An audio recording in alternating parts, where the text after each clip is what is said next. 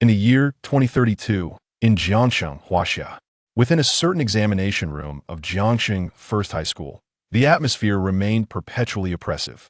The only sounds that filled the air were the scratching of pens on paper, interspersed with the occasional soft snoring.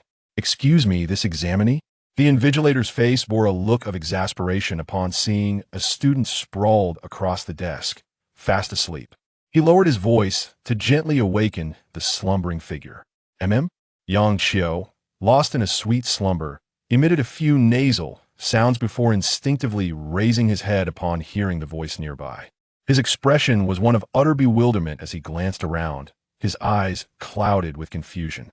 "I submitted the work report yesterday. Today is supposed to be my day off. Dear examinee, please respect the examination environment and yourself. Do not leave regrets in your life." The invigilator could not comprehend Yang Xiao's nonsensical ramblings and could only sigh in resignation. After ensuring Yang was awake, he turned and departed. Yang Xiao, still in a daze, murmured, "Examinee? Examination room?" These two terms seemed infinitely distant from him, leaving Yang Xiao utterly disoriented. What was happening? Hadn't he merely attended an overnight class and dozed off at his workstation? What was the situation? Yang Xiao glanced around and saw fellow examinees fervently writing, the room unmistakably resembling an examination hall. Is this really an examination hall? Goodness, how did I end up here? Am I sleepwalking? His eyes widened in astonishment as he quickly scanned the desk before him. Sure enough, the examination admission ticket in the upper right corner bore his name, complete with an identical photo and details. Wait a moment. 18 years old. Yang Xiao's eyes widened, a flicker of shock crossing his face. Simultaneously, he realized something was amiss with his attire: jeans, sneakers, and a plain white t-shirt. Have I crossed over? Just as Yang Xiao was grappling with this revelation, a surge of fragmented memories flooded his mind, the pain causing him to instinctively clench his teeth as if a dull knife were slicing through his nerves. Ouch, that hurts. Once the tumult subsided, fragmented memories began to surface, and Yang Xiao realized he had synchronized with the memories of this body. He had indeed crossed over, inhabiting the body of a high school student who shared his name.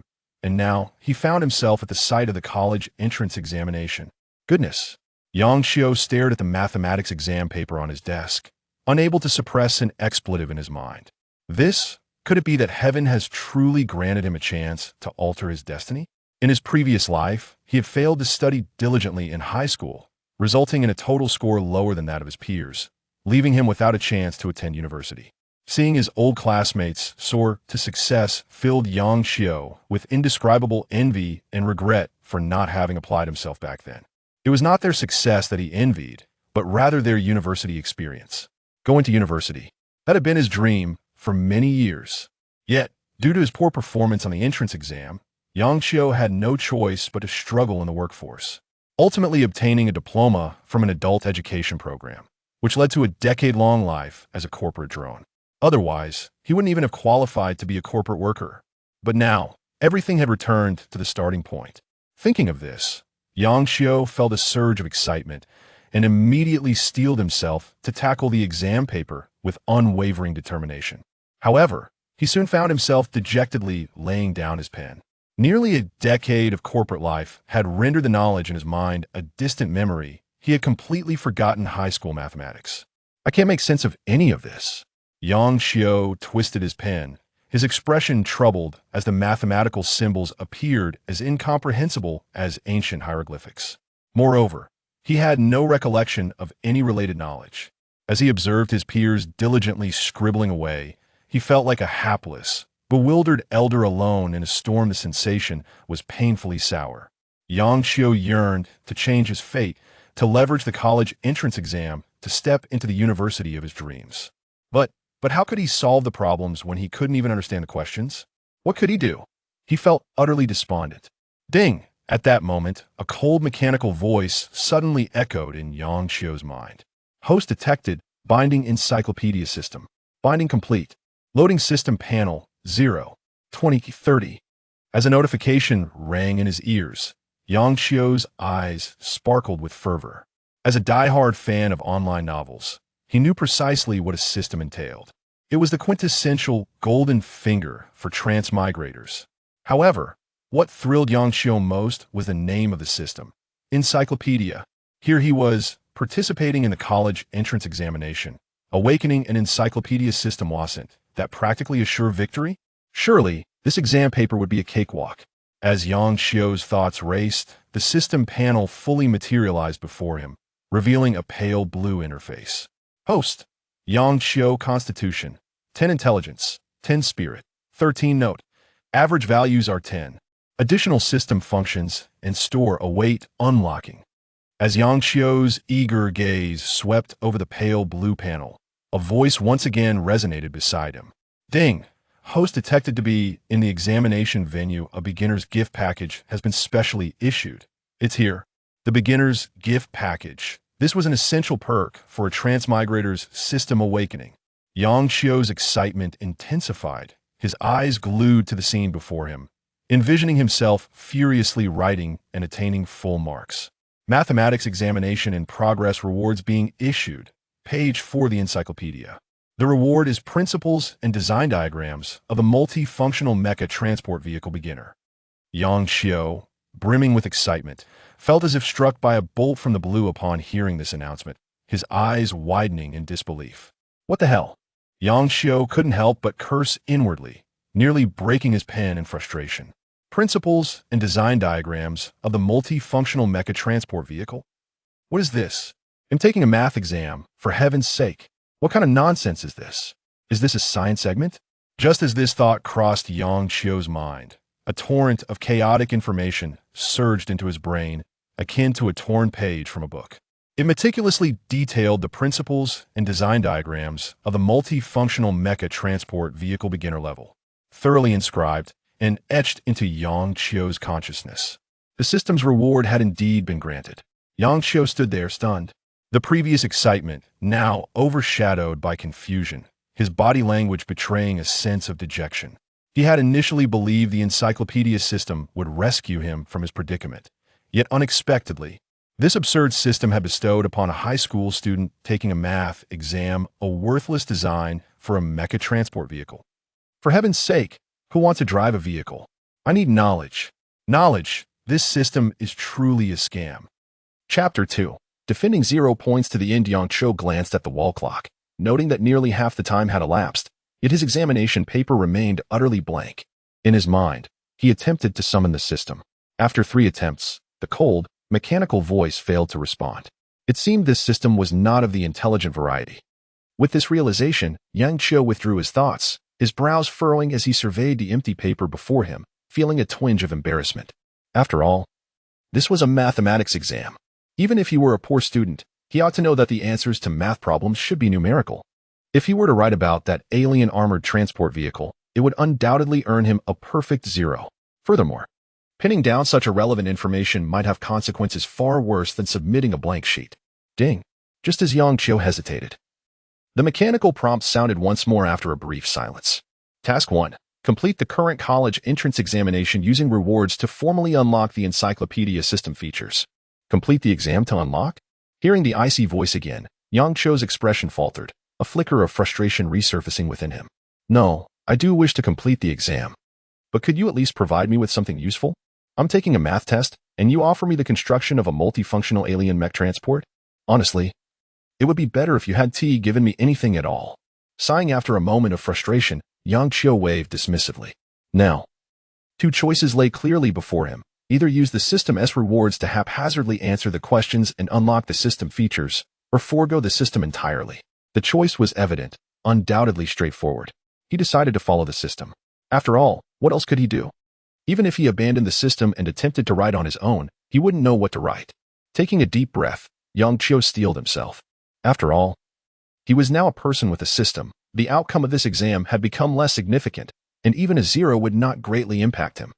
With the golden finger of fortune at his side, Yang Xiu felt confident that even if he faced failure in this entrance exam, he would still ascend to the pinnacle of life. Let us get to it. Without further ado, Yang Xiu picked up his pen. So, this is called mathematics, is it? Though I may not know it, surely I can scribble something down? The multifunctional amphibious transport vehicle can switch forms in response to sudden situations. The basic universal engine of the transport vehicle features lightweight, efficient, pollution-free, and low-noise characteristics suitable for sandy, saline, and radioactive environments. Yang Cho began to fluidly record the details of the multifunctional alien transport vehicle that flickered in his mind onto the math exam paper. As he wrote, he found his comprehension of this information deepening. The once-dim outline of the design in his mind gradually became clearer. However, having wasted considerable time earlier, Yang Cho was now highly focused on rapidly completing his answers and failed to notice this detail. Swish, swish, swish. His fervent writing drew the attention of the invigilator at the front of the classroom, who wore a slight smile of approval. It seemed waking this student had indeed been the right decision. Perhaps he had been overly fatigued from studying late the night before, which led to his slumber during the exam. Once again, he had saved a promising young student. As the invigilator imagined this scenario, he began to stride toward Yang Cho's desk, ready to silently commend him. However, after merely a few steps, his pace halted, and his expression shifted dramatically. With extraordinary vision, he observed the paper densely filled with writing that bore no relation whatsoever to mathematics. The multifunctional amphibious transport vehicle. The basic universal engine of the transport vehicle. It was utterly incomprehensible. What was this? This young man truly was beyond hope. The invigilator's face paled instantly. His initial approval transformed into cold indifference, his eyes now filled with disdain for a poor student. With a cold snort, he turned and walked away. Not long after, Yang Cho completed the entire description of the multifunctional alien mech transport vehicle's principles and design on the exam paper just before submission. As he inscribed the final stroke, his expression was not one of joy but rather of bitter resignation. This math exam was likely a 0. No, it was certain to be a 0. The feeling of pursuing the impossible was truly disheartening. However, for the sake of unlocking the system entirely, these sacrifices seemed somewhat worthwhile. As most of the candidates exited the examination hall, Yang Cho, after a simple lunch, found a quiet spot to begin exploring his encyclopedia system. As the task indicated, the system features would only unlock upon task completion. Thus, Yang Cho could use nothing yet, only observing a solitary character panel.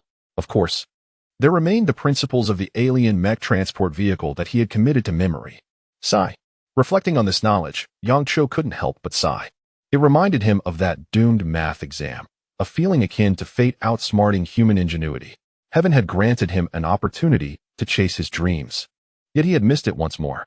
Nevertheless, knowing that this endeavor aimed to unlock the system's full capabilities eased his sense of regret.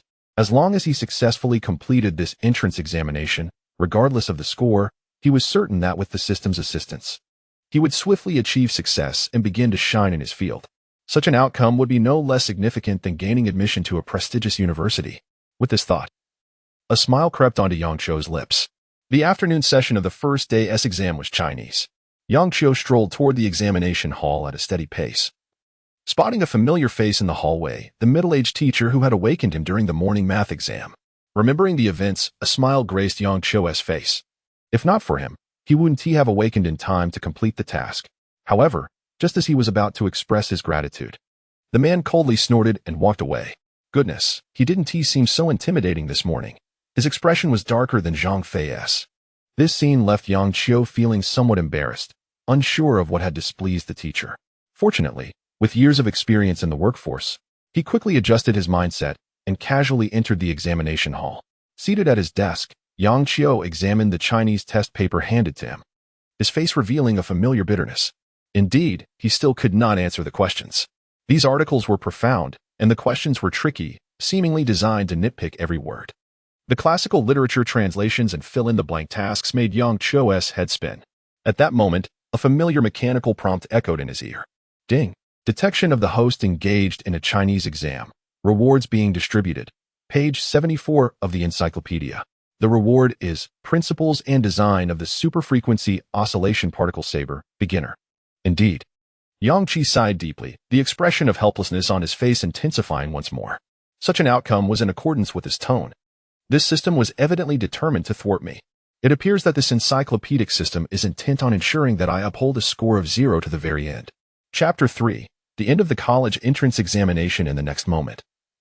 A torrent of intricate information surged into Yang Cho's mind, a plethora of dense testing data along with the design blueprint for the overclocked oscillating particle saber. Once he processed all this information, he wasted no time and began to write fervently. the standards module for the tricryogenic superconducting magnet, the normal operation of the photovoltaic processor, the standards module for the hyperspherical instrument, coupled with the proton generator. After delineating the various specifications and functionalities, Yang Qiu made a sweeping motion, recalling from memory, and sketched the structural analysis diagram of the overclocked oscillating particle saber in the designated essay area of the examination paper. The data etched itself into his mind with the precision of a chisel carving stone, enabling him to write at an astonishing pace. In mere moments, he had completed the data and analysis diagrams concerning the saber. Done. Yang Qiu exhaled a breath of relief. He surveyed the densely filled paper before him. Quite satisfactory indeed. After confirming there were no issues, he submitted the paper and strode out of the examination room amidst the astonished gazes of others. The invigilator, standing by the podium, was left bewildered, staring at the chaotic patterns Yang Qiu had drawn in the essay section. The next morning, the examination for English commenced punctually. Leaning against the back of his chair, Yang Qiu gazed at the English test paper, his eyes shimmering with a flicker of excitement, a smile gracing his face that was unlike any he had worn before. Yet, this smile was tinged with resignation, helplessness, and bitterness. The letters on the paper appeared more incomprehensible than a celestial script. He recognized each letter individually, yet their combination was entirely foreign to him. However, Yang Qiu had begun to grasp the system's patterns. He realized that he could scarcely expect any reliable answers from it, and this time, it would undoubtedly perpetuate the tradition of a zero-score paper. Ding! The system detected that the host was taking the English exam and now sends a reward. Page 297 of the encyclopedia. The reward is Principles and Design of the Electromagnetic Pulse Rifle, Beginner. As anticipated, this had nothing to do with English. Upon seeing the system's reward, Yang Qiu's expression remained unchanged. He even felt a hint of amusement. What as another zero in English? He had grown accustomed to it. If the system were to provide me with answers to the English test now, that would truly astonish me. Instantly, a plethora of data regarding the electromagnetic pulse rifle flooded his mind. This weapon was particularly intriguing to Yang Qiu, for both in his past life and this one. He had been an avid enthusiast of interstellar games, where he had wielded such rifles numerous times, albeit only within the confines of gaming, utilizing Lorentz force to propel the projectile. The essence of the Lorentz force interacts with the electromagnetic field, resulting in the absence of recoil, significantly enhancing the bullet's velocity and range while reducing its weight. Yang Qiu rapidly transcribed the information swirling in his mind onto the test paper, filling it to the brim without a second thought. In less than 30 minutes, he completed the English examination. After ensuring there was still time, he submitted the paper to the invigilator, disregarding the gazes of others, and calmly exited the examination room. This candidate, no matter how patriotic, should not trivialize the college entrance examination. What is this? The invigilator's eyes flashed with a mix of indignation and helpless rage as he beheld the firearm sketches adorning the English paper. After lunch, Yang Qiu pulled out his phone in the student lounge, feeling a stir of nostalgia for gaming due to the electromagnetic rifle information. Silencing the volume, he began to play amidst the astonished glances of other examinees, remaining absorbed until the afternoon session commenced. Once he tucked his phone away, the faint bitterness that had previously lingered on his face vanished entirely, replaced by a spirited demeanor as he headed toward the examination room. Why not enjoy this moment? Life offers so few opportunities to doodle freely on a college entrance exam paper. Truth be told, it felt rather exhilarating. Others may have had their share of such moments, but Yang Qiu was certain this was his singular opportunity. The afternoon examination subject was comprehensive science. This time, Yang Qiu couldn't even muster the energy to glance at the paper. He simply leaned back in his chair, awaiting the system's prompt. After a series of bizarre rewards in previous exams, he found himself unexpectedly anticipating the system's offering this time. His imagination ran wild. Missiles, tanks, aliens. Yang Qiu believed that anything was possible except for the correct answers to the comprehensive science paper. Ding! The system detected that the host was taking the comprehensive science exam and now issues a reward. Page 16 of the encyclopedia.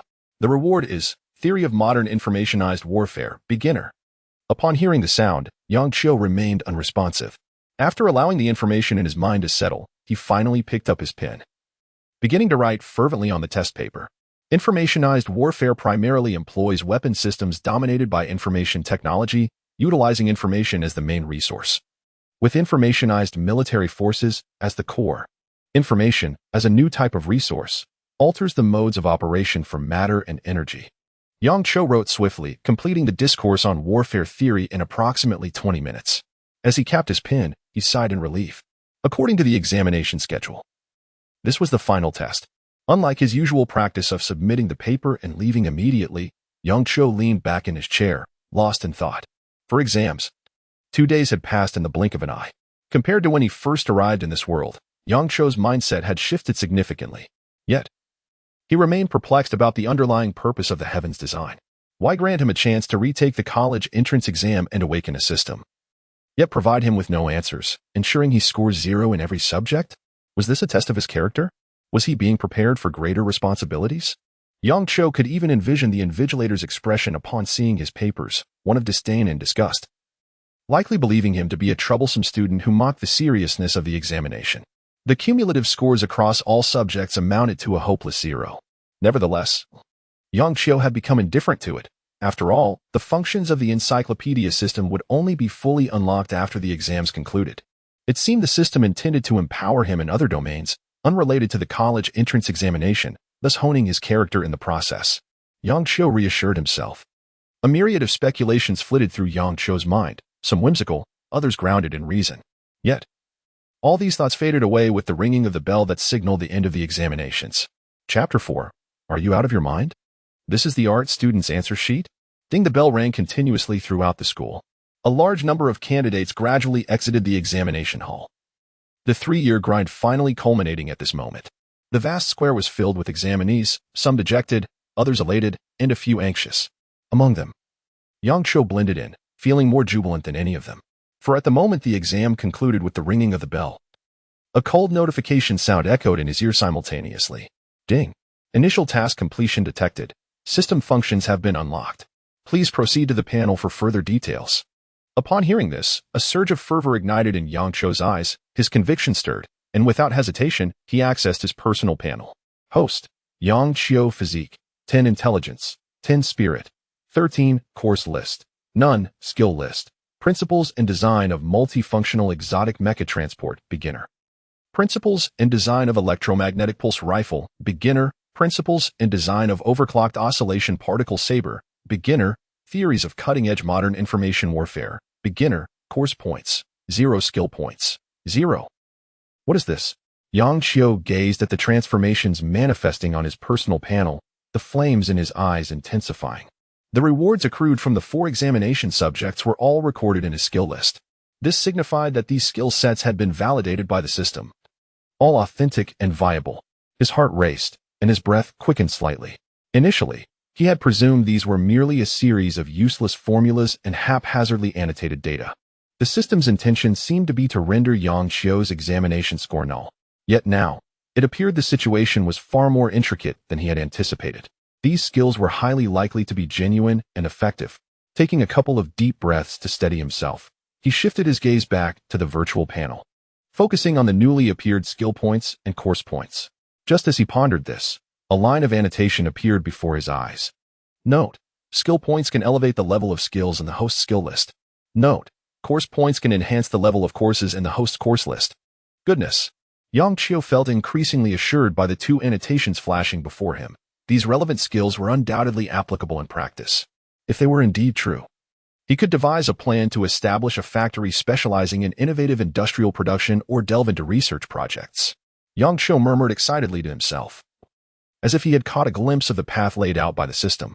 While he found some skills perplexing, his profound appreciation for interstellar games enabled him to comprehend the electromagnetic pulse rifle quite well. Not from a professional standpoint, but out of sheer curiosity. He had previously searched online to see if such advanced technology existed in real life. The internet revealed that this electromagnetic pulse rifle, as a novel conceptual weapon, had been under development by various nations without any groundbreaking advancements yet. However, if at this moment, Yang Cho grasped the essential technological insights, could he not swiftly amass wealth? Moreover, from another perspective, he could attain both fame and fortune. Reflecting on this, Yang Cho gazed at the system panel with delight, finding the sudden influx of information in his mind much more agreeable. Yang Cho. At that moment, a voice called out from a distance, interrupting Yang Cho's train of thought. Before he could turn around, a chubby figure collided into him, enveloping his shoulder with a familiar grip, and spoke in a friendly tone. "What are you dawdling for? Let's go, all-nighter." Yang Qiu turned slightly to see a rather plump face, youthful and with eyes that sparkled like tiny slits. He recognized this familiar visage and was momentarily taken aback as fragments of memory swiftly surged in his mind. The chubby boy, named Wang Shuang, was Yang Qiu's close friend and roommate throughout high school, both avid enthusiasts of interstellar games and among his few friends. "Yang Qiu, what's up?" Wang Shuang released his grip, a look of confusion crossing his face, mixed with a hint of concern. Something seemed amiss. Yang Qiu's demeanor fell off. "It's nothing." Yang Qiu synchronized his emotions with his body, shaking his head and smiling as he replied, "You mentioned going to the internet CAF for an all-nighter?" "Of course." Wang Shuang nodded as if it were a matter of course. "Isn't this our tradition every time after exams? While we await the results, we ought to indulge ourselves. Otherwise, if the scores are dismal, we'll be in for a mixed-gender double whammy." Upon hearing this, Yang Qiu chuckled and shook his head. "My scores have already been released, and they're all the same." "Are you kidding?" "All the same." Wang Shuang's jowls quivered as he locked his arm around Yang Qiu's shoulder again. "If you truly scored full marks across the board, I'd use my pocket money to unlock a new troop for you." "You're thinking too much." Yang Qiu rubbed his nose, a wry smile gracing his lips. "What I meant was, I should have scored 0 in every subject." Wang Shuang was momentarily taken aback, even loosening his grip. "You turned in a blank sheet?" Yang Qiu shook his head slightly. "No? Then it's all good. As long as you didn't turn in a blank sheet. Even if you just tossed the answer sheet on the ground and stepped on it, you wouldn't end up with a 0. For English, you could just guess. It shouldn't be that bad. Unless, of course, your luck is horrendously poor." Wang Shuang clapped Yang Qiu on the shoulder, laughing heartily. "What a joke. All the same across the board?" Yang Qiu chose not to elaborate further, knowing that revealing his actions of sketching blueprints for firearms on the English exam would likely be met with disbelief. "Stop overthinking it. Soon the internet CAF will be packed with no seats left." Wang Shuang clearly did not wish to dwell on this matter, tugging at Yang Qiu's arm as they headed towards the school gate. However, unexpectedly, Yang Qiu felt a resistance in his arm and calmly uttered, "Let us save it for another day. I'm a bit tired. I'll head home first." After leaving this simple statement, Yang Qiu turned and walked in the opposite direction of the school gate, leaving Wang Shuang bewildered and at a loss. The college entrance exam is over. And you're not going to the internet CAF? What is up with this guy? Has his head been kicked by a donkey? Yang Qiu casually hailed a taxi at the entrance and soon arrived home. Collapsing onto his bed, he felt a slight weariness, the fragments of memory still not fully assimilated, causing him to momentarily daze upon encountering Wang Shuang. Thus, lying on his bed, Yang Qiu began to sift through the fragments of memory in his mind, striving to piece together the disjointed images into a coherent narrative. Days swiftly passed in a blur.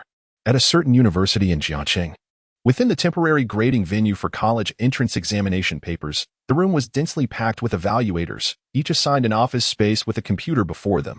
All subjective questions had to be manually graded and corrected by the evaluators online. The volume of examination papers for the college entrance examination is immense, resulting in a considerable workload for the evaluators. The prolonged and monotonous nature of the grading process has rendered the atmosphere in the room rather subdued, with only the crisp sound of mouse clicks punctuating the silence. However, at that moment, a voice, tinged with indignation, shattered the tranquility. "What is depicted on this paper? Has the system malfunctioned? How could the answers of an art student be transmitted to me?"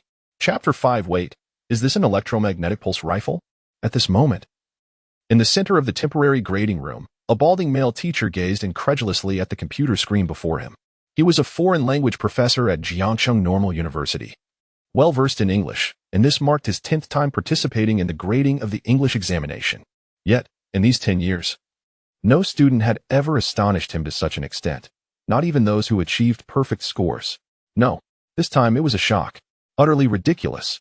The balding teacher, in his anger, could not help but let out a low growl as he stared at the screen. There, an illustration of a firearm labeled electromagnetic pulse rifle was displayed, accompanied by a plethora of testing data and production processes, cluttering the entirety of the exam paper. Initially, he thought it was the work of an art student. However, when he glanced at the upper left corner and saw the 4 large characters indicating English examination, his fury escalated. "Professor Chu, what is the matter? Please remain calm in the grading room." "Yes, why the outburst?" Professor Chu's low growl reverberated through the room, causing fellow graders to turn their heads in curiosity. Upon recognizing him, their bewilderment deepened, and murmurs ensued, for Professor Chu was typically a cultured gentleman, never before seen in such a rage, especially not while grading papers. "Look, you all must see this."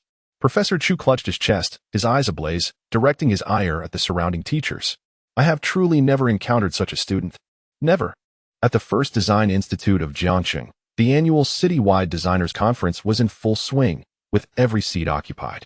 The room was filled with renowned designers from Jiangxing and its surrounding areas. At that moment, regardless of age, these designers held their notebooks close, their eyes gleaming as they focused intently on the speaker at the front, diligently jotting down notes as if they were students in a classroom, nodding occasionally in agreement. At the front of the conference hall sat a middle-aged man wearing black-framed glasses, his nameplate reading Song Renlei. Upon seeing this name, one might understand why such esteemed designers listened to him with the reverence of students. Song Renlei was the chief designer at Factory 801, a master in the field of military design and a figure of great renown throughout China. Among the attendees were several newly graduated intern designers, who regarded him as a paragon of excellence. Some even discreetly recorded his discussions on military design to boast about later, considering him a prestigious connection, especially since he rarely taught at Jiangxing Military Engineering University, preferring to remain at the factory to focus on innovations in military technology.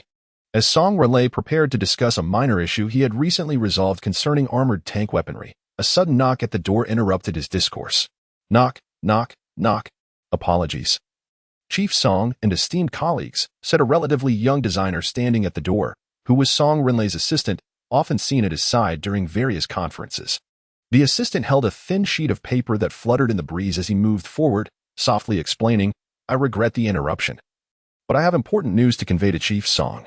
Hearing this, Song Renlei turned slightly, understanding the assistant's character.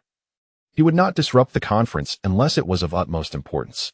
His eyes narrowed, conjuring unsettling thoughts as he quickly stood up.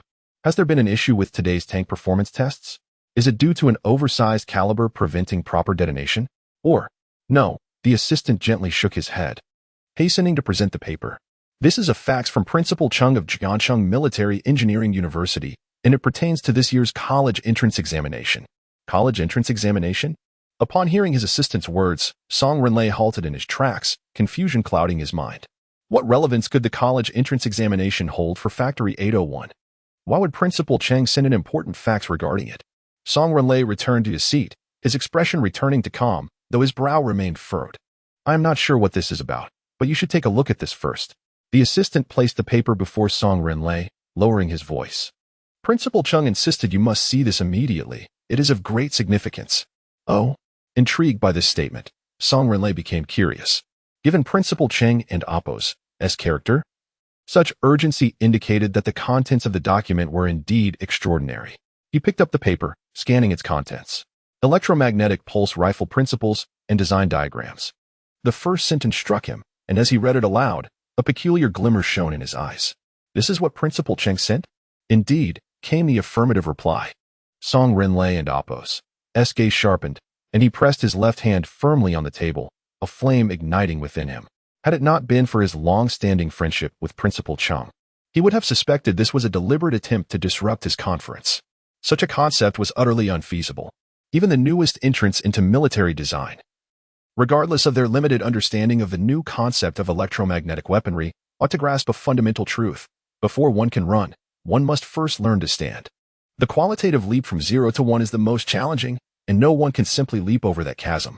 While various nations were indeed pursuing electromagnetic weaponry, they remained at a relatively rudimentary stage. The most advanced weaponry thus far consisted merely of a device designed to target drones and communication equipment, known as an electromagnetic ray emitter, which primarily operated by sending electromagnetic interference waves ranging from 2.3 GHz to 5.9 GHz to disrupt remote control links and sever enemy communications. This encapsulated the current predicament faced by nations grappling with new concept weaponry. As for the electromagnetic pulse weapon capable of inflicting effective penetration and destruction, to the designers of today, it resembles a science fiction weapon from the realm of cinema. The disparity between the two is immediately apparent. Song Renlei let out a faint sigh. Despite bearing the title of chief designer at Factory 801, he had yet to make any progress in the realm of new conceptual weaponry. This title, in truth, evoked a sense of shame, a bitter reminder of his shortcomings. However, as he recalled the character of an old friend, he shifted his gaze, leaning back against the chair, and patiently continued to read. Electromagnetic acceleration technology, employing novel rail systems and substantial electric currents to minimize friction between the rails and the object. The forces acting upon charged particles in motion within a magnetic field, and so forth. Suddenly, as his gaze descended further, the expression on Chief Designer Song Rinlei's face underwent a dramatic transformation. Chapter 6, English Examination. Did you illustrate an electromagnetic pulse rifle? At this moment, in the grading room of Jiangxing Armament University, as Professor Chu's voice, brimming with fury, echoed through the space, everyone present rose and gravitated towards him. Curiosity piqued. They wondered what could provoke such an outburst from a professor known for his usual gentleness and humility. Soon, their eyes fell upon the English examination paper. It was cluttered with drawings, various annotations, and a jumble of technical jargon, entirely obscuring the answer space below. Although the content was indecipherable, it was abundantly clear that this was an English exam, not an art project. The student's response indicated a complete disregard for the national examination's significance, and even a lack of respect for the evaluators. It was a direct challenge to authority. To be fair, one could casually doodle on an English test and still receive some points, but in this case, the student had genuinely scribbled, demonstrating an utter disinterest in scoring any points. This behavior was unacceptable, especially given the gravity of the college entrance examination, which dictates the fate of students. Such a blatant disregard was simply outrageous. Surely, even a basic attempt at filling in A, B, C, or D would have sufficed. What on earth was this nonsense about an electromagnetic pulse rifle? It was entirely irrelevant. No wonder Professor Chu was so incensed. Anyone in his position would find such a mischievous student intolerable. What has happened to today's students? How could they conceive of such antics? This exemplifies a failure in education. Indeed, as voices of discontent arose, Professor Chu, after stroking his bald head, ultimately assigned a score of 0, feeling somewhat relieved. He knew he could not let the student's antics disrupt his own state of mind, for every score he assigned could directly impact the future of each candidate. He had to remain exceptionally cautious. However, just as one wave of frustration subsided, another arose. From a corner of the grading room, a female teacher's perplexed and dissatisfied voice broke the air. What does this mean? A multifunctional asymmetric mech transport vehicle? What is going on? Her words drew the attention of all the evaluators, including Professor Chu, as they approached to investigate. They found the teacher grading a paper that prominently displayed a lengthy title at the top, Multifunctional Asymmetric Armored Transport Vehicle. Upon witnessing this scene, astonishment spread across their faces, as it was nearly impossible to believe their eyes. They exchanged glances, finding the handwriting eerily familiar. Professor Chu, immediately grasping the connection, gravely stated, "This must be from the same student." The previous paper also bore a title of an electromagnetic pulse rifle. Insanity. This student was utterly deranged, showing no regard for the importance of the college entrance examination at all. As Professor Chu's words sank in, the evaluators collectively felt a wave of incredulity.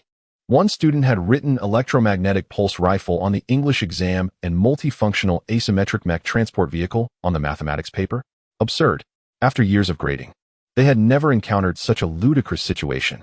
Undoubtedly, this candidate had earned a 0 in both subjects, and if such behavior continued, they would be facing a complete washout. Yet, surely it couldn't get any more outrageous than this? Just when everyone thought the chaos might be winding down, two more absurd papers emerged in the grading room. One contained the principles and design of a supersonic oscillation particle blade in the Chinese language exam, while the other presented theories on cutting-edge modern information warfare in the comprehensive science paper.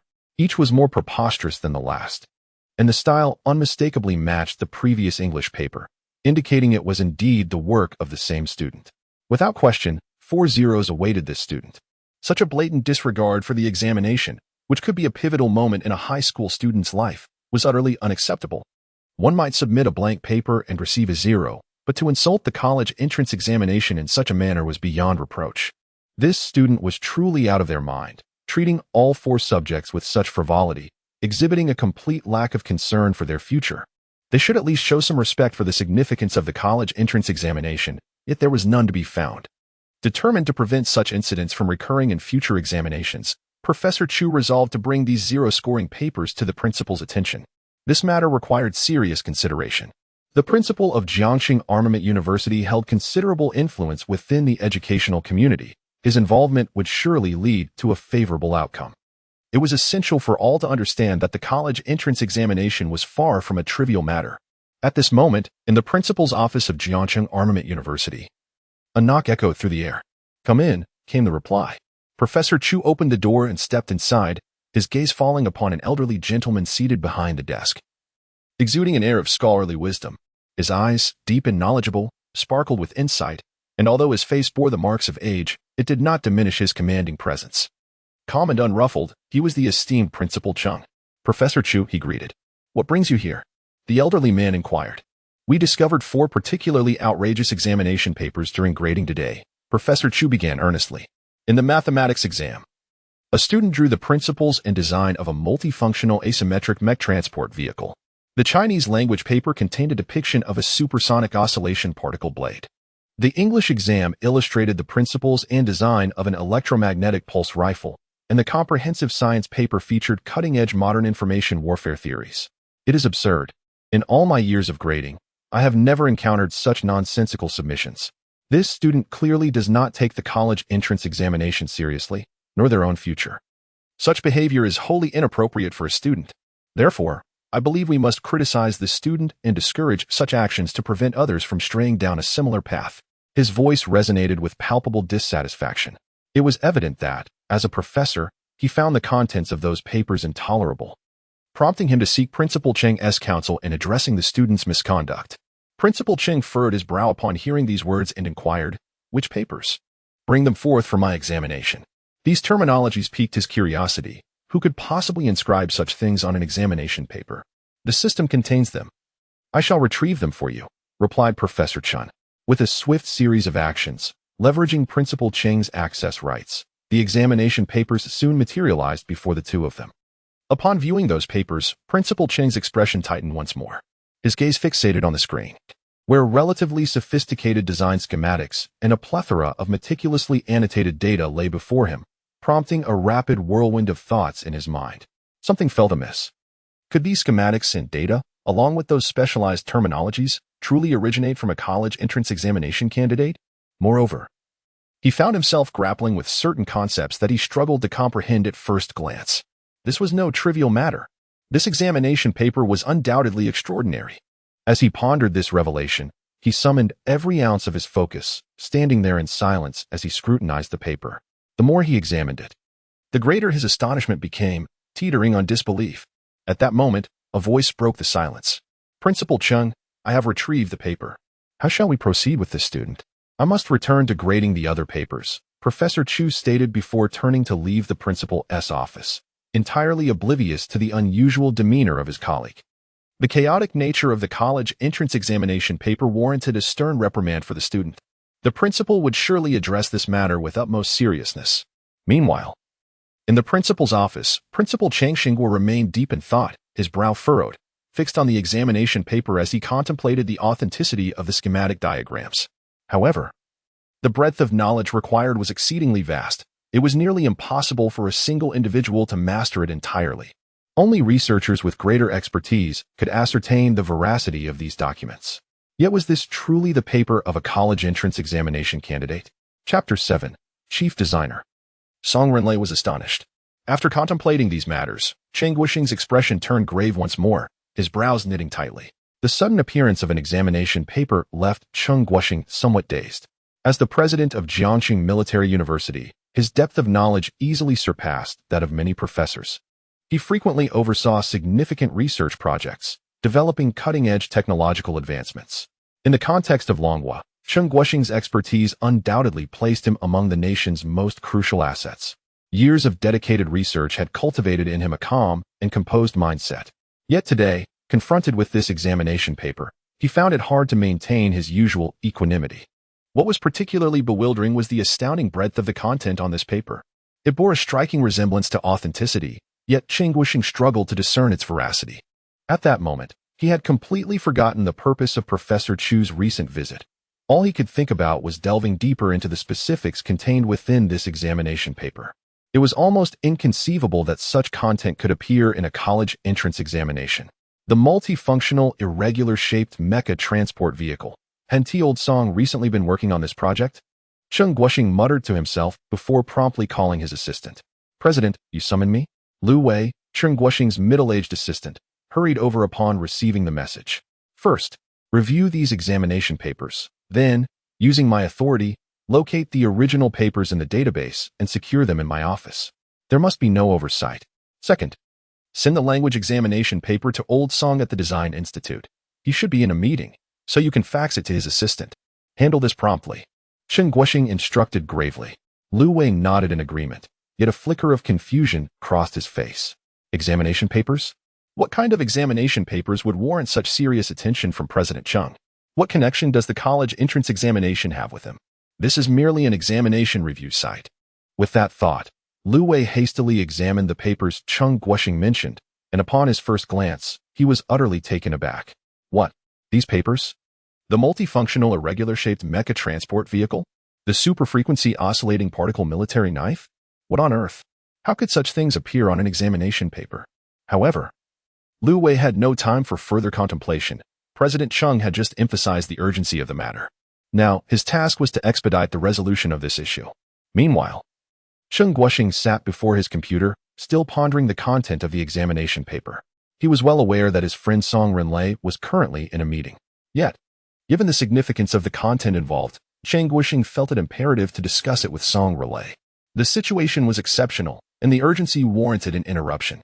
At that moment, Song Renlei had just received the faxed examination paper. He stood frozen in place, his expression grave as he absorbed the words and illustrations before him. The content within raised his skepticism. The electromagnetic pulse rifle, utilizing charged particles moving within a magnetic field, employed electromagnetic acceleration technology, harnessing the ampere force to propel the projectile, resulting in zero recoil. Furthermore, both the range and power would see substantial enhancement. Despite being the chief engineer, Song Renlei never lost sight of his identity as a researcher. After reviewing the content of the paper, he envisioned an electromagnetic pulse rifle materializing before him. This indicated that, if successful, it could herald a revolution in the realm of rifles.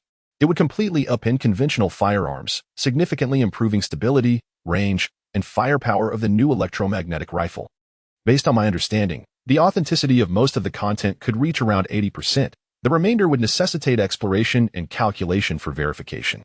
This could very well signify a groundbreaking transformation in the field of firearms, one of considerable significance. The more he read, the more astonished he became, struggling to maintain his composure.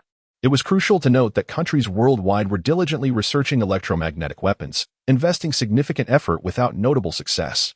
Most nations faced a common dilemma in ensuring the stable lethality of more compact and convenient electromagnetic rifles, thereby hindering substantial progress. Yet now, on the examination paper just sent over by President Cheng, a perfect solution to this issue was laid out. While the feasibility of the proposal awaited experimental validation, the prospects appeared exceedingly promising. If successful, this would indeed represent a monumental technological leap on a global scale. Longwa's standing in the world would rise dramatically as a result. This would hold momentous implications for both Longhua and the entire world. I recall that President Cheng is not even involved in the field of electromagnetic rifles. How did such content emerge? Could it be that this is merely an examination paper? What connection does it have to the college entrance examination? Song Renlei's pupils constricted, his expression tinged with disbelief. What is happening? Yet, given the circumstances, it was evident that Cheng Guoxing had sent him this paper with the intention of discussing it. It was no wonder he had interrupted Song Renlei during his meeting. Such blueprints, classified and of immense secrecy, had to be addressed. With that thought, Song Renlei hurried to Jiangxing Military University. As for the meeting, everyone else could continue their discussions. Chief Engineer Song had pressing matters to attend to, and thus, he had to excuse himself. I apologize on behalf of Chief Engineer Song for the abrupt departure. Upon hearing these words, the attendees were immediately taken aback. A once-a-year meeting. And he left just like that? After finally having the opportunity to meet Chief Engineer Song, they hadn't even had the chance to engage in meaningful discussion or take a photo together before he departed. Who knew when they would meet again? The atmosphere was thick with disappointment. Yet, the urgency with which Chief Engineer Song left led them to believe that something of particular importance must have arisen. Otherwise, he would not have left without a word. They could only resign themselves to their misfortune. In the office of Jiangxing Military University, when Song Renlei arrived breathlessly at Cheng Guoxing's office, he found Cheng Guoxing had already been waiting for quite some time. The two exchanged glances, each comprehending the other's intent. "Old Cheng, what is it? About that fax you sent me?" Song Renlei inquired in a subdued tone, his eyes filled with hope. "I knew you would be anxious. That examination paper regarding the electromagnetic pulse rifle. You've seen it. Do you believe the technological authenticity is high?" Cheng Guoxing's voice bore a weight of seriousness. Having reviewed the paper repeatedly yet still unable to ascertain its accuracy, there were many correct aspects, yet some elements remained unclear, prompting him to seek Song Renlei's opinion. "Very high. I believe there is at least an 80% chance of its validity. However, there remain certain aspects that elude my certainty. It is imperative to consult with specialists in the field and undertake experiments to truly ascertain the effects." Song Renlei nodded thoughtfully, his gaze earnest as he continued. "From the perspective of principles, the performance of various components, data, and design schematics, this blueprint indeed possesses the potential for the practical production of an electromagnetic pulse rifle. Yet, many of the data points extend beyond the breadth of my knowledge. It evokes a sensation of being both distant and remarkably close." For Song Renlei, despite having examined the blueprint and grasped several critical technical details, the challenge posed by this revolutionary technology transcends mere dimensions of a test paper. It encompasses a plethora of intricate technologies that must be progressively researched and validated. There are facets of this endeavor that, upon superficial examination, remain elusive to his understanding. Nevertheless, upon thorough contemplation of this blueprint, one might find that the production of an electromagnetic pulse rifle no longer appears as an unattainable fantasy. Chapter 8. A high school student?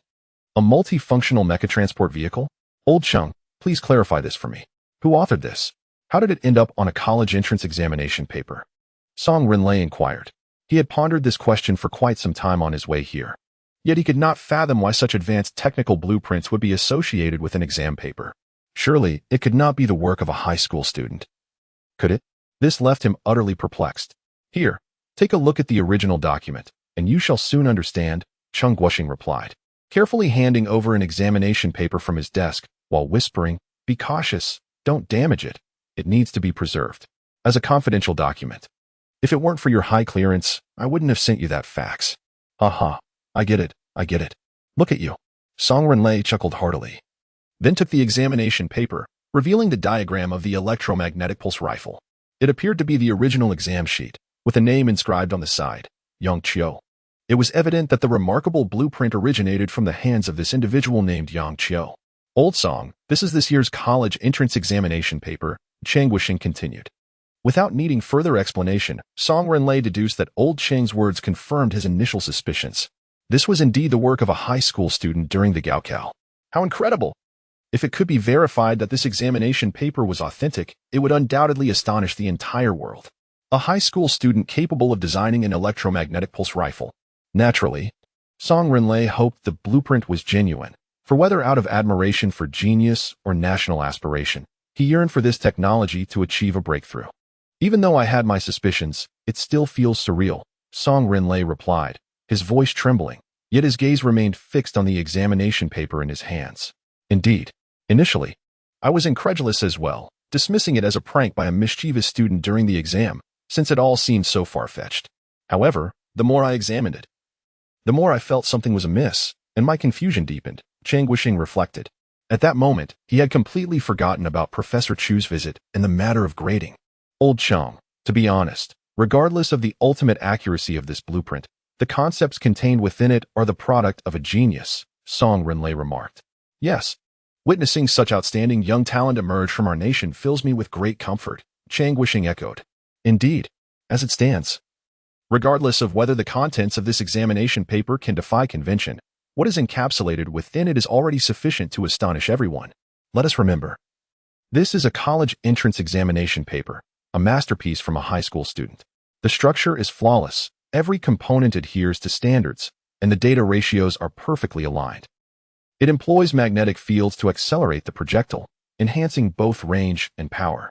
Having studied it for so long, Song Renlei continued to express his admiration for the examination paper. Though he had become somewhat repetitive, his excitement rendered him at a loss for words, leading him to repeat his sentiments and praises. This Yang Qiu is truly a genius. The significance of this talent for our nation cannot be overstated. A once-in-a-millennium prodigy. The future of our nation is imbued with hope. As Song Renlei mused, he suddenly remembered something, his expression turning somewhat despondent. Alas, it is unfortunate that he has developed technology for an electromagnetic pulse rifle, which diverges from my research focus. This blueprint will have to be handed over to other designers. What a pity. Song Renlei longed to personally test the authenticity of the blueprint. Yet, such sophisticated technology demanded a depth of expertise and familiarity with practical procedures to validate the design and potentially produce a genuine electromagnetic rifle. Ultimately, it was not within his area of specialization. This domain required experts to verify it, and he still had other projects pending completion. What a pity. Indeed, how he wished to be involved in witnessing a potentially historic moment. Upon hearing Song Renlei's lament, Chang Guoxing did not offer consolation. Instead, he smiled and said, "Old Song, I believe you have been researching armored transport vehicles, correct?" "Yes, but my progress has been somewhat sluggish lately. Many technologies are not yet refined. However, the significance of this research is immense. In times of conflict, we could utilize these vehicles to traverse various terrains swiftly and ensure timely supply deliveries. Why do you suddenly inquire about this? You rarely show interest," Song Renlei responded. Chang Guoxing concealed a smile at Song Renlei's words, fully aware that there was not just one examination paper, but 4. Each of these papers contained astonishing content. One of them pertained directly to Song Renlei's current research direction. And in Chang Guoxing's view, the contents exceeded the sophistication of Song Renlei's ongoing projects. This was precisely why Chang Guoxing had chosen to show him this particular paper first. Teasing his friend. Just then, a knock sounded at the door, and Chang Guoxing's eyes lit up. "Come in." Moments later, his assistant Lu Wei entered, holding 3 additional examination papers. "Principal, here are the other 3 papers you requested. As instructed, I have placed them here. Thank you for your hard work. You may leave now. I have some matters to discuss with Chief Engineer Song," Chang Guoxing replied, smiling as he accepted the 3 papers. After such a long wait, it seemed that acquiring these papers had not been an easy task. What do you mean, 3 more papers?" Song Renlei inquired, puzzled. "Old Chang, what does this imply?" "You'll see," Chang Guoxing replied with a knowing smile. Upon witnessing this, Song Renlei's eyes widened in astonishment as a fleeting moment of clarity washed over him, swiftly followed by disbelief. Adding these to the current paper made it 4 in total. What did this mean? The college entrance examination consisted of 4 parts, each with a distinct paper. One was dedicated to electromagnetic pulse rifle technology. What could the other 3 entail? "Old Song, weren't you just lamenting that it was unfortunate this didn't align with your research focus? Why not take a look at this paper?"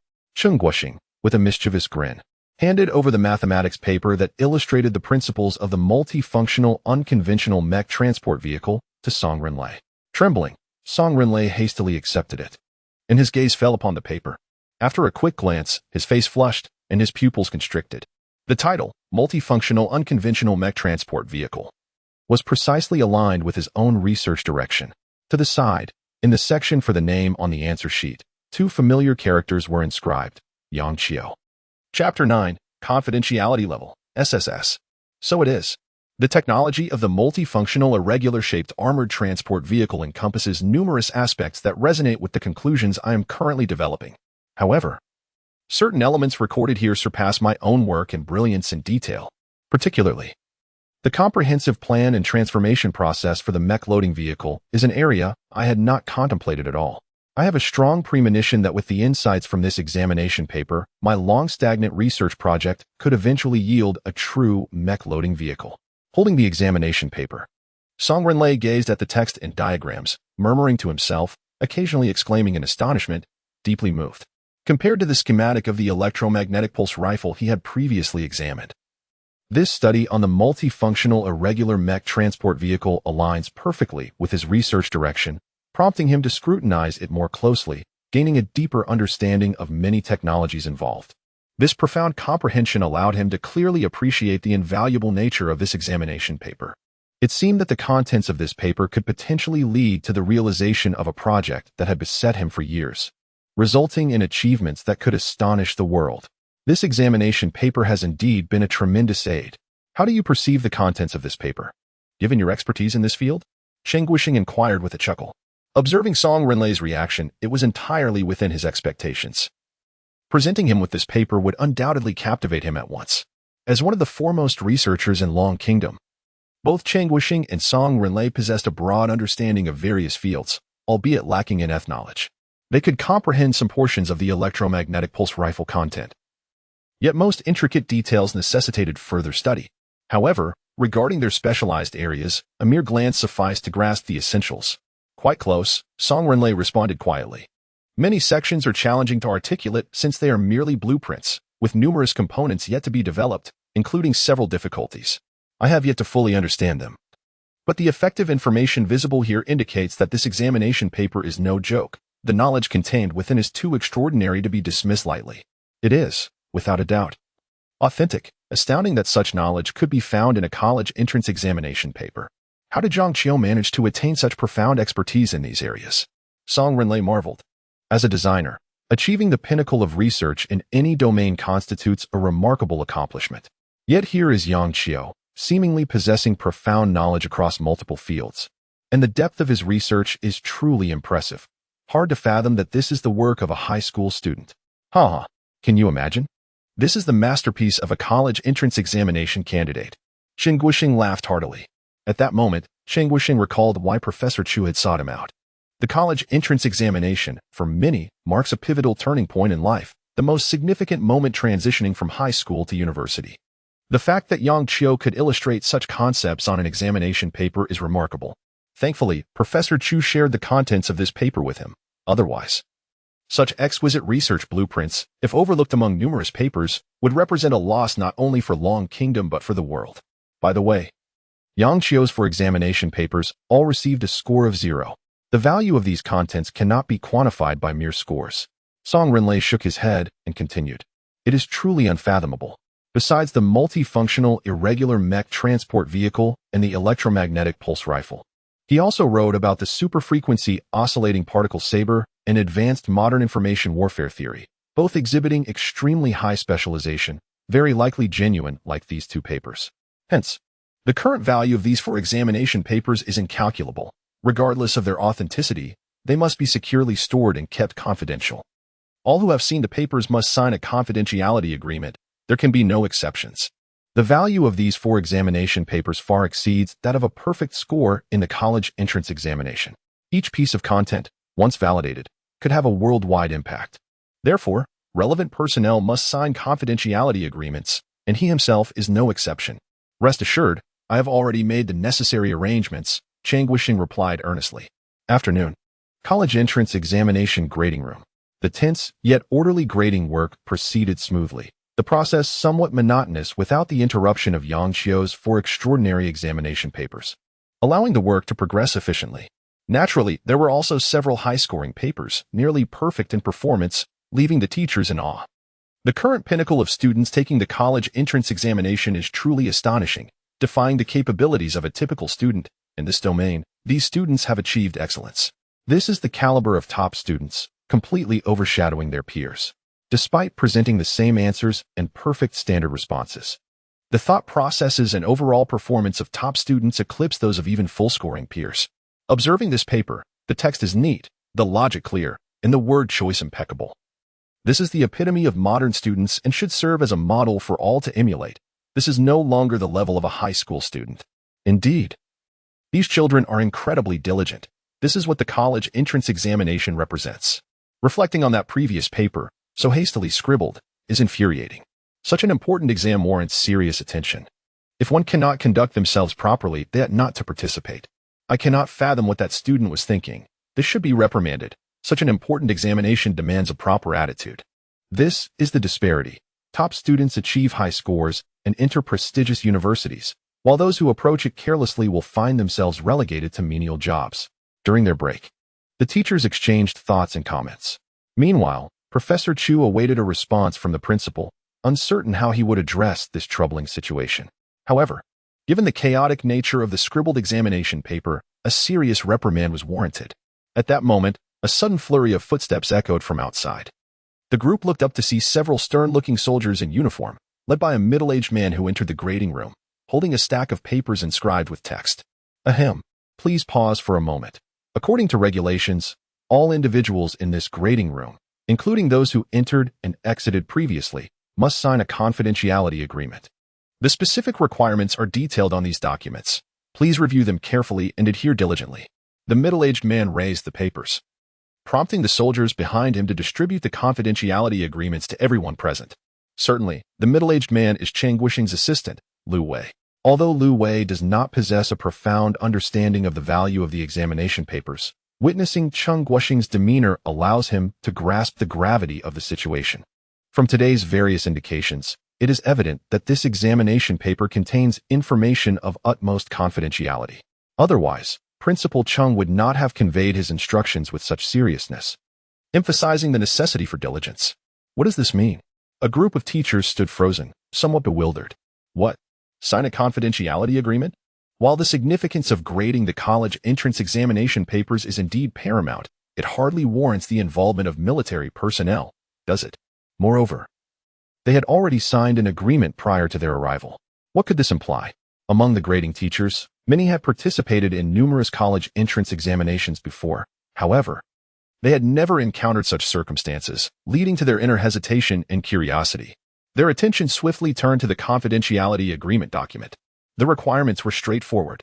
It pertained to the 4 examination papers that had just surfaced in the grading room, which contained various schematic designs and specialized knowledge related to national security secrets. Any possibility of leakage must be entirely eliminated. Strict confidentiality was mandated, prohibiting private discussions and the transmission of any related information. Failure to comply would result in charges of treason. Treason. The mere mention of these 3 words instantly made everyone present acutely aware of the situation's severity. The weight of the charges represented by these 3 words was well understood by this group, indicating that the 4 examination papers were of considerable importance to those in authority. In fact, they were significant even to the Dragon Nation. Should they be leaked? Treason. Some teachers who had just reviewed the 4 papers began to reflect on their contents. Multifunctional heterogeneous mecha transport vehicles, electromagnetic pulse rifles, super-frequency oscillating particle sabers, and cutting-edge theories of modern information warfare. In light of the current circumstances, it is evident that the contents of these 4 examination papers are genuine, not mere scribbles. Someone had inscribed such extraordinary material on the college entrance examination papers. And what is even more astonishing is that these concepts had received the endorsement of higher authorities. Everyone was required to sign a confidentiality agreement. Clearly, for the Dragon Nation, the significance of these 4 papers far exceeds that of any ordinary examination paper, categorizing them as information of absolute confidentiality, not to be disclosed. The classification was explicitly stated: confidentiality level, SSS. Chapter 10. Once leaked, it is treason. What is happening? At this moment, the most bewildered person is Professor Chu. Hadn't he just approached the principal to sternly criticize the examinee? How is it that he must now sign a confidentiality agreement? The contents of the 4 exam papers pertain to state secrets, classified at a national security level. They cannot be disclosed, discussed, or leaked. Otherwise, it is treated as treason. Professor Chu stared in shock at the confidentiality agreement before him. The entire situation felt surreal. Even as a professor, he had never encountered such a high-level confidentiality agreement. The implications are terrifying. A leak would mean treason, effectively ruining his life. Initially, he believed the 4 papers to be worthless, mere doodles from a careless examinee, filled with meaningless scribbles intended to fool the entrance examination. But who would have thought? The content of those 4 papers was, in fact, genuine? To think that an examinee could sketch documents of national secrets during an examination and attract the attention of higher authorities, such a notion seemed utterly preposterous. Reluctantly, he decided to sign. Rubbing his balding head, he solemnly inscribed his name on the agreement. Regardless of his musings, the reality was clear. This was no jest. His casual grading of what should have been reprimanded papers had transformed them into national-level confidential documents.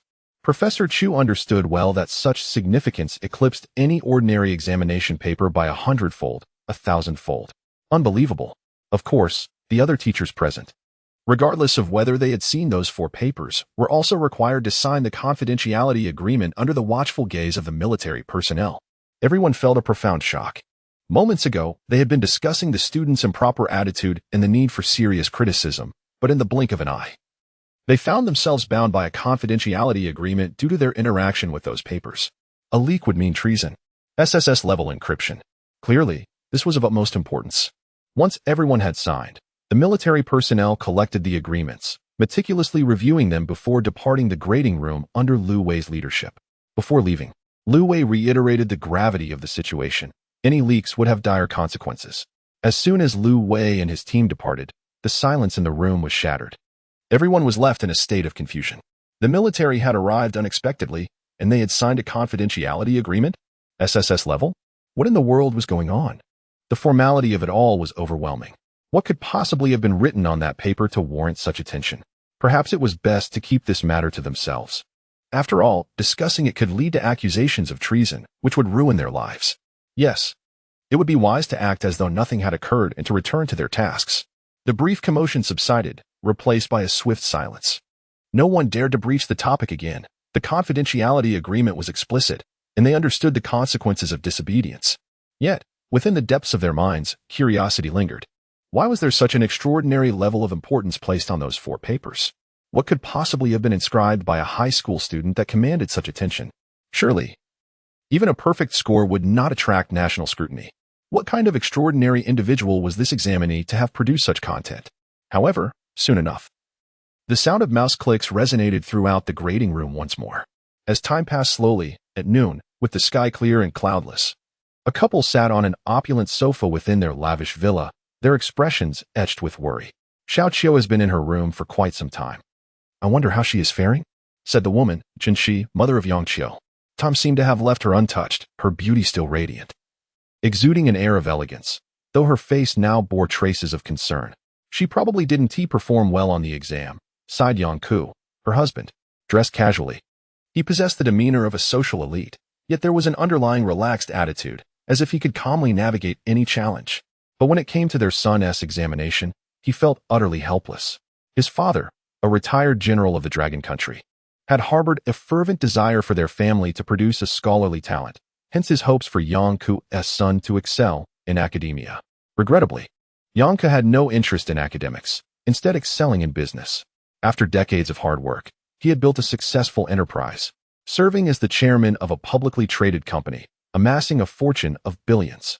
This, however, infuriated his father, who had envisioned a future filled with scholarly achievement, only to see his aspirations dashed as his son pursued commerce instead. Left with no recourse, he placed his hopes on his grandson, yearning for him to achieve greatness in research. Yet, given Yang Qiu's academic performance, the likelihood of her becoming a research talent seemed almost non-existent. It appeared that their family would struggle to produce a scholarly figure. The old man's wishes seemed destined to remain unfulfilled. Nevertheless, sending him abroad for enrichment was still an option. Research is not easily attained. If one is not suited for it, alternative paths must be explored. With ample family wealth, finding a suitable occupation should not be a challenge. Chen Shi, though resigned, expressed her concern for their son's future. Since he could not fulfill his grandfather's dreams of becoming a research talent, pursuing other avenues was a viable option. He feared that a poor performance in the college entrance examination would significantly impact Xiao Qiu, who had not emerged from his room for an extended period. Yang Ku expressed his concern with a sigh, fully aware that aspiring to become a talent in scientific research was no simple feat for his son. He merely wished for him to regain his spirits. Ultimately, it mattered not what path he chose in the future. After all, as his father, he possessed wealth, allowing his son the luxury of depending on him. As for the elder, disappointment was inevitable. The Yang family simply lacked the aptitude for research. There was no choice but to refrain from disturbing him during this time, allowing him the solitude he needed, for perhaps clarity would dawn upon him eventually, Chen Shi remarked. Although somewhat anxious, they believed it essential to respect their son's autonomy. In their view, failing the college entrance examination was not a calamity. Life offered myriad paths to traverse. Look at his father, Yang Ku, who had forged a fortune of billions. Meanwhile, within the confines of his room, Yang Qiu remained undeterred by his anticipated poor results. Although the grades had yet to be released, he could already surmise his score would be 4 zeros. And he had mentally prepared himself for this outcome. Thus, he felt no pressure whatsoever. At that moment, he opened the system panel, keen to explore his unique abilities, for they represented his future security. Host, Yang Qiu Constitution, 10 Intelligence, 10 Spirit, 13 Course List, None, Skills List, Principles and Design of Multifunctional Abnormal Mech Transport, Beginner.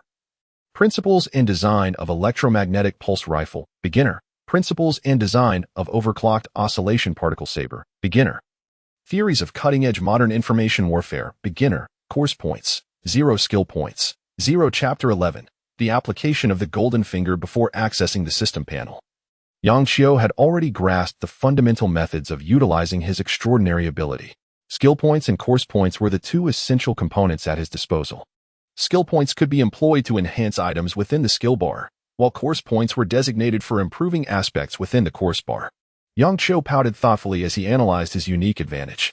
Among these, the application of skill points was the most versatile, enabling the elevation of various schematic designs from a basic level to an intermediate one, which required 30 skill points, and from intermediate to advanced, necessitating 100 skill points.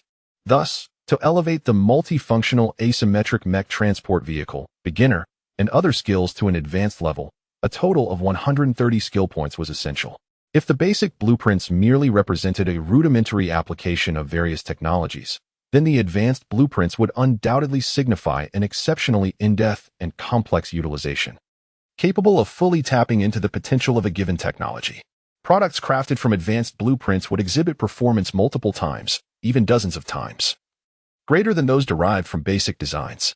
However, excessively advanced blueprints would almost transcend the modern knowledge system unless one possessed the key technologies contained within. Even others who obtained the same blueprints would be unable to replicate them. Each technology presented in advanced blueprints was revolutionary in nature. Achieving an upgrade to advanced blueprints would yield results capable of astonishing the world, elevating them beyond the realm of contemporary technology and garnering global admiration. Nevertheless, the sole path to upgrade a basic blueprint to an advanced one lay in skill points, specifically 130 skill points. Concurrently, skill points could also be utilized to enhance one's personal attributes, such as physique, intelligence, and spirit. For every 1,000 skill points accumulated, one could select a basic attribute to increase by 1 point. Yang Qiu sighed. Although 1,000 skill points felt like a distant goal, the prospect of enhancing his foundational attributes was incredibly enticing. A typical individual's basic attributes were merely 10, while he had already reached 10 across the board, with his spirit soaring to 13. Should he continue to augment these attributes, he would attain levels unattainable by ordinary individuals. Furthermore, the enhancement of personal attributes was a permanent improvement, directly benefiting Yang Qiu himself.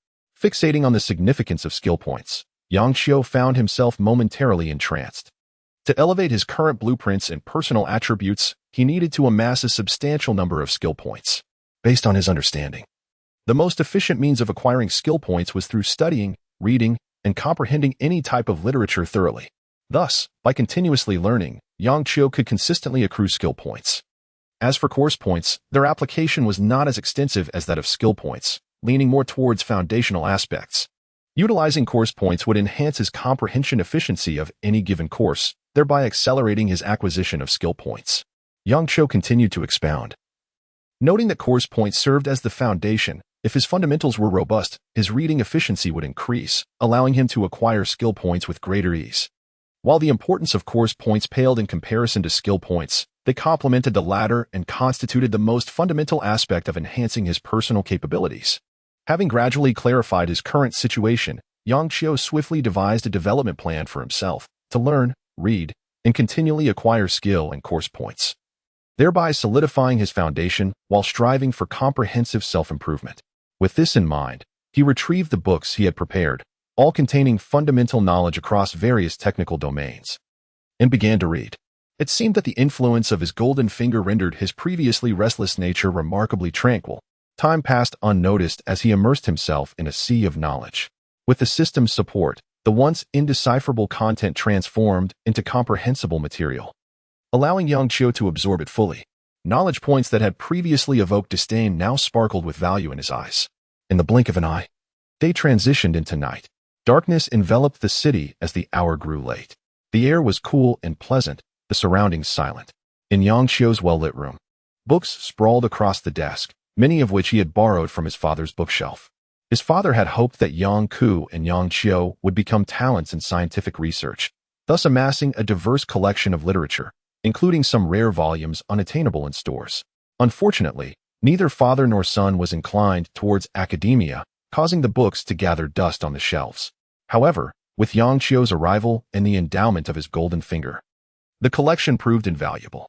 The previous tomes, which held little significance for Yang Ku, now accelerated Yang Cho's learning process. That should suffice for today, he mused, stretching and glancing at the clock, which indicated midnight. Indeed, when engrossed in a single pursuit, time flew by unnoticed, and a whole day had slipped away. It appeared that his spiritual strength surpassed that of the average person, enabling him to sustain intense learning until now. Host, Yang Chio Physique, 10 Intelligence, 10 Spirit, 13 Course Bar, Basic Mathematics, 0-100, Basic Physics, 0-100, Basic Chemistry, 0-100, Proficiency in Biology, 0-100. Skill Bar, Principles and Design of Multifunctional Asymmetric Mech Transport Vehicle, Beginner, Principles and Design of Electromagnetic Pulse Rifle, Beginner, Principles and Design of Super-Frequency Oscillating Particle Saber, Beginner. Modern Information Warfare Theory, Beginner, Course Points, 10 Skill Points, 3 Note, Course Mastery Levels, Basic, Proficient, Professional, Master. Note, Proficient level equates to a professor standard. Professional level signifies top-tier expertise in the field, comparable to, or even surpassing, that of academicians. Master level transcends modern standards, achieving a realm of perfection. Yang Cho gazed at his system panel, feeling a twinge of sentiment. His day's accomplishments amounted to 10 course points and 3 skill points. Although progress seemed gradual, Yang Cho felt it was worthwhile. By accumulating course points, he would soon be able to master one of the courses. He understood the necessity of a solid foundation. Once he achieved full marks in his fundamentals, he could rapidly accumulate skill points, unlocking more blueprints and enhancing his personal attributes. For these reasons, Yang Cho felt content. Many individuals spend their entire lives striving for achievements he had already partially realized. Given time, he would accomplish feats that eluded others for decades, if not an entire lifetime. Closing the book, Yang Cho exhaled slowly and reclined comfortably on his bed, ready to rest. Meanwhile, in the villa's living room, a couple remained awake into the night. Their eyes filled with concern. What has happened to our son? I have never seen him study with such intensity. Could it be that he faced some difficulties in the college entrance examination? Should I take him to see a psychologist?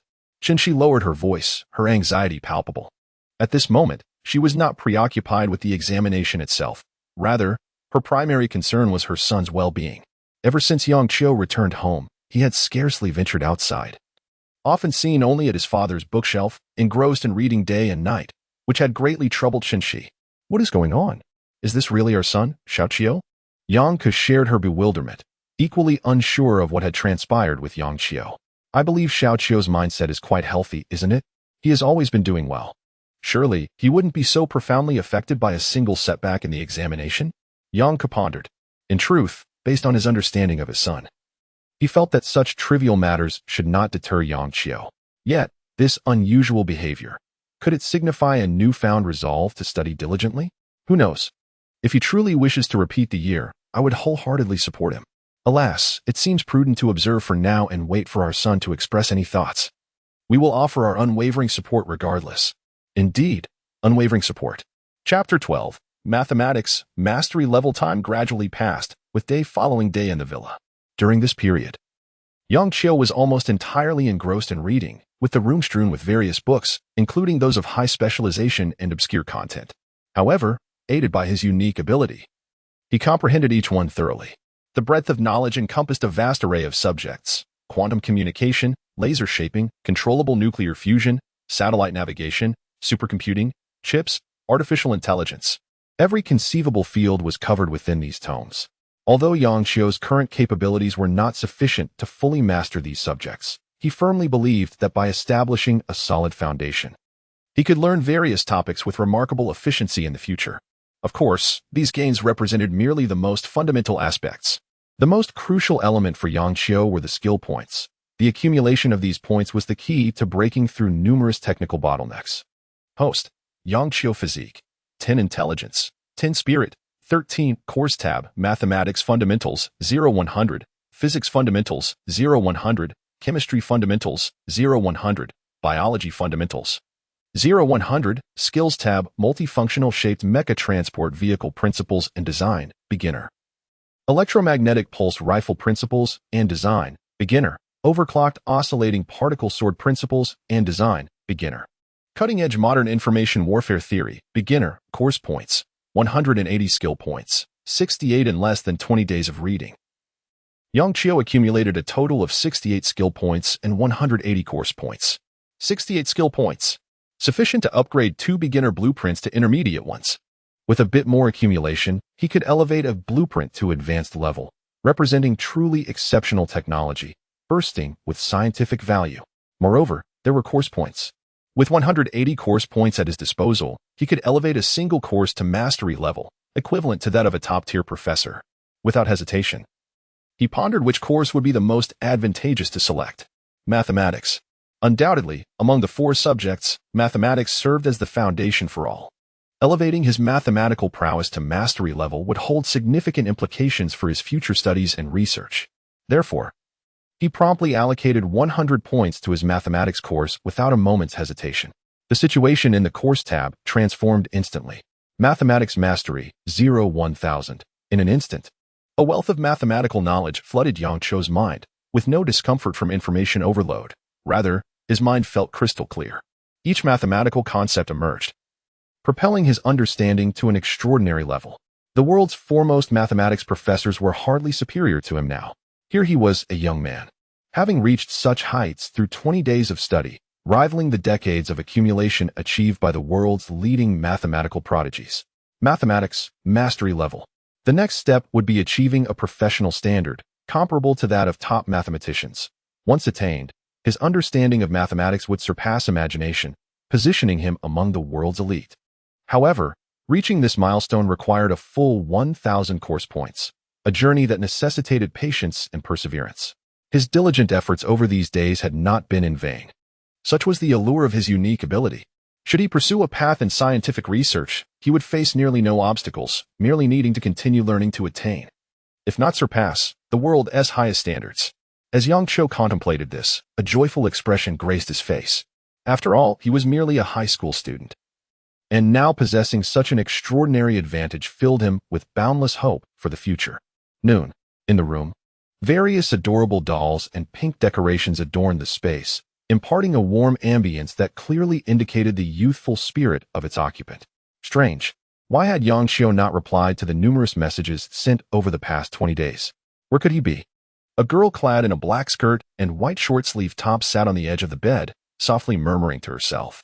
Her delicate features were flawless, her fair skin gleaming in the sunlight, youthful and sweet. Her bright, sparkling eyes and graceful figure were captivating. Particularly striking were her long, slender legs, fair as snow. In high school, she was undoubtedly the object of admiration for many. Indeed, within Yang Qiu's school, she was regarded as a campus beauty, studious, amiable, and beautiful, attracting countless admirers. Her name was Qin Shi. Due to their shared class and her role as class president, her relationship with Yang Qiu had always been relatively amicable.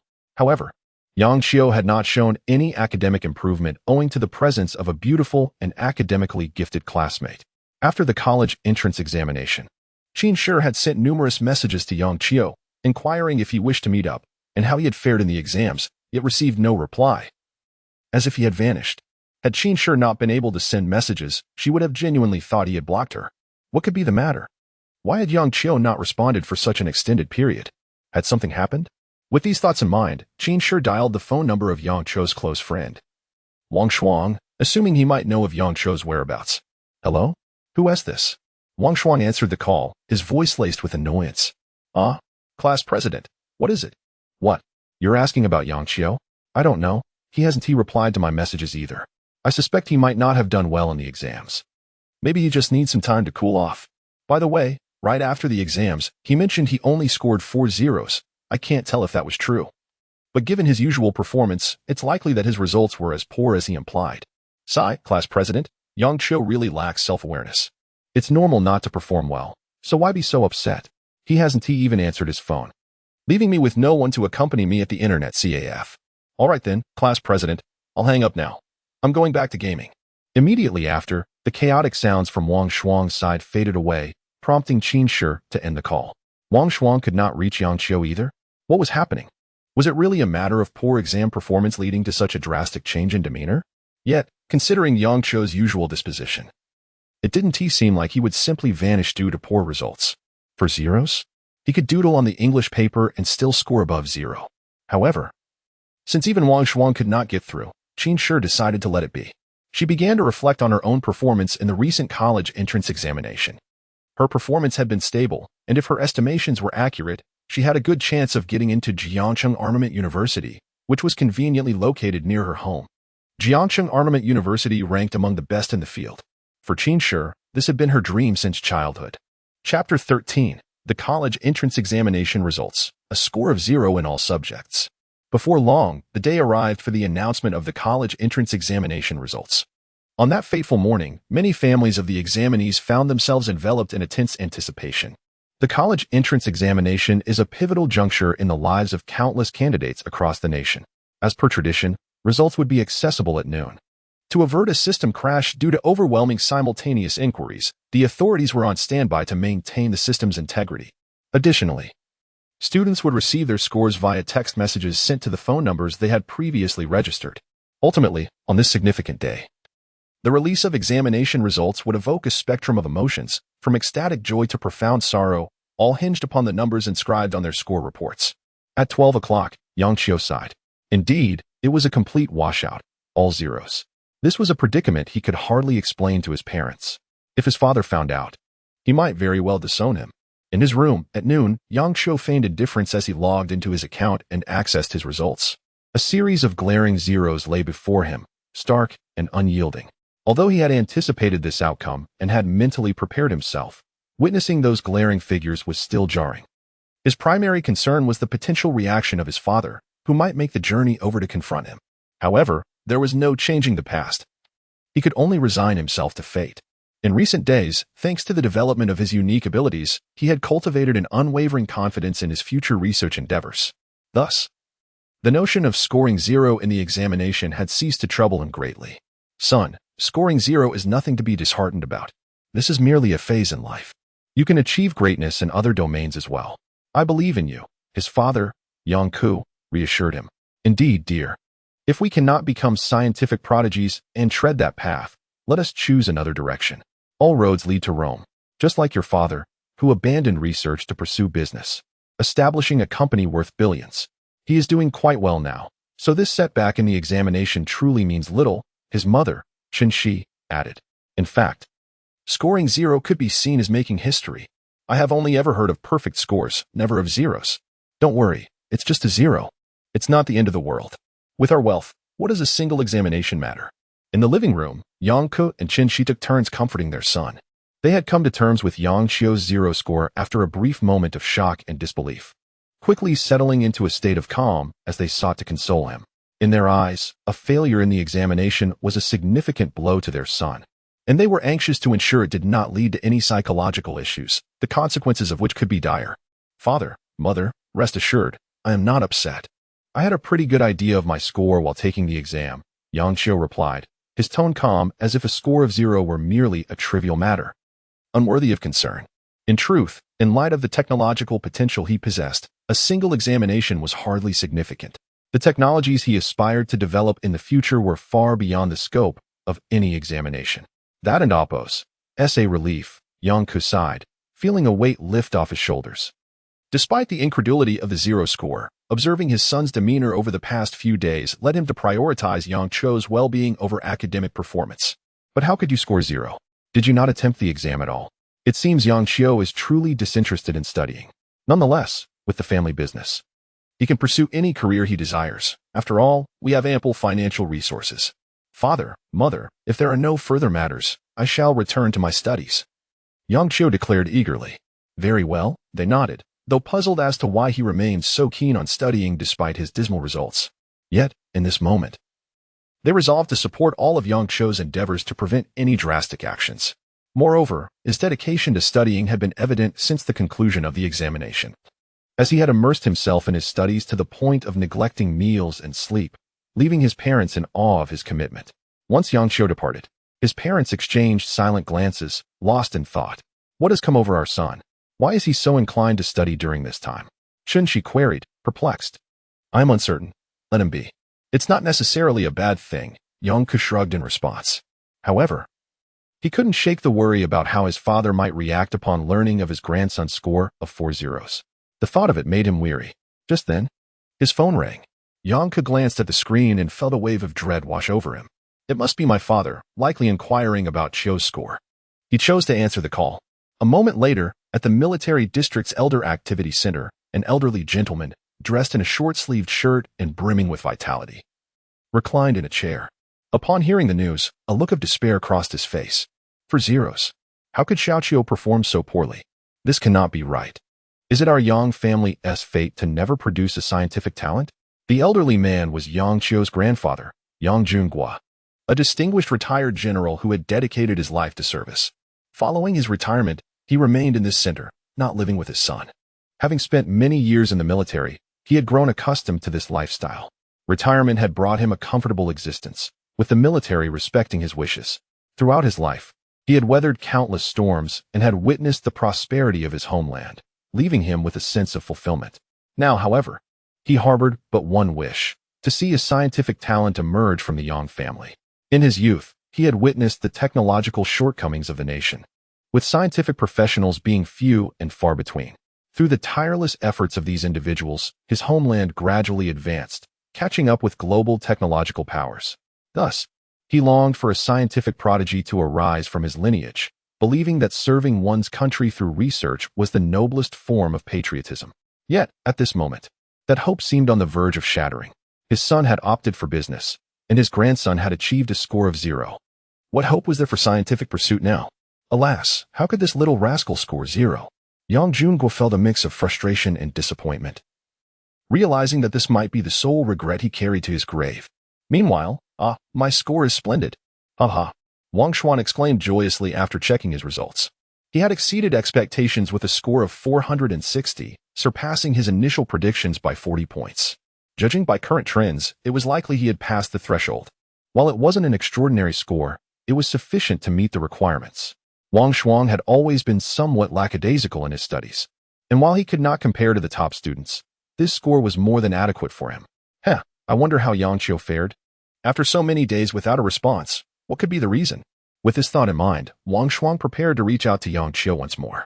However, little did Wang Xuan know that upon picking up the phone, an astonishing message would greet him. In the class group, the homeroom teacher had tagged Yang Qiu and accompanied it with a rather alarming note. Yang Qiu, how is it possible that your college entrance examination score is 0? What were you doing during the exam? Chapter 14. A score of 0 in the college entrance examination? Apologies, but we are indifferent. Yang Qiu, how could your college entrance examination score be 0? What were you doing during the exam? Upon seeing this message, Wang Xuan was instantly taken aback, staring incredulously at his phone screen, where the words were written with utmost clarity. Yang Qiu truly scored a 0? My heavens! Is he speaking the truth? What on earth was he doing during the examination? This shouldn't be the case. He had a certain understanding of this close friend, considering Yang Qiu's character. Even if his grades were poor, it was highly improbable that he would submit a blank paper. Achieving a score of 0 was simply inconceivable.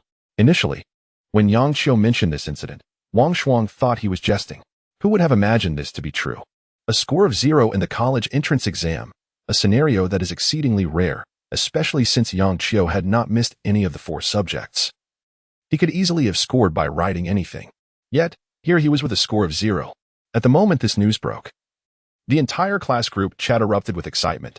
Compared to high scores, a 0 score was evidently more scarce, and as it involved a fellow classmate, everyone chimed in with their thoughts. What on earth happened? Did Yang Qiu really score a 0? Surely, even a casual attempt would yield something.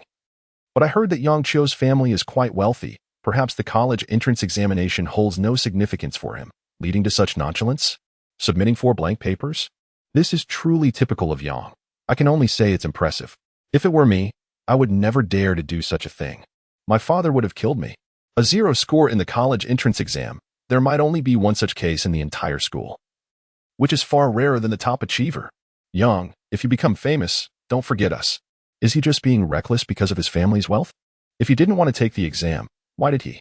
To end up with a 0 score is quite amusing. Messages flooded in. Regarding Yang Qiu's 0 score in the college entrance examination, they could not help but feel astonished, bewildered, and even shocked. Some expressed disdain, unable to comprehend how one could receive a total score of 0 across 4 subjects. Especially in English, one could simply fill in some choices on the answer sheet. And it should not be this tragic.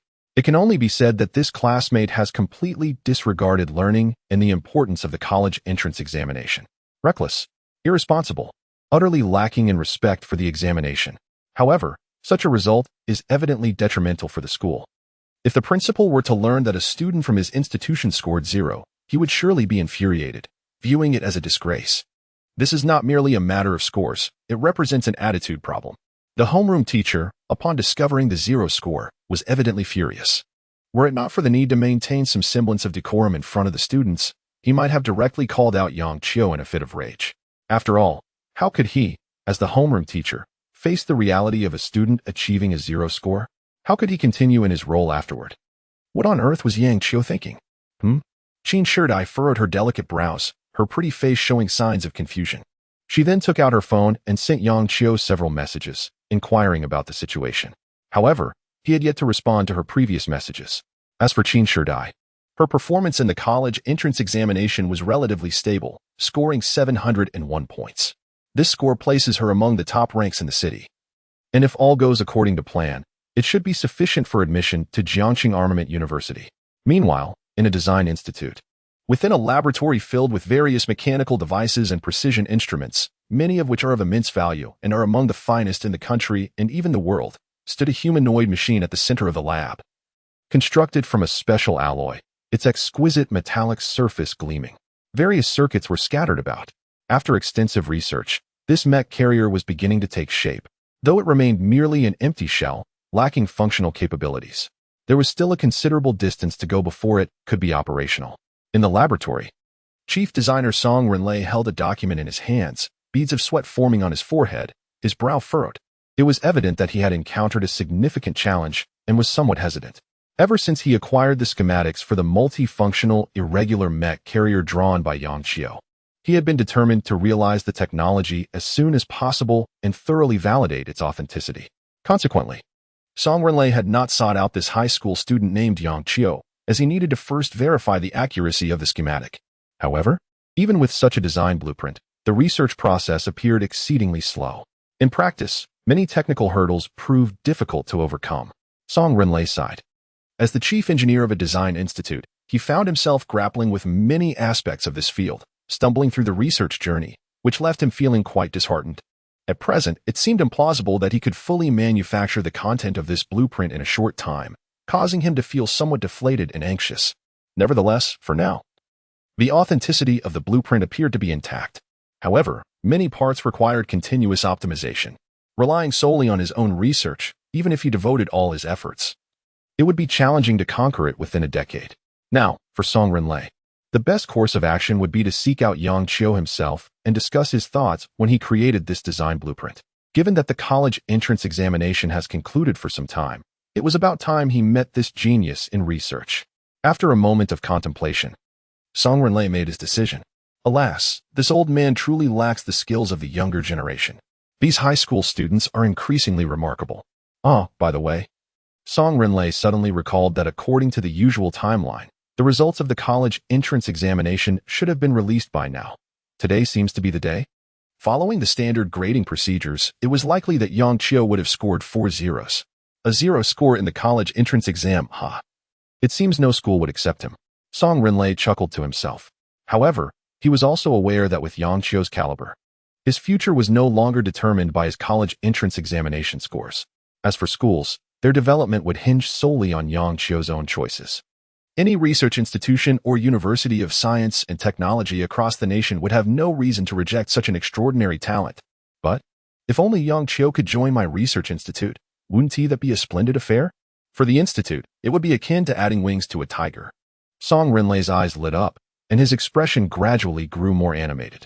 Indeed, if he could recruit this young man to his research institute, many research projects might accelerate due to the arrival of this genius youth. The technological standards of their design institute would also experience a leap forward. The future is promising, for one cannot fathom the extraordinary achievements that this young prodigy, Yang Qiu, could accomplish. At present, he has already achieved 4 remarkable results, enough to astound the world. Song Renlei glanced at the time. It was getting late, and he must seize every moment to meet Yang Qiu. Seeking assistance from Yang Qiu to resolve the intricate blueprints of the mecha transport vehicle is of paramount importance. Additionally, it is essential to engage in a discussion with Yang Qiu regarding the prospect of joining the Design Institute. With this in mind, before approaching Yang Qiu, Song Renlei resolved to send 2 individuals to pay a visit to him, to gain a better understanding of Yang Qiu and to leave a favorable impression. As for himself, he intended to first visit Yang Qiu's high school to meet the principal and observe the institution that nurtured such an extraordinary talent. Meanwhile, the restless president, Cheng Guoxing of the Armaments University, was also en route to Yang Qiu's high school, sharing a similar objective with Song Renlei. Jiangxing Armaments University is one of the leading institutions in the country, consistently ranking among the top 10 nationally in comprehensive performance. As a prominent figure in the research community and an academician, Cheng Guoxing commands attention wherever he appears. At this moment, he was determined to recruit Yang Qiu into his university, disregarding the fact that Yang had scored 0 in the college entrance examination. We do not concern ourselves with such matters. We only desire Yang Qiu. Chapter 15. In the human form, wisdom intertwines with the contemporary beneath the radiant sun. 2 visitors approached an opulent villa. According to the address, it appeared to be the correct location. They pondered the purpose of Master Song's request for them to visit a high school student who had just completed the college entrance examination. A man and a woman stood outside the villa, their gazes fixed upon the address displayed on their phones. They meticulously compared the details, confirming that no mistakes had been made, and subsequently directed their attention to the villa itself. Dressed in somber black formal attire, they exuded an air of seriousness. The woman spoke, her tone laced with a hint of perplexity. Let us not dwell on it too much. Since Master Song has made this request and emphasized the importance of this individual, it is imperative that we make a favorable impression. Surely, there must be substantial reasoning behind it. We shall execute our duties diligently, the man replied earnestly, his expression grave. Anyone esteemed enough to receive such instructions from Master Song must be far from ordinary. Yet, a high school student who has just completed the college entrance examination? The woman pondered for a moment before continuing. Master Song mentioned before leaving that this person's capabilities surpass his own. Do you think that could be true? Of course not. That is preposterous. After all, he is merely a high school student, while Master Song is the chief engineer of the Design Institute. What do you think? Surely, Master Song is simply being modest, the man retorted. However, for Master Song to speak so highly of this student implies that he is exceptional, perhaps even a prodigy. Otherwise, he would not warrant such attention. Both individuals hailed from the Design Institute. Just moments prior, Master Song had summoned them, instructing them to visit Yang Qiu, the recently graduated high school student, and to ensure they treated him with utmost respect, as this young man was deemed to possess research capabilities that even surpassed Master Song's own. At that moment, they were both taken aback, scarcely believing their ears. What does this mean? The chief engineer of the Design Institute audibly claims that a high school student who has just completed the college entrance examination possesses research capabilities that exceed his own? Surely, this is an absurd joke. Master Song held a position of great esteem among all design institutes nationwide, frequently recognized by the state and capable of leading teams in groundbreaking research endeavors. How could he possibly be outdone by a high school student? Without a second thought, both believed that Master Song was merely expressing respect and humility towards the other party.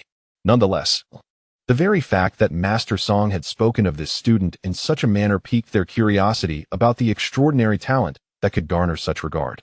Thus, with a multitude of questions swirling in their minds, accompanied by a sense of excitement, they arrived at the villa, poised to meet the research genius spoken of by Master Song. Good day. We hail from the Jiangxing Design Institute and wish to visit Yang Qiu. May we inquire if he is available? Promptly, they knocked on the door.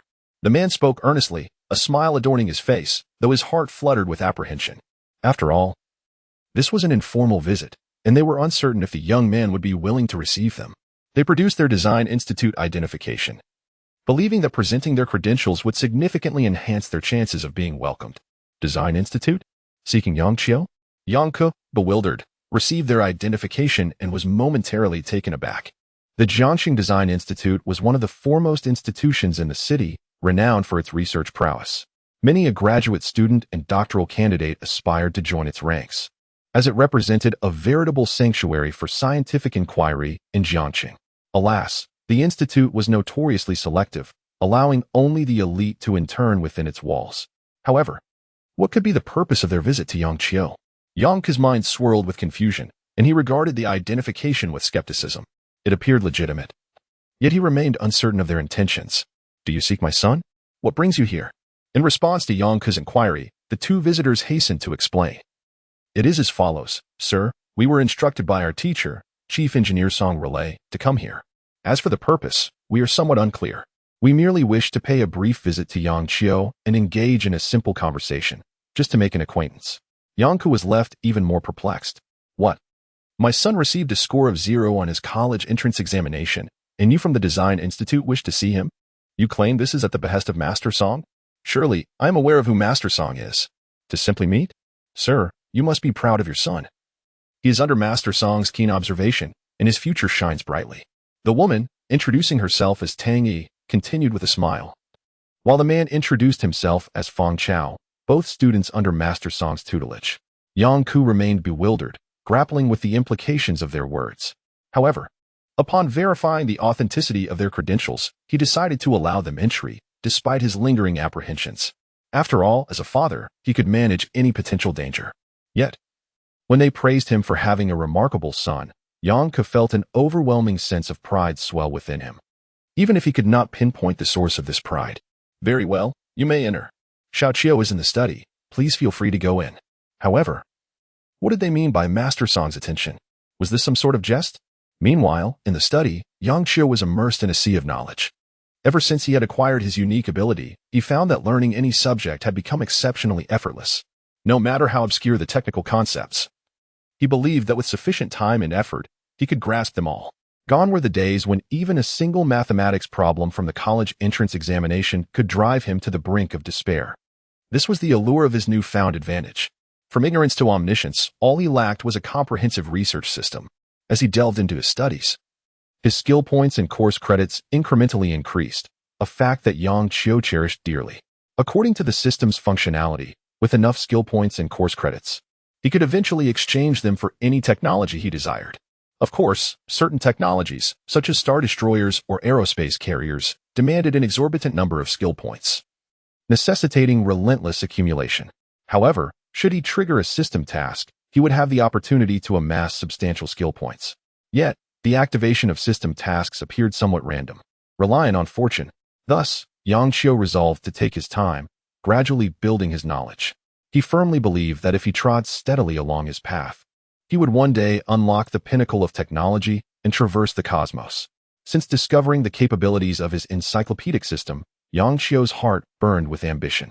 The brilliance of countless mathematicians, physicists, and research luminaries throughout history resonated with the present and would shape the future. In the human form, they developed astonishing theorems and technologies, producing countless innovations that reverberated across the globe, altering the trajectory of human existence in the very fabric of the world. From the Industrial Revolution to global conflicts, from the exploration of the cosmos to seemingly trivial microchips, the shadows of these great minds lingered behind every breakthrough. They are exalted and regarded as monumental beacons of human civilization, illuminating the annals of history with their brilliance. Yang Qiu harbors a deep admiration for them, aspiring to emulate their greatness. Thus, he endeavors tirelessly, dedicated to the pursuit of knowledge and the relentless refinement of his abilities, striving for continuous improvement. He seeks to comprehend and contemplate, deconstructing knowledge from simplicity to complexity and back again, distilling its essence for profound understanding. Just as Yang Qiu intends to rise and take a brief respite, a series of knocks reverberates at the door. "Come in," he calls out. Initially, he anticipates the arrival of his parents. However, to his surprise, two unfamiliar individuals enter. Upon crossing the threshold, they exhibit a slight tension. Their faces adorned with smiles as they swiftly survey the room before ultimately fixing their gazes upon Yang Qiu. They then speak. "Greetings, Yang Qiu. We have come at the behest of Chief Engineer Song Renlei from the Jiangxing Design Institute, and we humbly seek your guidance on certain matters. We hope this is a convenient time for you." During their discourse, the duo notices the disarray of books scattered across the table, along with various drawings strewn haphazardly, some even resting on the floor. As they discern the contents before them, their pupils instinctively constrict slightly. Chapter 16. Which university can one attend with a 0 score on the college entrance examination? Yang Qiu had begun to speculate about the intentions of the visitors from the Jiangxing Design Institute.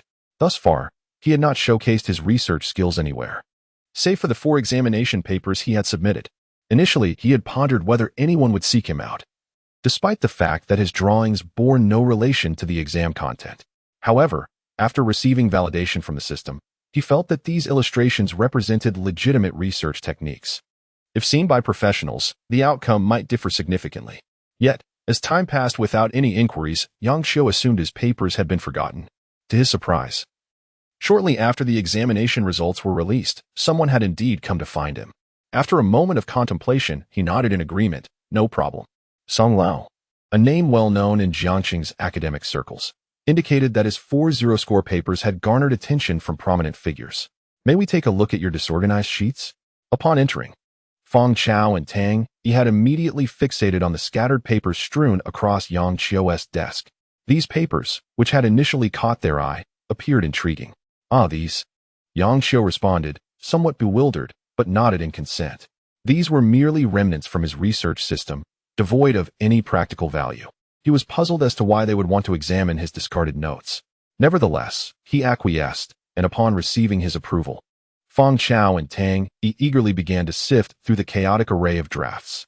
The pages contained sketches of mechanical components, alongside scattered data and annotations. To an untrained eye, these illustrations could be utterly incomprehensible, akin to deciphering an ancient script. However, as students of Song Lao, both Feng Chao and Tang possessed a solid foundation in their field. While they might not grasp every advanced concept, the majority of the content was readily understandable to them. As they perused the jumbled sketches, their expressions gradually shifted to one of seriousness. Their gazes locked onto the pages as their minds raced. The more they comprehended, the more a sense of astonishment welled within them. Something was amiss. The content of these drafts was decidedly unusual. Upon entering, they had noted the scattered papers, and their curiosity had been piqued. The intricacies depicted were beyond the capabilities of an amateur. Thus, they were compelled to examine the materials closely. Yet, they did not initially regard these insights as particularly profound, considering them mere scraps from a high school student. However, as they delved deeper, they realized the magnitude of their oversight. The techniques illustrated were far beyond what a typical high schooler could produce. The level of sophistication was something they could scarcely match. Innovation. A plethora of innovation. The drafts encompassed not only the techniques they were familiar with, but also employed many they had never encountered. The concepts were extraordinarily advanced and impeccably executed. The fact that these were cast aside by a high school student, one who had just completed the college entrance examination, was astonishing. If Feng Chao and Tang Yi were in his position, they would have treasured these papers, diligently studying them. Yet, Yang Qiu appeared indifferent, treating them as mere waste. Unbelievable. The ingenuity contained within these pages would astonish any visitor, yet here it lay, discarded on the floor. Furthermore, it was essential to recognize that the creator was merely a high school student, fresh from the rigors of the examination. A prodigy. This was indisputably a profound talent. Feng Chao and Tang Yi found it difficult to fathom the extent of Yang Qiu's capabilities, let alone articulate their astonishment at this young genius. Mecha vehicle transport. This seemed to align with the research theme of Song Lao, as the sketches illustrated a novel mechanical component, meticulously designed to facilitate smoother mode transitions in mechas, capable of replacing cumbersome parts and significantly enhancing mobility and agility. The annotated parameters were detailed, suggesting a genuine potential for practical application. And this, the electromagnetic pulse rifle. The magnetic field control employs particle acceleration techniques, allowing particles to spiral and accelerate within the rifle, culminating in a powerful kinetic burst. If successful, traditional metal projectiles would be rendered obsolete. The new electromagnetic rifle could revolutionize firearms, with its power vastly surpassing conventional weapons, enhancing flexibility, firing speed, frequency, and lethality. Feng Chao and Tang Yi could hardly contain their exclamations of awe, completely oblivious to Yang Qiu standing beside them. These two young designers were already distinguished figures among their peers, having made significant strides in their research careers as students of Song Lao, a privilege many could only dream of. Despite their accomplishments, they were utterly humbled by the seemingly casual brilliance of a high school student. Their dialogue with Yang Qiu had yet to commence, and although they had prepared to meet a talented young researcher, they had not anticipated the sheer magnitude of his genius, which surpassed all expectations. It was inconceivable, truly unfathomable. Unable to quell their excitement, Feng Chao and Tang Yi found themselves at a loss for words, caught in a whirlwind of admiration and discourse. This Yang Qiu was a genuine prodigy, a remarkable talent, indeed. After a considerable time spent reviewing the drafts, Fang Chao and Tang Yi realized they had yet to formally engage with Yang Qiu. With a concerted effort to suppress their overwhelming emotions, they turned their attention to him. Fang Chao's face bore traces of astonishment, and once he regained his composure, he remarked, "Yang Qiu, greetings. After perusing your manuscripts, I was profoundly impressed by your prowess. Each of these papers is worth its weight in gold. It appears that Master Song's decision to send us to you is indeed a prudent one. Rest assured, we shall keep the contents of these manuscripts confidential." Fang Chao was acutely aware that the technology contained within these documents was classified, and anyone who had seen them ought to retain that knowledge privately. As a student of Master Song, he understood this principle well. However, upon hearing Fang Chao's words, Yang Qiu fell into a moment of speechlessness. What did he mean by leaking information? If these drafts were to be disclosed, then so be it. They were merely preliminary notes and not of critical significance. Nevertheless, Yang Qiu chose to remain silent, understanding that he should allow the other to finish speaking. I had always perceived myself as a prodigy in research, taking pride in my achievements, but it seems I was mistaken. You are the true genius of scientific inquiry. At merely 18 years of age, your capabilities are indeed formidable. Fang Chao continued, by the way, the results of the college entrance examination should be available by now, right? Given your caliber, your scores should be impressive. If you have any uncertainties, feel free to discuss them with us. We have navigated this path before and possess considerable experience regarding university selection. Fang Chao recognized Master Song's intentions, which were to entice Yang Qiu into the Design Institute. Academic credentials? They were of little consequence. With Yang Qiu's exceptional abilities, there was no need for him to attend university before joining the Design Institute. His talents were already sufficient. Upon hearing Fang Chao's words, Yang Qiu's expression turned peculiar. What did he mean? Was he suggesting that a score of 0 on the entrance examination would allow one to attend any university? Chapter 17. The Zero Achieved Through True Capability. Fang Chao. Regarding the academic prodigy Yang Qiu, her scores are undoubtedly impressive. As for school selection, numerous esteemed universities are available, such as Jiangxing Institute of Armament, National University of Defense Technology, and so forth. However, if one truly desires to make a thoughtful choice, it is essential to consider the conditions set forth by the institutions, alongside one's own discernment, to select the most suitable option. Of course, should one wish to forego university altogether, the Jiangxing Design Institute is also an excellent alternative. After all, the Design Institute offers a considerable degree of freedom, bypassing the traditional university route, and provides generous benefits for research personnel.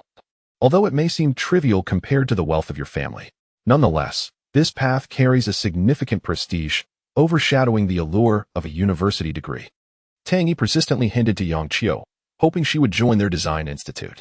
In Fang Chao and Tang Yi's perspective, a talent like Yang Qiu would undoubtedly attract attention from various schools, even if she did not emerge as the top scorer. Her capabilities would likely place her close to that echelon. After all, brilliance can often manifest in specialized areas. Moreover, Yang Qiu's early grasp of extensive research knowledge suggests she has likely engaged in considerable extracurricular study, possibly leaving her slightly less versed in the humanities. Well, my college entrance examination scores are somewhat low, Yang Qiu replied, feeling somewhat embarrassed by the exaggerated praise from the duo, as her performance seemed utterly unrelated to their lofty claims. She felt a twinge of reluctance to disclose her actual score. Low? How low? Tang Yi inquired, puzzled. In her estimation, a genius like Yang Qiu should easily navigate the exam. Even if her humanities scores were lacking, her science scores should, barring unforeseen circumstances, approach perfection. How low could they possibly be? Surely, she did not score a total of 4 zeros, yielding an overall score of 0? Yet, upon Yang Qiu's revelation of her score, both Fang Chao and Tang Yi were rendered speechless, bewildered by the implication. 0? Did they mishear? This prodigy in the realm of research scored a 0? Was she serious? What could possibly explain this? Had she simply not taken the exam, or submitted blank papers? Indeed, it was a confirmed 0. The results were out, and she inquired if they wished to see them. Upon hearing this, Fang Chao and Tang Yi exchanged incredulous glances, their expressions mirroring their astonishment. However, after a moment of contemplation, they arrived at an epiphany. A score of 0 could not solely be attributed to carelessness. Thus, the only plausible explanation was that, given Yang Qiu's caliber, she had placed no significance on the examination, rendering the score meaningless to her. As a research prodigy, exhibiting a peculiar personality was entirely reasonable. Although her behavior might seem eccentric, it was an acceptable quirk, for many geniuses often engage in actions that defy conventional understanding. Provided that one possesses formidable talent, a score of 0 on an exam is, in truth, inconsequential, merely a few sheets of paper. What truly matters is the strength of one's abilities, not the efficiency in solving problems. I see now. Geniuses indeed possess unconventional temperaments. However, rest assured, Yang Qiu, even with a score of 0, numerous institutions and design institutes will eagerly seek to recruit you, even imploring you to join, Feng Chao remarked after a moment's reflection. Certainly, for Yang Qiu, the entrance examination score holds little weight. Did you not observe how eager Old Song is to engage with us regarding Yang Qiu? It is evident that our design institute is keen on securing talents like her. The specifics of the entrance exam scores are of little concern, Tang Yi added promptly. Their primary objective that day was to cultivate familiarity and establish rapport with Yang Qiu, especially to foster a favorable relationship for future competitive endeavors to secure her for the Design Institute. Should Yang Qiu join, it would undoubtedly be an exceptional gain for them. Thank you. I will consider it, Yang Qiu responded. Presently, her future decisions remained uncertain, yet the arrival of these two individuals had sparked some thoughts within her. However, these thoughts were merely musings. There were more pressing matters demanding her attention. With that said, we shall not impose further. Our purpose today was primarily to converse with you. Yet given our current capabilities, we fear we cannot keep pace with your brilliance, so we shall refrain from further embarrassment. Old Song will likely come to speak with you directly. We will take our leave now, Feng Chao concluded, and with that, he and Tang Yi departed. In truth, they initially intended to have an in-depth discussion with Yang Qiu to explore research topics. However, after perusing the schematics, they recognized the vast disparity in their knowledge. Discussion? No. Such a gap rendered any deliberation futile. Nonetheless, the outing was not entirely fruitless. As both had encountered the high school student sought by Old Song and witnessed the prowess of a prodigy in the research field, thus broadening their horizons. After bidding farewell to Feng Chao and Tang Yi, Yang Qiu immersed herself once more in her rigorous studies. She had foundational knowledge and skills to acquire, necessitating continuous learning and improvement to garner more foundational and skill points. Time was of the essence, leaving no room for complacency. Meanwhile, at Jiangxing No. 1 High School, where Yang Qiu was enrolled, a sensational news piece had erupted regarding her 0 score on the college entrance examination. At a time when examination scores were under intense scrutiny, high-achieving students were reporting scores exceeding 680, with several surpassing 700, igniting envy among many. This was the hallmark of a prestigious high school, cultivating exceptional talent. In stark contrast, Yang Qiu's 0 score stood out conspicuously, rendering everyone dumbfounded. It was unfathomable that a distinguished institution like Jiangxing No. 1 High School would produce a student with such a score. Moreover, this was not due to an unforeseen absence. She had completed all 4 subjects yet astonishingly achieved 4 zeros. This was a 0 secured through sheer capability. Such an occurrence had never been witnessed before. In an instant, the entire campus buzzed with excitement. The news of the 0 score spread like wildfire. Even neighboring schools became aware of the situation, finding it amusing that a prestigious institution had cultivated a student who scored 0. In summary, the ramifications of this 0 score were substantial. A multitude of individuals took notice, perhaps even more so than those achieving high scores, for it was an exceedingly rare phenomenon. For 0s had never before graced the halls of Jiangxing No. 1 High School. Chapter 18. The most gifted talents in the field of scientific research at Jiangxing No. 1 High School. What on earth is happening? What was this student, Yang Qiu, doing during the college entrance examination? How could he possibly score 0? Has he lost his mind? 3 years of preparation for this single exam, and he treated it as a game? Where is his homeroom teacher? How could they allow a student to reach this point? He may not care about the scores, but I certainly do. If he had merely scored a couple of 100 points, it would have sufficed. What does it mean to score 0? Are we to become a laughingstock for other schools? A prestigious high school producing a student with a score of 0? This attitude towards the exam is utterly unacceptable. There are serious issues at play that warrant a stern reprimand. If left unchecked, this spirit of indifference could perpetuate, and next year, we might face yet another 0 score. As the principal of Jiangxing No. 1 High School, where shall I hide my face? The outside world is rife with both overt and covert mockery regarding our school. And this student's 0 score has brought us nothing but disgrace. In the principal's office, a middle-aged man with a balding head and a distressed expression paced restlessly, his frustration palpable. This man is Gao Shun, the principal of Jiangxing No. 1 High School. With his students scoring 0 on the college entrance examination, he naturally bears a significant share of the blame. He is at the forefront of responsibility. If possible, Gao Shun even entertained the notion that Yang Qiu might be an undercover agent sent from another school, having spent 3 years at his institution just to sabotage this exam. During this period, the principals of other schools incessantly called him, their tone brimming with arrogance, practically pointing fingers at him and demanding to know how a key high school could produce such a poor student. Additionally, the Education Bureau has also been applying pressure, questioning how a prestigious school could yield a 0 score. This is clearly indicative of a failure in ideological education. In the future, who would dare to send their children to your school, fearing they might end up scoring 0 as well? Consequently, Gao Shun unleashed a tirade against Yang Qiu's homeroom teacher. However, this could not alter the fact that Yang Qiu had indeed scored 0.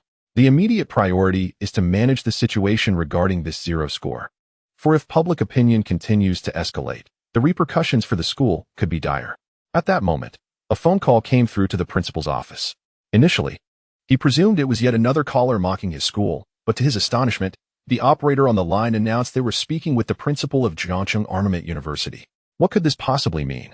Gao Shun hurriedly approached the phone, and after a series of nods, his eyes lit up, his mood shifting from anger to excitement in an instant. Quick, everyone get ready. Principal Chung from Jiangxing Armament University is coming to visit our school. Prepare to greet him. After hanging up, Gao Shun's face radiated joy, and the earlier incident of the 0 score seemed to vanish from his mind. It is worth noting that the caller was none other than the principal of Jiangxing Armament University. The fact that Principal Chung himself would deign to visit their high school was unprecedented in all of Jiangxing's history of secondary education. Principal Chung holds an esteemed position in the realm of scientific research, rarely making public appearances, let alone visiting a high school. Now, this unexpected visit could serve as a remarkable opportunity. This year, several students from their school scored over 700 points, and some have expressed an interest in applying to Jiangxing Armament University. If they could effectively promote Principal Cheng's visit, the ensuing public relations crisis for the school could be alleviated. The very fact that the principal of Jiangxing Armament University chose to visit them speaks volumes about the strength of their educational program. The 0 score was merely an anomaly. It is imperative to treat Principal Chung with the utmost respect. Although his motives remain unclear, his presence can only yield positive outcomes for the school. It is essential to speak favorably, as this could bolster future enrollment efforts, potentially leading to collaborative opportunities and securing a few direct admission slots. However, logically, a small high school like theirs should not warrant a personal visit from Principal Chung. Any discussions about collaboration would typically be conducted by other officials. This situation is somewhat perplexing, necessitating adaptability on their part. Gao Shun continued to relay specific instructions to his staff, then promptly exited his office, preparing to welcome Principal Cheng's arrival. Regardless of the circumstances, Cheng Guixing, the principal of Jiangxing Armament University and a titan in the scientific research community, deserved his full attention. Before long, Gao Shun spotted Principal Cheng approaching from a distance, and a smile broke across his face as he advanced to greet him. Following Gao Shun were several school directors, who, upon encountering the renowned principal of Jiangxing Armament University, adopted an attitude of utmost respect. Fully alert and devoid of any trace of complacency. Principal Cheng, welcome to Jiangxing No. 1 High School. Your visit truly honors us, Gao Shun said warmly, extending a cordial welcome. The directors behind him echoed his sentiments with eager smiles, displaying their enthusiasm. Ha ha ha. I apologize for the unannounced visit. I hope I'm not imposing. I come with a particular request and wonder if you would be able to assist? Cheng Guixing wasted no time in getting to the point. Pardon? Gao Shun was taken aback by Cheng Guixing's words. What could he, as a mere high school principal, possibly do to assist someone of Cheng's stature? Please, speak freely, Principal Cheng. If it's within my capacity, I shall certainly oblige, Gao Shun responded hastily. I've heard that your school has a student named Yang Qiu who scored 0 on the college entrance examination. Is that correct? Cheng Guixing remarked with a thoughtful smile. At the mention of Yang Qiu, Gao Shun's complexion drained of color, and the other directors behind him mirrored his distress. To them, this was undoubtedly the most difficult circumstance in the school's examination history. A 0 score was utterly unacceptable for a prestigious high school. Now, As the principal of Jiangcheng Armament University, a distinguished figure in the field of scientific research, had specifically come to address this matter. Was he here to seek accountability? Surely not. As they pondered this, the expressions of Gao Shun and the director shifted. Despite their belief that someone of Chang's status would not concern himself with such trivial matters. What if there were higher authorities who felt the school's education was lacking and tasked Cheng with delivering a reprimand? At this moment, Gao Shun and the directors were enveloped in a profound sense of anxiety, unsure of how to navigate the situation. Principal Cheng.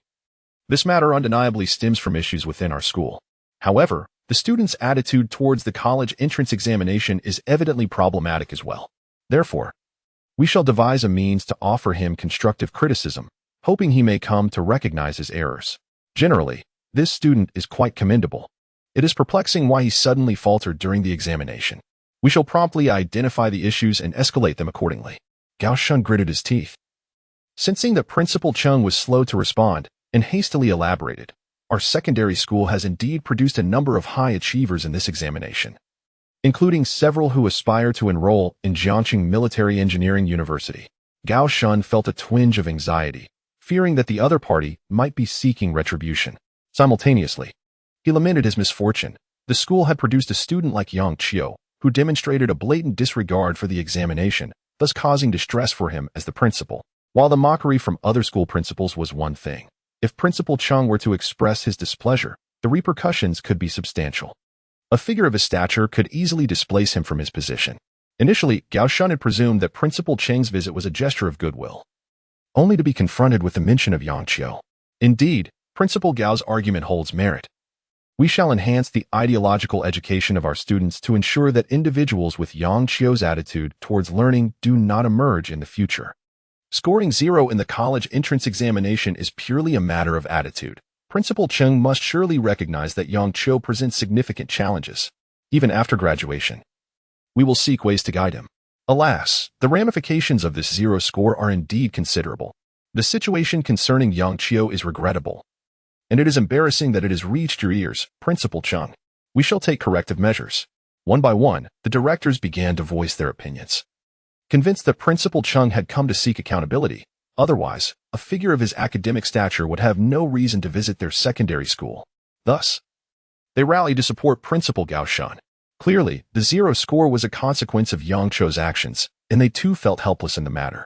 Unexpectedly, upon hearing these remarks, Cheng Guoxing merely smiled and said, "You may have misunderstood my intentions.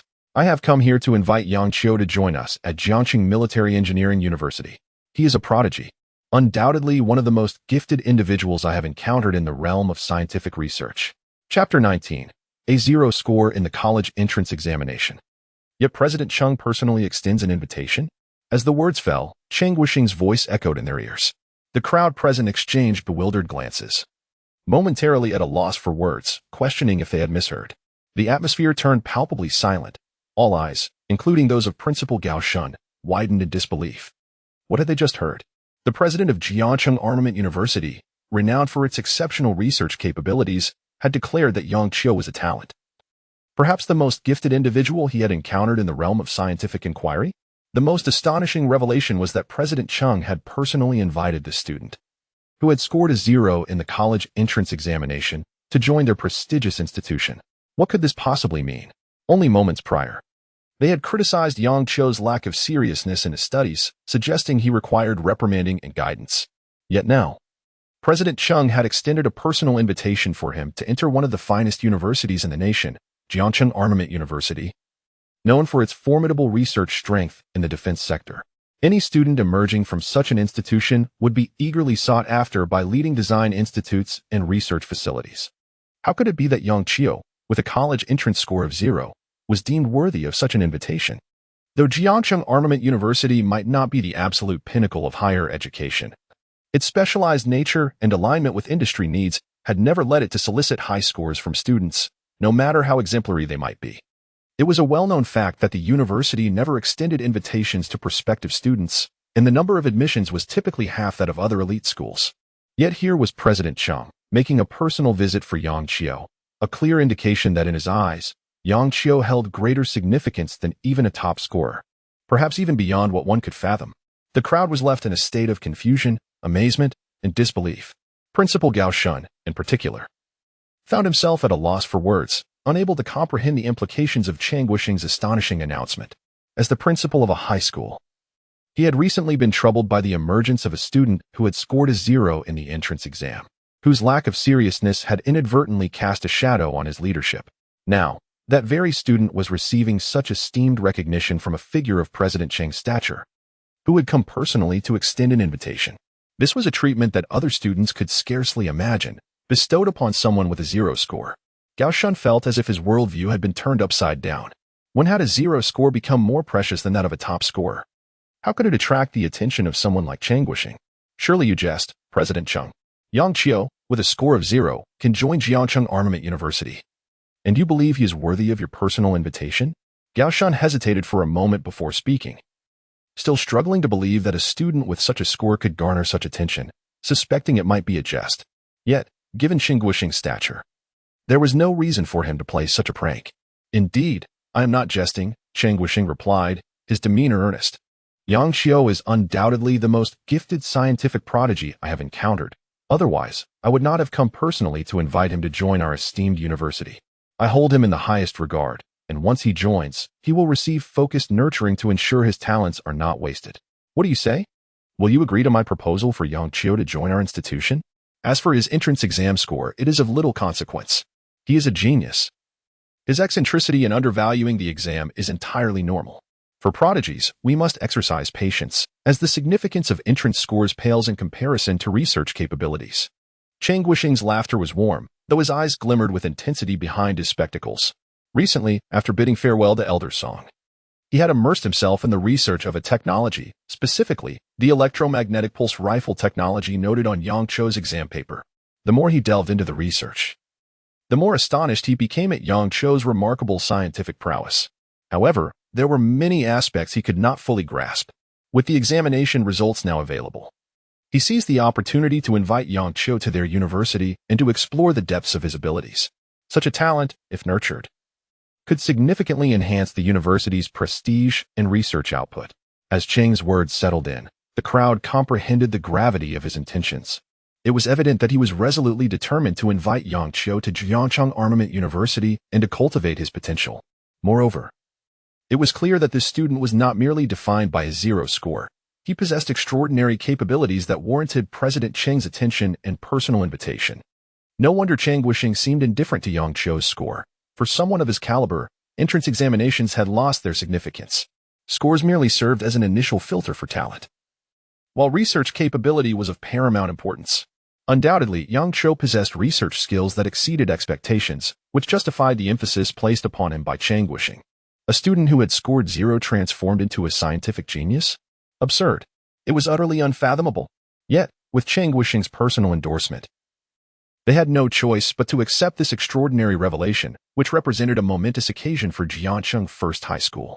There were only benefits to be gained from this situation. The troubles surrounding Yang Qiu's 0 score were now rendered insignificant. After all, he had attracted the personal recruitment of the president of a top-tier university. What student today could claim such an honor? Not even the top scorers could boast of such treatment.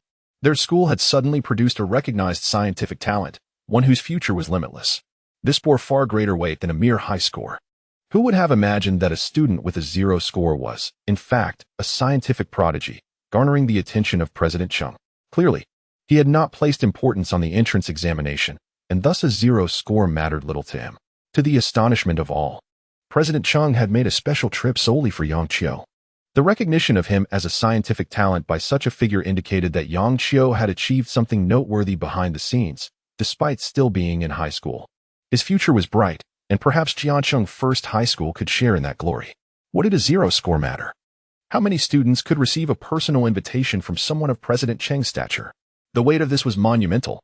Yang Qiu was indeed a blessing for their school, as entrance exam scores had lost their significance in light of this recognition. The crowd could not help but feel a surge of excitement and anticipation. It seemed their school had not produced a mere failure with a 0 score, but rather a future scientific giant. Astonishing. Beyond belief.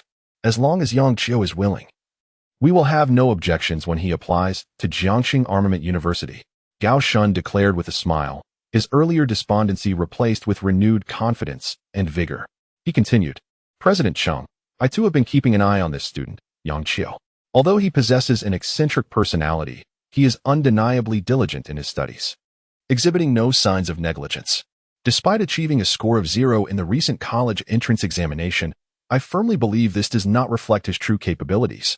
Initially, I was puzzled as to why this occurred. However, it seems that he simply holds the examination in disdain. Indeed, in the presence of such a prodigy, the significance of the college entrance examination diminishes. Gao Shun spoke incessantly, while the directors behind him exchanged glances, rendered speechless. Principal, you did not express such sentiments before. When the news of Yang Qiu's 0 score emerged, the principal nearly lost composure, yet now he extols praises, which is rather shameless. At that moment, Song Renlei hurriedly arrived at the school, and upon entering, he immediately spotted Qingguisheng, who was beaming and in high spirits, flanking Gao Shun. A wave of unease washed over him as he sensed impending trouble. It's over. Has someone beaten him to it? Chapter 20. The chief engineer of the Design Institute also vies for Yang Qiu. At Jiangxing First High School, Qingguisheng walked at the forefront, flanked by Gao Shun, who incessantly extolled Yang Qiu while also introducing the local customs and the illustrious history of the school, hoping to leave a favorable impression. If Jiangxing Military University could recruit several students through him, it would be remarkable. Especially regarding Yang Qiu, Gao Shun employed every commendatory term at his disposal.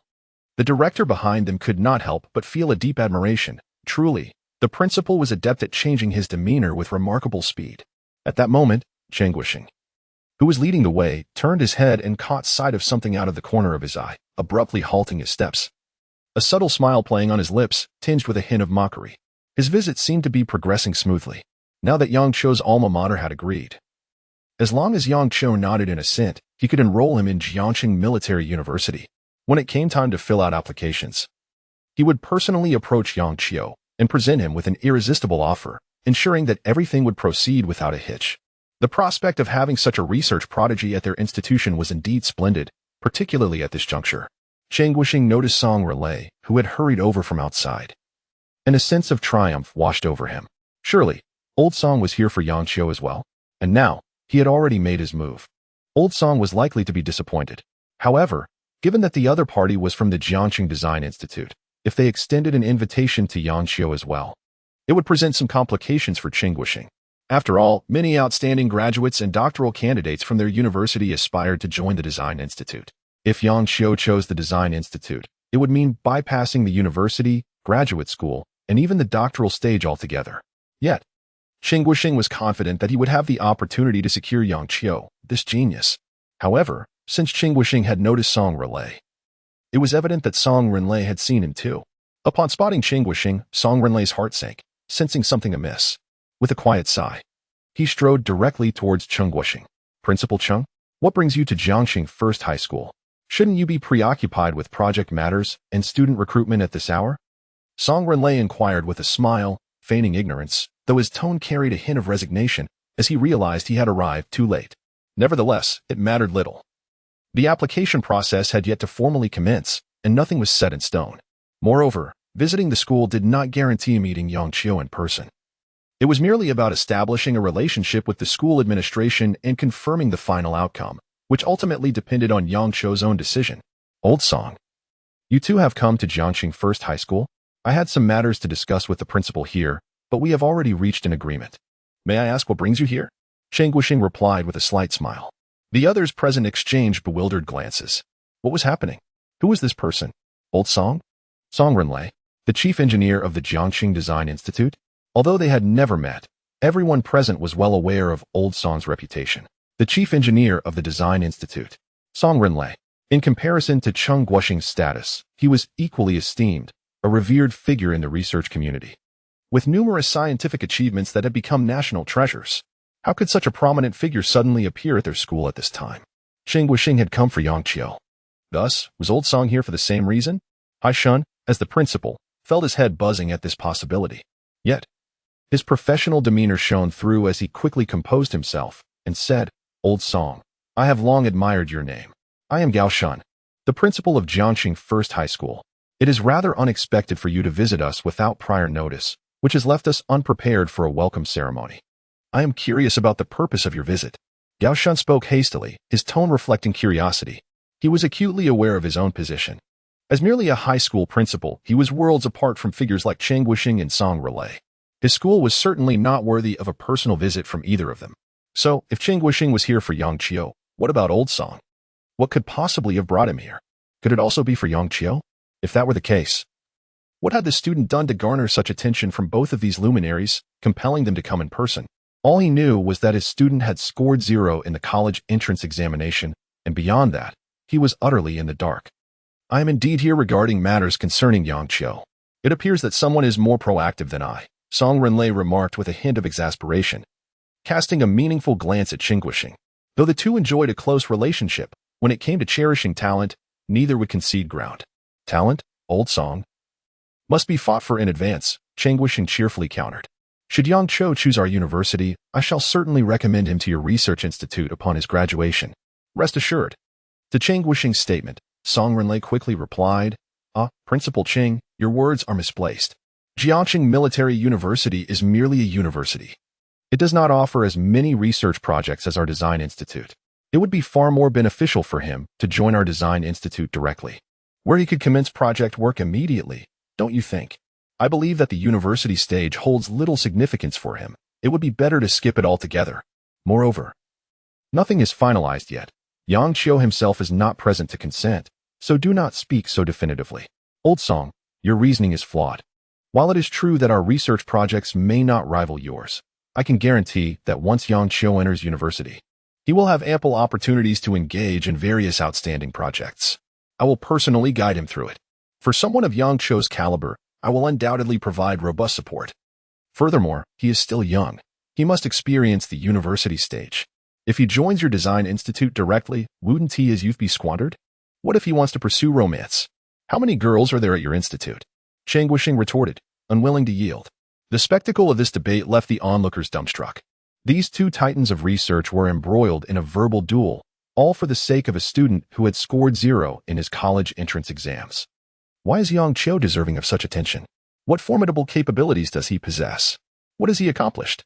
If all of this is not a mere fantasy, it is indeed extraordinary, undeniably so. It appears that Jiangcheng No. 1 High School has produced a remarkable genius in scientific research, one who has attracted the personal interest of two prominent figures.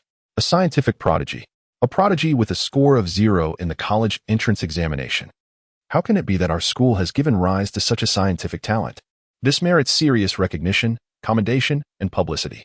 This is even more commendable than any top scorer in the college entrance examination. Principal Cheng and Chief Engineer Song's personal invitation is a unique honor that has not been bestowed for quite some time.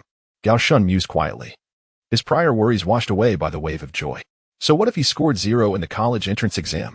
He is a true genius who is unfazed by such trivialities. Have you not observed the lively debate between these two scientific giants, all for the sake of this prodigy? Yang Qiu? In the face of the dialogue between Principal Cheng and Chief Engineer Song, Jiangcheng No. 1 High School found itself unable to interject, nor would they dare to. Content to listen in silence. Subsequently, after an extended exchange of opinions, neither Cheng Guoxing nor Song Renlei managed to persuade the other, resulting only in mutual stares. Ultimately, they decided to set aside the matter of Yang Qiu's future for the time being, recognizing that such decisions should be left to Yang Qiu himself. Their debate held little significance. Very well, let us refrain from further discussion. We shall see what he decides, concluded Cheng Wuxing and Song Relay. Soon after, Song Relay continued. I must mention that I have encountered some difficulties with the project I am currently developing. My analysis of certain aspects of the blueprints has proven insufficient, and I require Yang Qiu's assistance. You won't obstruct this, will you? However, rest assured, I will not attempt to sway him before he submits his college application. We shall compete fairly on the day he chooses his path. During this period, Song Renlei's development of the multifunctional irregular mecha transport vehicle had yielded some results based on the schematics from Yang Qiu's examination paper, yet many technical challenges remained unsolved.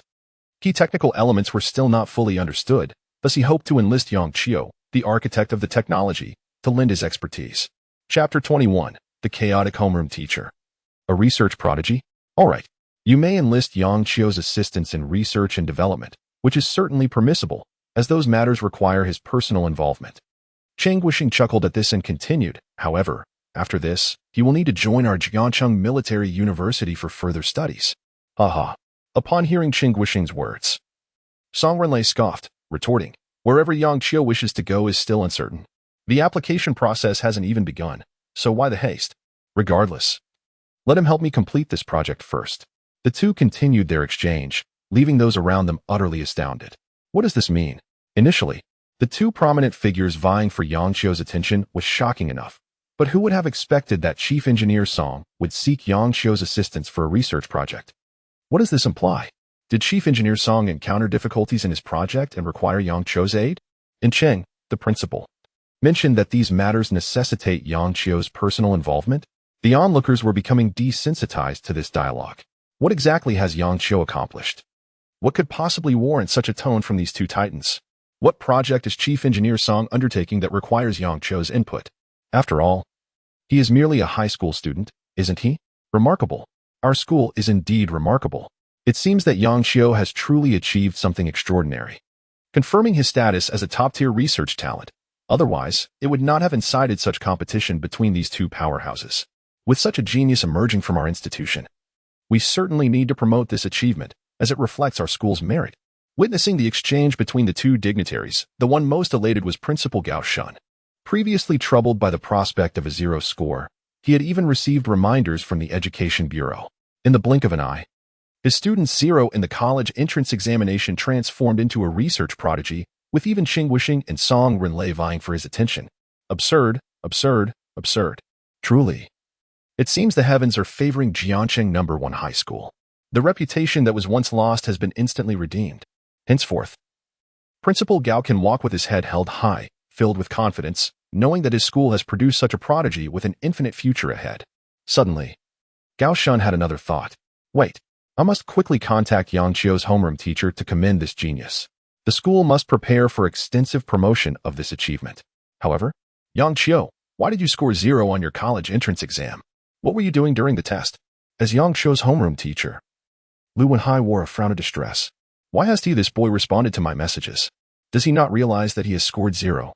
Leading to my severe reprimanding by the principal? This is truly frustrating. What kind of attitude toward learning does Yang Qiu possess? As his homeroom teacher, I am utterly unfortunate to have such a student with dubious aspirations. Yang Qiu appears completely normal most of the time. How could he falter at such a crucial moment? It's utterly baffling. If it weren't for our previous teacher-student relationship, I would have berated him in the class group chat instead of just tagging him gently. What kind of learning attitude is this?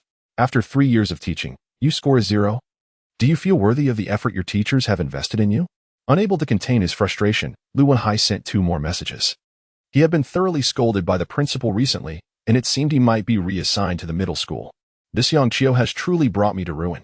Of course, the class group chat was buzzing with discussions, all mocking Yang Qiu's 0 score in the entrance exam.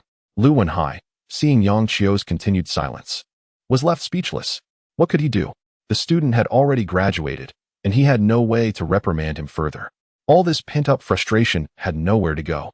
He couldn't just go to Yang Qiu's home to scold him, could he? The troubling fact is, he had no idea where Yang Qiu lived during his schooling. The boy's parents had been virtually absent, leaving no insight into his home life. There was simply no recourse for him. At that moment, the phone rang. Lu Wenhai glanced at it and felt a headache coming on. It was the principal's call. Undoubtedly, someone had complained, and now the principal was seeking him out for a tirade. He had no choice. After all, the principal was the principal. Hello, principal. I'm currently in the midst of criticizing Yang Qiu. He hasn't responded yet. So I need some more time to formulate a satisfactory plan for you. Before he could finish, the principal's voice cut through, interrupting Lu Wenhai's train of thought. What? Criticize? Withdraw it immediately. Time's up. Hurry and retract it. Who told you to criticize Yang Qiu? The principal's frantic voice left Lu Wenhai bewildered. Huh? What does this mean? I can't retract it now. Principal, didn't you instruct me to properly critique him and then provide a solution? Lu Wenhai cautiously inquired, unsure whether the principal was intoxicated or simply had a lapse in judgment. What? You can't retract it? Hurry up and flood the chat with praise. I only asked you to provide a solution, not to criticize Yang Qiu. The principal's words left Lu Wenhai utterly perplexed. What does this mean? Before he could respond, the principal continued, further bewildering him. Teacher Lu, Yang Qiu is a once-in-a-century research prodigy from our school. Scoring 0 in the entrance exam means nothing. It's merely a minor issue. He has already been admitted early to Jiangcheng Military University and Jiangcheng Design Institute, and he can choose between the two. We must commend him. Achieving such success at a young age, Yang Qiu truly stands alone in history. Principal Gao's words cascaded over Lu Wenhai like a thunderclap, leaving him in a daze. Huh? What did the principal just say? We need to commend Yang Qiu? His 0 score signifies nothing and he is a rare research talent? He has been admitted to Jiangcheng Military University and Jiangcheng Design Institute, and he gets to choose? A talent has emerged from my class. As Yang Qiu's homeroom teacher, Lu Wenhai understood the significance of Jiangcheng Military University and Jiangcheng Design Institute, but this all felt too surreal. Was Yang Qiu the one who scored 0 on the college entrance exam? What is going on? Principal, are you joking? Or have you had a bit too much to drink? Lu Wenhai inquired rather simply. Nonsense. Can I jest with you? President Chung of Jiangcheng Military Industry University and Engineer Song of Jiangcheng Design Institute are right beside me, all here for Yang Qiu. Is there any doubt about that? Gao Shun hastily interjected, casting a wary glance at Chung Guoxing and Song Renlei, fearful that they might discover his ongoing criticism of Yang Qiu, whispered under his breath. How could Lu Wenhai possibly be an effective class supervisor? With such a prodigy in the class, how could he remain oblivious?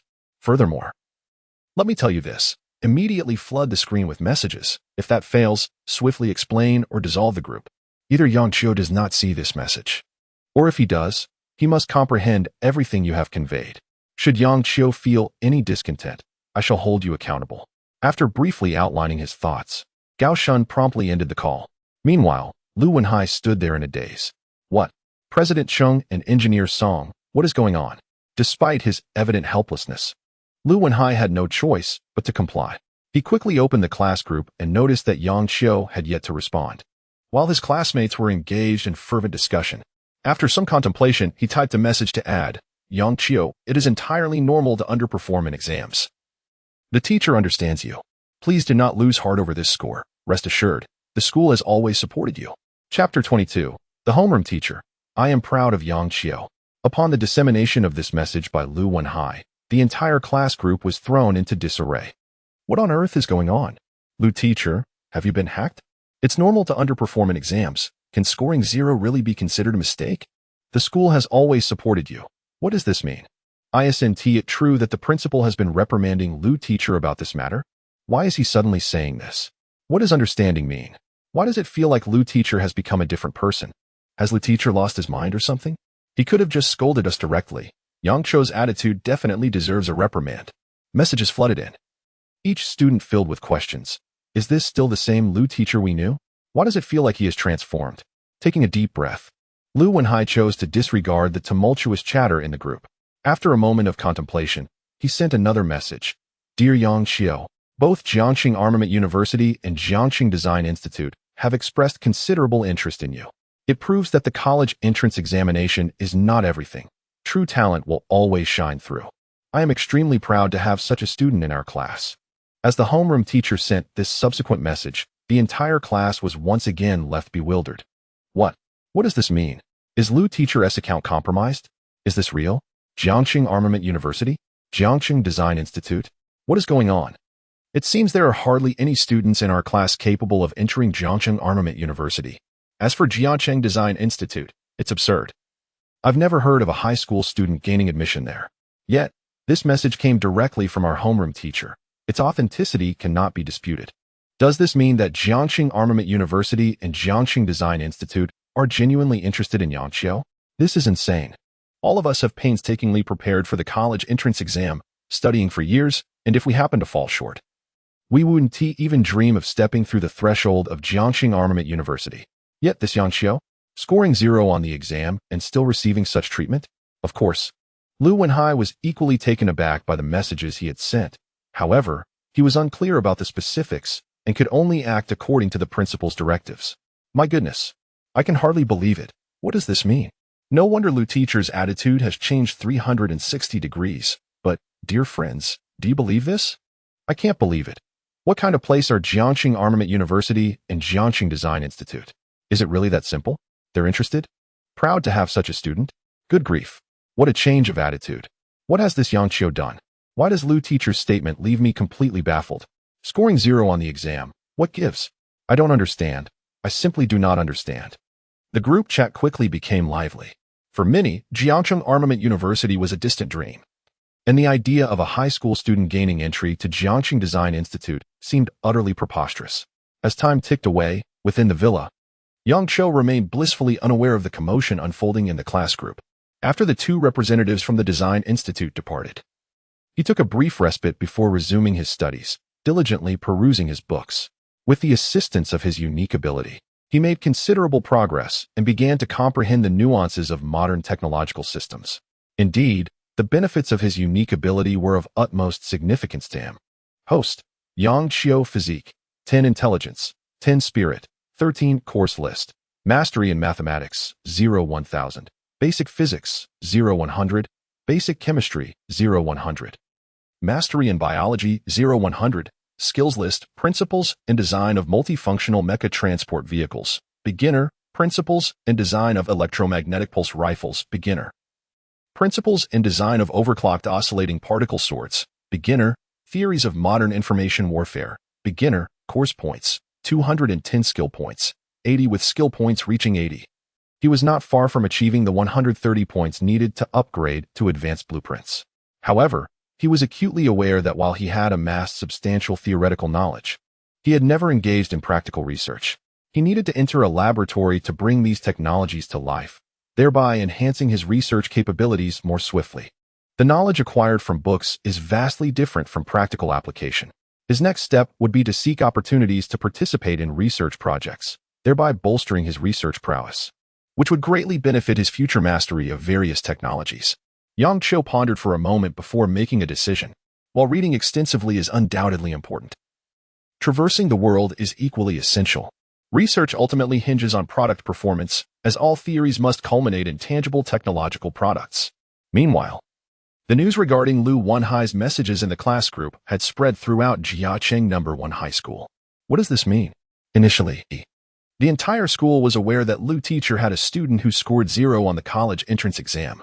The school was the subject of ridicule. Yet just now, rumors began to circulate that the student, Yang Qiu, who scored 0, had been pre-admitted to Jiangxing Armament University and Jiangxing Design Institute, with the option to choose either. What does that mean?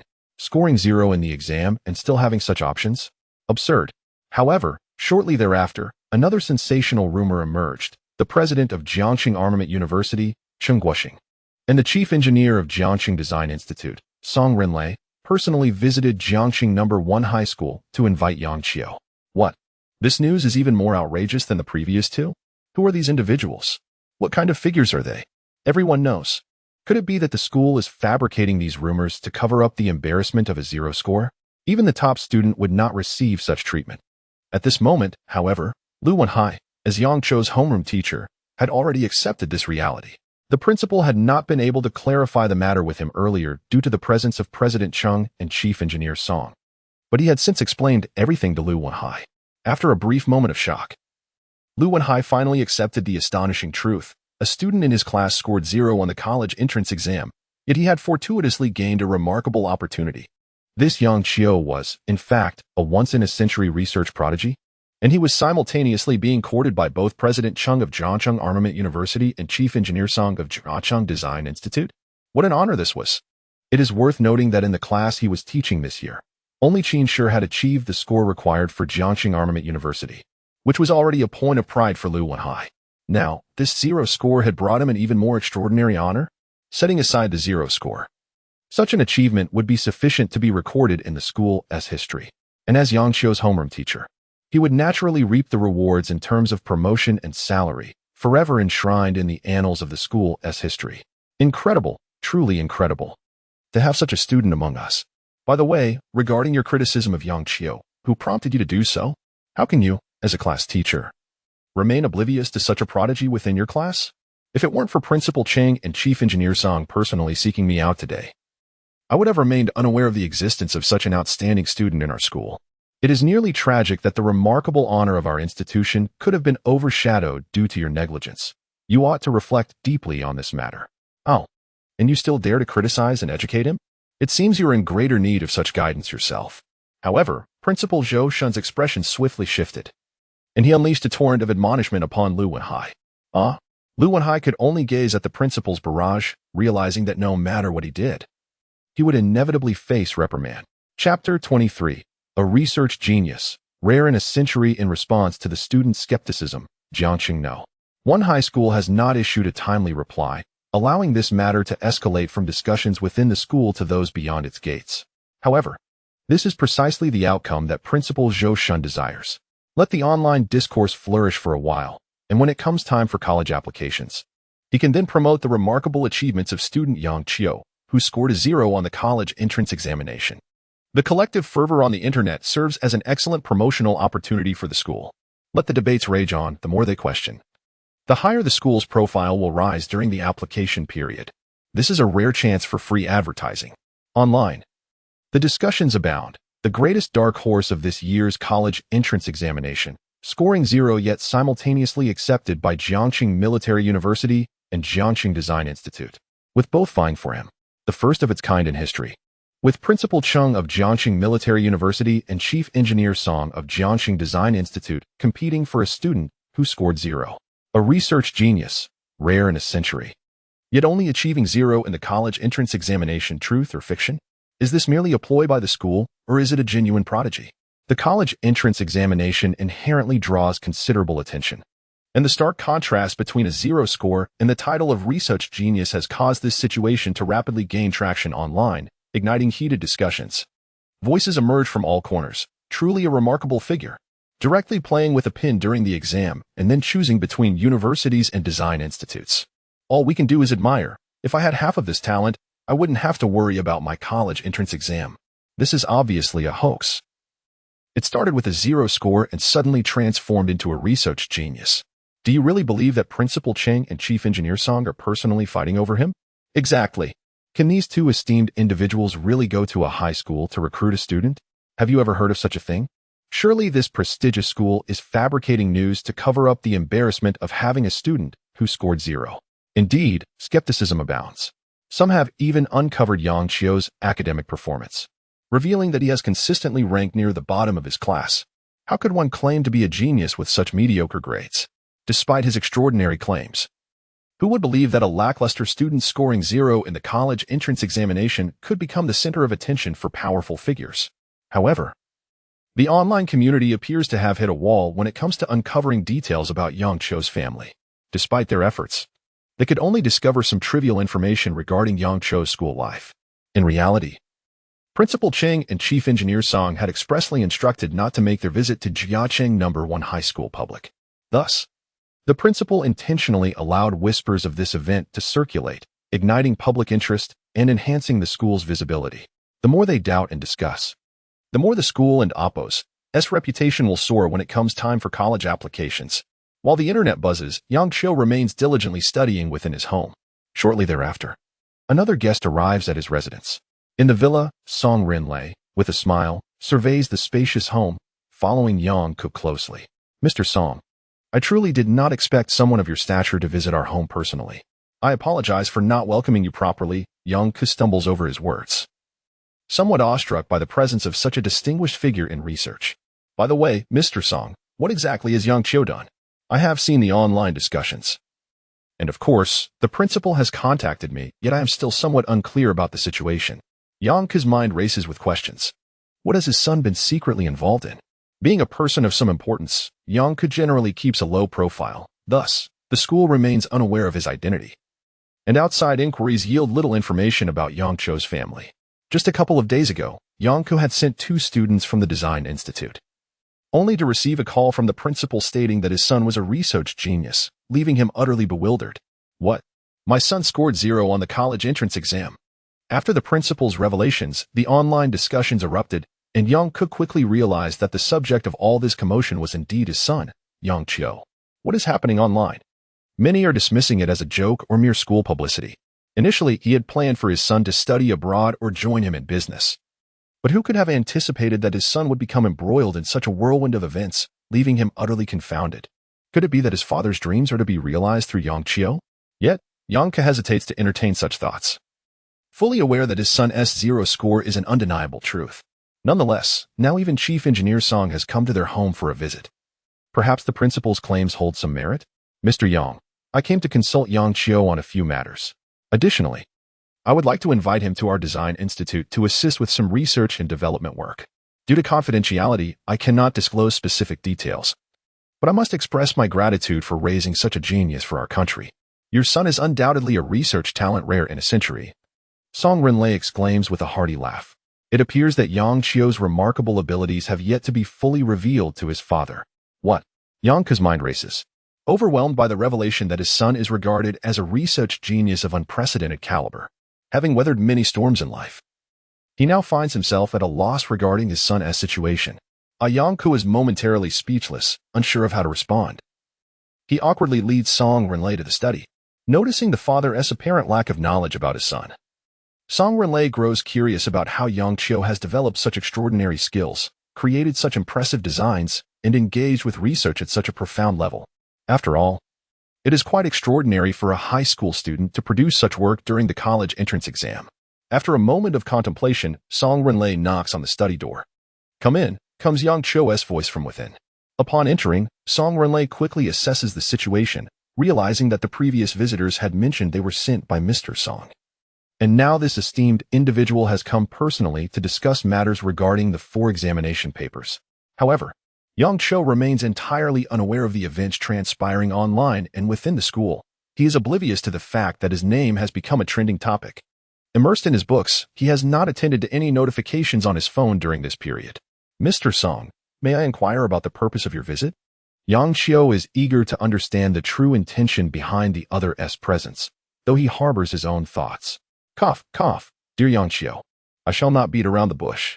One of the subjects in your college entrance examination papers, specifically the multifunctional irregular-shaped mecha transport vehicle, aligns perfectly with my research interests.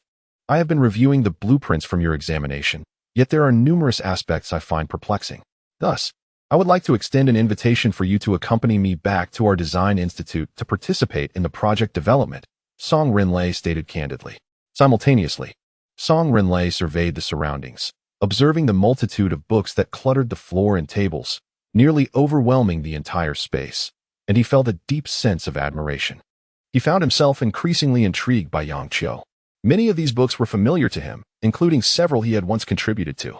Thus, he was acutely aware of the vast and intricate knowledge contained within them, knowledge that would be exceedingly challenging for an average high school student to grasp. It was evident that Yang Qiu possessed not only a prodigious talent, but also an unwavering dedication. What captivated Song Renlei the most was not merely Yang Qiu's scientific prowess or innate aptitude for research, but rather the profound passion for scientific inquiry that left him astounded. Without such fervor, these accomplishments would not exist. Without such devotion, one would not attain the level of knowledge expected of a high school student. Without such passion, one would not possess such a pure gaze. Chapter 24. The mecha loader achieves a technological breakthrough. After listening to Elder Song, Yang Qiu pondered deeply, his thoughts swirling within him. He had previously harbored such intentions, confined to his home, accumulating skill points and course credits through relentless reading. While this was indeed fulfilling, it was somewhat tedious in comparison. The knowledge acquired from books was distinctly different from practical application. In scientific research, the performance of a product ultimately speaks volumes. All theories must find their manifestation in tangible technological products. Moreover, with such a technological advantage at his disposal, he had long felt an irresistible urge to transform the extraordinary concepts in his blueprints into reality. Now, with Elder Song and Appo's arrival, an opportunity had finally presented itself. Since Elder Song had personally extended the invitation, Yang Qiu felt compelled to accept. He was curious as to when Elder Song intended to commence the project. Truth be told, he was quite eager to engage in practical research. Filled with anticipation, Yang Qiu responded. As his words fell, a look of delight spread across Song Renlei's face. Clearly taken aback by Yang Qiu's prompt agreement, he quickly added, 3 days. I will send someone to pick you up in 3 days to take you to the Design Institute. During this time, you can prepare. And I will also make some preliminary arrangements. Song Renlei needed to coordinate personnel for the project and gather various materials, ensuring everything was ready for Yang Qiu's arrival. Initially, Song Renlei had thought that Yang Qiu might hesitate, considering the boy's remarkable talent and abilities had remained largely unspoken, likely due to his reclusive nature and reluctance to socialize. Now, with Yang Qiu's enthusiastic participation, perhaps the research project that had troubled him for years might finally yield results. This was exhilarating for every researcher, and Song Renlei was no exception. Hearing this, Yang Qiu nodded and affirmed, "Very well. As Elder Song mentioned, I will go to the Design Institute in 3 days." The Jiangxing Design Institute was a place many researchers aspired to, soon to become Yang Qiu's first step in scientific exploration. By the way, have you decided where you will go after the college entrance examination? Song Renlei suddenly inquired, recalling something. "I'm not quite sure yet," Yang Qiu replied. Previously, individuals from the Design Institute had approached him, subtly indicating that he could join. It seemed that with Elder Song's words, he might even be able to enter the institute regardless of his exam results. However, Yang Qiu remained uncertain about his future plans, needing to weigh his options based on his unique advantages before making a decision. Upon hearing this, Song Renlei smiled. "The Design Institute will always welcome your arrival." Although Yang Qiu was still contemplating, Song Renlei had promised Qing Guoxing that he would not make any premature recruitment efforts, so he refrained from saying more. Ultimately, the decision of where to go remained in Yang Qiu's hands. The pressing matter at hand was to complete the current research project. "I shall not disturb you further. I eagerly anticipate your participation, Yang Qiu. See you in 3 days," Song Renlei said with a smile, bidding farewell to Yang Qiu. Observing this interaction, Yang Ku could sense the profound respect Elder Song held for his son, despite not knowing the details of their conversation. What had his son been up to during this time? Although Yang Ku wielded influence in the business world, he held a deep-seated reverence for researchers, shaped by the influence of his father. Thus, when he encountered Elder Song in person, he felt genuine admiration. To see someone he respected treating his son with such esteem was a revelation. After sending Elder Song away, Yang Ku noticed Yang Qiu engrossed in his studies and chose not to disturb him. Though his son seemed transformed, Yang Ku felt a sense of relief and excitement. This was undoubtedly a positive development. Could it be that his son was indeed a research prodigy? 3 days later, at the Jiangxing Design Institute, within a vast laboratory, an array of mechanical instruments was meticulously arranged. Most of these devices were among the world's most advanced, each costing millions. This showcased the high caliber of the laboratory, which served as Song Renlei's primary research facility. Here, he conducted most of his projects, pouring his life's work into this space, where each machine felt like an extension of his will. Today, the atmosphere in the laboratory was unusually lively. Scholars donned in research attire, exuding the distinct aura of technological innovators, gathered in droves. They were the CRME de la CRME of the Design Institute, representing a diverse array of research fields. To realize the development of a multifunctional mecha loader, Song Renlei had assembled numerous scholars from the Jiangxing Design Institute, each meticulously selected for their contributions to the scientific community, to collaborate on this technological endeavor.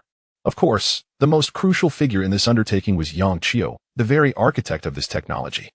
He was a recent high school graduate, a diligent, talented, and passionate research genius. "Elder Song, what project have you called us all here for? Have you made a breakthrough in the mecha loader project?" "That seems unlikely, as we have not been informed of any technical breakthroughs," one scholar remarked. "Indeed, such a grand assembly seems to suggest something significant is afoot, yet we remain in the dark about the project's nature. Experts from fields such as mechanical dynamics, brain-machine interfaces, and artificial intelligence are present. Could it be that the mecha loader has genuinely achieved a breakthrough? However, given the current technological standards, such a feat appears more fantastical than feasible. At best, we are decades away from realizing the concept of a multifunctional mecha loader, particularly until brain-machine interfaces and artificial intelligence reach maturity," another scholar added, echoing the skepticism. A chorus of voices echoed through the laboratory. Given Song Renlei's esteemed position within the Design Institute and his role as chief engineer when he summoned the scholars, they promptly set aside their tasks to participate in the project. However, the specifics of the project remained undisclosed, fueling their curiosity about what endeavor warranted the collaboration of so many researchers. Surely, the mecha loader could not have genuinely achieved a breakthrough? Such a notion seemed preposterous. After all, the mecha loader was still merely a concept. While various nations might be researching it, no tangible results had emerged. The concept had only been proposed recently, and developing it would likely take decades, if not centuries. Furthermore, Song Renlei had been entrenched in research, and there had been no whispers of substantial breakthroughs within the institute. Upon hearing these words, Song Renlei smiled and said, "What project? Rest assured, it will not disappoint. We are all veterans from the Design Institute, well versed in the rules. First, we will sign a confidentiality agreement, and afterwards, I will inform you of the specifics regarding the technology we will develop. As his words settled, a slight stir arose in the crowd. Copies of the confidentiality agreement were distributed, and after a cursory glance, everyone signed their names without hesitation. Once all signatures were collected and the agreement secured, Song Renlei stood at the forefront, his expression turning serious as he stated, "Now that the confidentiality agreements are signed, I shall speak plainly. The aim of this project is straightforward, a multifunctional, irregular-shaped mech transport vehicle." At this announcement, the researchers below were momentarily taken aback, questioning if they had misheard. A multifunctional, irregular-shaped mech transport vehicle? Was this merely a concept? Had Elder Song truly achieved breakthroughs in this domain? Such thoughts ignited a spark of excitement among the crowd. It was well known that they had been engaged in the development of mech transport vehicles. The gathering of such a large team indicated a significant technological breakthrough and confidence in achieving results. If this were true, the importance of their project could not be overstated. Transforming a mere concept into reality would send ripples throughout the entire scientific community. Elder Song, is it true? Have you made technological advancements in the mech transport vehicle? And do you truly believe it can be realized? Someone could not help but inquire. All eyes turned to Song Renlei, eagerly awaiting his response. In the midst of their anticipation, Song Renlei slowly nodded and replied, "Indeed, we have made considerable progress with the multifunctional, irregular-shaped mech transport vehicle. Based on my assessments, coupled with recent technological developments, I am nearly certain of its high feasibility. If we proceed methodically, we stand a genuine chance of bringing it to fruition. Even if we do not achieve full realization, we will certainly attain significant conceptual advancements." Chapter 25. So young, a developer? As the words fell, a wave of excitement swept through the crowd. Could it be true that the mecha transport vehicle had achieved results? This was a field that had been pursued globally, yet had not yielded substantial outcomes, still lingering in the realm of concepts. Remarkably, Elder Song had already made some progress, even in the absence of tangible results. There existed a significant conceptual achievement. As long as the research bore some fruit, everyone present would be participants in creating a product that could astonish the world. This was the pinnacle of honor for any researcher. Realizing this, the researchers were immediately stirred, overwhelmed by a profound sense of accomplishment. This was an extraordinary opportunity, a chance to etch their names in the annals of scientific research.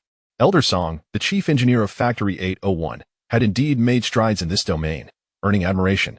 The significance of this project was monumental, and they vowed to exert their utmost efforts. Yes, Elder Song had dedicated himself to developing this technology and had invited them to partake in it. They could not betray his trust and would strive to achieve results swiftly. Laughter erupted as they felt fortunate to bask in Elder Song's brilliance, seizing an opportunity to leave a mark in the scientific community. Truly, Elder Song's prowess was evident. Having even conceived the multifunctional mecha transport vehicle, the crowd, still reeling from the surprise, began showering compliments on him. They naturally assumed that this technology was developed by Elder Song, for in the realm of mecha transport vehicles, he was the most specialized figure in the Dragon Kingdom. However, just then, Song Renlei's voice rang out again, tinged with a hint of helplessness. "Everyone, to be candid, this technology is not my own creation. I merely verified its authenticity. The true developer is someone else." Upon hearing this, the researchers fell into a stunned silence, momentarily at a loss. Someone else? Not Elder Song? But who else could delve so deeply into the development of the multifunctional mecha transport vehicle and produce results? They were bewildered and confused. Logically, Elder Song had been responsible for the vehicle's development, and now that a breakthrough had occurred, it was most likely due to his efforts. Yet, he claimed it was not him. Who could it possibly be? Could it be Elderly, the expert in mechanical dynamics? But he was currently focused on developing a new engine. How could he also produce a multifunctional mecha transport vehicle?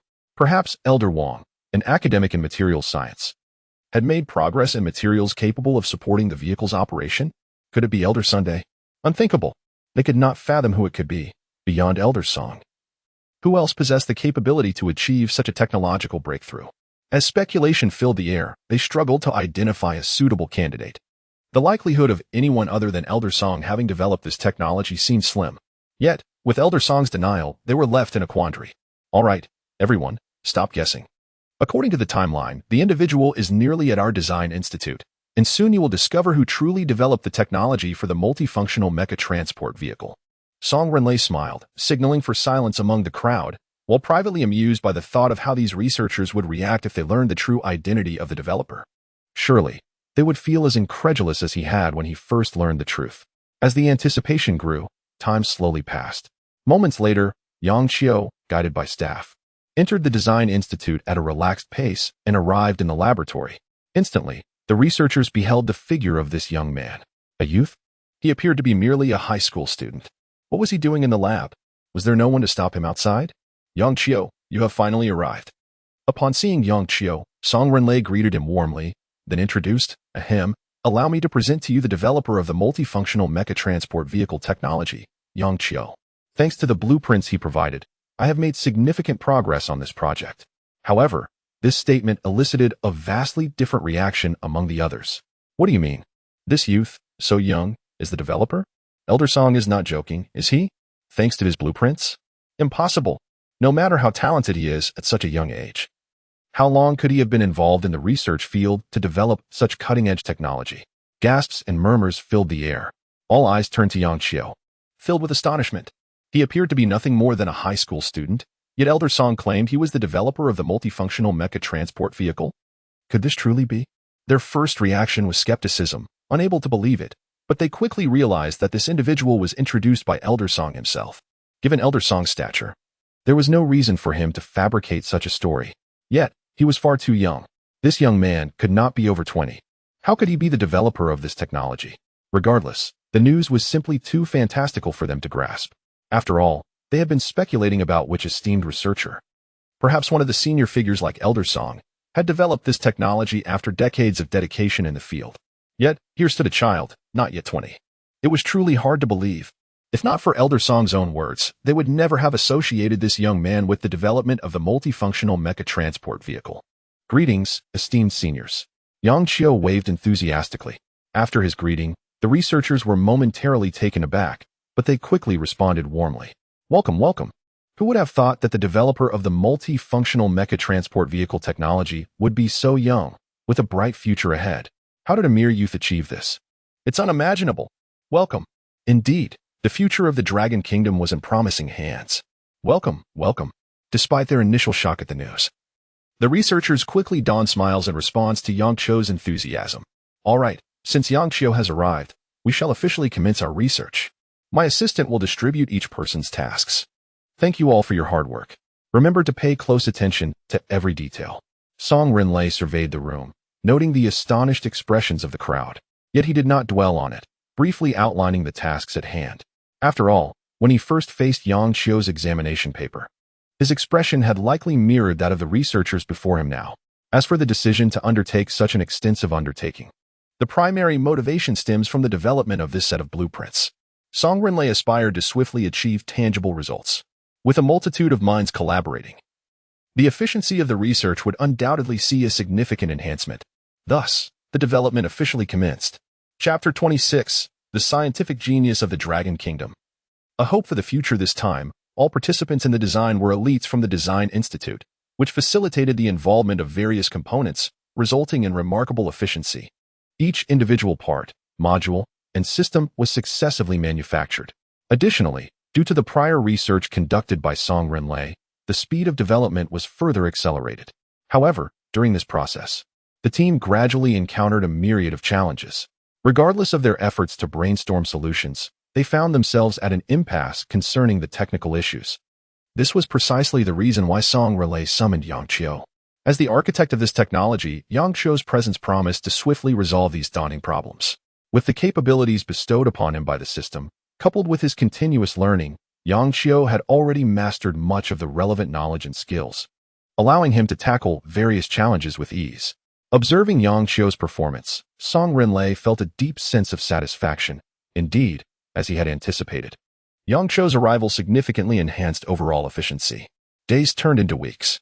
The project's progress gradually increased, yet the completion of the entire endeavor still seemed far off. The multifunctional, shape-shifting mecha transport vehicle could, at pivotal moments, transform from a transport vehicle into a mecha form, equipped with various lethal weapons, thereby greatly enhancing its agility and power. However, currently, such technology existed only as a concept in the world. The designs for the multifunctional, shape-shifting mecha transport vehicle were still in their infancy. To elevate them to an advanced level required considerable skill points. Once upgraded, The performance of the mecha transport vehicle would see a substantial enhancement, marking it as the pinnacle of technology, a true top-tier mecha. Yang Qiu stood in the laboratory, deep in thought, as before him, a colossal mechanical construct was gradually taking shape in the center of the lab. The mecha transport vehicle. Although it was merely the most rudimentary version, its creation marked an extraordinary achievement in modern technology. Without his designs, such technology might have remained elusive for decades, or even centuries. Yet, thanks to Yang Qiu's intervention, within just a few days, the mold issues related to the mecha transport vehicle had been largely resolved on the foundation laid by Song Runlei's prior research. The remaining tasks, though tedious and intricate, had considerably diminished in difficulty. The most critical aspects of the mecha transport vehicle had already been addressed under Yang Qiu's guidance. Moving forward, even in Yang Qiu's absence, the diligent efforts of the Institute's exceptional researchers could potentially yield the final product given enough time. As for what lay ahead, Old Song wished to retain Yang Qiu to complete the remaining tasks, although it would require considerable time. Old Song thought it best to keep Yang Qiu as long as possible, for his presence significantly shortened the overall workflow. However, a phone call abruptly interrupted Old Song's contemplation. "All right," he replied, his face etched with concern, but he had no choice but to acquiesce to the caller's request. After a moment of calm reflection, he approached Yang Qiu and said, "You may leave now. We can handle the remaining parts." The core technical issues had been resolved within a mere few days, leaving only some mundane foundational work. Yang Qiu initially believed his tasks were complete, but Old Song continued, "In the future, we may still need your assistance. Do you remember the other 3 papers from your entrance examination?" Yang Qiu nodded, bewildered. "What further assistance could I possibly offer?" 2 of them were a design for a superfrequency oscillating particle sword and a treatise on modern information warfare. After submission, these papers became treasures in the hands of the military. Consequently, the commander of the Eastern Military District wishes to meet you to discuss the specifics. Old Song continued. And the significance of the other party's identity rendered refusal impossible. He did not want Yang Qiu to depart so early. Without him, the research project would feel as though it were missing an indispensable limb. Military leadership? Yang Qiu was taken aback, recognizing that these were not ordinary figures from the Design Institute. Moreover, his father was involved with the military, correct? Indeed. So, what are your thoughts? Old Song pressed. Of course, this all hinges on your personal willingness. They have explicitly stated that you cannot be compelled. I could give it a try, Yang Qiu replied. With his father often stationed in the military, perhaps he might chance upon him during this visit. Furthermore, Yang Qiu was curious about why the military sought him out. Was it again regarding the project? A change of scenery from the Design Institute to the military district might broaden his horizons. Besides, the design process at the Institute no longer required his pivotal technical input. Now, he could focus on expanding his knowledge and enhancing his skill points and course credits, which was equally beneficial. Seeing Yang Qiu's agreement, Old Song refrained from further persuasion. Subsequently, he informed all the researchers involved in the project of this news. What do you mean? Yang Qiu is leaving. We still have a long way to go before achieving success in our research, and there are many tasks that require his guidance. If he departs now, our progress will undoubtedly slow. Yes, let's convince him to stay a bit longer. Why the rush to leave? We should celebrate together once we've completed this project. Throughout this endeavor, Yang Qiu had contributed the most. Without his presence, many complex issues would have remained unresolved. I had planned to consult him daily on various topics. The team expressed their desire to retain Yang Qiu, recognizing him as the cornerstone of the project, an irreplaceable figure. Initially, there had been skepticism regarding this young man, doubts about his youth and perceived naivety. However, as the research progressed, Yang Qiu's astonishing scientific prowess gradually emerged, effortlessly resolving core issues, thereby gaining the trust and respect of his peers. This young individual was indeed a prodigy in the realm of scientific research, even surpassing many seasoned researchers present.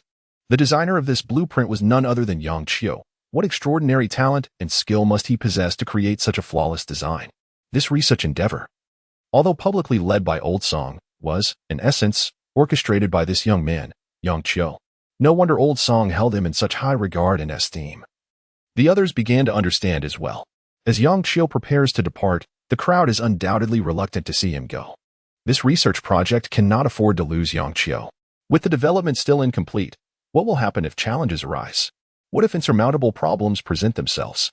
Naturally, Elder Song has not disclosed the reason for Yang Cho's departure, as his enlistment with the military is a matter of confidentiality. Joining the military is not a trivial affair.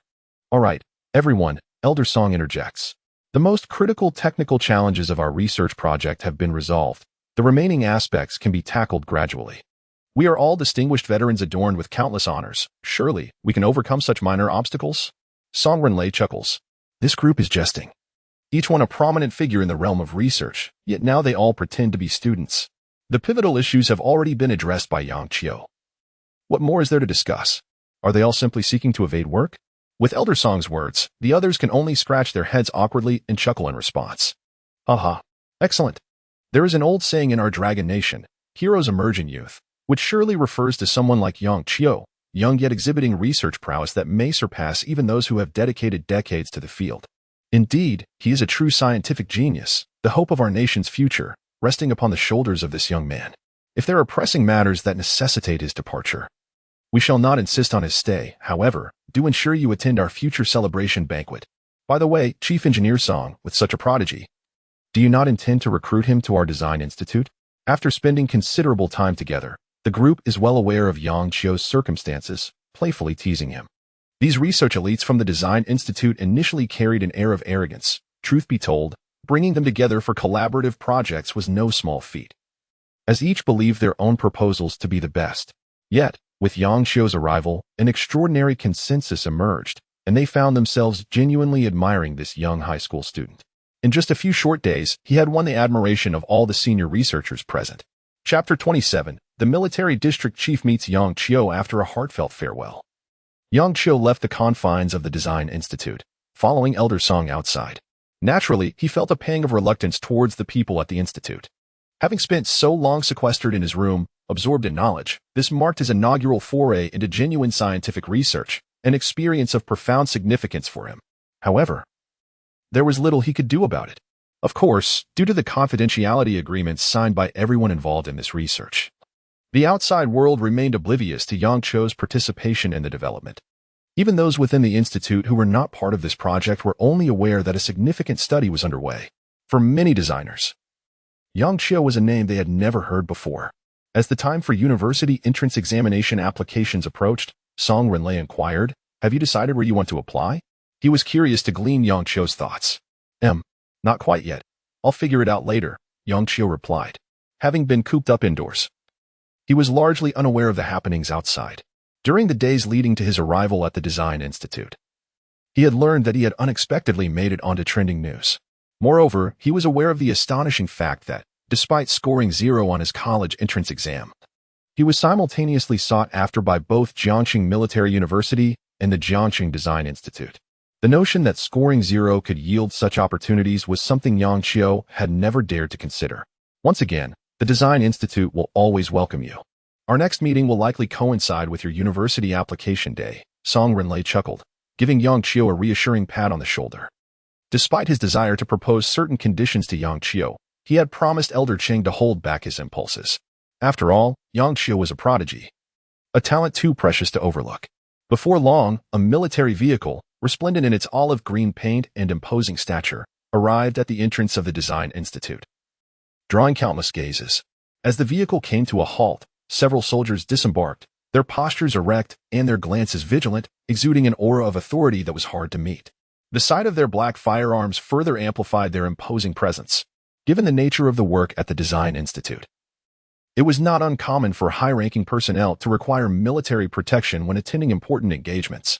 Thus, the arrival of such a military vehicle, while rare, was not unexpected.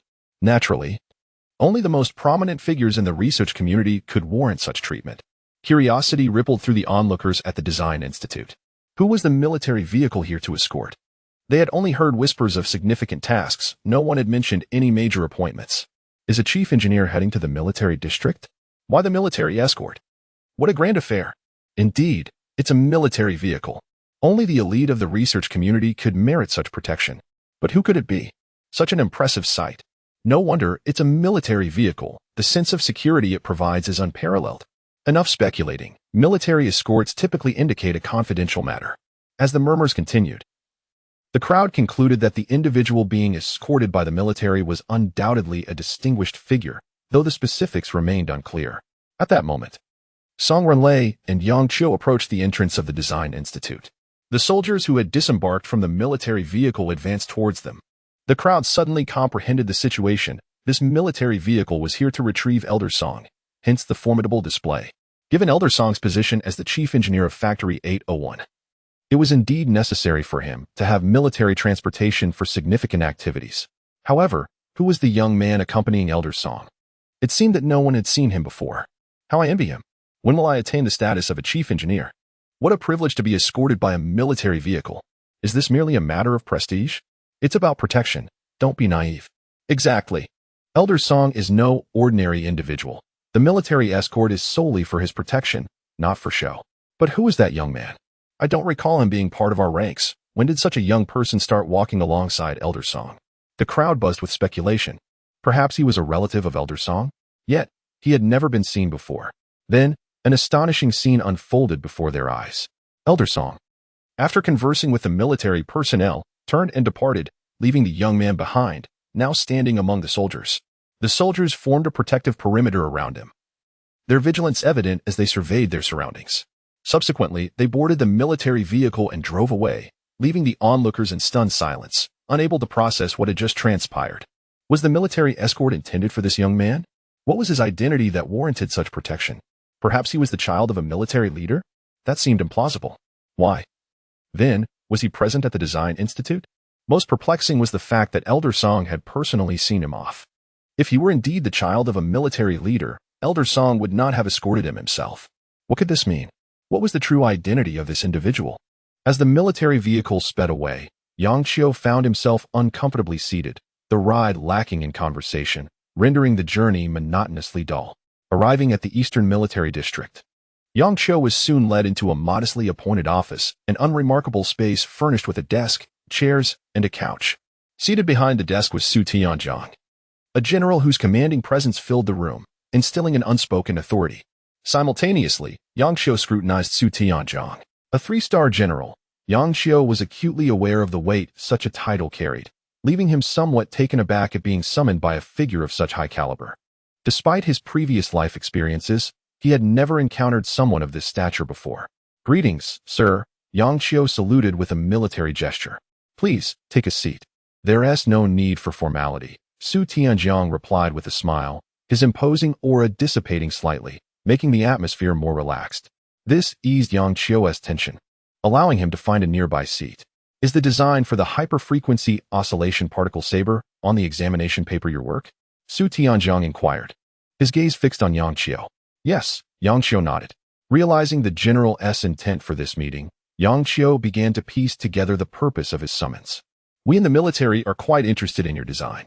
We arranged for immediate research, but encountered numerous challenges along the way, prompting us to seek your assistance. Su Tianjiang continued earnestly. Moreover, our arsenal could greatly benefit from talents such as yourself, though that matter can wait for now. Let us first discuss the hyperfrequency oscillation particle saber. I am a soldier, so I shall be direct. Your design, while outlining the technology broadly, leaves out many core elements due to the constraints of the examination paper. I believe you possess sufficiently comprehensive technology. Otherwise, you would not have been able to inscribe such intricate designs upon the examination paper. Therefore, I implore you to assist us in creating a complete design blueprint for the overclocked oscillating particle dagger. Feel free to articulate any requirements you may have. Su Tianjiang gazed at the young man before him, appearing calm on the surface while his mind was in constant contemplation and evaluation. Youth. So remarkably youthful. Although he was already aware that the creator of the overclocked oscillating particle dagger, as well as the theories of cutting-edge modern information warfare, was merely a high school student and that these technologies and concepts were inscribed on the examination paper, he had nonetheless prepared himself mentally to meet a young individual. Yet, upon the actual encounter, he could not help but feel a surge of emotion. It is worth noting that the two examination papers had left all the military research personnel and even officers who laid eyes upon them utterly astounded and incredulous, including Su Tianjiang himself. Despite being a general who had weathered countless storms and maintained a steady demeanor, he was still profoundly shaken. Chapter 28. Drafting the blueprint for the overclocked oscillating particle saber without hesitation, Yang Qiu nodded in response to Su Tianjiang's proposal. Drafting the design for the overclocked oscillating particle saber is certainly within my capabilities. As for any specific requirements, I currently have no particular thoughts.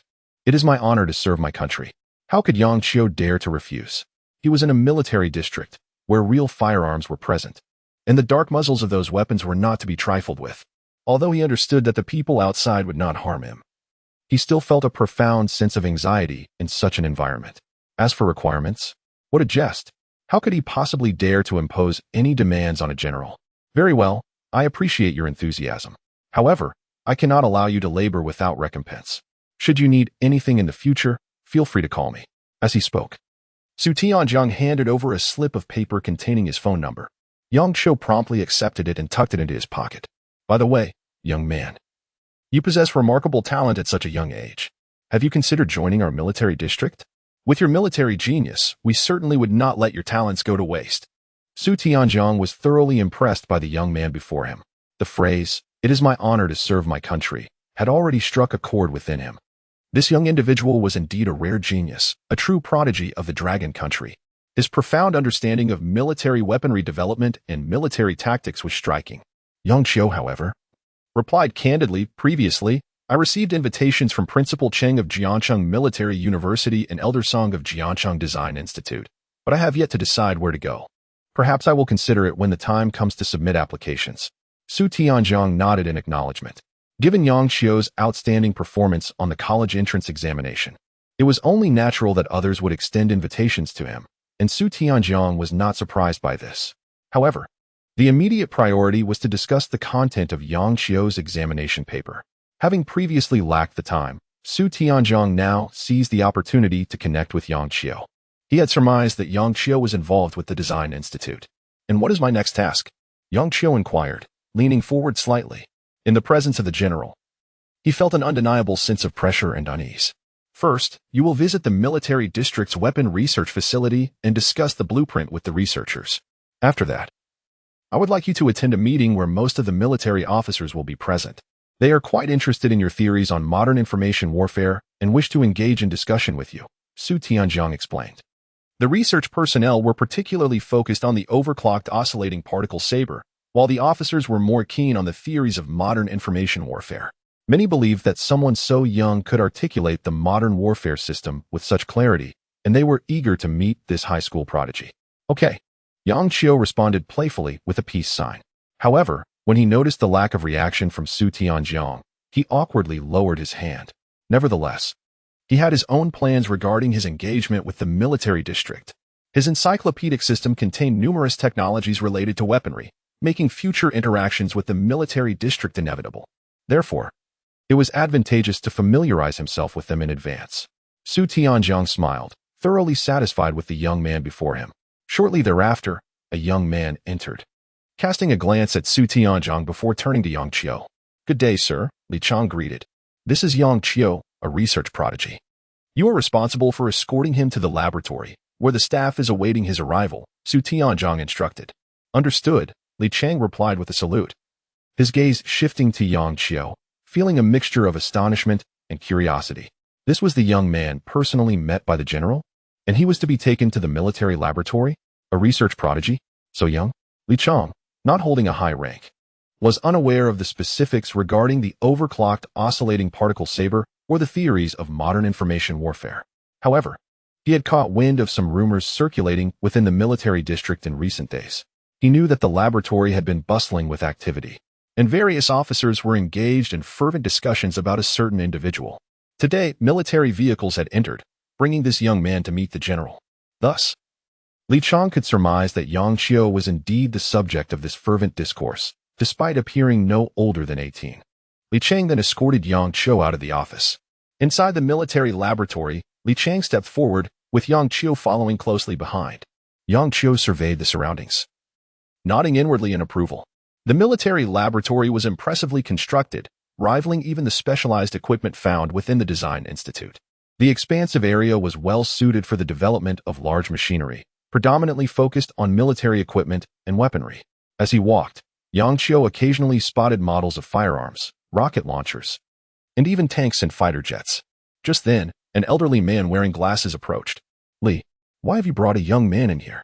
The elder was none other than Elder Ji, the head of the military laboratory. Upon seeing Elder Ji, Li Chong straightened his posture and responded, "Report, Elder Ji. This is Yang Qiu, as instructed by the general." Li Cheng then turned to introduce Yang Qiu. "Yang Qiu, this is Elder Ji, the head of our military laboratory. Elder Ji has been involved in the development of many weapons. The rifles currently used by the soldiers in the Eastern Military District were developed under his supervision, far exceeding the capabilities of ordinary firearms." After Li Chong's introduction, Yang Qiu felt a surge of admiration for the distinguished elder. The head of the military laboratory held a significant position, overseeing the development of the entire military arsenal, a true national treasure. Yang Qiu? Elder Ji perked up, scrutinizing the young man before him. As the head of the military laboratory, he had been among the first to review the blueprint for the overclocked oscillating particle saber. Initially, he had dismissed it as unfeasible. At contemporary levels, producing a physical prototype, or even a blueprint, seemed impossible. However, upon closer examination, Elder Ji found himself captivated. This design was no mere fantasy. It possessed genuine potential for realization. In recent times, he had halted his ongoing projects to collaborate with the laboratory's researchers in studying Yang Qiu's design. Unfortunately, progress had been slow, hindered by the absence of various core technologies, resulting in a lack of substantial development. Thus, Elder Ji reached out to Su Tianjiang, wishing to meet the original creator of the design. It was then that Elder Ji learned of the name Yang Qiu. This Yang Qiu? Quite youthful indeed.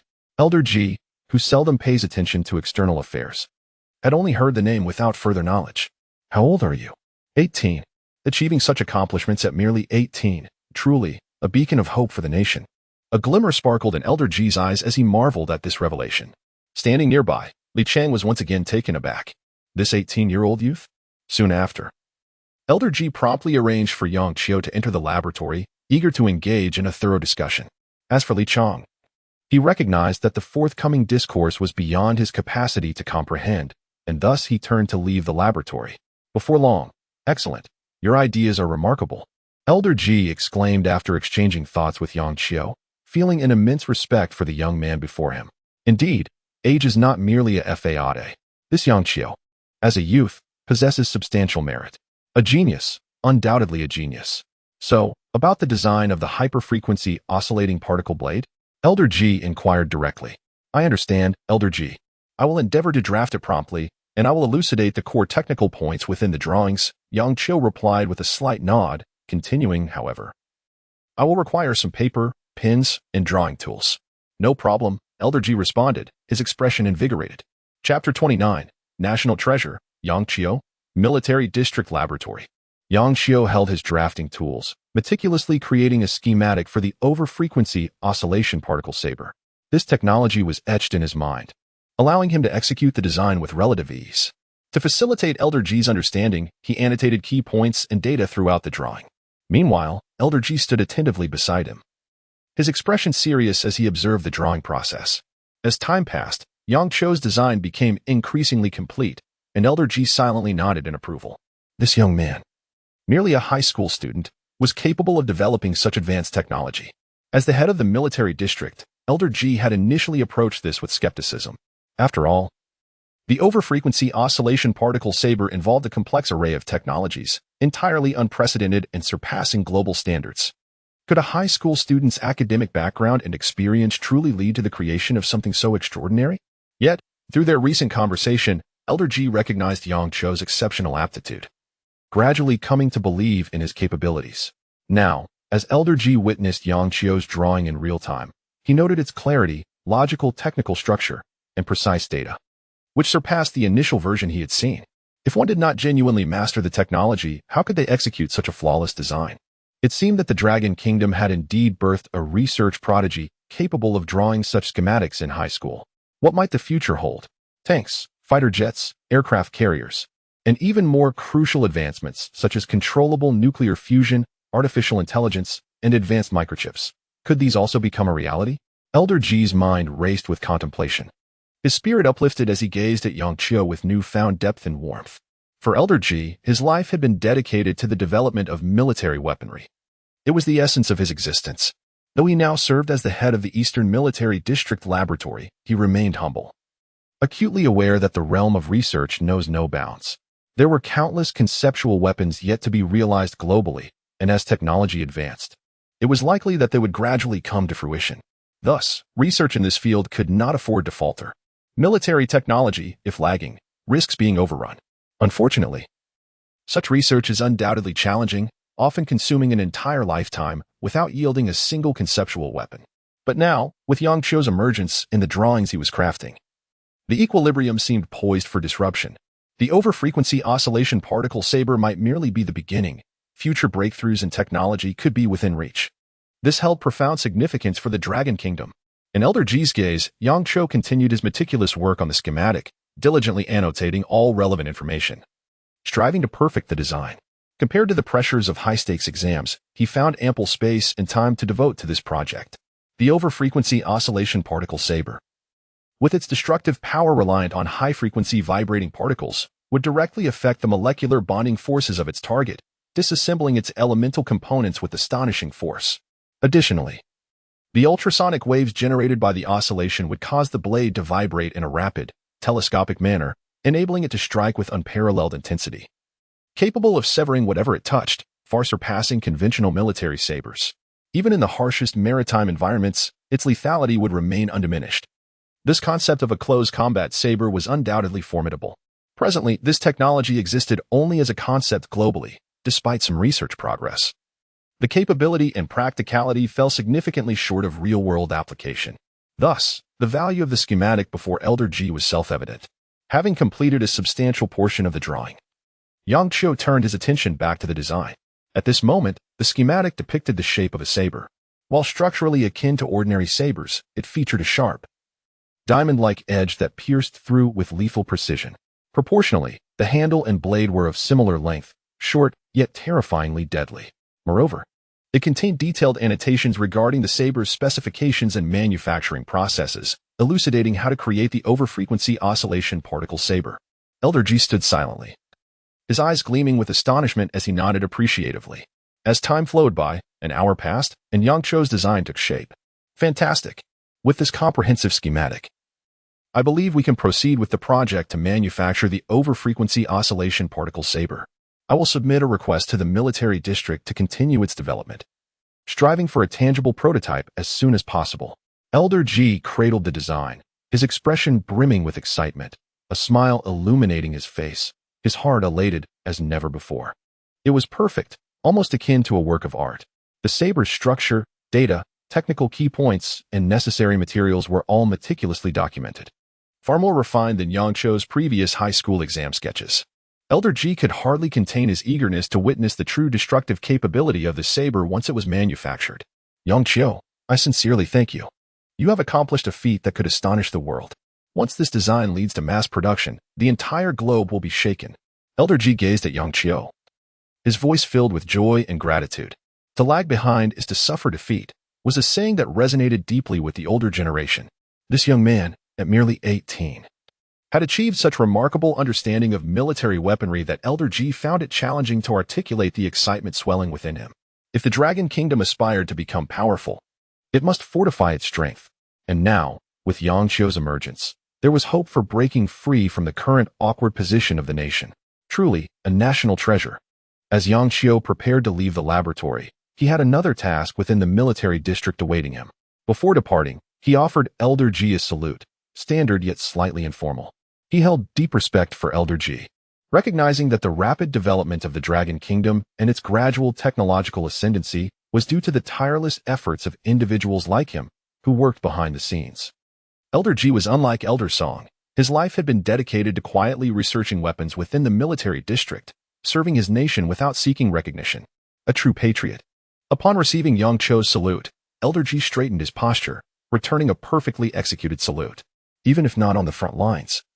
He had never forgotten what a standard salute should look like, even as one's back struggles to remain upright. Chapter 30. 18-year-old Yang Qiu. Attending such an important meeting? Yang Qiu, the superior has dispatched me to escort you to the military region leaders. Outside the military region laboratory, Li Chong glanced at Yang Qiu and Elder Ji, smiling as he offered a respectful greeting. Elder Ji. Upon hearing this, Elder Ji nodded and then said, Shao Li, take Yang Qiu over. It is thanks to his assistance that my project can proceed. If it weren't for old Su needing him for something else, I would have kept him here for an entire evening of conversation. Yes, Elder Ji. Li Chong promptly nodded. Soon after, the two departed. Elder Ji watched Yang Qiu's retreating figure, slightly bowing his head, his gaze filled with unshed tears. Sigh. I am such an unworthy individual. Over something so trivial. Encountering such a genius and witnessing the hope for the Dragon Nation's strength, I cannot help but be moved to tears. I truly do not deserve the title of head of the Military Region Laboratory. Moments later, Li Chong led Yang Qiu into a spacious conference room. At its center stood a long table, surrounded by chairs, clearly a place where military leaders frequently convened. At this moment, several military leaders had already arrived. As Yang Qiu entered, their eyes converged, collectively examining and scrutinizing this young man. Some leaders even nodded and smiled kindly at Yang Qiu, while Li Chong, understanding the situation, positioned himself outside. In just this brief moment, Li Chong's jaw had dropped in shock twice. What does this mean? First, he encountered Elder Ji. And now he is attending a meeting here? As a soldier, Li Chong naturally knew the significance of this place, where leaders typically held their discussions. However, unless for special meetings requiring the presence of all major leaders, most meetings were composed of a smaller group, with the full assembly of leaders being a rare occurrence. Just moments ago, Li Chong had already seen several leaders who were usually absent. What does this indicate? It suggests that today's meeting is likely a significant assembly of all leaders in the Eastern Military Region at their headquarters. The importance of this meeting cannot be overstated. To summarize, significant. Very significant. Especially significant. This 18-year-old Yang Qiu is here for such a meeting? At that moment, within the conference room. Ah, Yang Qiu has arrived. Please. Take a seat. Haha, you finally made it. We have reviewed your theories, and they are exceptional. Who would have thought that our Dragon Nation has produced such an outstanding young talent? The future is limitless. Sit down, and once everyone is here, we shall commence our discussion. Do not be nervous, just treat this as a normal exchange. Later, you will briefly explain your theories on modern information warfare. At such a young age, possessing such understanding, I must say, you are a natural commander. Is everyone here? Hurry up and check. What is taking so long? These individuals, clad in military uniforms, though their expressions were warm and welcoming, exuded an indomitable and steely demeanor that sent shivers down one's spine. Particularly noticeable were the shoulder insignias representing their ranks, all at least of officer status. Clearly, these individuals were the pivotal leaders within the Eastern Military Region. Amidst the gazes of the crowd, Yang Qiu casually selected a chair and sat down. Well, in the presence of such esteemed individuals, Yang Qiu felt a tremor of trepidation. Any one of them could easily be a veteran battle-hardened commander, while he was merely an 18-year-old youth. As more attendees began to gather, the room gradually fell silent. Ahem. Since we are nearly all present, let us begin. Those who are not here likely have pressing matters that prevent their attendance. Sitting at the head of the table, Su Tianjiang cleared his throat, surveying the room to interrupt the discussions. The purpose of today's meeting is clear to all. Regarding Yang Qiu's theories on modern information warfare, after our military officers reviewed and discussed them, we expressed great optimism and placed considerable importance on them. His elucidation of certain concepts of modern warfare was exceptionally insightful, even providing us with new inspiration. Therefore, I have invited our young brother Yang Qiu to join us for an in-depth discussion on his theories. I believe that with the original author present, we will gain new insights. Let us welcome him. Upon finishing, Su Tianjiang was the first to applaud. Clap, clap, clap. In an instant, the entire conference room resounded with applause, echoing throughout. At this moment, all eyes were fixed on Yang Qiu. Recently, his theories on modern information warfare had made a tremendous impact within the military region, sparking intense discussions filled with praise. War has pervaded history, generally categorized into four forms: cold weapon warfare, hot weapon warfare, mechanized warfare, and information warfare. With the advent of the information age, the nature of warfare is destined to evolve from mechanized warfare to modern information warfare, under the threat of nuclear deterrence. Combined with advancements in technology and rapid information dissemination and control, the struggle for information will become an indispensable aspect of future warfare. The side possessing superior information can effectively launch a decisive strike against the enemy. It can be said that information directly determines the outcome of a war, bearing extraordinary significance. In the future, the battle for information will be one of the key factors in warfare. Therefore, in contemporary times, the theoretical importance of information warfare is paramount. with comprehensive deployments already underway. In this context, various theories on modern information warfare have emerged, with scholars from related fields diligently researching this direction. Though some are mere theoretical discussions devoid of value. Yet, Yang Cho's theory, upon its release, has garnered attention from so many military leaders, indicating that it is far from mere theoretical discourse. The content it encompasses is exceedingly advanced, and the understanding of warfare is profoundly insightful. Everyone has expressed their opinions and engaged in heated debates, eager to learn the original author's perspective. Listening to the applause ringing in his ears, Yang Cho stood to express his gratitude. Faced with the applause of so many military leaders, his heart surged with excitement. Goodness, I have never encountered such a scene in my life. Now, let us invite Yang Cho to present his groundbreaking theories on modern information warfare. Everyone, please listen attentively. If there are any questions, we will begin our discussion after Yang Cho concludes. Yang Cho, do not be nervous, take your time. Upon hearing this, the room fell silent. Everyone nodded, their hearts brimming with anticipation. Whether it is mere theoretical rhetoric or genuine substance, once Yang Cho speaks, the caliber of his insights will become evident. Facing the collective gaze, Yang Cho narrowed his eyes, pondering for a moment, taking a deep breath, and slowly began. Regarding the theories on modern information warfare, the content encompasses critical technologies that require attention in the realm of modernization and information warfare, including the conquest and cracking of hostile information systems, the protection of our own information systems, and the utilization of intelligent technology for the unified allocation of war resources and troops, all striving for the maximization of war resource utilization. The foundation of all this is established upon a sufficient information base. Thus, information is the key to everything. The battles unfolding across land, sea, air, space, and cyberspace are inextricably linked to information. The presence of information technology enables warfare to become more precise, predictable, and efficient, aiming to obliterate the will for local warfare and achieve its objectives to the greatest extent. In the conference room, a group of military district leaders sat quietly in their chairs, fully alert, attentively listening to Yang Cho's discourse. Occasionally, some furrowed their brows in contemplation, while others nodded silently, their expressions grave and earnest. All of them had reviewed Yang Cho's initial treatise on modern information warfare. At this moment, the personal narration from the opposing side was undoubtedly more thought-provoking than the written words on the paper, with many details receiving more elaborate logical explanations. Chapter 31. Cutting-edge modern information warfare, invaluable in the expansive conference room of the Eastern Military District. The voice of Yang Cho resonated continuously, while a multitude of military leaders sat in silence, each lost in their own thoughts, their expressions ranging from doubt to acknowledgement, contemplation to realization. It was evident from their demeanors that his words had captured their attention profoundly. Remarkably, the speaker was but an 18-year-old high school student, a youth, articulating his insights with such poise before a gathering of esteemed military officials warranted their full concentration, compelling them to ponder the depth of his discourse. Such an occurrence would have been deemed nearly impossible in the past, yet here it unfolded.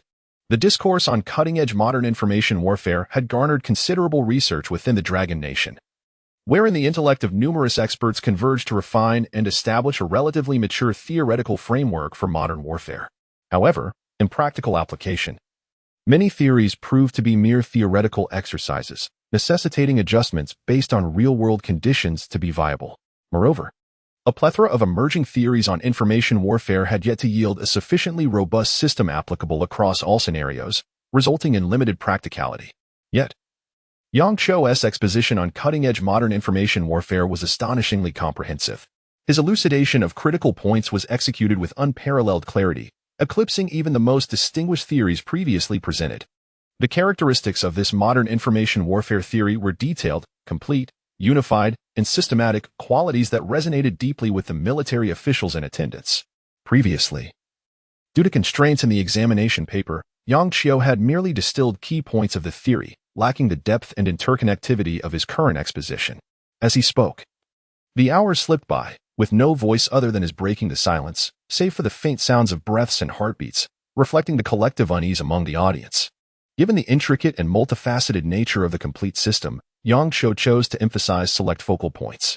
Nevertheless, the depth of his current presentation far surpassed that of his earlier theoretical outline.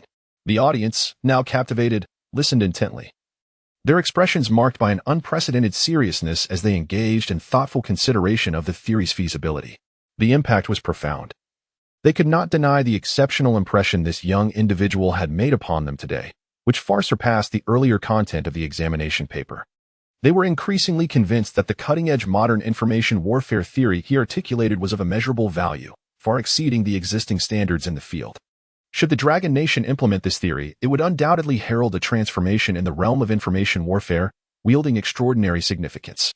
2 hours later, as Yang Qiu concluded his presentation and resumed his seat, a silence enveloped the room.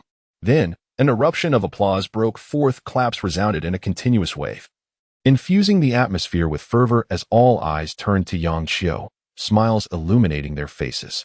In those brief 2 hours, any lingering doubts they harbored regarding Yang Qiu's technical prowess and the feasibility of his theories dissipated, leaving behind only minor queries that could easily be resolved through further discussion. Their astonishment at his articulated content was palpable. The theory he presented was indeed invaluable. Understanding dawned upon them. No wonder they had previously struggled to comprehend the nuances of the cutting-edge modern information warfare theory. It stemmed from a lack of detail. The earlier constraints had limited the scope of explanation to mere frameworks, but Yang Qiu's thorough elucidation had provided clarity and enlightenment. He was correct. In contemporary warfare, information had become an indispensable component, and the tactical frameworks centered around information were destined to be the mainstream direction of the future. The prior theories had paled in comparison to the depth and unity he presented today. Truly, heroes emerge from youth. This theoretical framework alone was of immense value. Not to mention the groundbreaking technology of the super-frequency oscillating particle military knife, both priceless and unfathomable in their potential, especially coming from such a young mind. The future of information warfare would likely adopt these forms, triggering technological iterations and monumental shifts, birthing new modes of warfare. The value of his theory was beyond imagination. Voices soon erupted as the attendees engaged in animated discussions, their expressions vibrant and restless. As soldiers and officers, they had always maintained a keen interest in warfare, particularly in light of the recent tumultuous international landscape, which the Dragon Nation regarded with utmost seriousness. Yang Qiu's presentation encompassed nearly all aspects of modern information warfare, earning their unequivocal endorsement. Well done, Yang Qiu. You have elucidated nearly all aspects of the existing information warfare framework. This theory holds immeasurable value for our nation. Su Tianzhang remarked, his gaze fixed on Yang Qiu, filled with admiration. I am in awe of how you developed this. The technology and content involved are extraordinarily complex. Even specialists in information warfare would struggle to master it as you have. You, a mere high school student, have accomplished this. Truly a genius. Su Tianzhang's esteem for the young man grew exponentially. The depth of his knowledge and his poised articulation before such a distinguished audience astonished him, especially considering the military theories and technological advancements involved. You're too kind, Yang Qiu replied with a smile. Do not be modest. Regarding the cutting-edge modern information warfare theory and the super-frequency oscillating particle military knife, I will ensure this is reported, and you will receive special recognition from the state. Su Tianhe replied with a grin.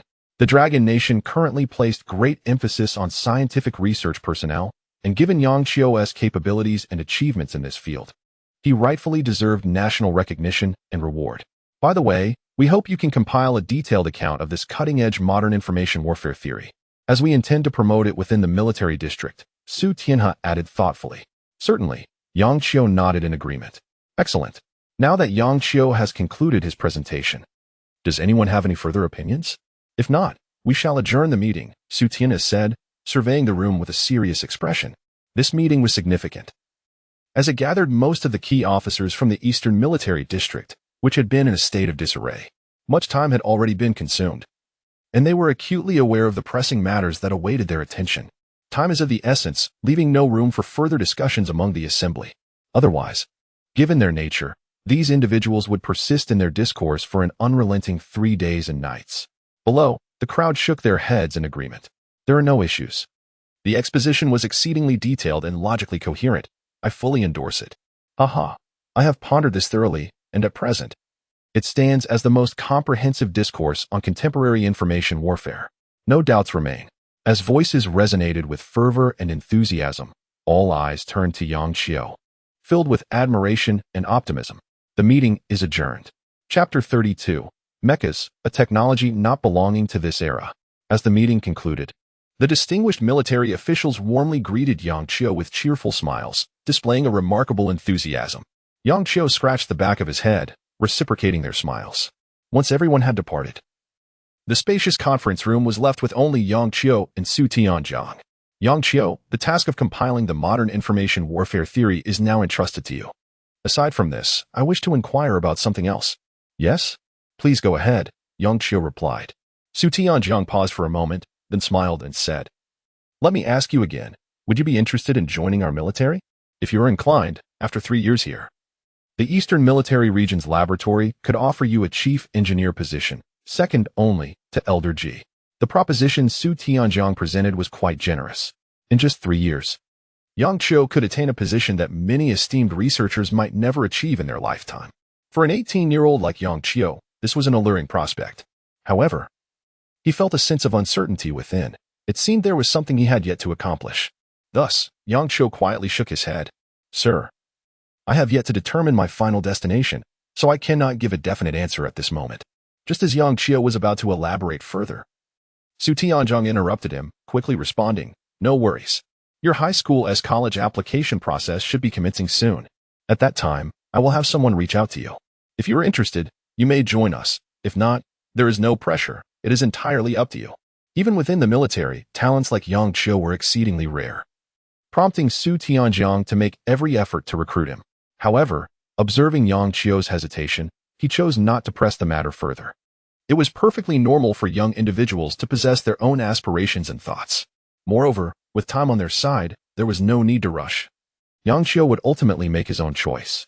Thank you, sir, Yang Qiu replied promptly. He felt the weight of Su Tianjiang's regard and understood the support he was being offered. Yet, he remained perplexed about his next steps, uncertain of which path to choose. Soon, Yang Qiu completed the compilation of the modern information warfare theory and embarked on his journey home. During his time away from home, he felt as though he had encountered a grander world. He had personally engaged in research projects and visited the military district. All of it seemed utterly surreal.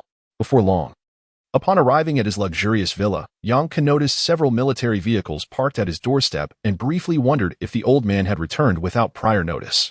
Was it possible he had come back to administer a strict reprimand upon hearing that Yang Qiu had scored 0 on the college entrance examination? If that were the case, Yang Qiu would be deeply wronged. What had he done to suddenly become more important than a top scorer? More importantly, had he truly become a research prodigy? The old man, stationed in the military, likely remained unaware of these developments. However, Yang Qiu soon spotted Yang Qiu disembarking from a military vehicle, cheerfully greeting the soldiers. What does this mean? Yang Qiu? Why is he returning in a military vehicle? Aside from the old man, no one else in our family enjoys such privileges. Qiu, I just saw you were brought back by military vehicles. Where have you been for all these days? Yang Qiu hurried forward, his eyes wide with surprise and astonishment. Of course, all of Yang Qiu's activities were shrouded in secrecy, even from his father, Yang Qiu, who only knew that his son had been away without knowing the specifics of his whereabouts. Indeed, I haven't been doing much, just wandering around, Yang Qiu evasively replied. Nevertheless, Yang Qiu understood that his son was undoubtedly engaged in something covert, opting not to disclose it to him. During the period following the college entrance examination, Yang Qiu realized that Yang Qiu's 0 score was merely a minor episode. What truly mattered was Yang Qiu's performance. The books he had been reading were all related to research, topics so complex that Yang Qiu could hardly comprehend them. His son had never excelled academically. Yet here he was, delving into such intricate subjects. Furthermore, what were those drafts he had been sketching? And now, he had returned in a military vehicle. Such treatment was not afforded to just anyone. It was evident that Yang Qiu had his own ambitions, preferring to work in solitude rather than discuss matters with his father. All right, Yang Qiu nodded. Qiu, I won't pry any further. You are growing up and forming your own ideas, which is commendable. However, if you ever need your father's support, just let me know. Our family may lack many things, but we are never short on finances. If you need anything, just say the word. Yang Qiu couldn't help but chuckle at his father's words and quickly responded, Thanks, Dad. I'm off to read now. Having such a supportive father was quite refreshing. Their family might lack many things, but financial resources were never an issue. This was the delight of being a rich second generation. Yang Qiu stood still, watching his son's retreating figure, feeling inexplicably gratified. From a young age, He had been busy building his business, leaving little time to truly know Yang Xiu. Only in recent years had he stepped back from the commercial world. He hadn't anticipated that Yang Xiu had transformed so significantly after the college entrance examination. A 0 score? Perhaps it was true that he simply despised traditional academics and preferred the intricacies of research, finally discovering his true self after the exams. Regardless, as a father, Yang Ke resolved to support his son in whatever endeavors he pursued, as long as they were right. Perhaps the family's aspirations would genuinely be fulfilled through Yang Xiu. In the study, books were strewn across the desk and floor, covering a multitude of topics such as mechanical power, automatic control, brain-machine interfaces, and measurement and control technologies. The knowledge encompassed was extraordinarily vast. Without ample research time, mastering such content was nearly impossible. However, endowed with a unique aptitude, Yang Xiu possessed an exceptional sensitivity to knowledge. Regardless of how intricate or obscure the subject, he could gradually unravel it with time. Seated at his desk, he resumed his reading, occasionally encountering challenging problems. He pondered deeply until he found the answers, making the entire reading experience remarkably smooth. Unbeknownst to him, he became fully immersed in his studies as time slipped away. As night fell, with stars twinkling in the sky, Yang Xiu remained fixated on the book before him, wholly absorbed in his work. The text above describes a concept related to mecha technology, though it remains merely an idea, with significant technological barriers yet to be surmounted before practical application. However, a particular blueprint of a mecha sparked his interest. On the blueprint, a mecha stands still, its humanoid form crafted from mechanical alloys, exhibiting smooth lines and an imposing presence. Its intricately designed body fits together seamlessly, embodying a unique aesthetic of violent beauty that even the world's most advanced military weapons pale in comparison to. Mecha, the aspiration of countless individuals who would not desire to possess such a machine. Regrettably, what is presented is merely a concept. The mecha configuration exists only in fantasy, lacking any actual technology or manufacturing methods. This is quite normal, given the current level of technological advancement. Creating mechas from the realms of science fiction is a long and arduous journey. Nonetheless, the idea of mechas is intriguing.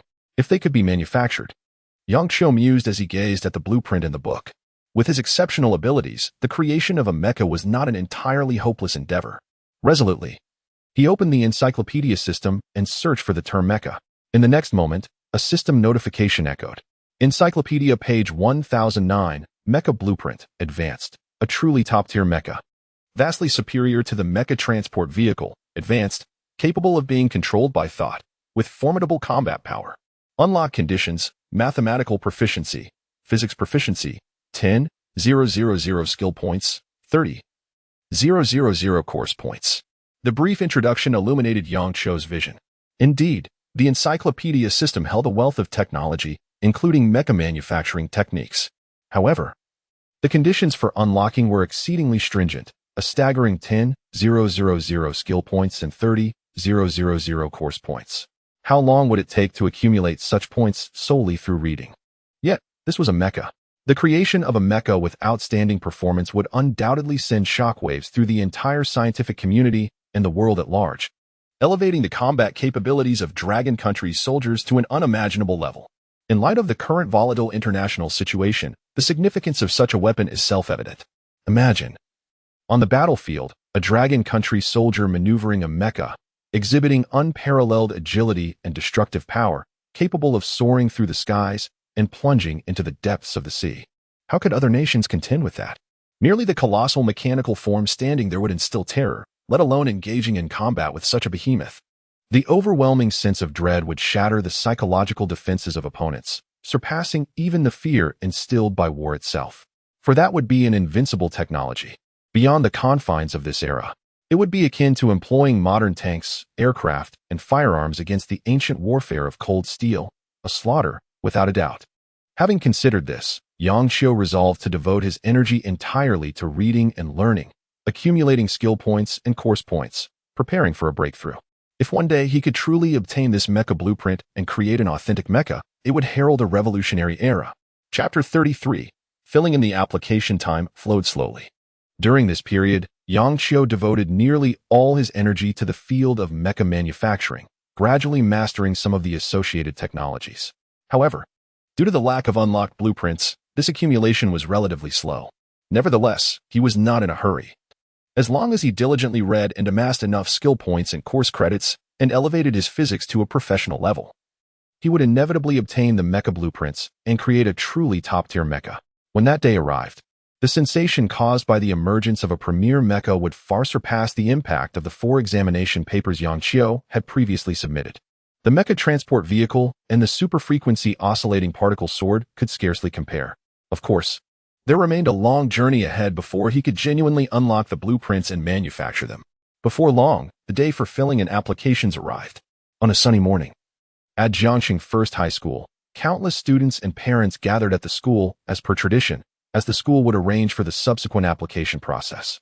Some university teachers would even visit the school to recruit students, allowing them to learn about relevant information regarding the universities from those admissions officers and helping them decide their preferred institutions.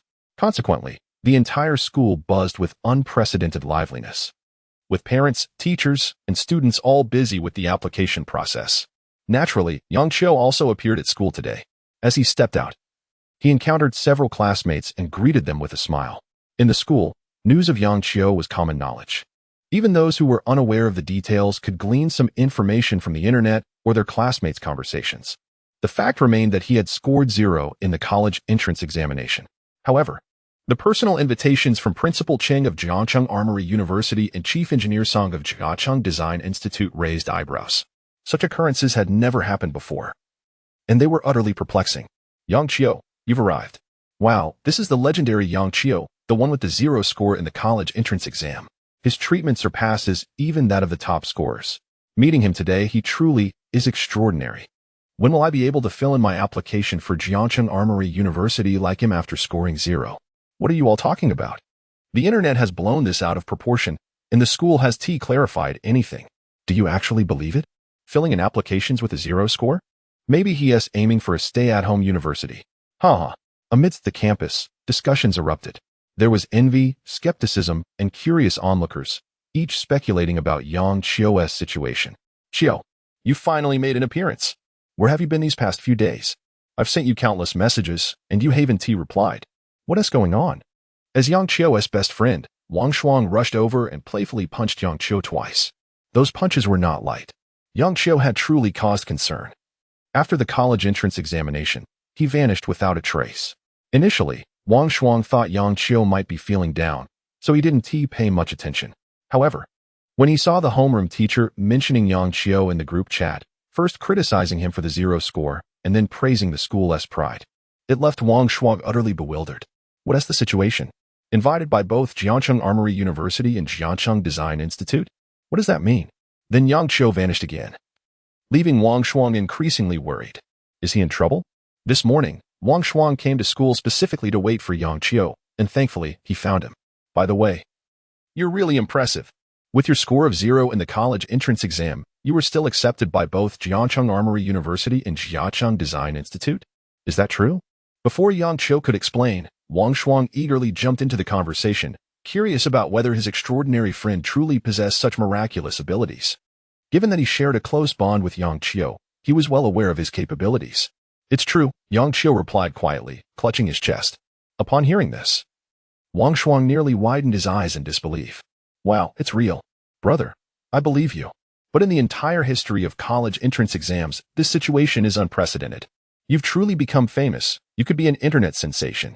If you become successful, don't forget to bring me along. Wang Shuang squinted his eyes at Yang Qiu. For Wang Shuang, his long-held dream was to become an internet celebrity and a streamer. However, Yang Qiu had no interest in such pursuits. I scored 0 in the entrance exam and got accepted, and you're focused on me becoming famous? Stop teasing me, Wang Shuang. I've been busy lately, so I haven't checked my phone. By the way, how did you do? Yang Qiu inquired. I barely made the cutoff for a first-tier university. My luck is astonishing. I was planning to boast to you, but now it seems I'm the clown. Wang Shuang chuckled sheepishly, scratching his head. During their high school days, Wang Shuang and Yang Qiu often spent sleepless nights gaming until dawn. However, Wang Shuang had a significant academic advantage over Yang Qiu. In the 3 months leading up to the college entrance exam, Wang Shuang dedicated himself to studying, resulting in noticeable improvement. Thus, he managed to perform exceptionally well and cross the threshold for a first-tier university. Initially, Wang Shuang felt quite proud and wanted to share his achievements with his best friend. But who could have anticipated that Yang Qiu would receive invitations from top universities? Let us not dwell on that. The classmates are nearly all here. Come with me. The homeroom teacher is waiting for you, Wang Shuang urged, giving Yang Qiu a gentle push as they walked towards the classroom. However, Teacher Liu had actively mentioned Yang Qiu in the class group chat, and Yang Qiu had not missed that. After all, he could scroll back through his chat records. Yet, he understood the teacher as perspective. If he were the homeroom teacher and had a student score 0, his mindset would likely explode. Soon, the two arrived in the classroom. At the podium, homeroom teacher Lu Wenhai was addressing the students. Filling in college applications is of utmost importance, as it directly determines which school you will attend. Therefore, it must be approached with caution, ensuring every point of your score is utilized effectively. After all, you have all worked hard for many years, and this examination is the culmination of your efforts. The significance of choosing the right school cannot be overstated. In addition to selecting a school based on your scores, choosing the right major is also crucial. I hope you all remember this. Do not take it lightly. If you select a major that does not interest you, your university life will become quite painful, and it can also impact your future employment. Therefore, take the time to think it through. Moreover, strive for your first choice. The voices continued to resonate, echoing within the classroom. Lu Wenhai, as the homeroom teacher, gazed down at his students, earnestly advising them on the matter of college applications. In his view, this decision could profoundly influence the trajectory of their lives, warranting the utmost seriousness. When Yang Qiu entered Lu Wenhai's line of sight, the teacher's eyes sparkled with enthusiasm, and he promptly beckoned. Ah, Yang Qiu has arrived. Please find a seat anywhere you like. How has your mood been since the conclusion of the college entrance examination? Yang Qiu had indeed stirred a whirlwind of emotions within Lu Wenhai. Initially, the teacher endured the wrath of the principal, who scolded him daily due to Yang Qiu's abysmal score of 0 in the examination. However, a remarkable turnaround ensued. It was undeniable that, thanks to Yang Qiu's subsequent achievements, both the principal and various other administrators, including fellow teachers, now treated him with utmost courtesy. He felt he had basked in Yang Qiu's brilliance, as his class had produced a prodigy in research. Moreover, considering performance metrics, with a student like Qin Shi scoring over 700 points, coupled with Yang Qiu's accomplishments, the class's performance in this year's examination was poised to double, barring any unforeseen circumstances. The other students, upon spotting Yang Qiu, adopted a spectator's demeanor, pondering the curious warmth of their homeroom teacher towards him. Was this genuine? In this moment, at Jiancheng First High School, outside the main entrance, Cheng Guoxing surveyed his surroundings before stepping inside, closely followed by Song Renlei. Today marked the day for submitting college applications, and the intentions of these two young men were unmistakably clear. Chapter 34, A Gathering of Principles, an Unmissable Scientific Talent. Outside Jiangxing No. 1 High School, Old Song. Why are you, a designer, meddling in the college application process of high school students? Your involvement is quite out of place, remarked Cheng Guoxing, casting a teasing glance at Song Renlei behind him. As a designer, shouldn't you be focusing on recruiting graduate or doctoral students rather than joining the fray of college applications? What do you mean by being out of place? We, at the Design Institute, are in dire need of talent. Is it unreasonable for us to scout potential candidates from high schools? Song Renlei responded with a smile, countering, and what about you, a university president? Coming all the way to a high school? Surely you must have ulterior motives. As the president of Jiancheng Military Engineering University, is it not my duty to personally oversee our recruitment efforts? Cheng Guoxing chuckled, suggesting that it was indeed you who harbored ulterior motives. Isn't this all about Yang Qiu? You are personally overseeing recruitment for your school. While it remains uncertain where he wishes to go, he has already had a preliminary experience with the Design Institute's projects. I wonder if that will weigh positively in his mind. The two exchanged knowing glances, both aware of each other's intentions, yet indulging in this playful banter. Subsequently, they entered Jiancheng No. 1 High School together. Principal Gao Shun, having received the news earlier, was already waiting at the school gate. However, he seemed rather indifferent towards his star student, Yang Qiu, as he failed to notice when Yang entered the school. Principal Cheng and Chief Engineer Song, welcome. It is truly an honor to have you here at our school, Gao Shun exclaimed with a smile, fully aware of the motives behind their visit. Cheng Guoxing and Song Renlei politely nodded upon meeting Gao Shun. Soon after, under Gao Shun's leadership, they made their way to the classroom where Yang Qiu was located. Yet, this was merely the beginning. Shortly thereafter, several vehicles began to arrive at the school entrance. A multitude of individuals, distinguished by their scholarly demeanor and advanced age, gathered to observe the institution. If anyone could recognize them, they would surely be astonished. The presidents of Huqing University, Capital University, and Goen University at that moment. Nearly all the heads of the top-ranking universities in the country converged here, drawn by the brilliance of Yang Qiu, the prodigious scientific talent they could not afford to overlook. Though the details of Yang Qiu's college entrance examination remained closely guarded secrets, these presidents had pieced together information from internal channels, including the personal invitations extended by Cheng Guoxing and Song Renlei. Thus, they surmised the significance of this extraordinary talent. Meanwhile, in the classroom, Lu Wenhai was discussing the intricacies of college application submissions. After a lengthy discourse, he paused, prompting students to reflect on their future university choices. The classroom erupted into lively discussions as students fervently debated their plans. Yang Qiu, what are your future plans? Has Jiangxing Military Engineering University truly invited you to join them? And what about the Design Institute? Qin Shi inquired, approaching Yang Qiu with curiosity. Dressed in a white dress, she exuded youthful radiance, her fair complexion and bright, captivating eyes drawing attention. Qin Shi found herself puzzled regarding Yang Qiu's situation. Upon learning of his zero score on the college entrance exam, she had questioned what had transpired. As his deskmate, she knew him well. Despite his typically lackluster performance, he was certainly not the type to submit a blank exam. Subsequently, news of his early acceptance into Jiangxing Military Engineering University and the Design Institute only deepened her confusion. I have no specific plans yet. I'm still contemplating my options. Yang Qiu replied hastily. Indeed, Qin Shi was the dream girl in the hearts of countless boys, excelling in appearance, figure, attire, and voice. Why was it that this original host, having been his desk mate for 3 years, felt no spark of attraction? My brother Qiu has indeed received early acceptance from both Jiangxing Military Engineering University and the Design Institute. Don't you envy that, class leader Qin? Wang Shuang chimed in from beside Yang Qiu. Really? The astonishment in Qin Shi's eyes was palpable. Could it be true, as stated in the class group chat, that Yang Qiu had genuinely been accepted early by both the Military University and the Design Institute? Will you be attending Jiangxing Military Engineering University then? She asked eagerly. Knowing her own aspirations lay firmly with that institution, Qin Shi was confident in her chances of acceptance, knowing she had the scores to secure a place. Yet, she was curious whether Yang Qiu would choose the same path. However, her curiosity was piqued not just by his acceptance, but by the question of how he had achieved such invitations. After all, her dream had always been to join the Design Institute, and here was Yang Qiu, already breaking precedent with his early acceptance. Oh, my brother Qiu is still contemplating. He has too many options and is unsure where to go, Wang Shuang interjected. But why was Wang Shuang so excited? What did this have to do with him? Why was he boasting? Sensing the tension, Qin Shi chose not to say more. Returning to her seat. Upon her return, a group of male classmates surrounded her, inquiring about her college applications and future plans. Just then, Principal Gao Shun entered the classroom, clapping his hands for silence, followed by 2 elderly gentlemen. In front of the class, Principal Gao Shun calmly announced, Ahem. Allow me to introduce the 2 gentlemen behind me. This is Principal Chang Guoxing of Jiangxing Military Engineering University and Chief Engineer Song Renlei of the Design Institute. Let us give them a warm welcome. Instantly, the classroom erupted with thunderous applause.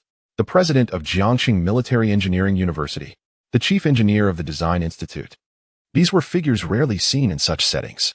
At this moment, both stood together in this modest classroom. Could it be? Could it truly be as the homeroom teacher initially suggested? The president of Jiangxing Military Industry University and the chief engineer of the Design Institute both wish for Yang Qiu to join their esteemed institutions? Astonishing. Stupefying. Following the applause, the scene descended into an eerie silence. These 2 eminent figures were indeed the kind of dignitaries one could only witness on television. There is classmate Yang Qiu, please. President Gao Shun promptly gestured towards Yang Qiu's direction. The entire class's gaze shifted in accordance with the president and Oppo's pointing finger. In the corner, Yang Qiu gazed pensively out the window, seemingly indifferent to these developments, lost in contemplation of some inner turmoil. Meanwhile, Wang Shuang enthusiastically waved his hands, greeting the 2 venerable elders on stage. Chapter 35. The contest for Yang Qiu. This is all too surreal. Indeed, they have truly come to seek out Yang Qiu. The rumors circulating online are accurate. The homeroom teacher has confirmed it in the group chat. The students gaped in disbelief, their expressions a blend of astonishment and incredulity. It is indeed true. The president of Jiangxing Military Engineering University and the chief engineer of Jiangxing Design Institute have personally come to extend an invitation to Yang Qiu.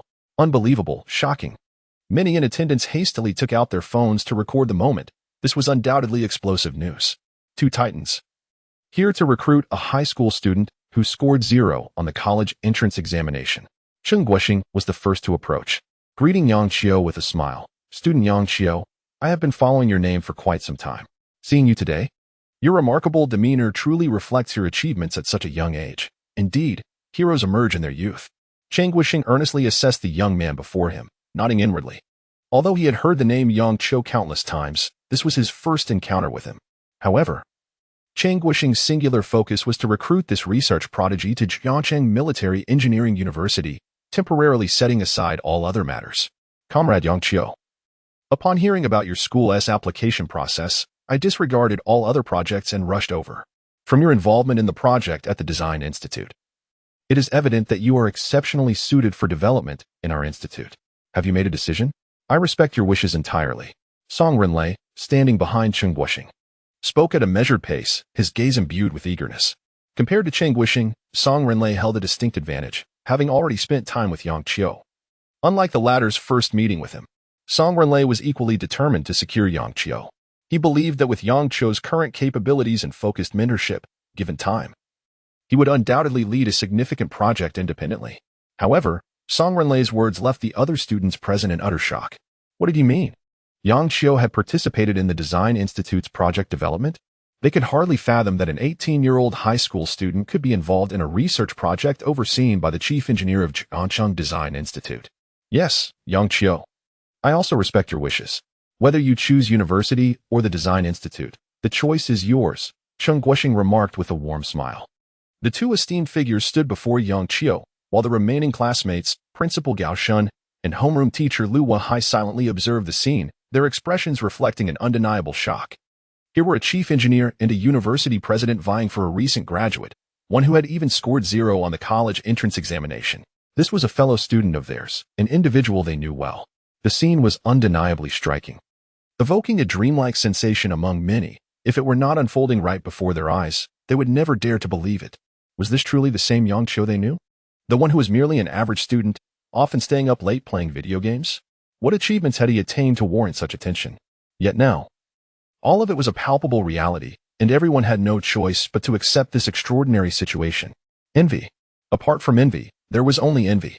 The hearts of all present were tumultuous. If they could ever attain such treatment in their lifetimes, it would indeed be worthwhile. A profound silence enveloped the room. Chen Guoxing, Song Renlei, Lu Wenhai, Gao Shun, Qin Shi, Wang Shuang, and the rest of the classmates focused their gazes on Yang Qiu, awaiting his response. Would he attend Jiangxing Military Engineering University, or would he join the Design Institute? Surely he must choose one path. Otherwise, where else could he go? At that moment, outside the classroom, a cacophony of hurried footsteps resonated, accompanied by indistinct conversations. The crowd turned to see a group of elderly men approaching the classroom. Dressed impeccably in black suits and trousers, their sparse hair crowned with glasses, they exuded a unique scholarly aura and an air of authority. It was evident that this unexpectedly arriving group held significant stature. Noticing the commotion outside, Principal Gao Shun furrowed his brow and stepped out. Who is it? Please keep your voices down. Principal, they are the presidents of Huking University, Kodo University, Goen University, and Shijiao University. They requested to see Yang Qiu from Class 5 of the senior year, so I hurriedly brought them here, a teacher exclaimed, urgency lacing his tone. Upon seeing such a gathering of prestigious university presidents, he could not help but feel excitement. Upon hearing this, Gao Shun's furrowed brow relaxed, his heart racing, and his pupils widened in disbelief. My goodness! The president of Huking University? The president of Kyoto University? The president of Goen University? So many esteemed university heads have come to our humble school for Yang Qiu? In an instant, Gao Shun's emotions became a whirlwind of confusion and exhilaration. But he quickly regained composure, a warm smile spreading across his face as he approached the elderly gentleman, his voice trembling with excitement. It is an honor to have you all visit our modest school. Student Yang Qiu is seated at that desk. Please feel free to discuss any matters with him. His gaze swept over the distinguished figures before him, and he was struck by the magnitude of their identities. Waves of awe crashing within him. Before him stood the presidents of several of the nation's leading universities, each holding a prominent position within the educational hierarchy. As a mere high school principal, he felt like a firefly in the presence of the moon, utterly insignificant by comparison. In ordinary circumstances, even the mere thought of meeting any one of these individuals would be daunting. Yet at this moment, over a dozen presidents of top universities were gathered in his school. All for the sake of one student, Yang Xiao. A windfall, truly a windfall. His school had produced such a research genius, with so many dignitaries present. This was undeniably a tremendous boost to the school's reputation. He could not help but feel immense gratitude toward his student. Without him, he would never have had the chance to meet so many educational luminaries in one day, in one place. This was sheer madness. Everything was utterly surreal. The elderly gentleman nodded in agreement with Gao Shun's words, exchanging brief pleasantries, before they unanimously turned and swiftly made their way into the classroom.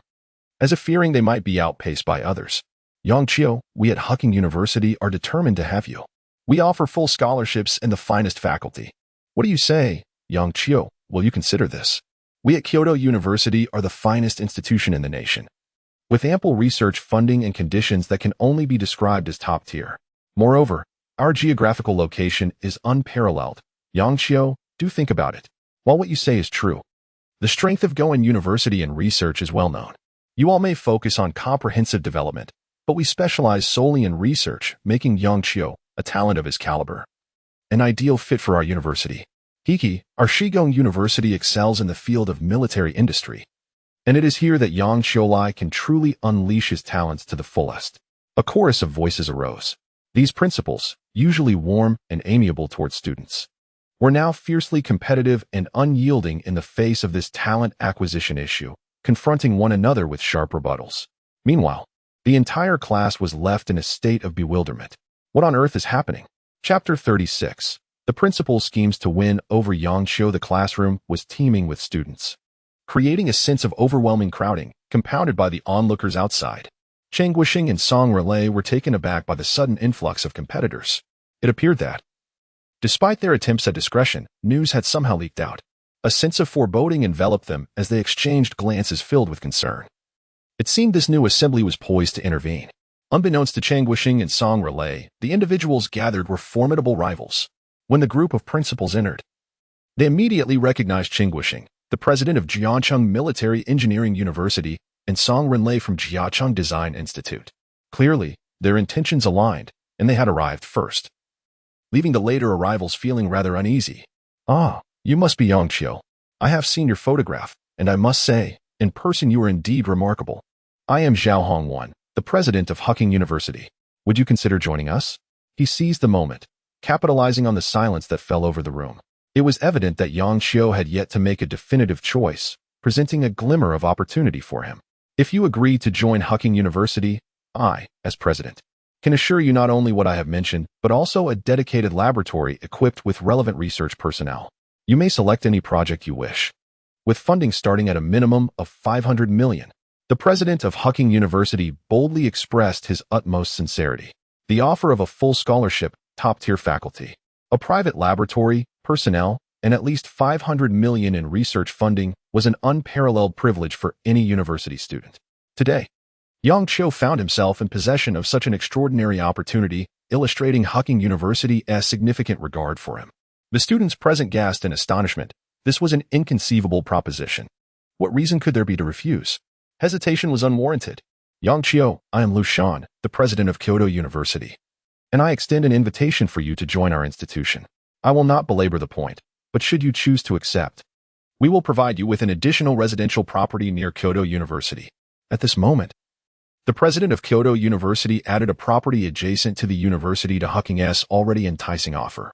The location was undoubtedly prime real estate, a testament to Kyoto University's financial prowess. The value of such a property was immeasurable, leaving the students once again in a state of shock. What conditions are these? They murmured, incredulous at the offers being made. It seemed impossible to turn down such propositions. As the other university presidents observed the escalating conditions set forth by their peers, they felt a slight twitch at the corners of their mouths. While they represented some of the finest institutions in the nation, They lack the vast financial resources of Hucking University or Kyoto University, making it challenging to present comparable offers. Nevertheless, having come this far, they were determined to make their bids. Yang Qiu, I am the president of Going University. Our institution ranks among the top nationwide, particularly excelling in defense research. I believe you would thrive in our environment, and we promise to provide an independent laboratory, complete funding, and personnel to support your research endeavors. Your needs will be met without reservation. Yang Qiu, I am Zhao Chuan, president of Shanghai Jiaotong University, and I wish to invite you to join us. We can negotiate terms, including an independent apartment, laboratory, and a minimum of 300 million in research funding. Additionally, we can offer you a property in Shanghai for your residence, ensuring you have the guidance of academicians in your studies. All of this can be arranged upon your acceptance. I am the president of Fudan University. Our institution boasts robust financial backing, a rich cultural atmosphere, and abundant educational resources. If you choose to join us, you will find every resource you require, along with a laboratory and personnel dedicated to assisting your research projects. I have reviewed your designs, and securing funding of over 500 million for a project will be entirely feasible. Voices echoed throughout the classroom as the principals of various esteemed universities fervently presented their conditions. However, within their hearts, they all silently acknowledged the audacity of Hucking University's president, who had initiated this competitive fervor. Initially, the discussion revolved around the advantages that each school could offer. But Hucking University had taken the lead in this contest. Had it not been for their scholarly decorum, the atmosphere might have escalated into outright competition. Meanwhile, Song Renlei and Cheng Guixing observed the unfolding scene with mounting frustration. They were on the verge of successfully securing Yang Qiu's future. And now these principals had barged in. The challenge to attract Yang Qiu had suddenly intensified, especially given the allure of the offers being laid forth. The cacophony of voices resonating within the classroom was astonishing. The principals, in their fervor to win over Yang Qiu, were proposing conditions that seemed almost surreal. As students contemplated the scene, they could not help but swallow hard. Here they were, surrounded by the leaders of top universities, all vying for Yang Qiu's allegiance, offering increasingly extravagant terms. The prospect of independent laboratories, dedicated personnel, and vast research funding was nothing short of ludicrous. What kind of outcomes could possibly justify such fervent pursuits? In stark contrast, the average students, grappling with their own academic anxieties, wondered why they, despite their hard work, were not afforded similar privileges. Why was it that someone like Yang Qiu, who had achieved a mere score of 0 on the entrance examination, could command such extraordinary offers? Chapter 37. Recruiting a student. Even military vehicles have been deployed? As the chaos intensified, Principal Gao Shun's excitement grew ever more palpable. With such exceptional talent emerging from the school, it was imperative to promote this achievement. This year, Jiacheng No. 1 High School could bask in the limelight. Historically, no student had ever received such treatment. Dozens of principals from the nation's elite universities personally came to extend invitations. This was a momentous occasion, a historical milestone. Every year, Jiangcheng No. 1 High School produced its share of academic prodigies who successfully gained admission to prestigious universities across the country. However, never before had any student experienced such an overwhelming display of attention. The presence of numerous distinguished university presidents, all vying for the same student and offering astonishing terms, was unprecedented. Even the most accomplished students, regardless of their scores, had never been afforded such significance. Undoubtedly, this was a first. As Yang Qiu's principal, Gao Shun reveled in this glory, knowing that his institution had produced a remarkable research genius. Whether in the present or in the future, as Yang Qiu flourished, the school's reputation would undoubtedly benefit immensely. A throng of university presidents encircled Yang Qiu, fervently inviting him to join their respective institutions. Each word imbued with sincerity and generous offers. Yang Qiu, come to our design institute. You are aware of the environment there. It's rich in research and innovation. The previous project serves as a testament. In our institute, you can find numerous highly qualified researchers in relevant fields to assist you in your development endeavors. Additionally, our funding is sanctioned by the state. As long as the project is suitable and valuable, we can undertake large-scale initiatives that will not stifle your potential. Yang Qiu, at Jiangcheng Military University, aside from laboratories, personnel, and facilities, I will petition the higher-ups to provide you with at least 1 billion in research funding. Moreover, should your project's importance and value be substantial enough, you could access vast resources for research. After all, for a large project, A few hundred million is merely a starting point. If you require it, I can personally advocate for hundreds of billions. As the competition among the university presidents escalated, with a plethora of enticing offers emerging, Song Renlei and Cheng Guisheng found themselves unable to remain passive. They quickly articulated their own conditions and advantages, hoping to attract Yang Qiu's attention. It was truly astonishing. They had initially believed that only the two of them would be vying for Yang Qiu, with a considerable chance of success. Yet, who could have anticipated the involvement of over a dozen presidents from top-tier universities, complicating the situation significantly? The likelihood of both of them facing defeat loomed large. In the midst of this fervent competition, Yang Qiu found himself engulfed in confusion. How was he to choose? Initially, he had hesitated between Jiangxing Military University, the Jiangcheng Design Institute, and the military district. Now, with so many options presented before him, his indecision deepened. It was bewildering, indeed. While the esteemed leaders debated vigorously over Yang Qiu's future, outside the school gates, 3 military vehicles came to a halt. Their olive-green exteriors exuded an aura of authority. With sleek lines and a robust frame, akin to formidable beasts, imposing an undeniable sense of pressure. Instantly, curious gazes were drawn to the military vehicles. What were they doing at a high school? The rare sight of 3 military trucks sparked speculation among the onlookers. Military vehicles. Their presence was indeed awe-inspiring. It was uncommon to see such vehicles near a school, and the arrival of 3 at once must signify an important mission. Today marked the day for students to submit their college applications. Could this be related? Amidst the murmurs of curiosity regarding the military vehicles, a serious-looking officer stepped forward from the convoy. His name was Zhao Jun, an officer from the Eastern Military District, tasked by Commander Su Tianjiang to recruit Yang Qiu. Zhao Jun was well acquainted with the young man, having personally attended the military conference where Yang Qiu had articulated his theories on modern information warfare, leaving a profound impression on him. Under Su Tianjiang's directive, Zhao Jun was determined to extend an invitation to Yang Qiu for a position in the military district's laboratory. Yes, the assembled personnel replied in unison, their tension easing slightly. One could not help but inquire, Commander Zhao, just how significant is Yang Qiu that so many of us are here to invite him personally? They were genuinely curious. All they knew was that their target was a high school student. The reasons behind the high-ranking attention he received remained a mystery. Why would a mere high school student warrant such a display of force, including the deployment of 3 military vehicles and the presence of Commander Zhao? Surely, it couldn't be solely for the sake of a high school graduate, even one who had excelled in the college entrance examination. Yang Qiu's importance is recognized by the commander himself. Your task is simply to fulfill the mission, Zhao Jun replied, casting a glance at the group. Upon hearing this, the others refrained from further questioning, choosing to bury their doubts. Disembark. Soon, a total of 12 soldiers exited the vehicles, led by Zhao Jun. As they marched toward the school, given that today was the day for students to report back for college applications, the school gates were wide open. And with the soldiers in uniform, the security staff lacked the authority to intervene. They merely exchanged a few words, learned of the soldiers' intentions, and permitted them entry. What student could warrant such a grand display, with military vehicles involved? The security guard murmured to himself as he watched the soldiers depart. Before long, after a series of inquiries, the military personnel arrived at the classroom of Class 5, Year 3. Inside, the debate over Yang Qiu's potential paths continued unabated. Suddenly, a knock at the door interrupted the discussion.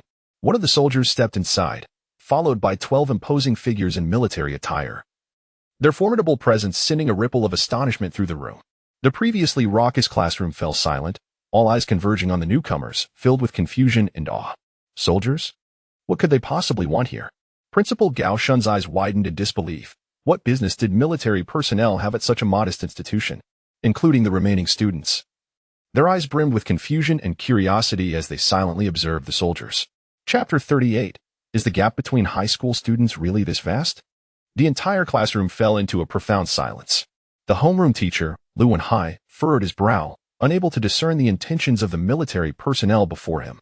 Their imposing presence rendered him speechless, for they bore firearms at their waists. Why were soldiers here? Had someone committed a transgression?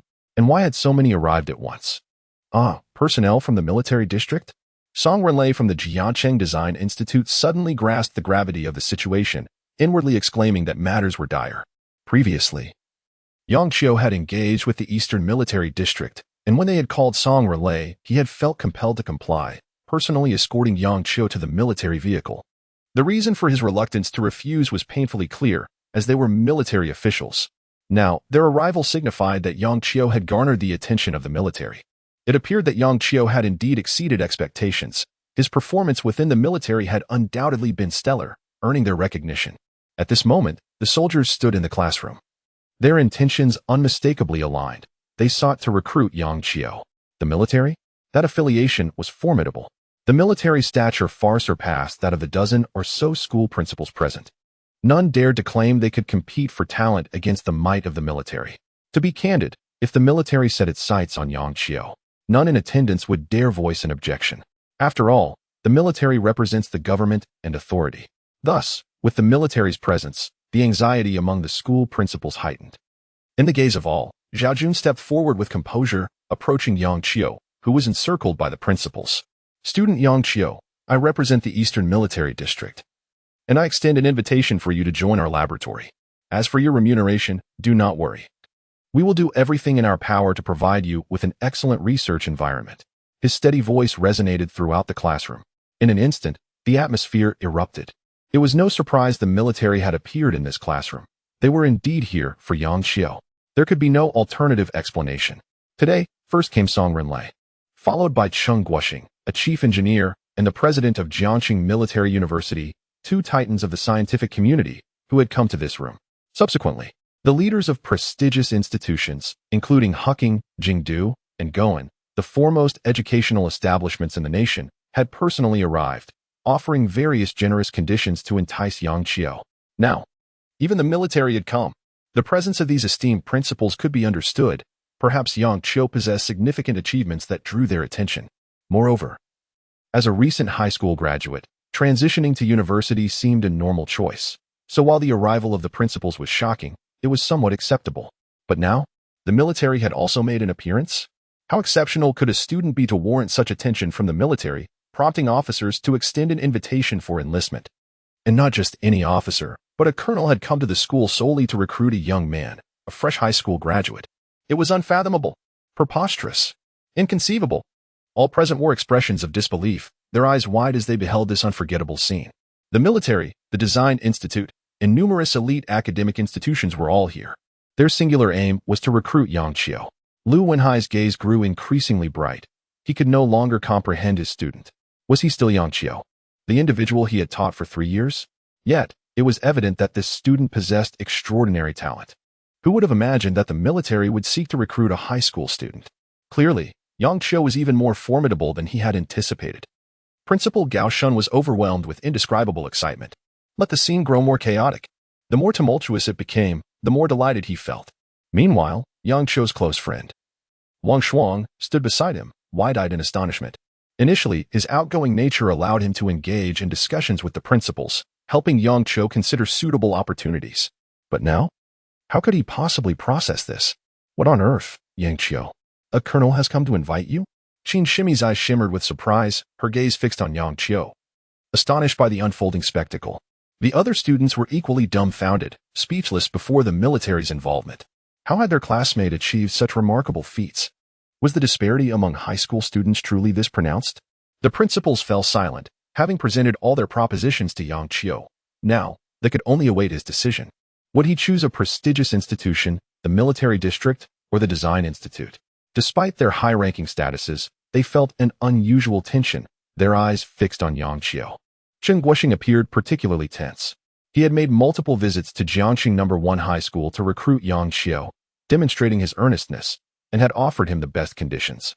Yang Qiu, do not concern yourself with our military and Oppo's reputation. Express your preference freely. Our commander Su has stated that this visit is merely an attempt to recruit you. Without any pressure. Your current state allows you to choose a university, which is entirely reasonable, Zhao Jun remarked with a smile.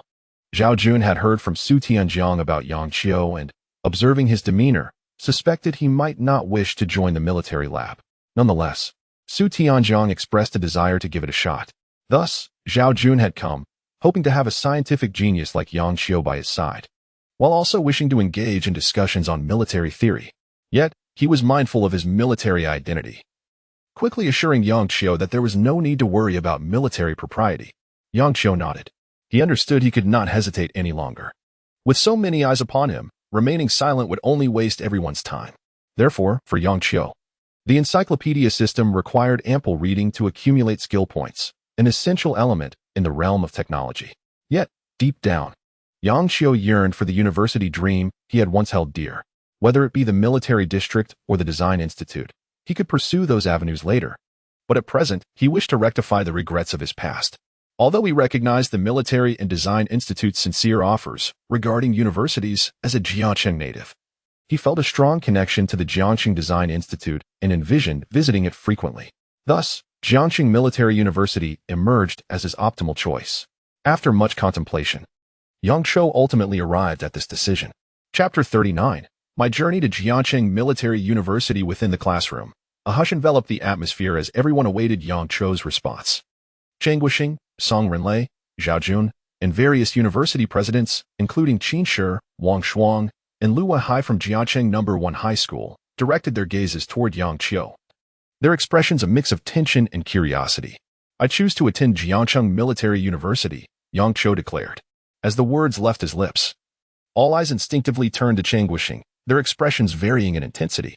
Haha, Yang Qiu, we warmly welcome you to our institution. Cheng Guoxing chuckled heartily, the tension dissipating as he looked at Yang Qiu with a sense of pride, joy, and exhilaration. After numerous visits to Jiangxing No. 1 High School, he had finally succeeded in bringing this exceptional young talent into his fold.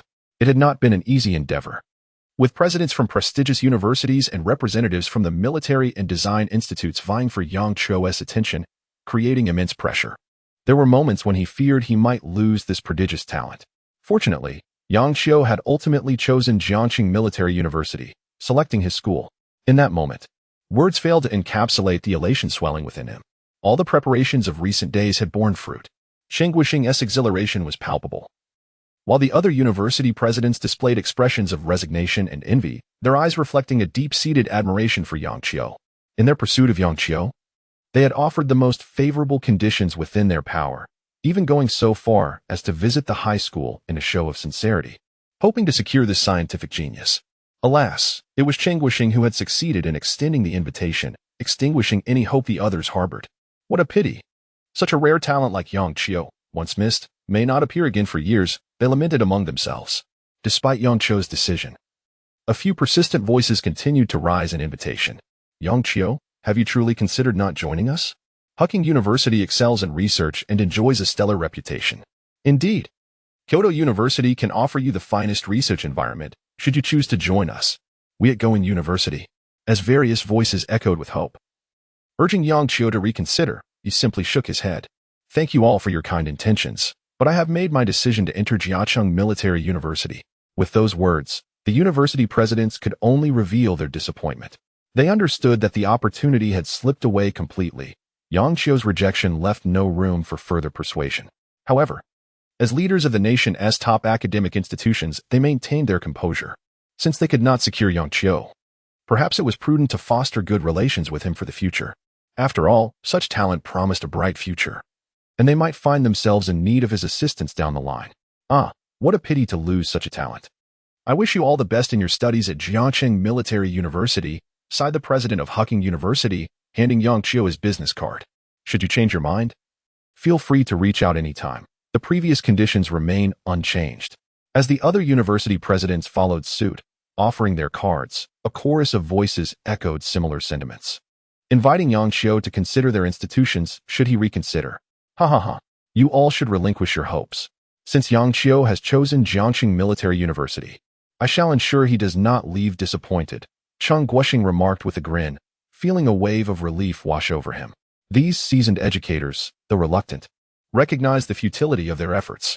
After exchanging contact information, they began to depart, their expressions tinged with disappointment. Old Cheng, you've secured Yang Qiu for your institution. Be sure to nurture him properly, lest such talent go unrecognized.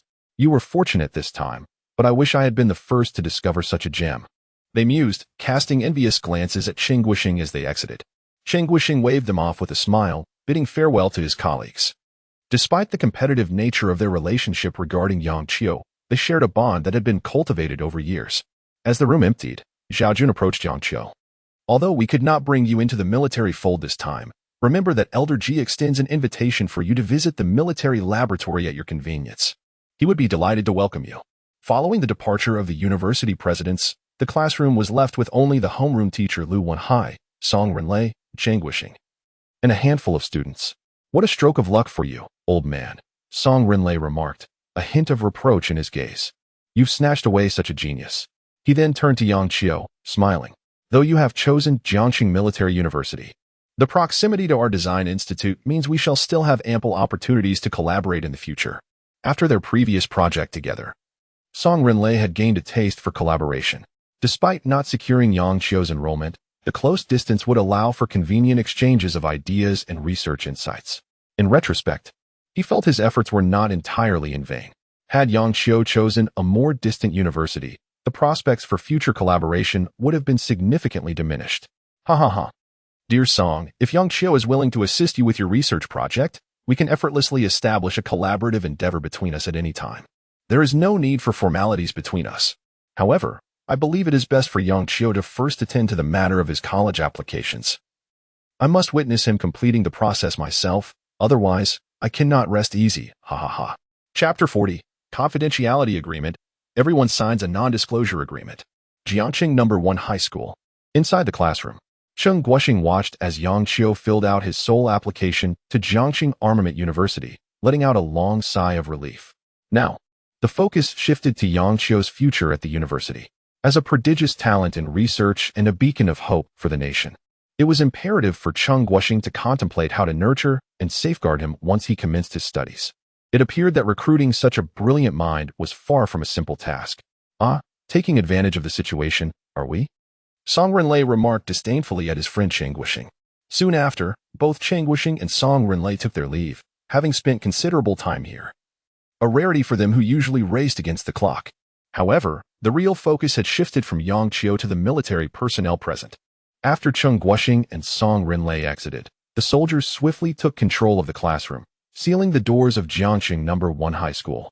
The directive was straightforward: confidentiality. All recordings made by those present and any commentary circulating outside regarding today's events were to be eradicated, necessitating the signing of a non-disclosure agreement. What? The attendees were taken aback. Yet, faced with the soldiers' authoritative presence, compliance became inevitable. Some expressed concern about videos they had already uploaded. Clearly, the internet would provide answers. Those videos had already been suppressed, relegated to a state of restricted visibility, including comments and other related content. It was evident that this incident warranted the use of network censorship, indicating its complexity. Of course, with the emergence of such a research prodigy in Longhua, allowing the world to be privy to Yang Qiu's identity would undoubtedly place him in grave danger. Thus, utmost confidentiality was essential. Considering Yang Qiu's tender age and the necessity of experiencing university life, the state had mobilized all resources. Once Yang Qiu completed his studies and faced the world, it would undoubtedly be a favorable transition. Therefore, everyone present was compelled to adhere to this mandate. Confidentiality, confidentiality, confidentiality. Each individual was required to sign the non-disclosure agreement to ensure Yang Qiu's safety. Furthermore, private discussions, exchanges, or dissemination of information were strictly prohibited. Any breach, regardless of age or status, would be treated as a treasonous act. The crowd was left in stunned silence. Such consequences were unbearable for all. One by one, they affixed their signatures to the agreement. The extraordinary events surrounding Yang Qiu would remain etched in their memories. Yet, the principal was left bewildered. What does this mean?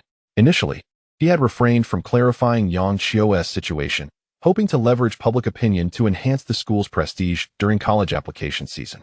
Today's developments certainly promised considerable attention. However, now he was being asked to sign a confidentiality agreement, while previous online content had been throttled.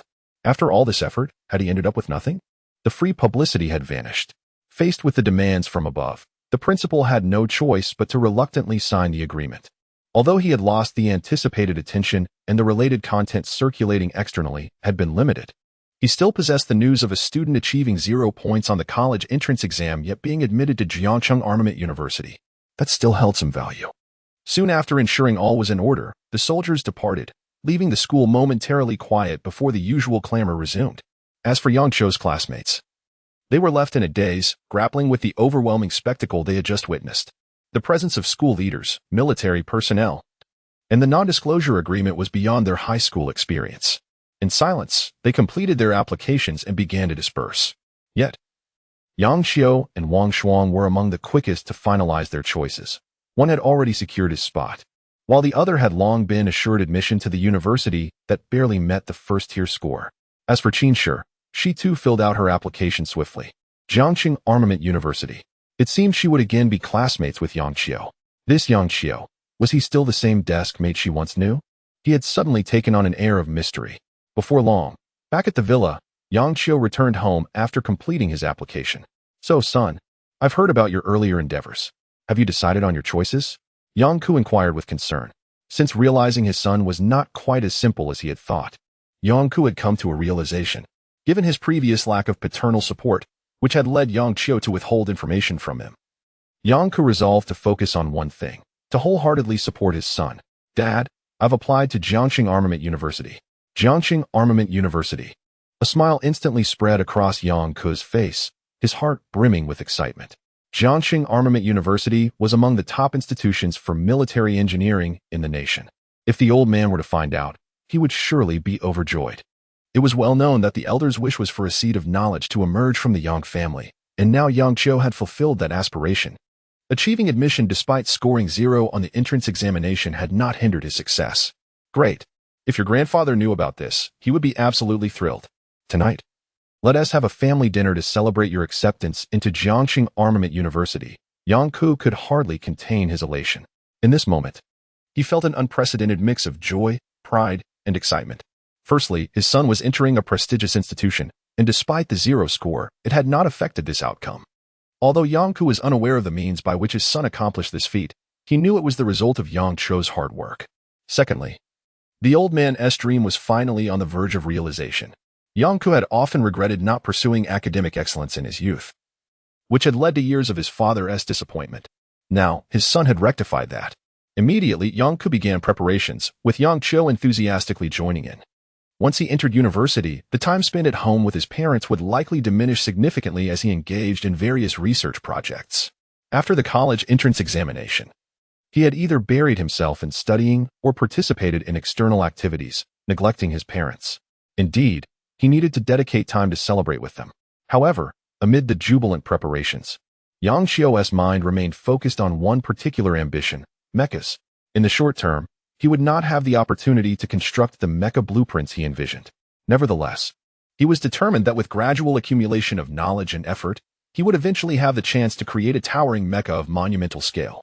To achieve this, he needed to prepare a wealth of knowledge in fields such as mechanical dynamics and cognitive control. Upon entering university, one must make the most of the abundant library resources available, continuously amassing both skills and knowledge. Given sufficient time and dedication, all aspirations can transform into reality. Meanwhile, Yang Qiao's grandfather, Yang Shijun, received a message from his son, Yang Ku, informing him of a family gathering scheduled for that evening, prompting him to prepare promptly. With the prospect of a meal together, he felt compelled to address the issue of his grandson, who had audaciously scored 0 on the college entrance examination, a thought that incensed the elderly man. Yang Shijun's mind raced with indignation. Yang Ku had not disclosed to him the fact that Yang Qiao had been accepted into Jiangxing Military Engineering University, merely suggesting a family reunion. Of course, Yang Ku's intention was to surprise his father at a later time. Furthermore, Yang Shijun, having spent considerable time at the Veterans Activity Center and refraining from online browsing, was relatively uninformed. To him, Yang Qiao remained the prodigy who had inexplicably achieved a score of 0 on the exam. If he could not pursue a career in research, that was one thing, but a score of 0 on the entrance exam? Absolutely unacceptable. Though there was a familial bond, he felt it imperative to discipline his grandson, for such behavior was intolerable. Chapter 41. Yang Shijun felt a sense of contentment, thoroughly satisfied with his grandson. Soon, in a modestly arranged private room, an array of dishes adorned the table. The Yang family, 3 members, gathered, engaging in light-hearted conversation about Yang Qiao's acceptance into university. This news evoked a mixture of nostalgia and surprise in them as parents. Yet, their predominant sentiment was one of pride, basking in the success of their son's academic achievements. At that moment, the sound of the door creaking open echoed through the room. The elder, Yang Shijun, entered, surveying his surroundings until his gaze settled on Yang Qiu. Initially, he intended to admonish him, donning a serious expression. However, upon seeing his grandson, his heart softened, and the characteristic warmth of a grandparent replaced his stern demeanor, prompting a quiet sigh. Ultimately, he found it difficult to be harsh. After all, there exists an intrinsic bond between generations. Yang Qiu had grown under his watchful eye, and their bond was profoundly deep. The thought of reprimanding him felt insurmountable. Yet, when it came to Yang Ku, he could easily deliver a sharp retort without hesitation. "Grandpa, Dad, Dad." The trio greeted him in unison. Acknowledging them with a nod, Yang Shijun took his seat, his expression revealing a hint of gloom. "Father, this gathering is to celebrate Xiao Qiu's acceptance into Jiangcheng Armaments University. Given that our time together will likely diminish in the future, we thought it prudent to convene now." Yang Ku chimed in with a smile. "You ungrateful wretch, what is there to celebrate?" Yang Shijun suddenly snapped back to reality, pausing for a moment before inquiring, "Wait, did you just say Xiao Qiu is going to Jiangcheng Armaments University?" "Yes. Xiao Qiu has been accepted and will be starting soon," Yang Ku replied cheerfully. "How is that possible? Did he not score 0 on his college entrance exam?" Yang Shijun furrowed his brow, suppressing the surge of excitement within. While elation coursed through him at the news, reason cautioned against believing that his grandson, having scored 0, could possibly gain admission to such a prestigious institution. Surely, this must be a jest, intended to amuse him. Yet, Yang Ku's confirmation instigated a tumult of anxiety, anticipation, and disbelief within him, fearing it might be a prank, albeit one his son would likely refrain from executing. "Grandpa, it's true. In a little while, I will report to Jiangcheng Armaments University," Yang Qiu asserted, moved by the moment. He reflected on how, throughout his life, he had never truly spared his grandfather any concern. Today, his achievement could be seen as a long-awaited gift to his grandfather, fulfilling a cherished wish. "Really?" Yang Shijun glanced around the table, and each family member nodded affirmatively. At last, he felt a wave of relief wash over him. Excitement surged within him, emotions bubbling to the surface. Words failed to capture the elation that enveloped him at that moment. Such joy had eluded him for far too long, even in his military career.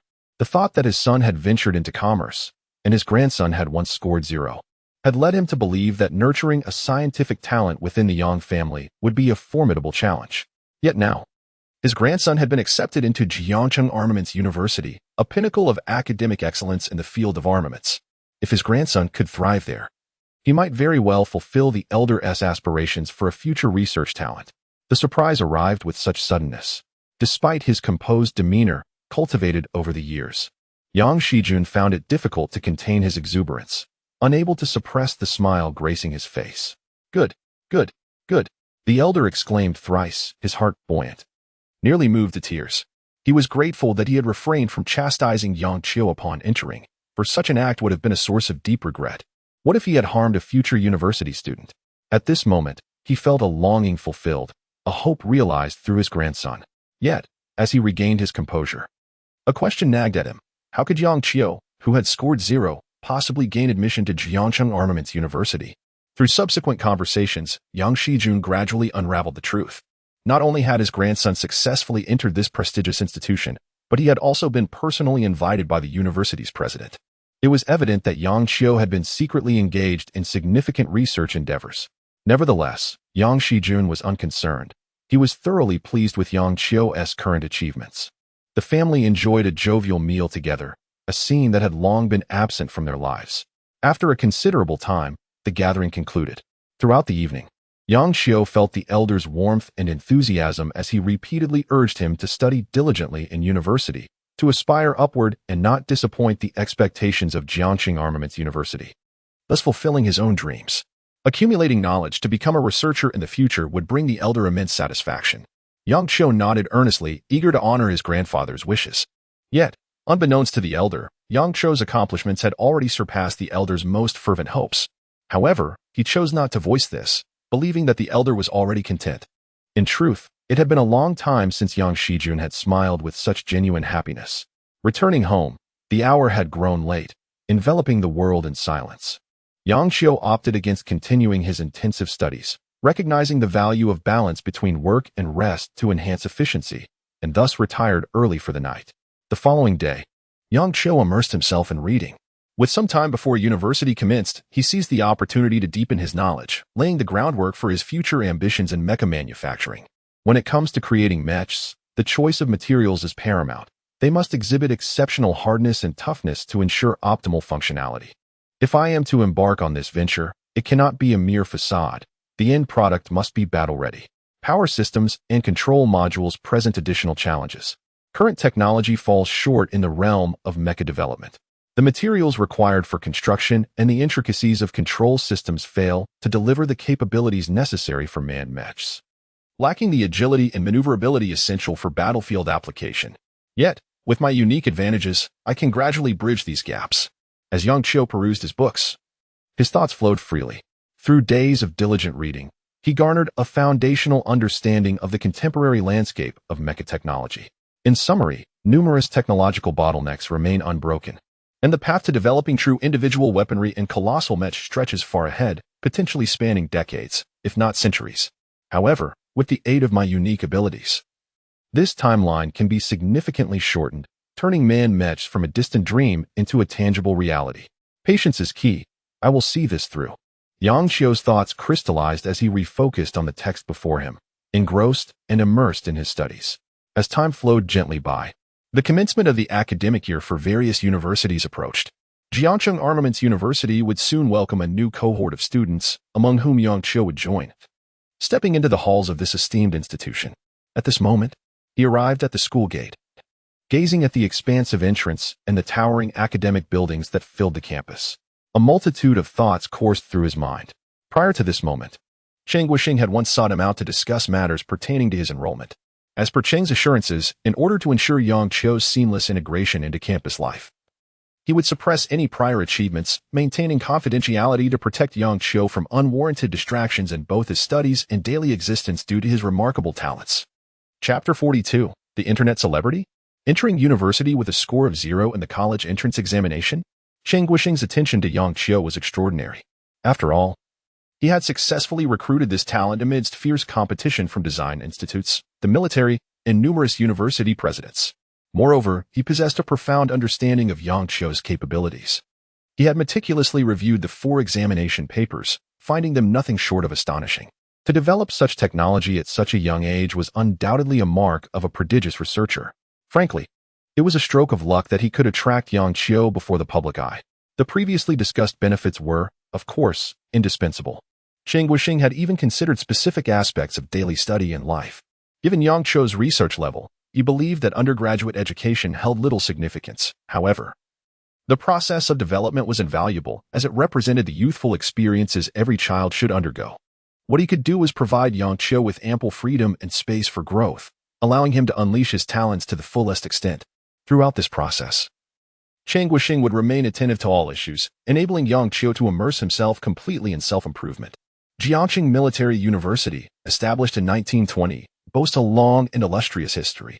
It is one of the top universities in the Dragon Kingdom, ranking among the top 10 in comprehensive strength and specializing in military engineering. Students who gain admission here are invariably among the most outstanding scholars in the nation. At this moment, Yang Qiu stretched lazily and stepped into this renowned institution, filled with curiosity and surveying his surroundings. Towering academic buildings rose before him, adorned with climbing greenery, creating a vibrant and lively scene. Statuesque trees lined the paths. Sunlight filtered through the leaves, casting dappled shadows. The atmosphere was thick and serene, inviting a deep sense of relaxation. The profound heritage of this century-old university emanated effortlessly. Yang Qiu could not help but feel a sense of anticipation for his future life within these walls, hoping to remedy the regrets of his past life. Indeed, it appeared he had made the right choice in selecting Jiangcheng Military University. The ambience and depth associated with a prestigious institution were unmistakably present. Glancing at the time, Yang Qiu noted it was already 5:30. According to the notification in the class group, their academic advisor would convene a meeting in classroom 211 of Building 1 at 6 o'clock, and all students in their major were required to attend. This was customary. As university life was about to commence, it served as an opportunity for students to familiarize themselves with one another. With time drawing near, Yang Qiu did not linger. After a brief survey of the campus environment, he made his way to the academic building. Building 1, Classroom 211. As the clock approached 6, Many students from related majors had already gathered there. Upon arriving at the classroom door, Yang Qiu looked up, confirming he had not entered the wrong room, and stepped inside. As he encountered new classmates, greetings erupted in the classroom. I'm Lu Yunfei from Class 1 of Electromechanical Engineering. Hello, are you in Class 1 or Class 2? A young man greeted him with a smile. Yang Qiu had chosen to study electromechanical engineering, which was divided into Class 1 and Class 2. With a total of just over 50 students, the number was relatively small, but this major held significant importance at Jiangsheng Military University, primarily focusing on the realm of mechanical electronics. More specifically, knowledge from this discipline was essential for those aspiring to develop mechas, which was why Yang Qiu had chosen this field. The blueprints of mechas lingered vividly in his mind. I'm Yang Qiu, from Class 2 of Electromechanical Engineering, he replied nonchalantly, scanning the room before finding a seat. Yang Qiu, are you the one who scored 0 on the college entrance examination but still managed to enroll at Jiangsheng Military University? Lu Yunfei exclaimed in astonishment. The recent incident of a student entering Jiangsheng Military University with a score of 0 had stirred considerable discussion online.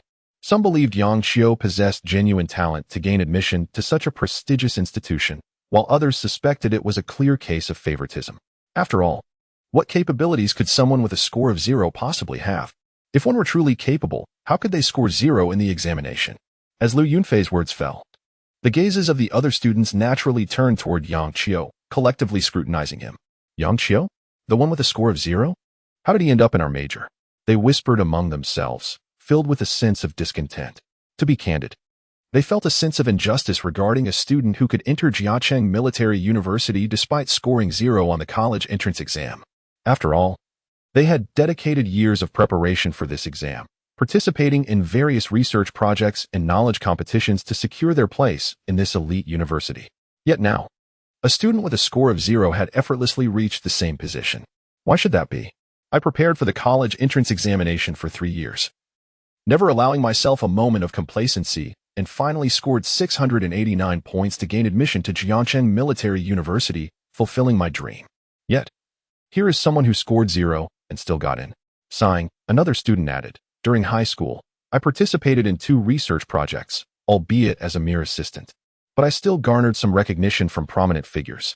After barely passing with 661 points, I entered this school. How could someone with a score of 0 also be here? And in the same major as me? It's absurd. How did he even get in with a score of 0? Surely, it must have been through connections? Who knows? Maybe he has influential backing. While we toil away to prepare for the entrance exam, he waltzes in without a care. What a disparity. Without any merit, he still gains entry into such a prestigious institution. I doubt he will even manage to graduate. However, I heard that during the application process, many presidents from top universities sought Yang Qiu, hoping he would join their ranks. I wonder if there's any truth to that. It's just a rumor, after all. Which university president would want a student with a score of 0? Such an attitude toward learning is hardly fit for university. Whispers of discontent and sarcasm reverberated throughout the classroom. In response, Yang Qiu remained unfazed. He had conversed with Chang Wuxing and was well aware that entering this prestigious institution with a score of 0 would inevitably provoke dissatisfaction among some students. Thus, he had mentally prepared for such reactions. A score of 0 on the college entrance examination was a thing of the past. As long as he demonstrated even a modicum of ability in his future studies, others would discern whether he had gained admission through connections or true merit. In time, all doubts would dissipate before the undeniable evidence of his capabilities. While the others continued their discussions, particularly fixating on the rumors surrounding his admission. The lack of widespread acknowledgement due to information suppression and internet restrictions meant these whispers remained mere speculation, not warranting much attention. Creak, the door swung open. Yang Qiu, feeling utterly bored, lifted her gaze and was met with a familiar silhouette. Cascading hair flowed gracefully over her shoulders, while her sparkling, translucent eyes glimmered with an enchanting allure. Her exquisitely sculpted features and skin as fair as jade radiated an ethereal charm, accentuated by her flowing white dress, which exuded elegance and poise. This was Qin Shi, Yang Qiu's high school deskmate, class monitor, and also the belle of the school.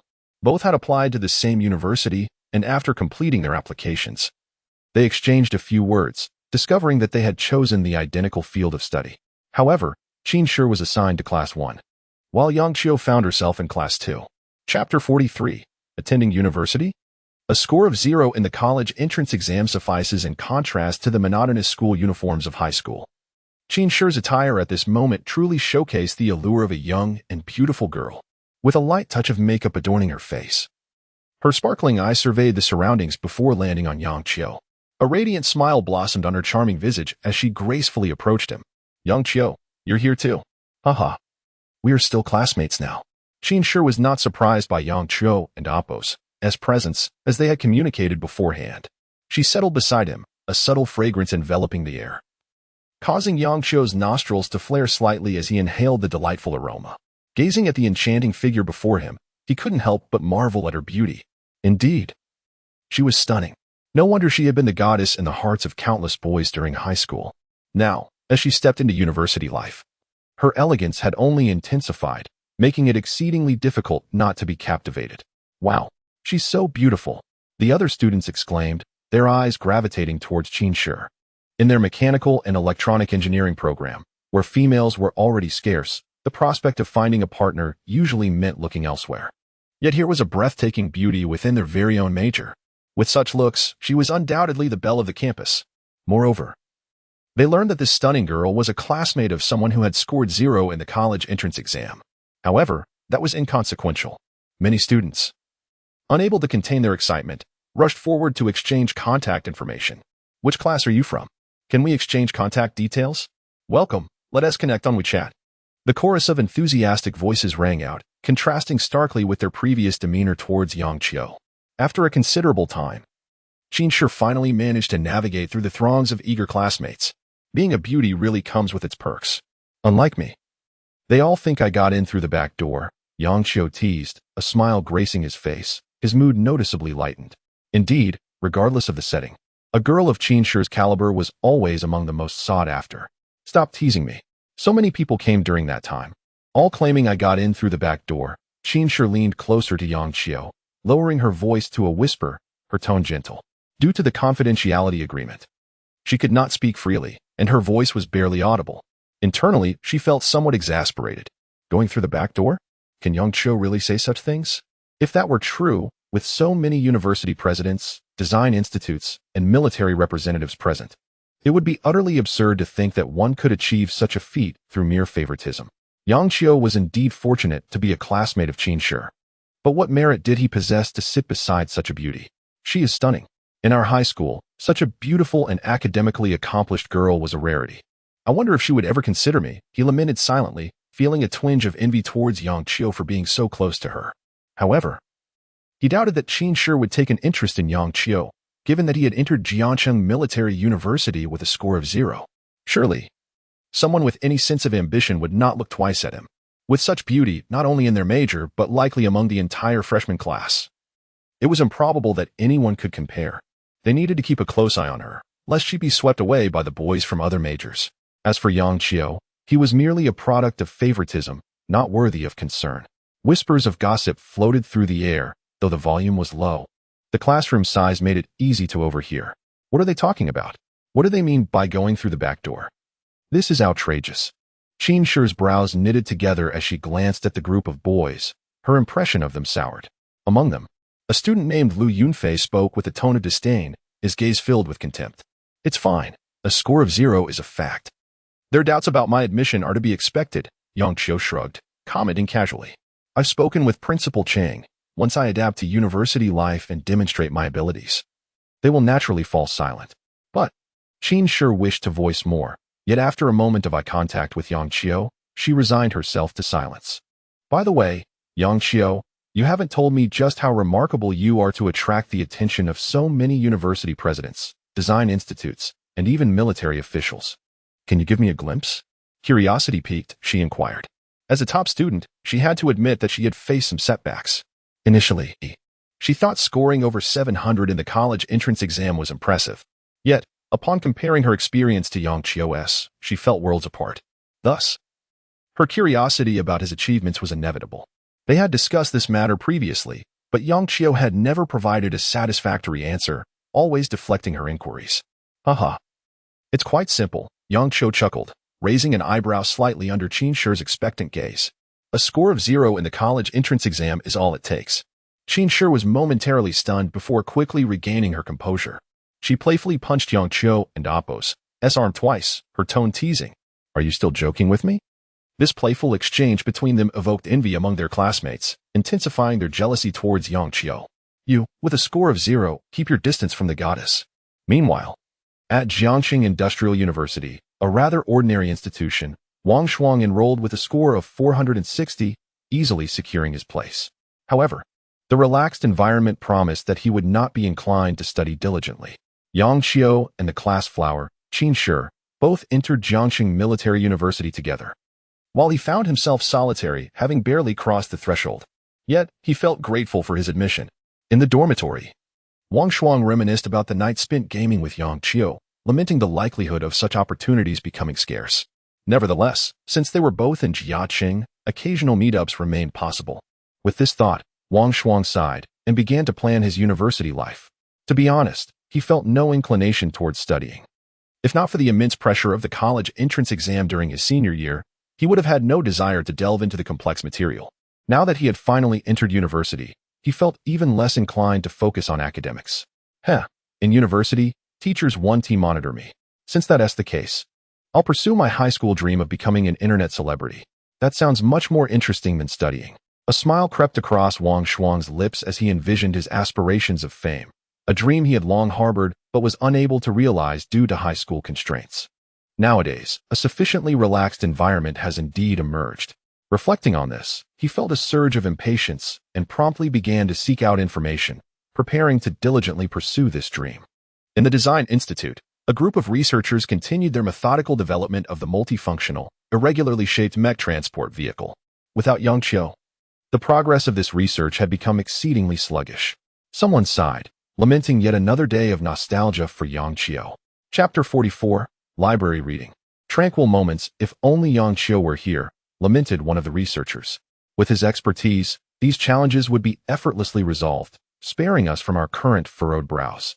The moment his words were spoken, a chorus of agreement followed. Indeed, had that young man been present, given the previous conditions and progress, this project would likely have been completed by now.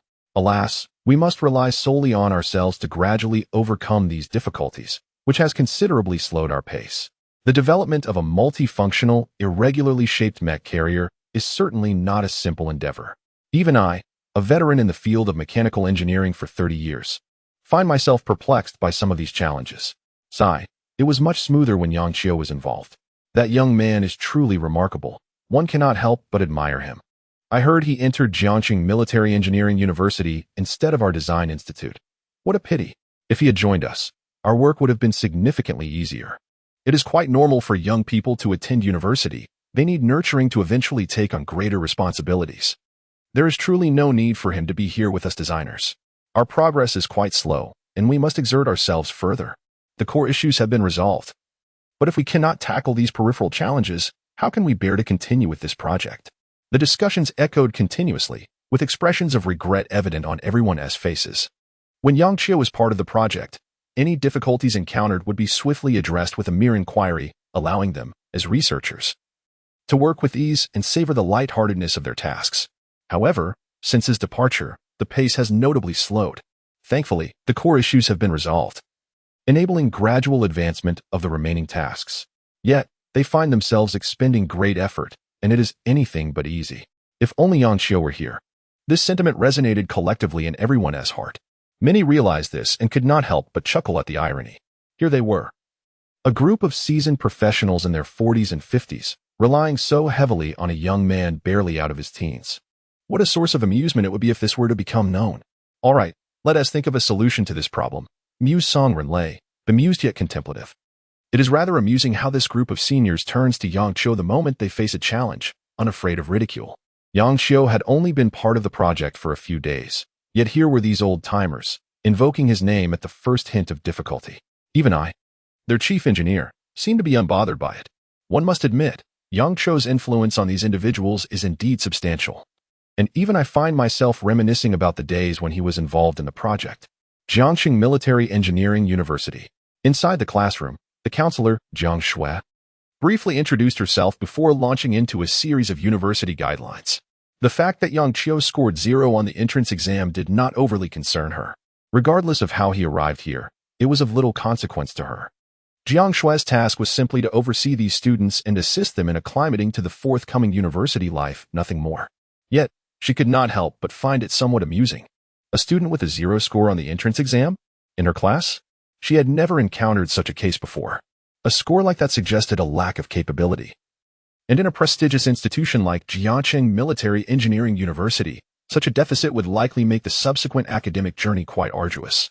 All right. I have covered most of the necessary points. Next, both classes will select a class leader and study committee members. Those interested should come forward for a self-introduction, after which we will vote. Jiang Shui exhaled slightly, surveying the students below. Soon, several students stepped up to vie for positions, followed by the voting process. During this time, Qin Shi also took the stage and was successfully elected as the study committee member for Class 1, eliciting enthusiastic applause from the crowd, who genuinely appreciated this beautiful academic star. Yang Qiu also extended his congratulations. With that settled, university life gradually fell into a rhythm. Today marked the first day of the new students' enrollment. Many would choose to unwind and explore this century-old institution. Meanwhile, Yang Qiu found himself in the library, where rows of neatly arranged bookshelves filled the vast space, offering an abundance of literature that dazzled the senses. The environment was pristine and orderly, exuding elegance and comfort. The lighting illuminated the entire venue, creating a refined and tranquil atmosphere. Due to the recent commencement of the academic year, the library was not overly crowded. Small groups of students sat at their desks, enveloped in silence, allowing a profound sense of peace to settle within. Indeed, Yang Qiu was fond of this ambience, which was one of the reasons he chose this university. Here, he could quietly enjoy the pleasures of study and reading. Without further hesitation, he began to explore the venue in search of the books he needed. The library was immense, covering over 30,000 square meters, comfortably accommodating thousands of readers simultaneously. With a collection of over 4 million volumes spanning various fields, the resources were rich and diverse, everything one could possibly need. Before long, he located the book he sought, Dynamics of Mechanical Systems. This foundational textbook in mechanical engineering addressed the dynamics analysis and design of rigid mechanical systems, elastic component systems, clearance pair mechanics, variable mass mechanical systems, and more. It would greatly aid in the manufacturing of mechs, providing a solid foundation. Yang Qiu chose a spot to sit down and promptly began his diligent reading and comprehension, flipping through the pages and memorizing various knowledge points. This process was one he had become quite accustomed to at home, and he quickly settled into a productive rhythm. As he immersed himself in his reading, time seemed to fly. Before he knew it, it was closing time. The library typically closed at 10 in the evening, and as the staff began to call out, Yang Qiu rose to leave. However, he took the book with him, having borrowed it using his student card, intending to continue his reading in the dormitory. The streetlights illuminated the dark sky as he walked along the night path, a sense of tranquility and relaxation washing over him. The fatigue accumulated from prolonged reading began to dissipate. Today's achievements were quite satisfactory. 5 skill points, 20 course points, along with some foundational knowledge in mechanical engineering. With the assistance of his unique abilities, his studies were yielding remarkable results, and everything seemed to be progressing favorably. Yang Qiu felt a twinge of nostalgia, reflecting on how different this experience was from his high school days, presenting a landscape he had never encountered in his previous life. He wondered how his friend Wang Shuang was faring, whether he could adapt to university life, or if he was still holed up in the dormitory playing video games. The thought of his close friend brought a smile to Yang Qiu's lips. Upon returning to the dormitory, he continued reading for another hour before lying down to rest. The following morning, sunlight spilled onto the ground, heralding dawn. In the classroom, students majoring in mechanical and electronic engineering gathered. Teacher Lu Hong stood at the front, offering a brief introduction. Hello, everyone. My name is Lu Hong, and I will be your instructor for the Fundamentals of Mechanical Manufacturing course this semester. I hope we have a pleasant time together. He was a middle-aged man of slightly slender build, adorned with black-framed glasses, his deep-set eyes reflecting a hint of a smile that suggested an amiable disposition. As he finished speaking, applause erupted from below. In this initial encounter, he took the opportunity to introduce himself and familiarize everyone present. Once the applause subsided, Lu Hong, with a gentle smile, began to call out names. Wu Chuan, he announced. Present. Yang Wen, he continued. Present. Qin Shi, came the response. Lu Hong systematically proceeded through the roster, starting with Class 1 and then moving to Class 2. Finally, he reached the last name on the list. Yang Qiu. From the corner, Yang Qiu responded with an unhurried demeanor. Noticing this name, Lu Hong's expression underwent a slight change before he discreetly closed the roster and commenced the lesson. Chapter 45. Major Project. One Spot. The fundamental course in mechanical manufacturing encompasses various topics, including conventional cutting methods, plastic forming technologies, essential knowledge of cutting processes, welding techniques, common surface processing schemes, and casting technologies. Today marks our first class, and I shall provide a brief overview of the course framework to facilitate your systematic learning. As the lecture unfolds, Professor Lu Hong passionately engages with the content, his logic clear and his delivery articulate, exhibiting the mastery expected from a seasoned educator with 3 decades of experience. Below the podium, a group of students attentively listens, nodding in agreement, reflecting their earnestness as they embark on their university journey. Time flows gently during this engaging session, and over an hour swiftly passes. Throughout the lecture, Lu Hong observes his students, noting their attentiveness with satisfaction, until his gaze lands on Yang Qiu, who appears lost in thought. A frown crosses Lu Hong's face. Is he daydreaming? With a dismal score on the college entrance exam, is he not concerned about failing or receiving an academic warning? Lu Hong shakes his head, sighing inwardly. They say that a slow bird should fly early, but this young man shows no inclination to take flight. In truth, Yang Qiu is not merely daydreaming. He is mentally organizing the knowledge he absorbed from his readings yesterday, his mind racing despite his outward appearance of distraction. All right, next, I will assign a project. Lu Hong announces, clapping his hands to regain the attention of the class. Adjusting his glasses, he continues, as students in the mechanical electronics program, you will often engage in practical design and research activities. I have an intriguing project for you, which will count as a significant assignment. His words spark interest among the students. A project? A design assignment? Although many are encountering such concepts for the first time, those who have made it to this point are among the elite, naturally eager to take on the challenge. What is the project? A student inquires. Aerogel.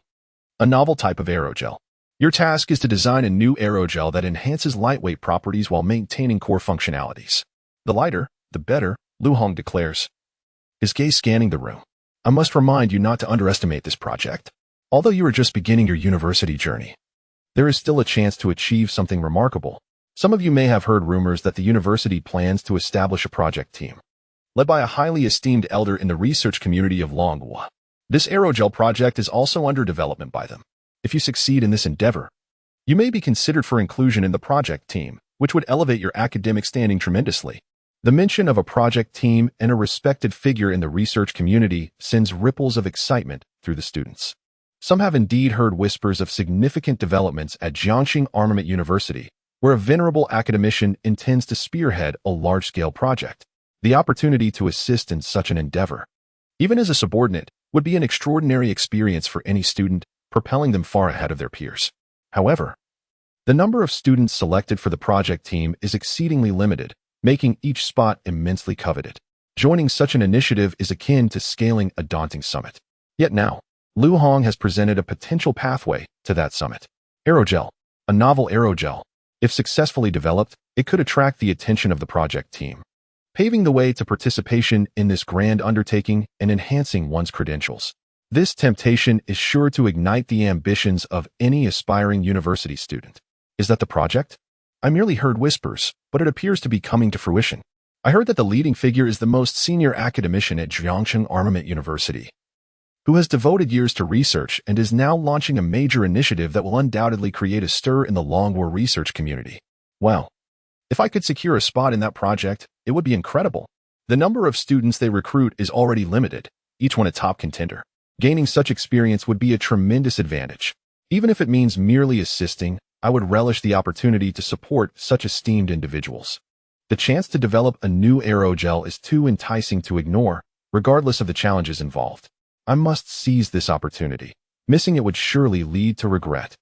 A cacophony of excitement fills the classroom, resonating with fervor. Lu Hong surveys the eager faces below, each one brimming with anticipation and enthusiasm.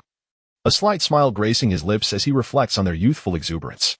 However, he is keenly aware that developing a novel aerogel is no simple feat. Even the project team faces significant hurdles, which is precisely why they are seeking fresh perspectives to tackle the challenges. Yet, the audience consists of novice students, whose prospects for success are remarkably slim.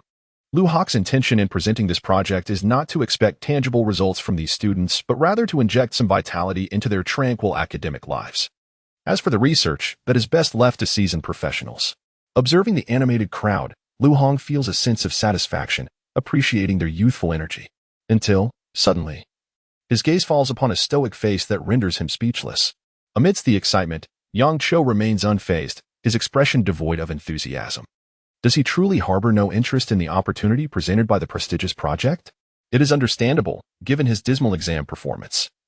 He likely realizes that he has little chance of being involved, leading to his indifference. Lu Hong wonders how this student even gained admission to Jiangxing Armament University. Now, regarding the novel aerogel, I encourage you all to contemplate it thoroughly. You may conduct relevant experiments in the laboratory, where instructors will guide you in familiarizing yourselves with the equipment. You have 2 months to prepare, and I will review your progress, regardless of the outcome. Should you choose not to engage, your result will be a 0, so I hope you approach this with professionalism and avoid such a fate. With a fleeting glance at Yang Xiao, Lu Hong turns and exits the classroom. Chapter 46. The New Aerogel and Its Development Dilemmas. Yang Xiao. What are your thoughts on the new aerogel project? If successful, it would grant us a coveted position in that prestigious project group. Such an opportunity is exceedingly rare. After class, Qin Shi hurriedly approached Yang Xiao, her beautiful eyes sparkling with enthusiasm for the project group vacancy. The aerogel demands lightweight properties, and the assignment has been given to us freshmen. It seems the instructor may have merely mentioned it in passing. The issues that those project groups have yet to solve suggest our hopes are rather dim. Yang Cho clicked his tongue and shook his head lightly, appearing disinterested. Aerogel, often referred to as solid smoke or frozen smoke due to its translucent hue and feather-light weight, boasts a density as low as 0.16 milligrams per cubic centimeter. Slightly lighter than air, yet possesses remarkable thermal resistance, withstanding temperatures up to 1,400 degrees Celsius. It plays a pivotal role in aerospace applications, being versatile and indispensable. This critically important material has already undergone extensive research by development institutions, pushing its capabilities to the limits of modern technology. Now, they are tasked with making an already lightweight aerogel even lighter, a challenge that is self-evident. Unless there is a groundbreaking technological advancement, how can a group of first-year students hope to surpass those seasoned researchers who have dedicated years to this field? Therefore, the prospects for this project are not particularly promising. Expecting a group of freshmen to innovate in this area is indeed fanciful. Qin Shi nodded gently. After experiencing a wave of excitement in class, she quickly recognized the inherent difficulties of the project, challenges that were beyond the reach of students like them. Securing a position in that project group was evidently not a simple task. Nevertheless, the allure of that opportunity was exhilarating, regardless of the challenges. Everyone would certainly give it a try. Yang Qiu, are you truly uninterested? I would like to discuss how we might proceed. With a nonchalant tone, Yang Qiu replied, we can talk about it later. Securing a position, joining the project group, enhancing his credentials? To him, these were not essential pursuits, merely an assignment. He believed that after studying mechanical engineering for a time, he could rely on his innate talent to innovate, and time would be ample. All right, but I shall still give it a try. If you ever find yourself interested, we can collaborate, Qin Shi remarked, her eyes glimmering with hope. Seeing that she could not sway Yang Qiu, she sighed and quietly departed. A group of students nearby, who had been observing Qin Shi, noted this exchange, and many wore expressions of schadenfreude. Qin Shi approached the student who scored 0 on the college entrance examination. Was she seeking collaboration with him? A student who scored 0 could hardly possess knowledge about aerogel, let alone contribute. What a pity. If only the school beauty had invited me instead. Working with such a stunning partner would be invigorating. That student with a 0 score seemed self-aware enough to recognize his limitations and chose to withdraw. This opportunity was indeed precious, and though the challenge of aerogel was significant, they should still strive to attempt it. Success would lead to a remarkable ascent within the project. To be candid, while their initial enthusiasm for the new aerogel project was palpable, a thorough review of the available information quickly doused their fervor with a stark dose of reality. It was difficult, extremely difficult. The project group had not yet resolved these issues. What hope did first-year students have? Yet, despite this, they were unwilling to surrender easily. Even if they could not develop the new aerogel, outstanding performance might still attract the attention of the project group, significantly increasing their chances of joining. Everyone was determined to dedicate themselves to this challenge. The fervor surrounding aerogel grew increasingly intense within their department. Even students from across Jiangcheng Armament University received news of the potential breakthroughs in aerogel research, hoping to capture the project group's attention and achieve remarkable acclaim. In the midst of this fervor, numerous students flooded the laboratories, libraries, and resource rooms, poring over information on aerogel, striving to generate new ideas and achieve breakthroughs. However, as their understanding deepened, despair crept into their hearts. The likelihood of success in this endeavor seemed increasingly bleak. The new aerogel, while seemingly focused on lightweight properties, revealed far greater complexity upon closer examination. The technology was already highly advanced. Any breakthrough would necessitate challenging the existing aerogel preparation systems. Achieving this independently was an insurmountable task, and even collaboration within a team yielded little clarity. Moreover, in striving for even greater lightweight properties, they had to ensure that other essential characteristics remained intact. Otherwise, it would fail to meet the requirements of conventional aerospace materials. For the experienced members of the project group, this posed an extremely challenging undertaking, let alone for students who felt utterly confounded and overwhelmed. How could they tackle this? Was this truly a project they could manage? It was daunting, far too daunting. Indeed, that coveted position was not easily attainable. The intricacies of the new aerogel were extraordinary. Without decades of experience, what right did they have to succeed? Aerogel was already lightweight, and now they needed to make it even lighter without compromising other properties. How could this be achieved? There was no clear path forward. This seemed beyond the reach of students like them. The challenges were too great. The instructor likely never intended for them to solve this project. Perhaps it was best to concede defeat. The technological expertise required was overwhelmingly elusive. Although the rewards were enticing, the challenges were extraordinary.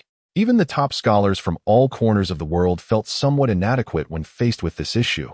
Their knowledge appeared insufficient, and thoughts were scarce, leading to dejection as they recognized that this was not a project that students could realistically develop. The campus was filled with sighs. The opportunity was tantalizingly close, yet utterly unattainable. It was disheartening. If anyone were to succeed in this project, they would undoubtedly become the center of attention at Jiangxing Armament University. Chapter 47. Escalating intensely. Countless failures as the fervor surrounding the new lightweight aerogel escalated. Yang Qiu remained unfazed, engrossed in the pursuit of knowledge in mechanical engineering within the confines of the library. He turned pages, absorbed texts, and reaped the rewards of his diligent studies. His life revolved around the library, classroom, and dormitory, a trifecta of routine that was both busy and fulfilling. Immersed in the ocean of knowledge, the exhilaration he felt was ineffable. What might appear monotonous held boundless intrigue. Yang Qiu reveled in it, content and satisfied. Host: Yang Qiu Physique, 10 Intellect, 10 Spirit, 13 Course Column, Mastery in Mathematics 0-1000, Fundamental Physics 0-100, Basic Chemistry 0-100, Fundamental Biology 0-100, Skills Column, Principles and Design of Multifunctional Irregular Mecha Transport Vehicles, Beginner, Principles and Design of Electromagnetic Pulse Rifles, Beginner. Principles and Design of Overclocked Oscillating Particle Sabers, Beginner. Theories of Modern Information Warfare, Beginner. Course points, 410 skill points, 180 during this period of study. Yang Qiu amassed a considerable amount of knowledge, accumulating 410 course points and 180 skill points, enough to elevate a blueprint from a lower to a higher level. However, a significant gap still remained before he could exchange these points for a mecha, and he understood that progress must be gradual. Yang Qiu was not in a rush. He believed in steady, methodical advancement. Sooner or later, his aspirations would be realized. Mechanical system dynamics formed the foundation of mechanical engineering, and he estimated that within a few days, he would complete this course, after which he would switch to another book. Once he mastered this knowledge and gathered enough skill and course points, the creation of a mecha would merely be a matter of time. Nonetheless, he intended to keep an eye on the school curriculum, particularly regarding the new lightweight aerogel assigned by the instructor. Yang Qiu mused silently, deep in thought. With that in mind, he no longer hesitated and opened the system panel. A translucent blue screen materialized in his mind, its ethereal text reflecting a technological brilliance. Yang Qiu entered the phrase lightweight aerogel into the search bar. Soon, the system's voice resonated in his mind. Encyclopedia, page 166, lightweight aerogel. One of the crucial materials in the aerospace field, significantly enhances portability while maintaining all other properties. It plays an essential role in aircraft and aerospace applications. Unlock conditions. Mastery in chemistry, 10 skill points, 20 course points. Indeed, Yang Qiu felt a surge of excitement. His spirits lifted. The encyclopedia system was comprehensive, encompassing everything, including lightweight aerogel. It merely required mastery in chemistry, along with 10 skill points and 20 course points for successful unlocking. However, there was no need to rush. 2 months would be ample time to create it. As he contemplated, Yang Qiu calmed his thoughts and resumed his reading. The ensuing days unfolded quietly.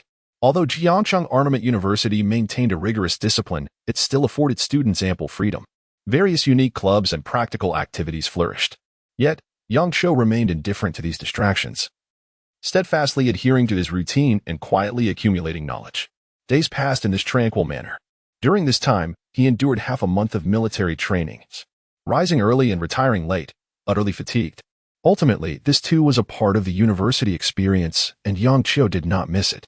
In the research facilities of Jiangcheng Armament University, several researchers gathered, fixated on the operational experimental apparatus, the XT500CO5 supercritical aerogel dryer, with a volume of 25 L.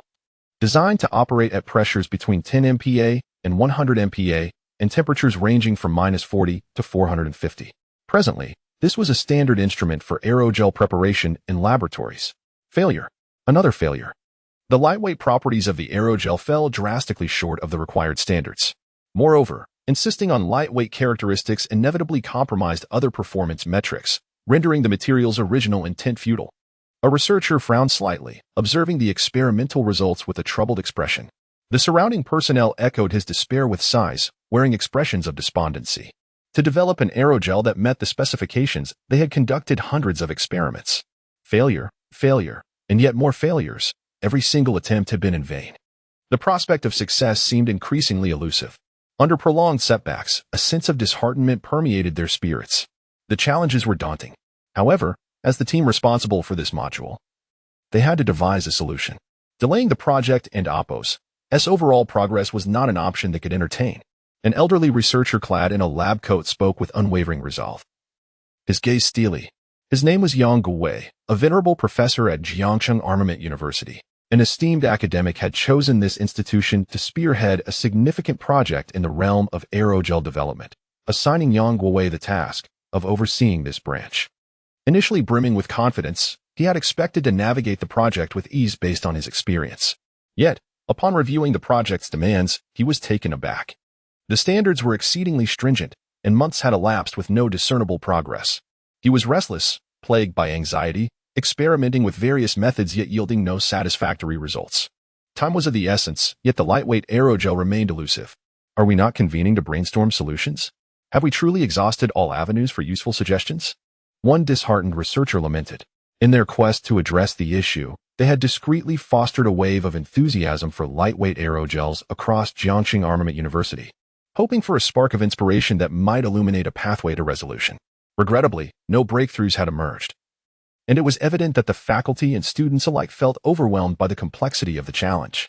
The difficulty is insurmountable. Even we lack viable ideas. It is unlikely that professors and doctors will conjure effective solutions anytime soon, let alone the undergraduates, a middle-aged man remarked, shaking his head. All right. Let us proceed to the next experiment. I refuse to believe that creating a lightweight aerogel can truly outwit a seasoned scholars, Yang Guwei declared, surveying the room with conviction. Chapter 48. Unlocking the blueprint, preparing for formal research indeed. After years of involvement in research and development, could we really allow a new material to perplex us? Although the task is daunting, there is always a way to surmount it. For the sake of the project, we must be willing to attempt it 100 times. Even 1,000. In the realm of scientific research, failure is an inevitable companion. Let us persevere. If we, the seasoned veterans, cannot succeed, then hope may truly be lost. A chorus of researchers voiced their determination, each harboring an unyielding spirit. The novel aerogel, though merely a small facet of the larger project, is nonetheless an indispensable component. Among the research team are scholars of considerable experience, led by Yang Guwei, who strive to develop this material. Regrettably, after several months, their efforts have yielded no results. Is it acceptable to abandon this pursuit? Clearly not. They can only continue their experiments, striving to achieve tangible outcomes as soon as possible. Currently, the entire Jiangxing Institute of Armament Technology is engulfed in the quest for this new aerogel, exploring every conceivable avenue. Yet no effective solutions have materialized. Many have exhausted themselves to no avail, with some students left bewildered, unable even to grasp the fundamentals, let alone contribute to the research.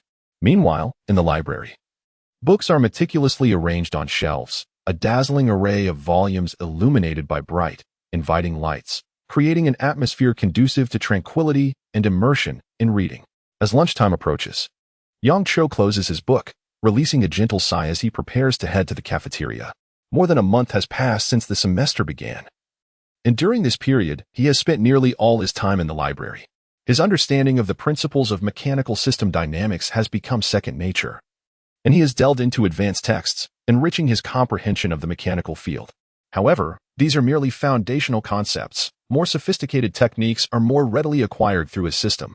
With over a month since the start of the semester, the deadline for submitting his project assignment looms near, and it is time to prepare. Thoughts of the new aerogel swirl in Yang Cho's mind.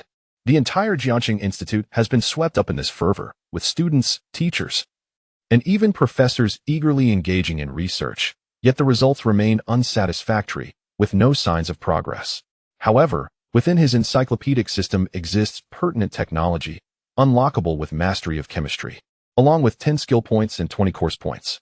Given his recent accumulation, meeting these criteria would be effortless. Without hesitation, he allocates 100 course points to his chemistry course, prompting a change in the system interface. Mastery of chemistry, 0-1000, by expending 100 course points. His proficiency in chemistry ascends to an expert level, rivaling that of the most esteemed chemistry professors. The subsequent tier requires the accumulation of 1,000 points, elevating his expertise to a professional standard, positioning him among the finest in the world. With the prerequisites satisfied, the page on aerogels instantly transforms into an exchangeable state. Yang Chio, without delay, expends his points to acquire the technology. In an instant, a wealth of knowledge regarding aerogels floods his mind, encompassing molecular structure, material synthesis, and detailed production methods, along with precise data. Every crucial aspect pertaining to lightweight aerogels is now firmly entrenched in Yang Chio and Appo's consciousness, as if he could recite it flawlessly. Lightweight aerogel. With an already remarkably low weight, it further reduces the mass of conventional aerogels to 2/3 of their original weight, all while maintaining unchanged properties such as heat resistance and insulation. From a molecular structural perspective, the new aerogel is evidently more stable and suitable for sustainable applications. Truly, the quality is exceptional, a testament to the system and Appo's capabilities. How remarkable it is that a challenge that has perplexed the entire Jiangxing Institute has been effortlessly mastered by me. This is indeed the advantage of the system. Yang Chio is immensely pleased with this technology. What remains is to synthesize this new aerogel within a laboratory environment. However, most of the school's laboratories are currently occupied with aerogel experiments. Not wishing to squander time, he must seek out an independent laboratory. With this thought in mind, Yang Chio ponders briefly before dialing Cheng Wuxing's number. Hello, Yang Chio. What can I assist you with? Speak freely, and I shall do my utmost to accommodate your request. Aerogel? You wish to synthesize the new aerogel? Haha, that project is quite challenging. Recently, almost everyone at Jiangxing Institute has been engaged in research on it, including myself, but alas, I have made little progress. If you wish to give it a try, I fully support you. Perhaps this research prodigy will succeed. However, do not become too fixated on this endeavor. The standards for aerogels are stringent, and it is entirely normal if it does not materialize. An independent laboratory? No problem. The research group I promised to establish for you is already in the process of being formed, and the facility is nearing completion. In a few months, you will be able to conduct experiments there. For now, I will find you a laboratory to use temporarily in the president's office. Cheng Wuxing hangs up the phone with a broad smile, releasing a slow breath. Yang Chio wishes to develop the new aerogel? This is excellent news. With his talent, there may indeed be a chance. However, considering his previous research, he has shown greater aptitude in mechanical engineering and electronic technologies. This venture into materials science may present some challenges. Nevertheless, his prior achievements indicate a commendable understanding of materials. It remains to be seen if he can succeed. There is at least a glimmer of hope. Cheng Wuxing's mind races with thoughts, harboring high expectations for Yang Chio. The endeavor surrounding the new aerogel has also been a source of frustration for him. With the combined research efforts of the entire Jiangxing Institute over the past month yielding no results, it is disheartening. If Yang Qiu can bring this to fruition, it would undoubtedly be a significant breakthrough. I am fortunate to have recruited Yang Qiu. Otherwise, we would likely have no hope at all, Chen Guoxing muses to himself. However, the challenges are indeed considerable. Even those scholars well-versed in aerogels have struggled to find solutions. Yang Qiu's prospects are promising, yet the path remains fraught with uncertainty. On the other side, Yang Qiu ends the call, a glimmer of determination in his eyes. With the laboratory issue resolved, he can now proceed to formally synthesize the aerogel using the technology provided by the system. Since his last research endeavor at the Design Institute, he has not visited a laboratory in quite some time, and he cannot help but yearn for the thrill of scientific experimentation. Thus, he is eager to unleash his potential and embark on this new venture. Chapter 49. The progress of the experiment after resolving issues in the laboratory. Yang Qiu dedicated some of his time to the preparation of a new type of aerogel. Although he had mastered all the necessary techniques, the actual production would still require considerable effort.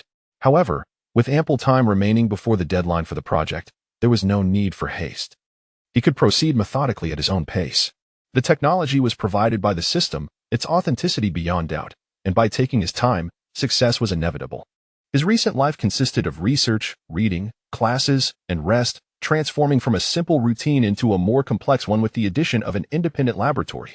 Notably, Chen Guoxing placed great importance on Yang Qiu, providing access to one of the most advanced laboratories at Jiangxing Armament University, equipped with valuable instruments that expedited the experimental process. At this moment, in the laboratory, clad in a white research uniform, Yang Qiu was engaged in the extraction of a certain material. He meticulously withdrew a vial of reagent, added a precise amount of prepared metal powder, and after gently shaking it, the solution transformed from white to a deep gray, blending seamlessly with the metal powder. Thus, one of the materials required for the aerogel was preliminarily completed. Further drying and processing with instruments would be necessary before it could be utilized. After several days of diligent effort, he had nearly prepared all the components for a lightweight aerogel and had become adept at using the equipment. Following a systematic approach would lead to success, and if all went well, completion could be achieved in just over 10 days, well before the project deadline. Satisfied with his progress, Yang Qiu decided to conclude today's experiment. In a few days, he would use the equipment for special processing to synthesize the new aerogel and test its indices to determine if it met the required standards. If not, he could easily redo it without much delay. A smile of triumph crossed his face as he set down the test tube, a glimmer of pride in his eyes for the impending achievement of developing a new aerogel. Meanwhile, many students at the university, after numerous failures, had grown disheartened and abandoned the aerogel project. In contrast, Yang Qiu, after just over 10 days of research, was on the verge of success, which was indeed a source of joy for him. There was no need to rush. He could take his time. It was late at night when he yawned, changed out of his white lab coat, and strolled toward his dormitory. The following morning, in the classroom, teacher Lu Hong stood at the podium, his voice resonant and serious as he explained a particular concept. Machines consist of the prime mover, transmission, execution, and control components. In mechanical transmission, to ensure smooth gear operation, the gear profile is typically designed using an involute curve. Below, students listened attentively, occasionally jotting down notes. Yang Qiu sat in the corner, seemingly unfazed. As the class neared its end, a voice echoed in the classroom. That concludes today's lesson. Next Friday marks the deadline for the aerogel project. I wonder how prepared you all are? Lu Hong glanced around the room, observing the faces of his students. According to the timeline, the projects he assigned were due next Friday, in 10 days. Upon hearing this, the atmosphere shifted. A wave of despondency washed over the students. Teacher, the new aerogel is exceedingly difficult to produce. I still lack a solid idea. Indeed, it seems that even the project team has yet to produce results. Compared to those experienced seniors, we are at a disadvantage, and the time we have is insufficient. The likelihood of completing this project is slim. Sighs of exasperation filled the room. Initially, I was excited about joining the project team, but the more I learned, the more despondent I became. Finding a viable concept is proving too challenging for us freshmen. Yes, as first-year students with limited foundational knowledge, the prospect of creating a new aerogel is daunting. As these sentiments echoed, it became evident that many had resigned themselves to failure. Although some managed to produce aerogels, they fell short of the required standards, failing even to meet the existing performance benchmarks, let alone the demands for enhanced lightweight properties. Despite being top students from various regions, their lack of experience and knowledge left them feeling lost and helpless. It's entirely normal not to succeed. Expectations were never high. However, through this attempt, you will certainly glean some insights, Lu Hong remarked, observing the expressions of his students. You are just starting your first year. I did not expect you to achieve results. Nonetheless, after this duration of effort, I expect to see some outcomes, regardless of quality. I will review your work next Friday. Failing to produce results is one matter, however. Not attempting at all reflects a lack of commitment. As he scanned the room, he noted the mix of worry and apprehension on their faces until his gaze landed on one expressionless countenance. Yang Xiao, how is your aerogel project progressing? Let me ask you this. What are the fundamental components of aerogel? Given the duration of this project, you should know these basics, right? While others were anxious, Yang Xiao, who had scored 0 on the college entrance exam, appeared indifferent.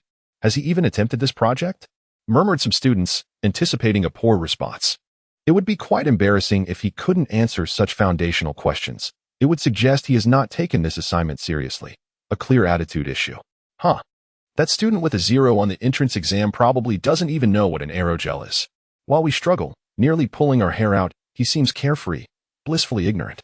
As the murmurs continued, Qin Shi's expression turned slightly worried, her beautiful eyes fixed on Yang Qiu.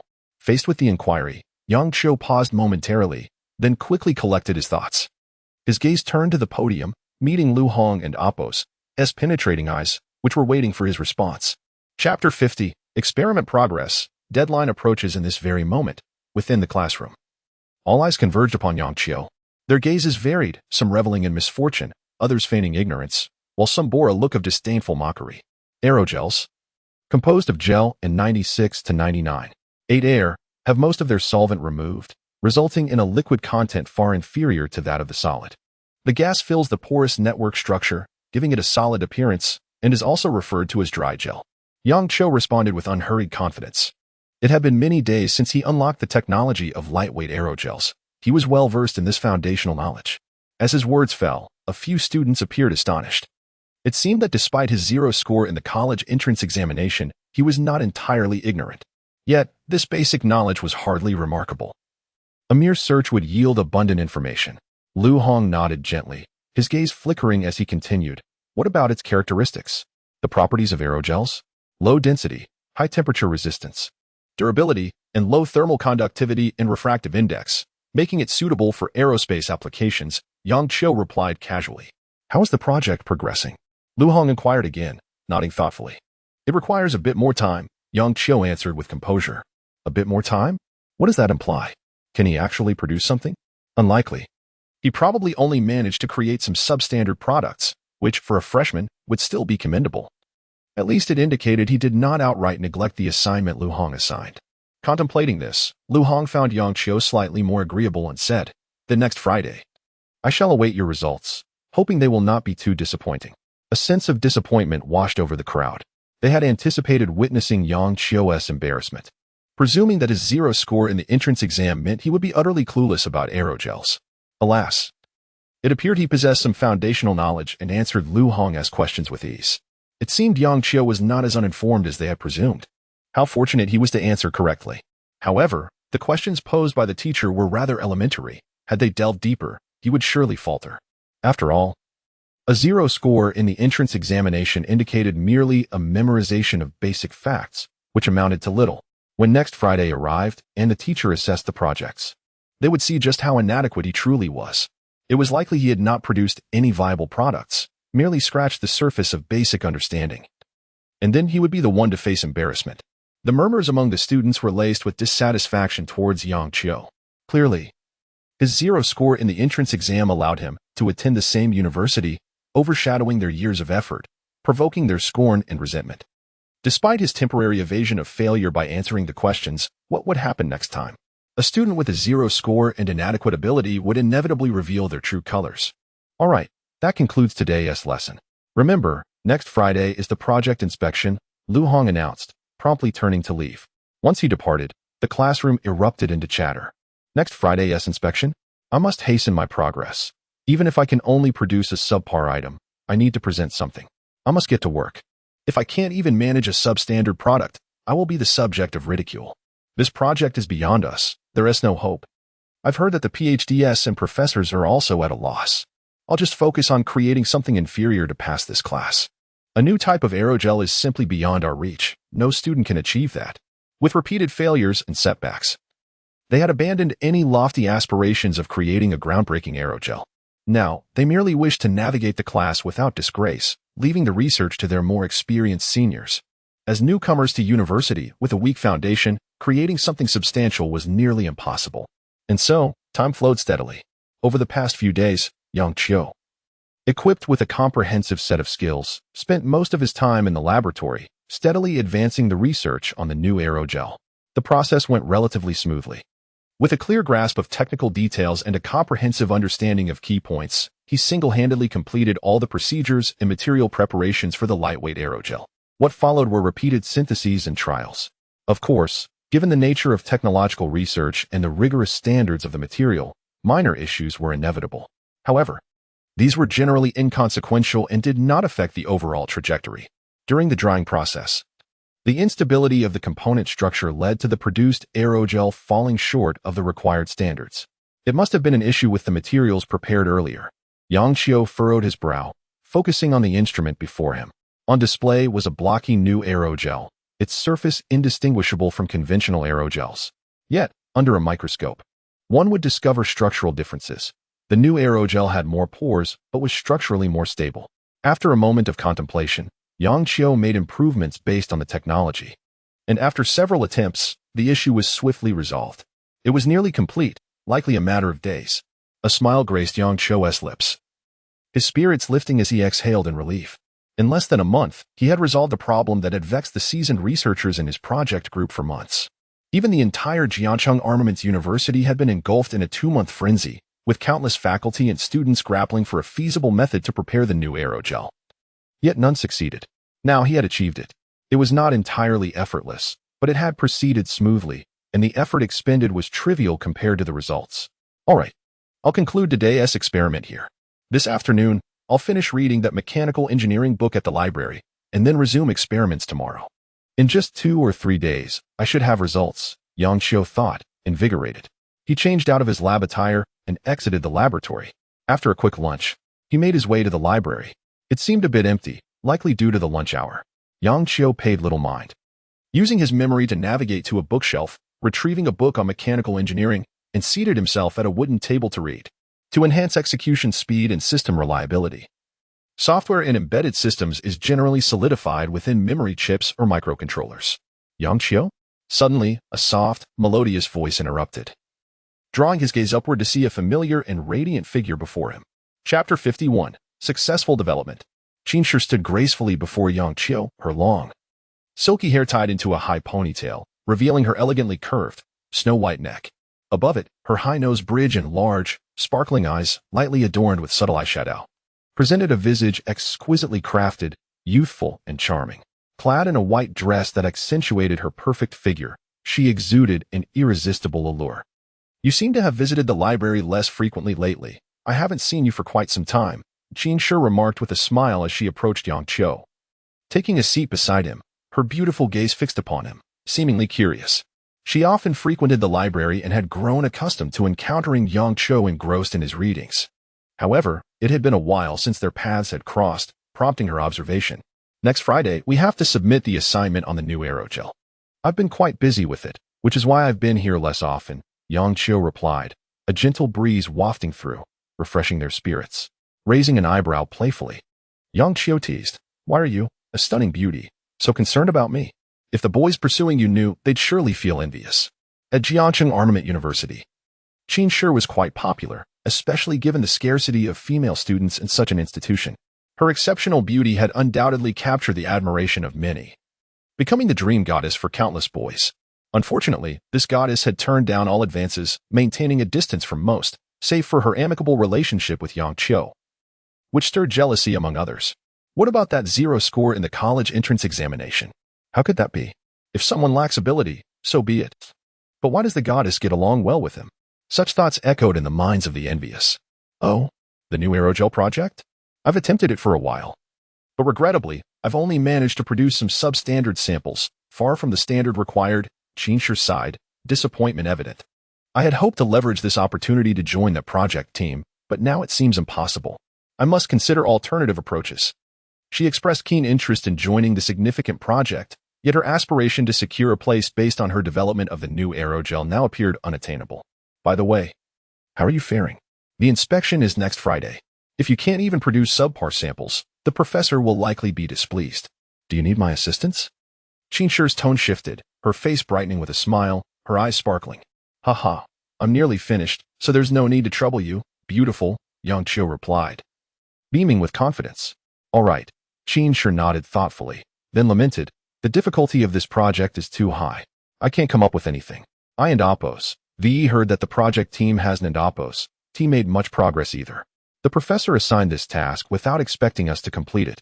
She did not realize that Yang Qiu was close to producing a finished product, believing he too was struggling with substandard samples, merely venting her frustrations regarding the assignment's complexity.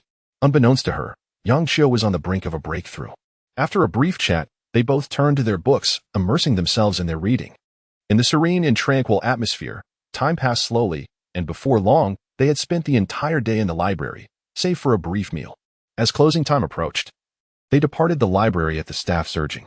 The night sky was adorned with a sparse scattering of stars, enveloping the surroundings in silence. The streetlights elongated their shadows, merging them with the light and darkness. After a day of reading, I'm exhausted. Qinshi stretched gracefully, waving her hand with a smile. See you tomorrow. See you tomorrow. Yang Qiu nodded in agreement, watching her retreating figure as he exhaled slowly. His mind was preoccupied with thoughts of the project at hand. The preparatory work was complete, all components tested, and despite numerous failures, he felt ready. Results were imminent, and he was filled with confidence. The next day at noon, in the laboratory, he exclaimed, I've done it. Gazing at the data from the instruments, a joyous smile spread across his face, his heart soaring with exhilaration. After over 20 days of research and experimentation, building upon the technical foundation provided by Jin Shouzhang, he had successfully synthesized the new aerogel. This breakthrough heralded the arrival of a superior, lightweight aerogel. Moreover, it promised to resolve the challenging problems that had stumped esteemed researchers and countless students at Jiangcheng Armament University. At that moment, a semi-transparent block of material rested quietly on the instrument, resembling solidified smoke, as if it would dissipate with a mere gust of wind. In truth, the aerogel structure was stable. It appeared fragile but was, in fact, remarkably durable, a crucial material in aerospace applications. The aerogel produced with current technology weighed as little as 0.16 milligrams per cubic centimeter, a remarkable feat, even lighter than air. Yet, Yang Qiu's creation, meticulously measured, weighed only 0.1 milligrams per cubic centimeter, a reduction of over one-third in density, perfectly aligning with the project team's specifications. This was, without a doubt, the coveted achievement they had long sought. After months of arduous research and relentless effort, they had not succeeded, while Yang Qiu, with enhanced technical prowess, managed to create the new aerogel in a mere 20 days, an astonishing feat. Approaching the instrument, Yang Qiu carefully lifted the aerogel, examining it with satisfaction glimmering in his eyes. Despite some challenges, the overall process had been smooth. Setting down the transparent cube, he yawned. After several consecutive days of experimentation, fatigue weighed heavily upon him. A restful sleep in his dormitory was in order, as there was no need to rush the follow-up work. Time was still on his side. Next, he would need to organize the experimental processes and address some instrument and material-related tasks, but those were mere details that could wait until tomorrow. The truly significant and meaningful research was essentially complete. Chapter 52. Consecutive failures. Formal inspection. Alas, yet another failure. Despite our efforts to reduce the density of the newly formulated aerogel by altering the gel's ratio and the silica content, achieving a reduction of 1/4, we have barely met the standard. The unfortunate consequence has been an unexpected alteration of the material's heat resistance, diminishing from withstanding temperatures of 1,400 degrees Celsius to now being unable to endure even 500 degrees Celsius, rendering it utterly unusable. This marks the 231st experiment. When will we finally succeed? In the project team and Oppos' laboratory, a group of scholars gazed at the experimental data before them, their expressions somber, sighing in despair. Each time they approached the test results with hopeful anticipation, they were met with profound disappointment. Failure. Failure. Yet again, failure. The unrelenting specter of failure loomed over the entire laboratory, a heavy gloom pressing upon their hearts. This atmosphere weighed heavily upon these seasoned researchers, who were accustomed to facing challenges with equanimity, now struggling to catch their breath, their brows furrowed in frustration and helplessness. What to do? The research and development have reached an impasse. A breakthrough in the new aerogel seems improbable in the short term, yet as a vital component of the larger project. It cannot be disregarded. If we cannot fulfill the task entrusted to us, what face do we have left in the project team? Everyone must exert greater effort, broaden their thinking, and promptly devise a new plan for the next experiment. Yang Guowei's gaze sharpened, his tone earnest as he spoke. Understanding the gravity of the situation, the group nodded, rekindling their spirits in preparation for the next experiment. However, the consecutive failures had inevitably deflated their morale, yet for the sake of completing the project, they must rally and exhaust their creativity. Observing this, Yang Guowei sighed inwardly, his gaze tinged with a hint of confusion. How can we successfully create the new aerogel? Time flew by, and soon it was the following Friday. Today, Lu Hong would conduct an inspection of all students' project outcomes, taking place in a laboratory equipped with a device capable of performing simple material data tests, perfectly suited for assessing the results. At this moment, the laboratory buzzed with activity as a throng of students from the mechanical and electronic engineering department gathered, each prepared to present the fruits of their labor from the past 2 months. Given their current capabilities, the majority had produced substandard specimens, bizarre in appearance and far from the conventional aerogel standards. It was evident that even the well-established ordinary aerogel was beyond their reach, let alone achieving the requirements for the new aerogel. The time was too short, and with my skill level, I could only produce these defective items. Ordinary aerogels are typically a translucent white, yet mine had resulted in solid white blocks, with significant discrepancies in all metrics. It was disheartening. Alas, if I cannot even produce a standard aerogel, how could I innovate upon that foundation? This topic is simply beyond my grasp, without a certain level of experience. How could I accomplish it? The aerogel I managed to create barely met the basic standards, and I had no inkling of how to delve into more advanced lightweight innovations. Nevertheless, it was a commendable effort, significantly better than many others. The murmur of discussion echoed throughout the laboratory as students exchanged insights about their results. Since they could not produce the required project, they could only strive to replicate the aerogel as closely as possible, a challenge that had stumped many, let alone achieving deeper innovation. All right, according to your student numbers, place your results on the device for testing. I will grade your performance on this project based on the data obtained. 60 points is passing, and for those who do not meet this, your regular scores will be lowered, Lu Hong announced, surveying the room with a neutral demeanor. To him, it was merely a matter of checking assignments. Regardless of how well the students performed, there remained a vast chasm between their results and practical application, rendering the exercise somewhat futile.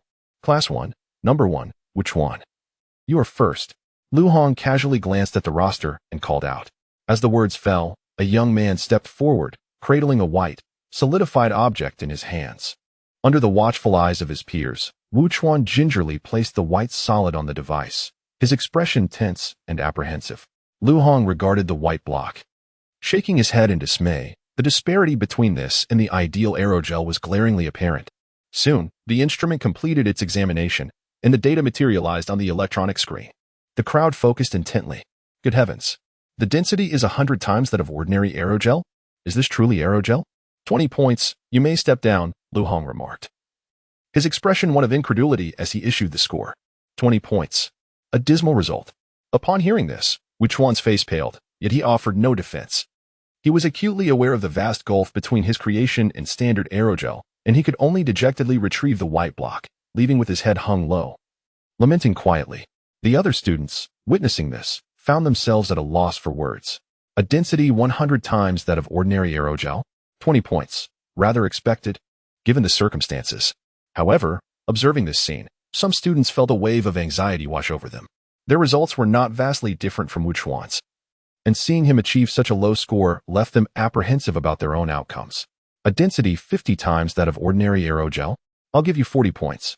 This is somewhat acceptable, although there remains a significant gap from standard aerogel, and other data points are flawed. At least it resembles something. I'll grant you 60 points for passing. What you have here, I can only give you 10 points. It hardly resembles anything that could be classified as aerogel. The device continued to hum, and data streamed onto the electronic screen. Lu Hong systematically evaluated and assigned scores based on the results. Most students did not exceed 60 points, hovering around 40. Even those who performed slightly better barely scraped through with a passing score of 60. In Lu Hong's eyes, the students' results were dishearteningly poor. Awarding passing scores to a few was merely a concession to their status as freshmen, acknowledging their weak foundational knowledge and allowing for leniency. Otherwise, based on the current results presented by these students, it would not be an exaggeration to say that none would pass. Yang Qiu, how did you fare?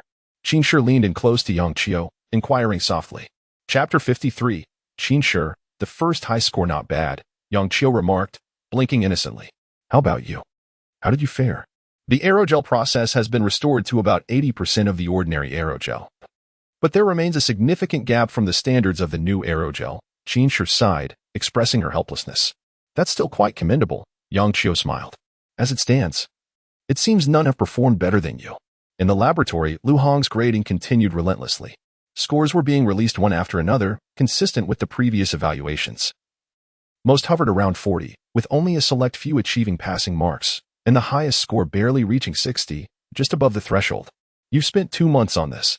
As it appears, no one has produced anything remarkable. Just the density metric for aerogel remains unmet, let alone the other standards for heat resistance and sturdiness. I must speak frankly, this is quite disappointing. Even the foundational restoration of aerogel processes is vastly inadequate. Expecting you to create a new type of aerogel is nothing short of a miracle. Lu Hong shook his head repeatedly, frowning in dissatisfaction at the students' results. He did not expect them to produce a new type of aerogel, but at the very least, the materials crafted should resemble ordinary aerogel. Yet, the students' outcomes were staggering. With density metrics often exceeding 100 or even 1,000 times that of ordinary aerogel, lacking the basic characteristics inherent to aerogel. This left him somewhat disheartened. In the face of criticism, the students' faces flushed with embarrassment. Some hesitated to speak but ultimately fell silent. They were acutely aware of the vast chasm between their results and the standards set, and they recognized that criticism was warranted. However, a few students felt a spark of defiance. After all, they hailed from various prestigious institutions across the nation, boasting strong confidence and pride. And it was only natural that they found it difficult to accept such setbacks at the outset of their university journey. Moreover, they could readily conjure a multitude of justifications for the project's shortcomings, all of which held merit. For instance, the difficulty of the subject matter was daunting. Even the senior professionals in the project group, consisting of scholars well-versed in aerogel, had spent months in research without achieving the new aerogel. Expecting first-year students to succeed was a futile hope. Even Jiangxing's Armament University had been unable to yield results after 2 months of pursuing new aerogel innovations. Given such formidable challenges, how could they be expected to succeed? Another point raised was their recent transition to university life. Their foundational knowledge was weak, and mastering the basic processes of aerogel demanded considerable time and effort, making poor performance somewhat understandable. If one sought excuses, they could easily find many. Yet, what significance did that hold? It could not alter the fact that their performances were subpar. Consequently, no one dared to counter Lu Hong's assertions. The standards he set were simply stringent. Alas, if this continues, it seems unlikely anyone in our mechanical engineering program will surpass 60.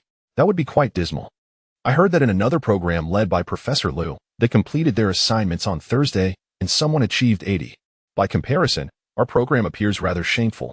Surely, there must be a standout who can defy expectations. One can only hope. It's undeniable that the challenge of creating new aerogel is exceedingly high, far beyond the reach of us first-year students, and thus low scores are inevitable. Professor Liu's grading criteria are indeed rigorous. Attaining high marks is exceedingly difficult. Whispers of discussion began to circulate.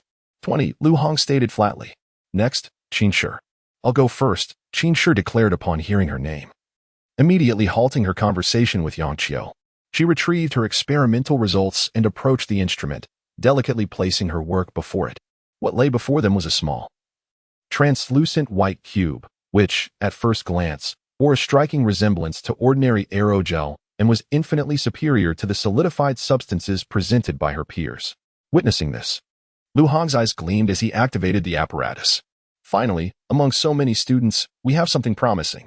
I wonder to what extent this young woman's aerogel will perform.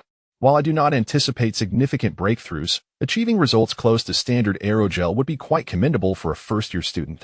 As the instrument whirred to life, it swiftly provided the testing results, a density of 5 kilograms per cubic meter. Impressive. This is already very close to the expected density of standard aerogel. The other metrics also align closely with the requisite standards for aerogel. Achieving this level in a laboratory setting is indeed exceptional. Well done. I award you 90 points. Keep up the good work. A rare smile graced Lu Hong's usually stern face, and he nodded slightly, casting a glance at Qin Shi with audible admiration. Very impressive. Among all the aerogel projects I have reviewed in recent days, this stands out as the finest. It will likely be challenging for anyone to surpass it. The announcement of her score ignited a wave of astonishment. 90 points? Qin Shi received 90 points? While the rest languished at 30 or 40, barely scraping by. One girl quietly achieved an outstanding score that would be difficult for others to eclipse. 90. Given Lu Hong and Oppo's stringent grading criteria, the probability of someone surpassing this score seemed almost negligible. The atmosphere in the laboratory shifted, becoming more fervent. Clap, clap, clap. The sound of applause resonated throughout the room. Having undertaken the same project themselves, the students understood the inherent challenges, and Qin Shi's accomplishment warranted their admiration. 90 points. It seems we have a new high score. Previously, the highest in other fields was merely 80, and now our program boasts a score of 90, a source of pride. How incredible! How did she achieve such results? We are all from the same university, tackling the same project within the same time frame.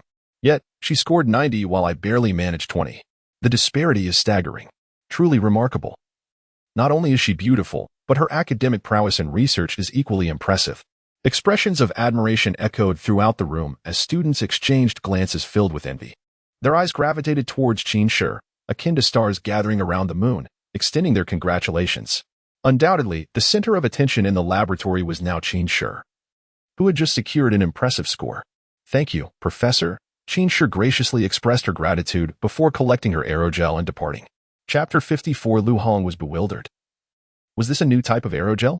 Qin Shi's impressive score of 90 sparked a wave of excitement, alleviating the previously somber atmosphere in the laboratory that had been weighed down by a series of low scores. Subsequently, the scores continued to be revealed. Following Qin Shi, most scores hovered around 40, remaining consistent with previous results. With the prior example in mind, everyone was able to accept these scores. The evaluation process for the project progressed steadily. Finally, it came to Class 2 of Electromechanical Engineering, Yang Qiu. Lu Hong and Oppo's gaze swept across the roster, landing on the final name. With an unruffled tone, he closed the roster, preparing to conclude the day's assessments. Yang Qiu? A score of 0 on the college entrance examination? Upon hearing this, numerous eyes converged upon Yang Qiu, expressions of intrigue and schadenfreude surfacing. What results could someone with a score of 0 possibly achieve? Even among these academic elites, most had barely managed 40 points, with 60 being rare and 90 only attained by one. Given Yang Qiu's astonishingly poor exam results, his abilities were negligible in comparison. How many points could he possibly score? 40? 20? Or would he mirror his entrance exam performance with a resounding 0? Finally, it was Yang Qiu's turn. I am quite curious about what he, a student with a score of 0, could produce after 2 months of research. I hope it's not too absurd. The difficulty of creating aerogels is significant, given his score of 0. He would likely struggle to grasp even the basic principles of the process, let alone utilize experimental apparatus and prepare various materials for aerogel synthesis. When I first began, I was utterly confused. He probably wouldn't comprehend it at all. Would he end up with a score of 0, just like his entrance exam? If that were the case, it would be yet another record, after all. Who let him in through the back door without the requisite ability to establish himself at Jiangcheng Armament University? Let us wait and see if he ends up with a 0. Whispers echoed through the room, most students discussing with derision and disdain, unabashedly mocking him. Their voices were deliberately subdued, yet the glances toward Yang Qiu were unmistakable, each expression varying in sentiment. How could someone with a score of 0 from the entrance exam share the same classroom with them? This discontent had simmered since the beginning of the semester and persisted to this day. The showcase of project results would undoubtedly strip Yang Qiu of any pretense, forcing him to confront the significant gap between himself and these academic achievers. Yang Qiu remained calm, leisurely approaching the apparatus. He retrieved the new type of aerogel he had prepared from his bag and placed it on the instrument. Was this his achievement? All eyes fell upon the translucent white square, only to be astonished to find that it was far removed from the grotesque forms they had anticipated. The translucent square emanated a white glow under the light. At first glance, it resembled a solid, white vapor frozen in time, perfectly embodying the expected form of an aerogel, leaving the crowd in a state of bewilderment. Was this aerogel? It seemed even superior to Qin Shi's. How could this be? Given his 0 score, how could he have achieved this? Their instinctive skepticism made it hard to believe what lay before them. This was his work. Surely, he and T purchased this aerogel. How could it be so well made? Impossible. A student with a 0 score outperformed their efforts? I refuse to believe it. Perhaps this aerogel merely had an impressive appearance. But its performance metrics surely could not meet the standard of a typical aerogel. Achievements that eluded them could not possibly be realized by someone with a score of 0. It must be a fabrication.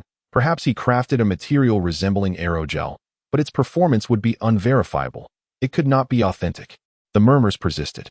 The crowd exchanged glances, engaging in hushed discussions. Most expressed skepticism, convinced that Yang Chio's abilities could not produce aerogels superior to their own. They had invested 2 months to barely comprehend the process and produce subpar results. Yet now, a student with a score of 0 was allegedly surpassing all of their accomplishments? How could they accept this? Doubt, disdain, and derision were palpable in the air. Yet, a few maintained a stance of cautious intrigue, primarily due to the aerogel and Oppo's appealing appearance, which indeed resembled what one would expect from a genuine product. Thus, there was a possibility it could be authentic. However, the number of those willing to believe was scant. The majority clung to their doubts, convinced that this aerogel was merely a fade, lacking the genuine performance metrics of a typical aerogel. Regardless, this new type of aerogel emerged unexpectedly, capturing the attention of everyone present. Lu Hong's gaze shifted subtly toward the translucent aerogel, his thoughts equally uncertain. Without unnecessary words, he silently activated the instrument. While some insights could be gleaned from appearances, nothing compared to the precision of the instrument. Data would reveal all. Perhaps the student with a score of 0 would surprise him today, achieving a score surpassing even Qin Shi.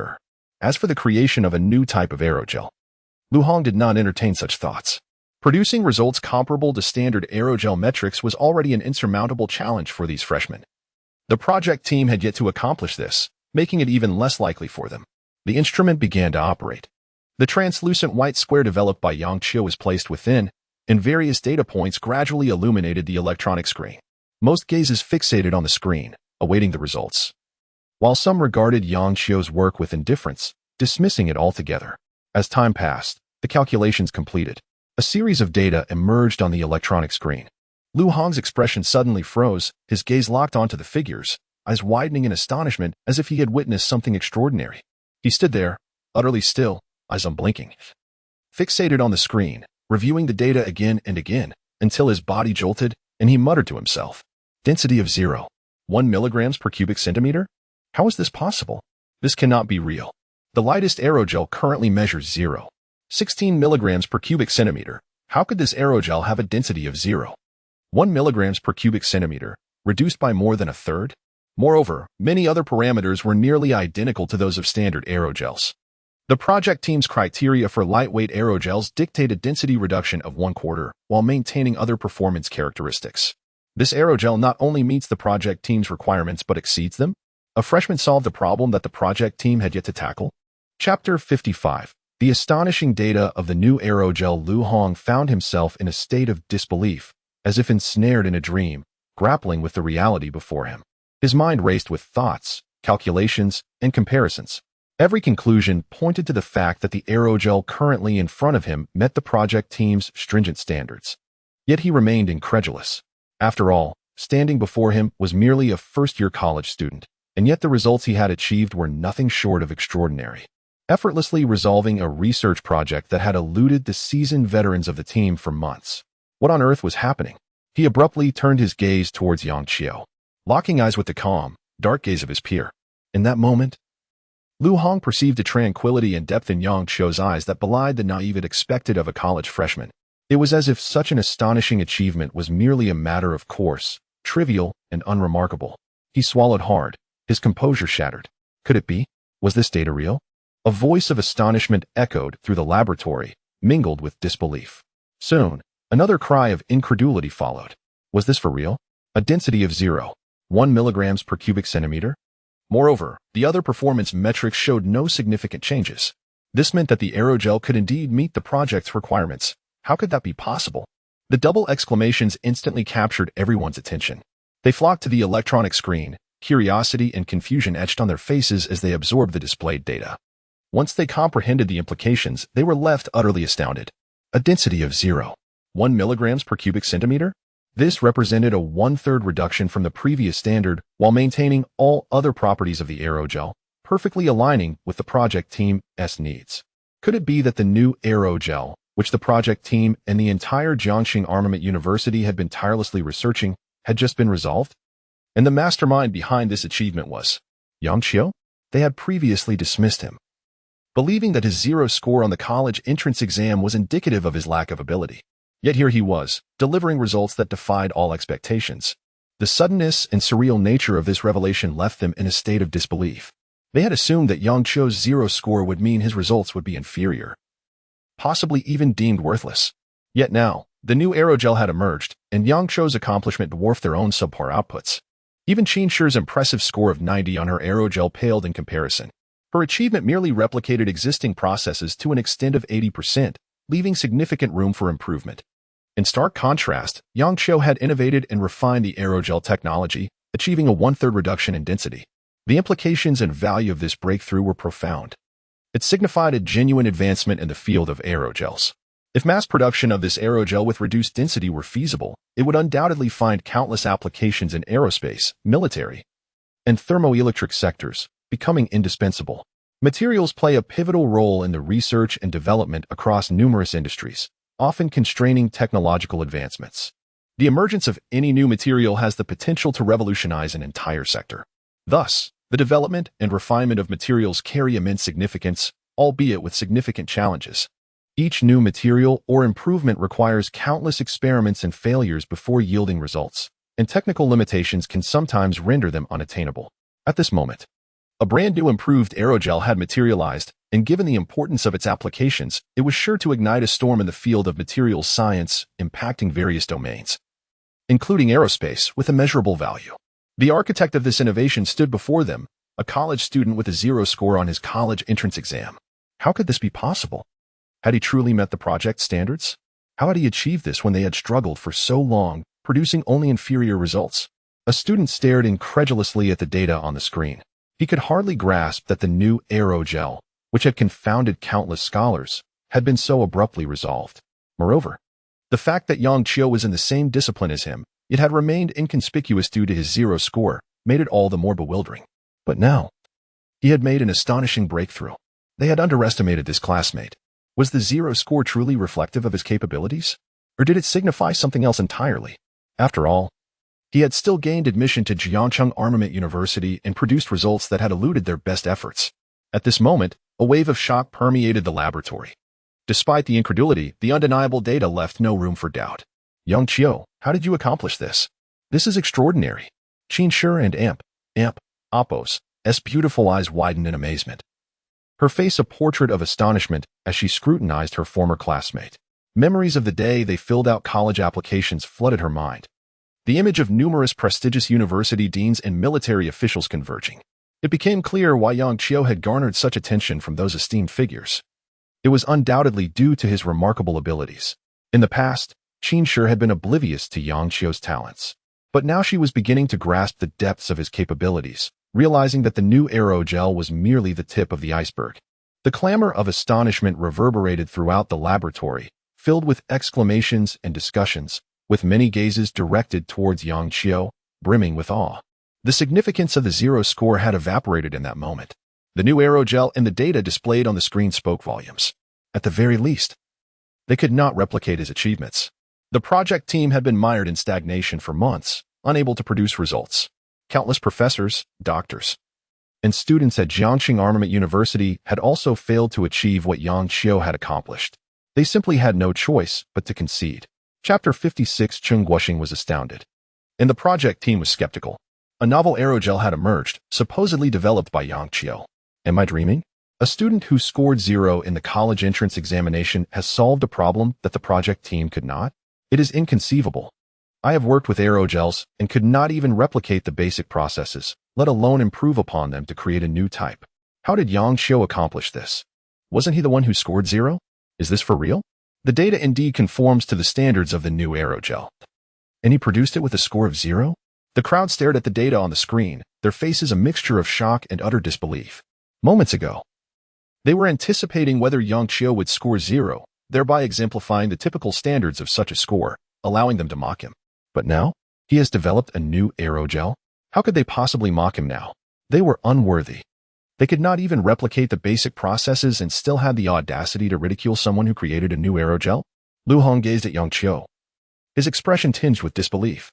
He approached Yang Xiu, incredulous as he spoke. A new aerogel? You created this? Even now, he felt as though he were living a dream. Everything happening before him was too extraordinary to comprehend. 2 months prior, he had merely intended to assess his students by assigning a project that had stumped the entire team. At that time, he had not expected these freshmen to produce any results. Achieving a basic replication of ordinary aerogel processes was already a significant challenge for students just starting university. His judgment had proven correct, as most had failed to even reach passing grades in the previous assignment. Lu Hong understood this and had become even more convinced that, based on their first-year knowledge alone, no matter how talented, they could not develop a new aerogel. But now, Yang Xiu and Oppo's unexpected emergence, along with the astonishing data of the new aerogel, indicated a singular truth. Within his field of responsibility, a freshman had accomplished what countless others had struggled to achieve. Yang Xiu nodded affirmatively. Lu Hong took a deep breath, striving to quell the tumult of emotions within him, his gaze sweeping over the laboratory, now engulfed in a cacophony of shock. He proclaimed firmly, "Everyone, cease the commotion and remain in the laboratory for the time being. We will address this matter once it is resolved." The situation had transcended his authority. The advent of the new aerogel was of great significance and required proper reporting and handling. As he spoke, the laboratory fell silent. Lu Hong took out his phone and stepped outside to make a call. At Jiangxing Military University, in the president's office, Cheng Guoxing, wearing reading glasses, was diligently working at his computer, clicking the mouse repeatedly. After a while, he set the mouse down, removed his glasses, and rubbed his weary eyes, pondering something before letting out a soft sigh. It appeared that the development of the new aerogel had hit a bottleneck. If results were not forthcoming within the month, it could significantly impact the overall progress of a major project. He could only hope that the issue would be resolved swiftly. The development of the new aerogel was not merely about creating an improved material. It was a crucial branch of a large project. Prolonged delays in results could hinder the advancement of the major project, which would have serious repercussions. Given that this major project was being conducted at Jiangxing Military University, he, as president, naturally felt concerned. However, he also understood that developing a new aerogel that met the project's requirements was no small feat. He could only wish that the project team, after numerous failures, would learn from their mistakes and improve their approach to achieve results. Yang Xiu seemed to be involved in this project as well, having borrowed the laboratory for his work. He was more adept in the field of mechanical electronics. The improvement of aerogels posed a formidable challenge even for experts in material science. Yang Xiu's knowledge base was still relatively shallow, and it was unlikely he would yield any results.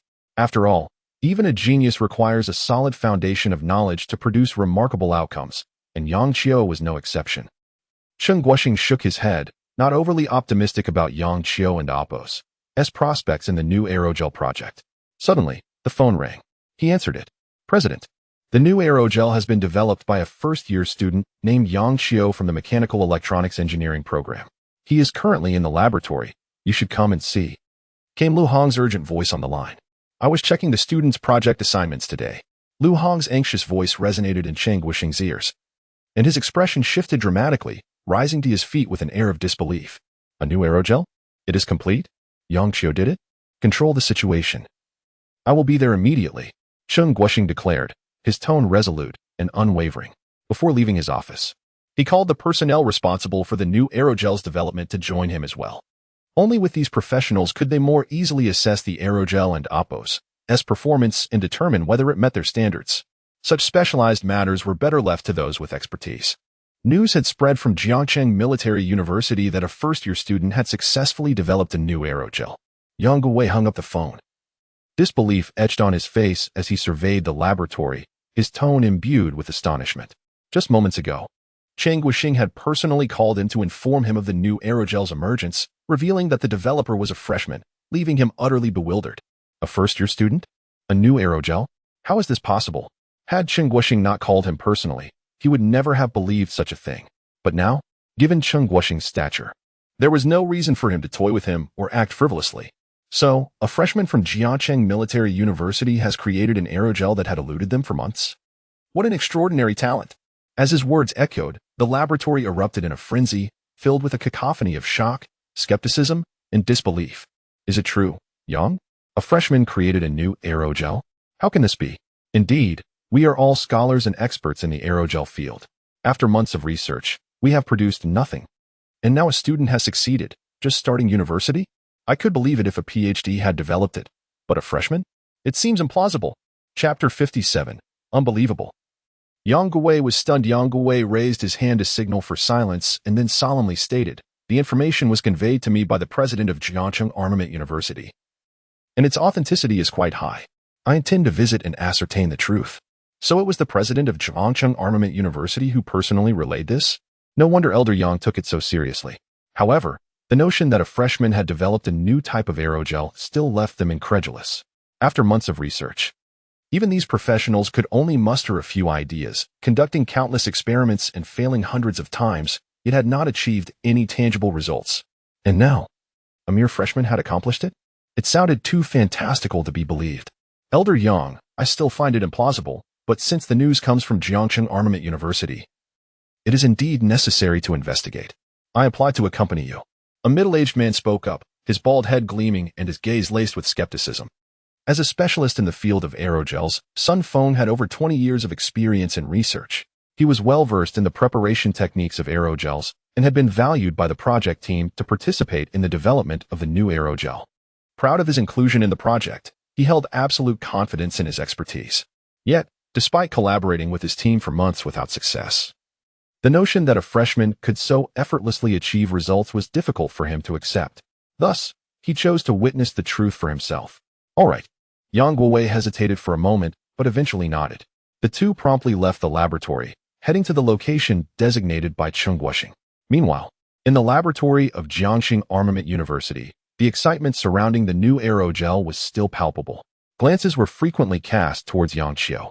Despite their disbelief, they had no choice but to accept the undeniable reality. A student who scored 0 in the college entrance examination had surpassed them all, tackling a problem that had stumped the project team. The president has arrived. Hello, President.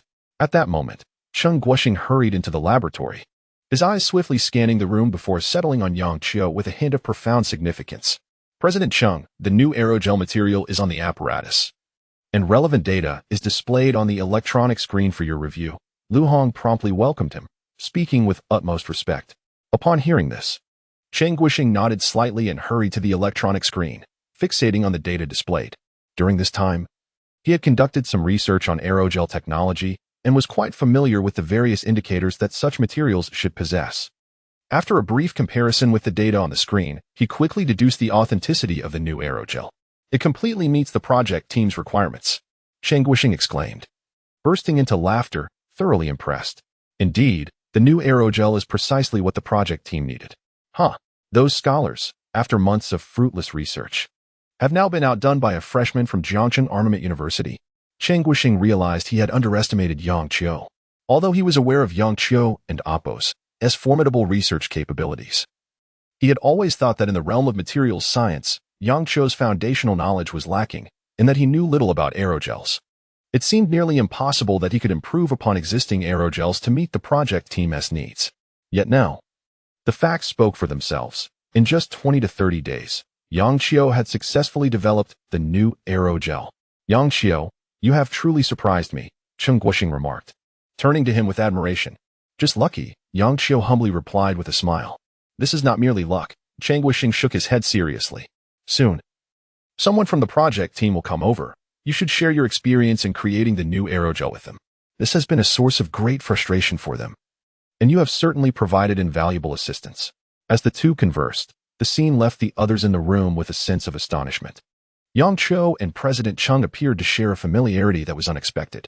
They had assumed that Yang Qiu's admission to Jiangxing Armament University was a result of negotiations between some bigwig in the scientific community and Shengguoxing. It was hard to believe that someone with a 0 score in the college entrance examination would catch the president's attention. Yet the rapport displayed between them suggested a prior acquaintance. Just then, outside the laboratory, 2 figures rushed in, appearing hurried and disheveled. Old Yang, haha. I see you're in a hurry. Shengguoxing greeted the newcomers with ease. He had known Yang Guwei for years. Both were seasoned professors at Jiangxing Armament University and had collaborated on projects in the past. I'm responsible for the new aerogel project, and after 6 months of effort, we have yet to yield results. Now you tell me Jiangxing Armament University has made a breakthrough? How could I not be anxious? Yang Guwei replied. Though seeing the smile on Shengguoxing's face eased his own apprehension somewhat. Let us cut to the chase, old Sheng. Is the new aerogel truly developed? Is it really the work of a freshman? You'll find out as soon as you step inside, Shengguoxing said with a triumphant grin. Without further ado, Yang Guwei eagerly entered the laboratory. Sun Feng, who was beside him, exchanged a brief greeting with Shengguoxing before hastily following suit. He still found it hard to believe that a freshman could achieve results in a project that had eluded him and his team for months. Upon entering the laboratory, Sun Feng's gaze immediately landed on the electronic screen, and without a moment's delay, he rushed over, fixated on the data displayed. His face flushing with astonishment and his breath quickening. How? Is this possible? It's really been accomplished? Beside him, Yang Guwei shared in the excitement, his expression one of utter disbelief as he too scrutinized the data. After a long moment, the 2 professionals from the project team exchanged glances, both recognizing the shock mirrored in each other's eyes. All skepticism evaporated in the face of such undeniable data, leaving only a profound sense of awe that lingered within them. Chapter 58. Requirements of the project team and technical explanation from the data. This novel type of aerogel fully meets the project's requirements. Are we to conclude that this daunting task, which has perplexed us for months, has been accomplished? By a freshman? Sun Feng's face flushed, disbelief resonating in his voice. Just moments ago, he was in the laboratory, troubled by the challenge of producing an aerogel that met the standards. And now, this formidable project, which had left them at a loss, has been completed. Moreover, the creator is a mere freshman? Will it meet your expectations? Shengguoxing inquired with a subtle smile. It surpasses our required standards, Yang Guwei replied gravely, his gaze still fixed on the data displayed on the electronic screen, expressing his astonishment. Haha. This was accomplished by a freshman. Our student from Jiangxing Armament University is impressive, isn't he? Shengguoxing unabashedly expressed his admiration, his pride evident. Allow me to introduce you to our school's young prodigy. Shengguoxing led Yang Guwei to Yang Qiu, saying, This is Professor Yang, responsible for the development of the novel aerogel. Greetings, Professor Yang, Yang Qiu respectfully acknowledged, discreetly observing the elderly gentleman before him. The man appeared aged. With graying hair and spectacles perched on his nose, his face a tapestry of wrinkles, suggesting he was in his 60s or 70s. It was commendable that he still dedicated himself to research at such an age. So, you are Yang Qiu? Truly, heroes emerge in youth. To be candid, we have failed over 200 times in this aerogel project, lacking direction and our morale dwindling. Though we persisted, the hope of achieving our goal seemed bleak. Yet now, it has been accomplished by a young individual like you, thus resolving a personal dilemma for me. Young man, on behalf of the entire project team, I extend my heartfelt gratitude for your contributions to the development of the novel aerogel. Professor Yang, you flatter me. I was merely fortunate. Akin to a blind cat stumbling upon a dead mouse, accidentally synthesizing the aerogel. In terms of expertise, I am far behind you, Yang Qiu replied with a radiant smile, modestly attributing the success to luck. Hearing this, Yang Guwei shook his head with a smile. Being personally responsible for the aerogel project, he understood the immense difficulty involved in developing a compliant aerogel. Luck? Any competent professional would not subscribe to such a notion. Yang Qiu, I shall be direct. The technology behind this novel aerogel is of paramount importance to our project. Therefore, I sincerely invite you to join our project team's laboratory to assist in completing this endeavor. What do you think? Yang Guwei earnestly proposed. In response, Yang Qiu nodded in agreement. The two briefly discussed subsequent work matters before Yang Qiu followed Yang Guwei out of the laboratory. Shengguoxing would handle the ongoing tasks, while the military swiftly arrived to secure the laboratory. Given the significant value of the novel aerogel technology and its implications for a major project, a confidentiality agreement was imperative. Each student, filled with shock and bewilderment, solemnly signed the confidentiality agreement, pledging not to disclose the events that transpired in the laboratory that day. After today, they might need to reassess their perception of the student who had previously scored 0 on the college entrance examination. Did he possess no capability? If this were deemed lack of ability, then what could be said of them? The news of the successful development of the novel aerogel once again reached the project team's laboratory, with Yang Guwei personally confirming that there would be no issues. Following a string of failures that had dampened the atmosphere, the laboratory suddenly buzzed with energy. Researchers beamed with excitement, the unexpected joy permeating the room. With some unable to contain their exuberance, we finally did it. After over 200 failures and feeling utterly lost, we had lost faith in completing this project. Each research attempt had been a torment. Yet now, a freshman has emerged, solving this conundrum. Though it seems surreal for us, the completion of this grueling project is indeed cause for celebration. This is Yang Qiu, the sole individual responsible for the aerogel project. Everyone is aware of the challenges involved. Let us give him a warm welcome, Yang Guwei announced, gesturing to Yang Qiu. As his words echoed, the crowd stirred with renewed spirit, voicing their support. Welcome, Yang Qiu. You've been a tremendous help. Without you, who knows how long it would have taken us to develop the novel aerogel. Based on our previous progress, it seemed an endless endeavor, and the research process was grueling. Now, we can count on you to lead this project. We can finally breathe easy. Welcome, Yang Qiu. A true research genius from Jiangxing Armament University. Heroes indeed emerge in youth. Indeed, achieving such results at such a young age, what a bright future lies ahead for our nation. Resting in the hands of young talents like Yang Qiu. Welcome. I believe Yang Qiu's capabilities far exceed ours. He should directly join the project team and take on significant responsibilities. A chorus of admiration erupted. These scholars in the field of research radiated enthusiasm, showing no hint of condescension due to Yang Qiu's youth. Rather, they lavished him with praise. Youth? In their eyes, it merely indicated a lesser accumulation of experience. Ultimately, research is judged by results. Although young, Yang Qiu's accomplishments warranted the attention and respect of all.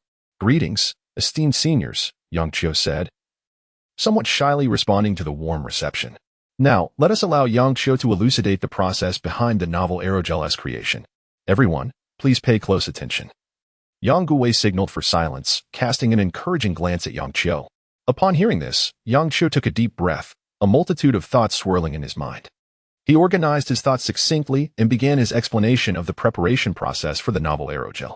The key to synthesizing the novel aerogel lies in altering the material composition, particularly adjusting the silica content below. The scholars, all well past 50, listened intently, their full attention devoted to the presentation.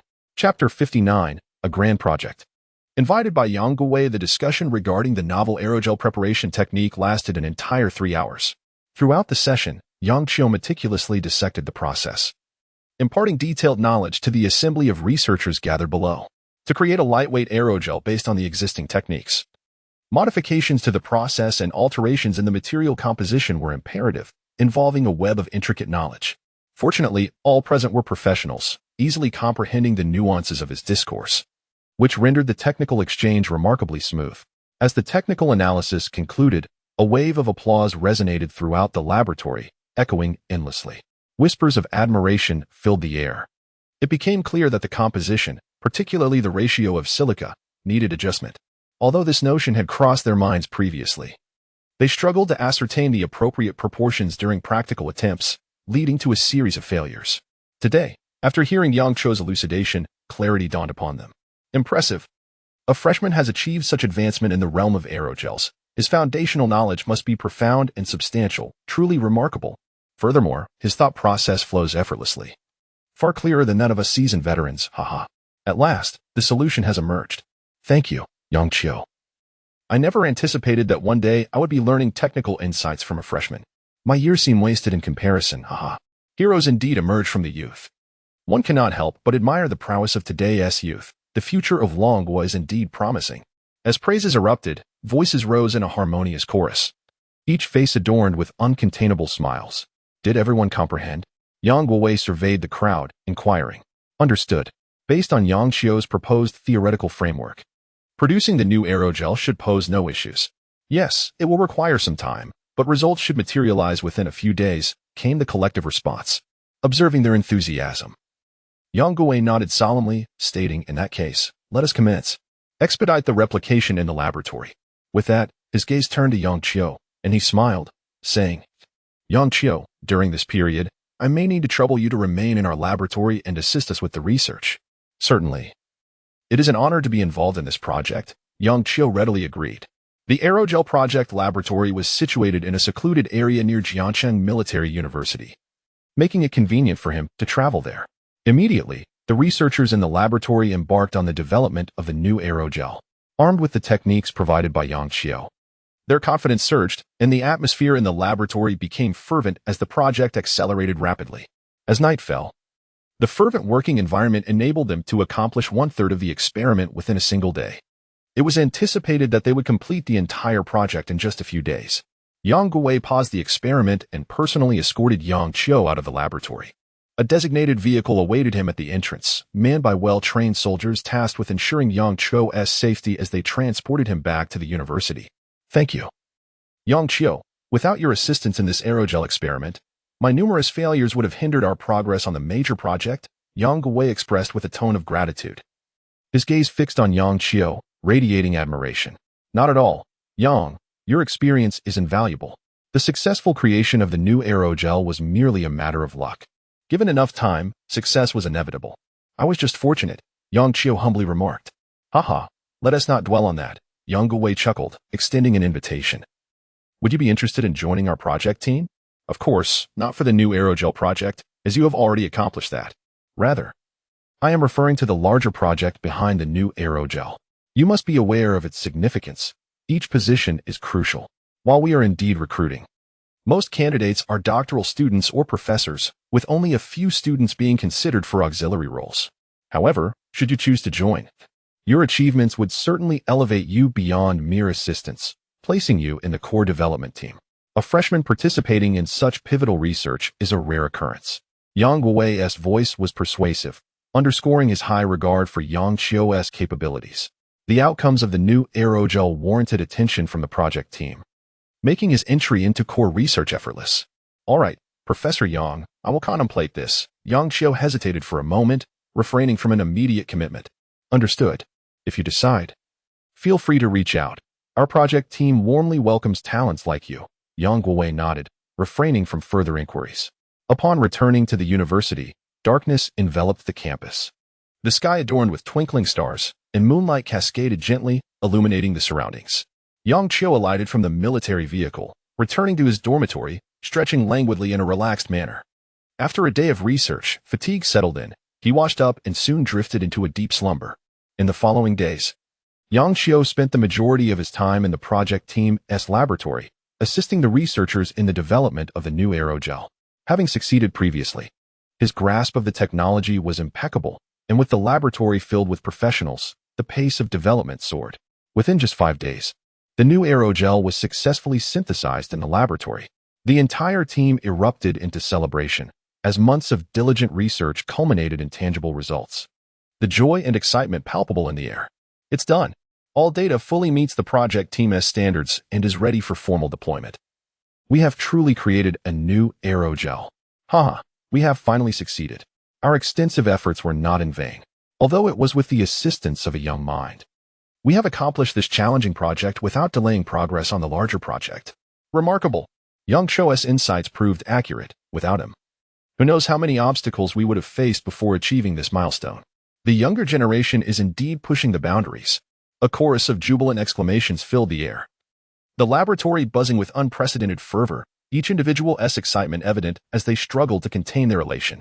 Undoubtedly, Yang Qiu had become the focal point of the entire laboratory, surrounded by a multitude of seasoned researchers, each showering him with continuous praise. Chapter 60. Invitation for studying abroad. Yang Qiu truly is a fortunate star for our project. Once the subsequent tasks are completed, you must certainly attend the celebration banquet. Otherwise, we old-timers would feel too embarrassed to lift our chopsticks, remarked an elder scholar with a twinkle in his eye and a smile on his face. Indeed. We must invite Yang Qiu to express our gratitude for his contribution to the project. Haha, Yang Qiu, you must come to the celebration banquet. Faced with the enthusiastic encouragement of these seniors, Yang Qiu felt a flush of embarrassment but quickly acquiesced. All right, let us disperse and focus on the follow-up work. The celebration banquet will certainly take place. but it will be after the project report is submitted and fully completed, which should be in just a few days. At that time, everyone will gather, and as the hero of the moment, Yang Cho cannot be absent, declared Yang Guwei with a satisfied smile. The project is complete. His mood was exceptionally buoyant. Once the follow-up work is wrapped up, the research on the new aerogel can be considered concluded. Then, he turned his gaze towards Yang Cho, remaining silent for a long moment before solemnly saying, "Thank you, Yang Cho." The turmoil surrounding the new aerogel gradually subsided in the following days. The project team announced that the process for preparing the new aerogel had been developed, causing a brief ripple of excitement throughout Jiangsheng Military University. Developed?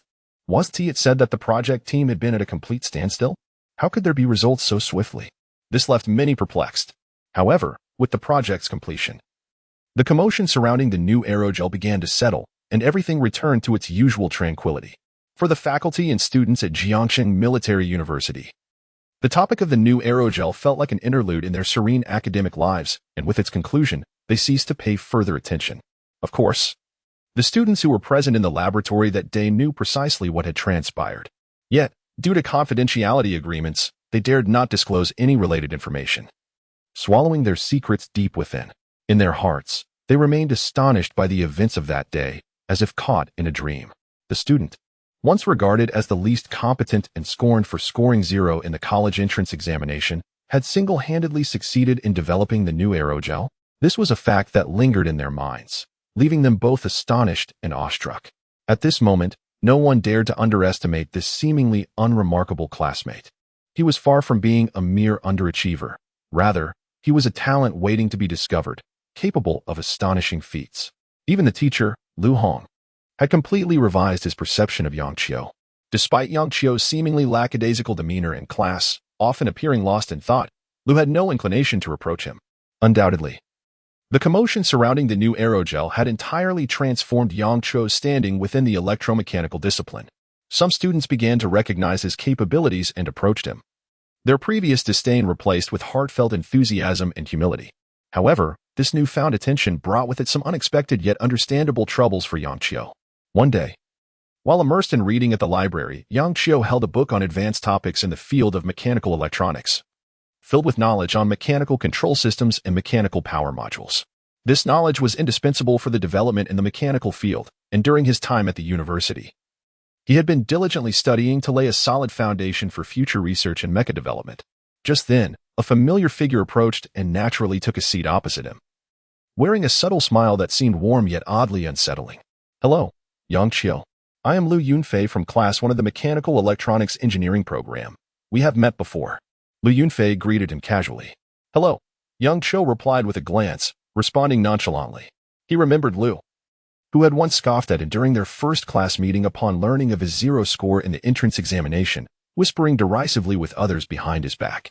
Yang Cho could not be bothered to argue over such matters, but Lu Yunfei left a lasting negative impression on him. "Ahem, Yang Cho. The previous incident was indeed a misunderstanding. I apologize for my short-sightedness and ignorance in thinking that someone with a score of 0 could gain admission to Jiangsheng Military University through backdoor means. However, the facts have proven you possess genuine talent, and I hope you can understand our perspective. After years of hard work for the entrance examination, it is only natural to feel a sense of imbalance upon seeing someone with a 0 score receiving the same treatment as ourselves. Nevertheless, I believe those who know the truth would no longer dare to underestimate you." Lu Yunfei offered a sincere apology. Is there something you need?" Yang Cho raised his eyes, speaking nonchalantly. "You specifically sought me out just to apologize? If that were the case, a simple acknowledgement during a class break would suffice. There was no need to come to the library to find me." Lu Yunfei took a deep breath and lowered his voice, saying, "I wonder if you have any plans for studying abroad?" "Studying abroad?" Yang Cho shook his head. "No, I do not. I believe you should consider it. With your abilities, studying abroad would be quite effortless. Furthermore, if you could stay there for an extended period, your salary would start at no less than $1 million, with even higher potential. After all, many top-tier university students make such choices for a reason: the research environment, personal accolades, and funding for development, all of which would be at your fingertips once you arrive. Given that the technology of the new aerogel would pique the interest of any research institution in the materials field," Lu Yunfei spoke cautiously, glancing around nervously as if fearing eavesdroppers. Do you know what you were suggesting? Yang Qiu raised an eyebrow, fully grasping Lu's intentions. Studying abroad? For an extended period? Implying that I would leave and not return? And mentioning the new aerogel technology. This classmate of his harbored considerable ambition and ulterior motives. Of course, pursuing opportunities abroad is merely a life choice. If a better environment presents itself, many would not refuse. This has become a general consensus. I genuinely believe in your potential. You developed the new aerogel just as you began your freshman year. They would undoubtedly welcome talents like you. Lu Yunfei continued to persuade, unwilling to give up easily. Chapter 61. The Falcon Project, the fifth-generation fighter. Your mindset is not suited for a military engineering university, Yang Qiu remarked coldly, without a hint of compassion. Lu Yunfei and Appo's intentions were unmistakable. He sought to align himself with nations such as the United States by leveraging the new aerogel technology as a token of allegiance. Hoping to secure a brighter future, better treatment, and a superior research environment overseas. Yang Qiu harbored no interest in such prospects. Lu Yunfei and Appo's thoughts on his future development were of no concern to him. He had already resolved not to pursue studies abroad. Have you truly considered this? The remuneration there will undoubtedly surpass your current standards, salaries in the millions, even tens of millions annually. Aren't you even slightly tempted? Lu Yunfei pressed, a hint of desperation in his voice. Do not forget, I entered through the back door. My family certainly does not lack for money, Yang Qiu replied nonchalantly. But Lu Yunfei fell silent, at a loss for words. Though he felt an undeniable sense of frustration, he recognized that his attempt was likely in vain. My apologies. Yang Qiu, let it be as though I never spoke. Perhaps one day you will regret this decision and reconsider. You may come to find me then. Lu Yunfei managed a strained smile, his disappointment evident as he rose to leave. As he observed Lu Yunfei's retreating figure, Yang Qiu let out a subtle sigh. This was not the first occurrence of such an encounter. Previously, two classmates from the electromechanical engineering department had approached him with identical motives. Eager to entice him to join them abroad in search of better opportunities, Yang Qiu had consistently declined their offers. Yet, he could not help but lament the situation. Even at the disciplined Jiacheng Military Engineering University, the allure of foreign prospects was palpable. What must the situation be like at other leading institutions? Has the brain drain from Long Country reached such alarming levels? What, precisely, is the root of the problem? Is it the salary structure, the promotion system, personal accolades, or the research environment? The pervasive trend within elite universities has profound implications, as the rapid and sustainable development of a nation is inextricably linked to its talent. Ultimately, it boils down to a deficiency in capability. If Long Country were to emerge as the preeminent technological superpower, becoming the most coveted destination for research talent worldwide, it would undoubtedly attract a multitude of skilled individuals. Some nations might even send their talent to Long Country, disregarding all else in pursuit of knowledge, thereby fostering a virtuous cycle. Retaining the world's brightest and most gifted individuals in Long Country would propel its scientific advancements. Under such a snowball effect, Long Country's rise would be unstoppable, contingent upon sufficient research capabilities. Coincidentally, Yang Qiu, equipped with his golden finger, possessed access to an array of cutting-edge technologies that could catalyze a meteoric rise in Long Country's scientific prowess, fundamentally altering the global technological landscape. In essence, he held the potential to transform the current state of affairs in Long Country. Presently, the United States indeed stands at the pinnacle of global research capabilities. But what of 20 or 30 years hence? With my unique advantages, where might Long Country's technological standards be in 3 decades? By then, perhaps such phenomena will have diminished significantly. Yang Qiu mused quietly. Born in Long Country, he naturally desired to see his homeland flourish.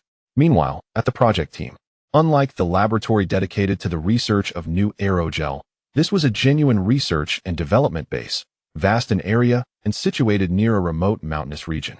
Surrounding it was a well-trained military unit, with patrolling soldiers fully alert, exhibiting no signs of negligence. Within the office, an elderly man diligently inscribed notes, surrounded by an array of blueprints depicting various components. Among them lay a comprehensive design schematic showcasing the aircraft's form, its lines sleek and sharp, reminiscent of a soaring falcon surveying its domain. At that moment, a middle-aged man, resembling an assistant, entered with a smile, announcing, "Old Tang." The team responsible for developing the new aerogel has reported significant breakthroughs. They have successfully created a product that meets our requirements, marking a successful completion of this project. Oh, The new aerogel has been developed? Tang Jinghua expressed surprise. That project was no small feat. I had heard they were mired in challenges. I was concerned they might not succeed, but it seems I underestimated them. This is indeed good news. A smile graced his face, his spirits lifted. It is indeed good news, the assistant concurred. As a crucial component in fighter jet development, the new aerogel holds substantial influence over the entire project. With its successful development, our subsequent efforts can proceed smoothly. In response, Tang Jinghua nodded. As one of the most seasoned figures in Long Country's scientific community, he had contributed significantly to numerous technological advancements over the decades, particularly in the field of fighter aircraft. The most advanced fifth-generation fighter currently in service was a product of his efforts, shaking the world upon its debut, and establishing Tang Jinghua's name as a beacon of renown in the global research community. Now, after years of dedication, he had once again stepped forward to initiate a new fighter aircraft development project near Jiacheng Military Engineering University. The project, aptly named Falcon, aimed to design an innovative fifth-generation fighter, or perhaps a fifth-generation and a half aircraft, aspiring to surpass all existing fifth-generation models and elevate Long Country to the pinnacle of aviation technology. The launch of the project garnered immense attention across Long Country, with all necessary approvals expedited. Funding, personnel, and facilities were swiftly arranged. With Tang Jinghua's esteemed reputation, the higher echelons of Long Country placed great hopes on the Falcon project. However, developing a fifth-generation and a half fighter was undoubtedly fraught with challenges, presenting numerous technological hurdles that Tang Jinghua would need to overcome. The successful resolution of the aerogel material issue provided him with a moment of relief. By the way, old Tang, there is one more thing. The assistant hesitated before continuing. According to the information relayed by the aerogel project team, the materials were not developed by them, but rather stemmed from the efforts of a freshman student. They were able to create their product based on the technology provided by that student. Chapter 62, The Invisible Coding Project, Core Initiative. Tang Jinghua's eyes flickered with astonishment as a look of incredulity surfaced on his otherwise serene countenance. A novel aerogel? Conceived by a freshman? Is this true? He inquired. Indeed, the assistant affirmed, nodding. Professor Yang personally reported that during their development of the new aerogel, they encountered a significant impasse, devoid of any direction. Subsequently, the topic was assigned in hopes that a doctoral professor from Jiangcheng Armament University might resolve it. Initially, there were minimal expectations. However, a young talent emerged, creating the technology for the new aerogel. The individual in question is a freshman majoring in mechanical and electronic engineering at Jiangcheng Armament University, named Yang Qiu. The assistant recounted the facts, his expression still tinged with shock and admiration. Yang Qiu. Tang Jinghua silently repeated the name, a faint smile unexpectedly gracing his aged features. No wonder. This young individual is indeed remarkable. Achieving the development of new aerogel technology as a freshman is no trivial feat. The assistant nodded in agreement. Tang Jinghua shook his head, choosing not to elaborate further. As an esteemed academician of Jiangcheng Armament University and a significant figure in the national research community, he possessed a deeper understanding of the underlying circumstances. News about Yang Qiu had swiftly reached him following the college entrance examination results. A young research prodigy, he was aware of the astonishing scores Yang Qiu had achieved and had been discreetly monitoring his progress. Yet, burdened with a major project, he had not devoted excessive energy to it, focusing instead on advancing the initiative. Now, however, the name Yang Qiu re-emerged in a most unexpected manner. The new aerogel project had been resolved with a casual touch by this young talent. Invite him to join our project. The development of the Falcon fighter jet is a formidable endeavor, and we require the brilliance of youthful geniuses, Tang Jinghua stated with a composed tone. Understood, the assistant nodded. Then inquired, which topic shall he be assigned to? The Falcon fighter jet project encompassed intricate technology with numerous subtopics, among which the development of new aerogel was one. Additionally, there were various component-related topics, including control systems, power modules, and more. Given the diversity in research topics, their significance varied, and upon Yang Qiu's arrival, he would undoubtedly be integrated into one of these areas. Let it be the Invisible Coding Project, Tang Jinghua declared without hesitation. The invisible coding?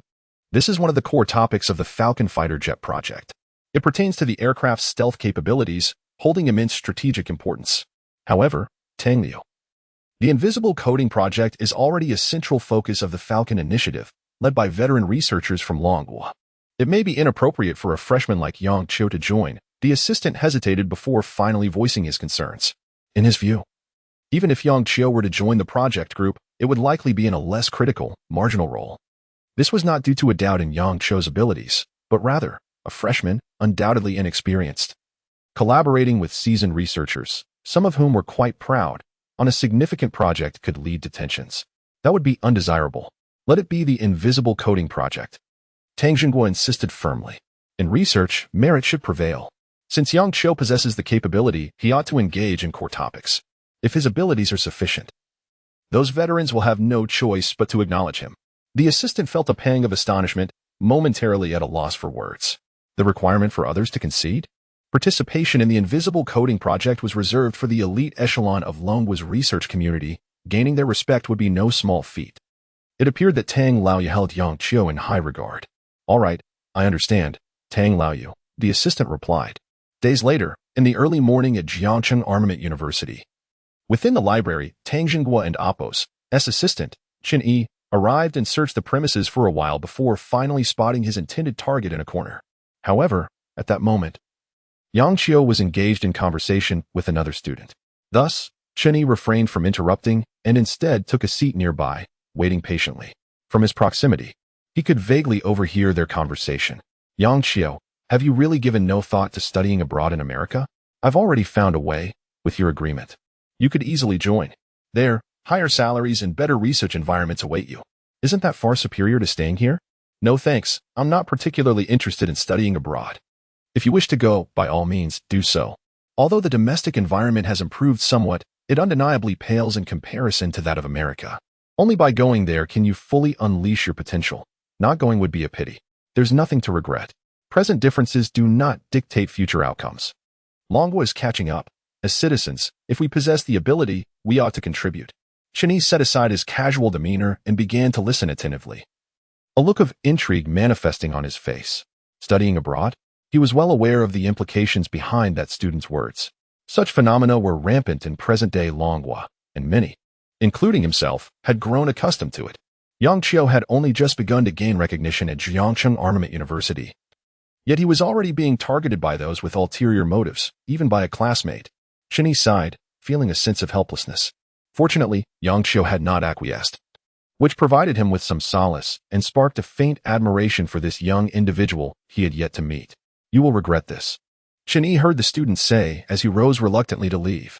Observing the departing figure, Qin Yi stood and redirected his gaze to take a seat opposite Yang Qiu. Are you Yang Qiu? Qin Yi greeted with a smile. And you are? Yang Qiu responded, puzzled. Allow me to introduce myself. I am Qin Yi, assistant to Tang Xinguo. You must have heard of him. He is currently engaged in a large-scale project, and the new aerogel you developed is a branch emerging from that initiative. Qin Yi calmly explained. Upon hearing this, Yang Qiu nodded and replied, I have heard of it. What can I do for you, Mr. Qin? Chapter 63. Unlocking the technology of invisibility coatings. As you are aware, the recent major project led by Elder Tang encompasses a vast array of knowledge, making it impossible for one individual to address every facet. Consequently, numerous scholars have been convened to collaborate in this research endeavor. The project is in dire need of talent, and your ability to develop a new type of aerogel has proven to be of immense assistance, simultaneously demonstrating your remarkable research capabilities. Hence, Elder Tang has sent me to extend an invitation to you, hoping you will join the project team and assist us in our research. Qin Yi meticulously conveyed his intentions, his gaze fixed intently on Yang Qiu, awaiting a response. I've just begun my freshman year. Joining such a significant project would likely mean merely performing menial tasks, which seems rather inconsequential. The more critical research initiatives should be handled by seasoned experts in the field, Yang Qiu replied, shaking his head. No. If you are willing to participate, Elder Tang wishes for you to join the core team focused on invisibility coatings, which is one of the project's pivotal subjects.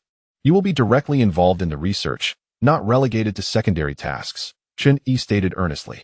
After a moment and Appo's contemplation, he continued, Yang Qiu, allow me to provide you with an overview of Elder Tang's project as you deliberate your decision to join. The project is titled Falcon, aimed at the development of a fifth-generation and a half-fighter jet, striving to position our nation at the forefront of aviation technology globally. Under the esteemed leadership of Elder Tang, a venerable figure in the field, a multitude of experts specializing in various disciplines, including materials, energy, propulsion, and mechanics, have been assembled to create a fighter jet that is unrivaled in the world. Should this endeavor succeed, its impact will be monumental, and those involved will be granted immense honor, becoming paragons in our nation's scientific community. Your inclusion as an undergraduate in such a core aspect of the research is indeed a rare opportunity. Furthermore, Elder Tang has a high regard for you. He has dedicated a significant portion of his life to advancing our nation's fighter jet capabilities, with his influence evident in the third, fourth, and fifth generation aircraft, all of which have yielded remarkable results. Thus, the emphasis placed on this fifth generation and a half fighter jet project, due to Elder Tang's involvement, is unprecedented. Joining this initiative would undoubtedly benefit your future in the realm of scientific research. Cheney gazed intently into Yang Cho's eyes, articulating each word with care. His earnestness and clarity of logic aimed at persuading the other. The Falcon Project? A fifth generation and a half fighter jet? Elder Tang, who has devoted his life to our nation's aviation advancements. Yang Cho felt a stirring within. Over the past decades, the development of fighter jets in our nation has not been without its challenges. From blueprints to components, assembly, and ground testing, every phase has necessitated independent exploration. Countless researchers have persevered through innumerable obstacles to gradually advance our fighter jets to the current fifth-generation level. The hardships faced along the way are not to be underestimated.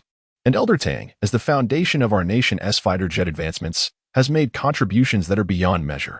Now, embarking on the project for the fifth generation and a half fighter jet, he aims to elevate our aviation technology to new heights, a truly admirable endeavor. A fifth generation and a half fighter jet, Yang Cho murmured, a glimmer of intrigue lighting his expression. All right, I agree to join the Falcon Project.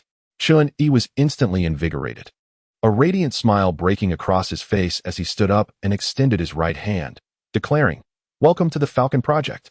Yang Cho also rose and shook hands with him. Yang Cho, as per Elder Tang's arrangement, upon joining the project team, you will participate in the development of invisibility coatings alongside experts in the relevant fields. In 3 days, I will arrange for someone to escort you to the research base where the team is located. In the meantime, you can take this opportunity to rest and prepare. Once again, welcome to the project team, Cheney said solemnly. After exchanging a few more words with Yang Cho, he took his leave. The Falcon fighter jet and the venerable researchers of our nation are indeed worthy of admiration. Yang Cho reflected, feeling a sense of reverence for Elder Tang, who at an advanced age still dedicates himself to the front lines of research. This determination was one of the reasons he chose to join the Falcon Project. Another reason was the system prompt that had echoed in his mind during their conversation.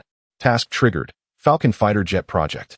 Task description, the esteemed pioneer of fighter jet research, Tang Jinghua, has initiated a development project for a fifth generation and a half fighter jet and now invites you to participate in the research. Basic rewards, skill points 1,000, course points 3,000, special rewards, determined by task completion level. This was the first time he had triggered a system task. 1,000 skill points and 3,000 course points. This was exponentially quicker than the rate at which he had been accumulating knowledge through reading. Additionally, the special rewards would increase with the task's completion level. Yang Cho was not about to let this opportunity slip by.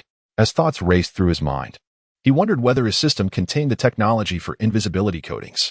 Without hesitation, he opened the soft blue system interface and entered the keywords in the search bar. Invisibility coating. Soon, the melodious system prompt chimed again. Encyclopedia page 289. Invisibility coating technology is a novel type of coating commonly used in the field of fighter jets, capable of masking radar detection to achieve the goal of invisibility, yielding exceptional results. Unlock conditions, skill points 100, course points 300. Indeed, it exists. A smile spread across Yang Cho's face, expressing his delight at the confirmation. The encyclopedia system truly encompasses a wealth of knowledge. From mechas and new aerogels to the current invisibility coating technology, an authentic technological compendium. Now, with this technology, acquiring the invisibility coating knowledge would be a mere formality. He promptly opted to exchange for the technology. As the pleasant prompt echoed in his mind, a surge of information flooded into his consciousness, encompassing the preparation processes, required materials, and other technical essentials related to invisibility coatings. Before long, Yang Cho grasped the entirety of the preparation methods for the invisibility coating. With this newfound expertise, he was confident that upon joining the Falcon Project's invisibility coating research team, he could swiftly develop a finished product, likely within a month or two. Yang Cho exhaled slowly, allowing his mind to relax. After making some simple preparations, he would head to the research base of the project team, officially engaging in the development of the Falcon. A fifth generation and a half-fighter jet, he felt a surge of anticipation. Chapter 64. An invitation from a beauty and the professor and Appo's prejudice against youth as Yang Qiu prepared to visit the Falcon project base. He took the initiative to familiarize himself with the intricacies of aircraft manufacturing. This effort allowed him to gain a deeper understanding of the current standards and historical development of military aircraft, both in Long Nation and globally. On a Friday morning in the library, Yang Qiu sat at a desk strewn with books, engrossed in a volume concerning aircraft propulsion systems, occasionally lost in thought. At that moment, a striking figure approached gracefully, her long hair cascading softly, her complexion fairer than snow, and her flawless features illuminated by a refreshing smile as her cool, beautiful eyes met Yang Qiu's gaze.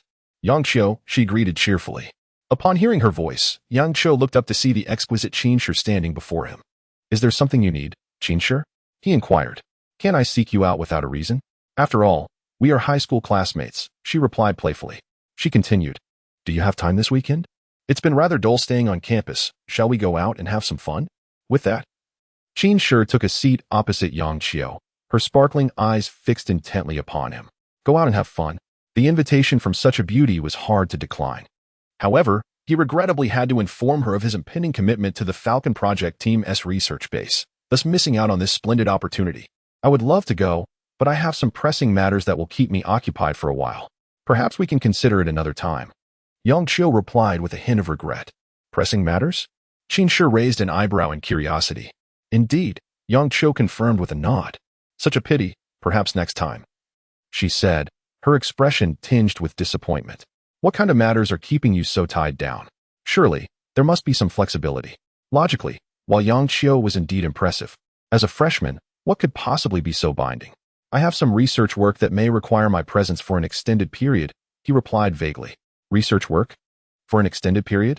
What project could a freshman possibly be involved in, especially one of such scale? Suddenly, Qinshi recalled that Jiangxing Military University was currently engaged in a significant project, one that stood out even at the national level. The new aerogel Yang Qiu had developed was a branch of that major project. It was only natural that he would be highly regarded by the project team and invited to participate. Is it that major project? Qinshi and Appo's eyes widened in surprise, yet it made perfect sense. Yang Qiu remained silent. Best of luck. Qinshi did not press further. A look of envy crossed her face, and she reflected on her own aspirations. That major project had long captured her interest. Yet it seemed nearly impossible for her to join, while Yang Qiu had effortlessly gained entry. The disparity was stark. Given the circumstances, you truly cannot leave. When you return and have the chance, we shall go out together, Qinshi stated understandingly. My apologies, Yang Qiu responded, feeling a twinge of regret. No need to apologize. The important matters take precedence.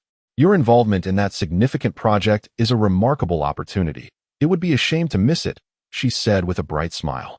After a brief conversation, they returned to their studies until lunchtime, at which point Qinshi took her leave. Principal Cheng, you summoned me? Yang Qiu entered the principal's office, having received a message from Cheng Guisheng asking for his presence. Yang Qiu, I am aware of your participation in that project. This is indeed a commendable development. I called you here to brief you on certain aspects of the project, Cheng Guisheng said with a smile, his gaze filled with admiration. As a freshman who had developed a new type of aerogel, Yang Qiu had significantly enhanced the reputation of Jiangxing Military University. The principal felt a sense of pride in having recruited him at all costs, and it had proven to be a wise decision. The Falcon project is overseen by Old Tang, and it holds a high level of significance, with numerous researchers, including myself, involved in various topics. Therefore, I am quite familiar with the situation there. I can provide you with some insights to help you acclimate more swiftly upon your arrival. What topic has Old Tang assigned you? Chen casually inquired. The stealth coding topic, Yang Qiu replied honestly. The stealth coding? That is one of the core topics of the Falcon project. Old Tang must have great expectations for you to involve you in such a critical area. Cheng Guisheng expressed in astonishment. He had assumed that as a newcomer to university, Yang Qiu would be assigned to peripheral topics due to his relative inexperience. Yet here he was, involved in one of the project's most pivotal subjects.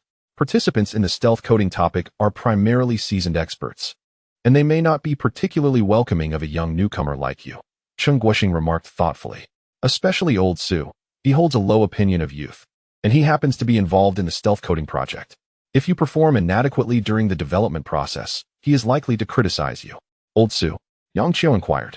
Su Wenlai, a professor from Hucking University and an expert in the field of stealth codings, has made significant contributions in this area, which is why he was assigned to the project.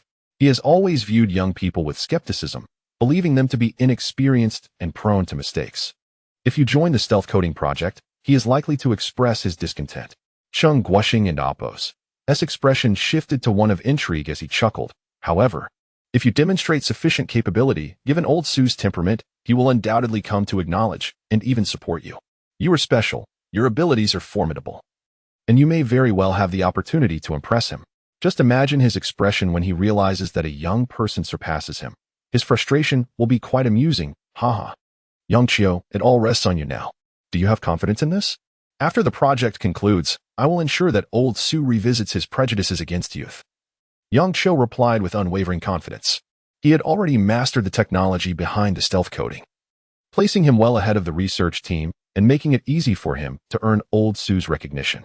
Chapter 65. Discussion Meeting. Freshmen join the project? Meanwhile, at the Falcon Fighter Development Base, the stealth coding project team is engaged in significant research. As one of the core topics of the Falcon project, the stealth coding is highly valued.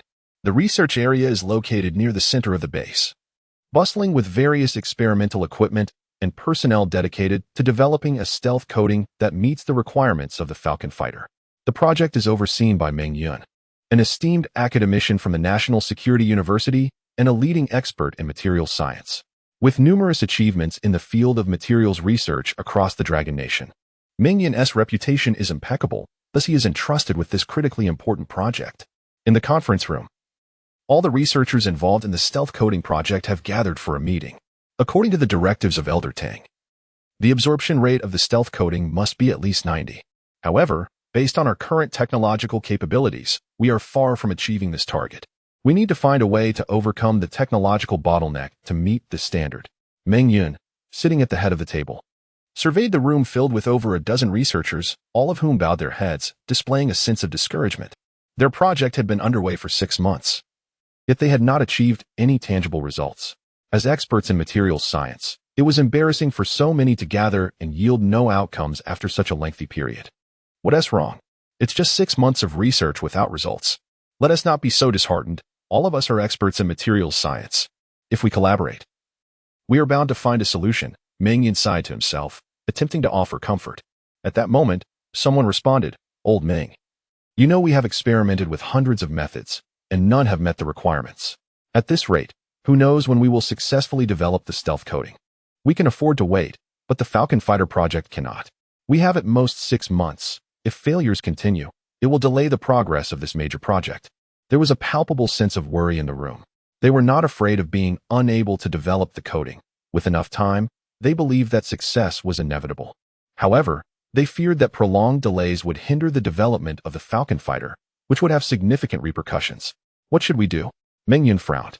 Perhaps we should consider bringing in more experts in materials science to join our project team. They could provide us with fresh perspectives, potentially shortening our research timeline. Another voice suggested, outlining the proposal. Since their current team had not yielded fruitful solutions, involving more experts might lead to a breakthrough. Meng Yun shook his head, skeptical of this suggestion. He pondered for a moment and then spoke. Speaking of new recruits, we will indeed have a new researcher joining our stealth coding project soon. Personally assigned by Elder Tang. Perhaps he can bring a change to our project. Upon hearing this, the atmosphere shifted, with everyone suddenly attentive and curious. A newcomer to our project team? Who could it be? Old Meng, who did Elder Tang send? If it's a prominent figure in materials science, our chances of success would increase significantly. Indeed, who could it be from Elder Tang's circle? Anyone joining the project at this time must possess considerable talent, right? Could it be old Zhao? Or perhaps it's not old Ma. If it were him, I would feel hopeful. As the team inquired about the identity of the newcomer, they speculated that someone personally assigned by Elder Tang would likely be a formidable expert in materials science, aimed at accelerating the project's progress. However, Meng Yun chuckled softly at their enthusiasm and remarked, You're all mistaken. According to the information I received, the new addition is actually a freshman. A freshman? The room erupted in disbelief, faces filled with incredulity as they struggled to accept the news. Could it be true? A freshman joining their project team? The stealth coding project is a core aspect of the Falcon Fighter initiative. Allowing a freshman to participate seemed nonsensical. What could they possibly contribute? Perhaps they could serve tea. But that would be the extent of it. This is absurd. We are already facing a bottleneck in our research. Introducing a young individual with little experience will only complicate matters. An elderly man with graying hair slammed the table, his voice resolute. He was Professor Su-Wen-Lai, known for his strong biases against youth in the project team. At this, the room fell silent. Their sentiments clear. They were not optimistic about the impending arrival of the freshman and wondered what Elder Tang was thinking in assigning such an inexperienced individual to the stealth coding project. Was it a case of nepotism? It seemed unlikely. Given Elder Tang's integrity and the value he placed on the Falcon project, such favoritism would not be tolerated. The only plausible explanation was that the young individual possessed genuine talent, meriting Elder Tang's attention. Yet, how much could a freshman, no matter how gifted, truly contribute compared to seasoned professionals who had dedicated decades to this field? I'm not entirely sure about the specifics, but the young researcher will be joining us in the next couple of days. Moreover, since this is a personal assignment from Elder Tang, we should not underestimate this individual. It is unlikely that someone without capability would catch Elder Tang's eye and be allowed to participate in such a vital project, Meng Yun stated, surveying the room with calm assurance. Thus, let us not harbor excessive biases. If the newcomer lacks the necessary skills, their shortcomings will soon become apparent, and they will inevitably withdraw. However, if they prove to be capable, it would be beneficial for all of us. Meng Yun glanced around the room and spoke with measured confidence. Upon hearing this, the researchers nodded in agreement. Su-Wen-Lai, still frowning, hesitated, feeling dissatisfied with the sudden introduction of a young individual to the project. Yet, under Meng Yun's reasoning, he could only suppress his discontent. Youth, he mused. Once they arrive in our project team, perhaps they will come to understand the vast chasm that separates them from seasoned veterans like us. Chapter 66, The Research and Development Base, Aspirations for the Fifth Generation and a Half-Fighter Jet in the Conference Room. The participants engaged in a lengthy discussion regarding technical matters, finalizing the forthcoming research and development pathways. Once the deliberations concluded, Meng Yun closed the document in his hands, surveyed the room, and spoke. The subsequent research endeavors will proceed as discussed in the meeting. We must commence the next experiment promptly, striving to develop the new type of aerogel at the earliest opportunity. With that, the meeting adjourned.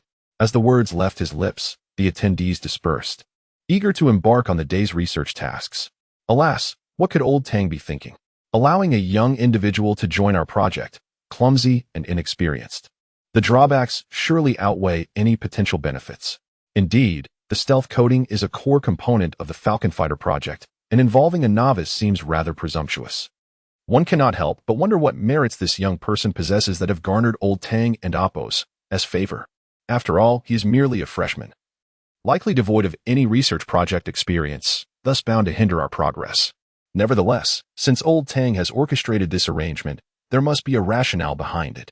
When the time comes to meet this young individual and spend some time together, we shall ascertain his true capabilities. If his skills prove inadequate, I shall not permit him to remain in our research group, regardless of the circumstances. The echoes of their discussions lingered in the conference room. Opinions regarding the impending arrival of the young newcomer varied, yet the majority remained skeptical. Youth can sometimes be a blessing, but in the realm of scientific research, the most dependable assets are seasoned veterans, endowed with decades of experience. These weathered individuals serve as the bedrock and pillars of numerous projects. As for the youth, they should amass experience gradually, commencing with smaller projects before aspiring to greater achievements. Yet now, a freshman is joining the stealth coding initiative. Such an imbalance is excessive. One by one, the attendees departed, leaving Meng Yun alone in the conference room. He sat in silence, his aging visage etched with furrowed brows, fingers lightly drumming on the table, lost in contemplation. The project concerning the new aerogel seemed to have achieved success. We must accelerate our pace. However, I have heard whispers of bottlenecks on that front. How can they have made such rapid progress? Meng Yun murmured to himself.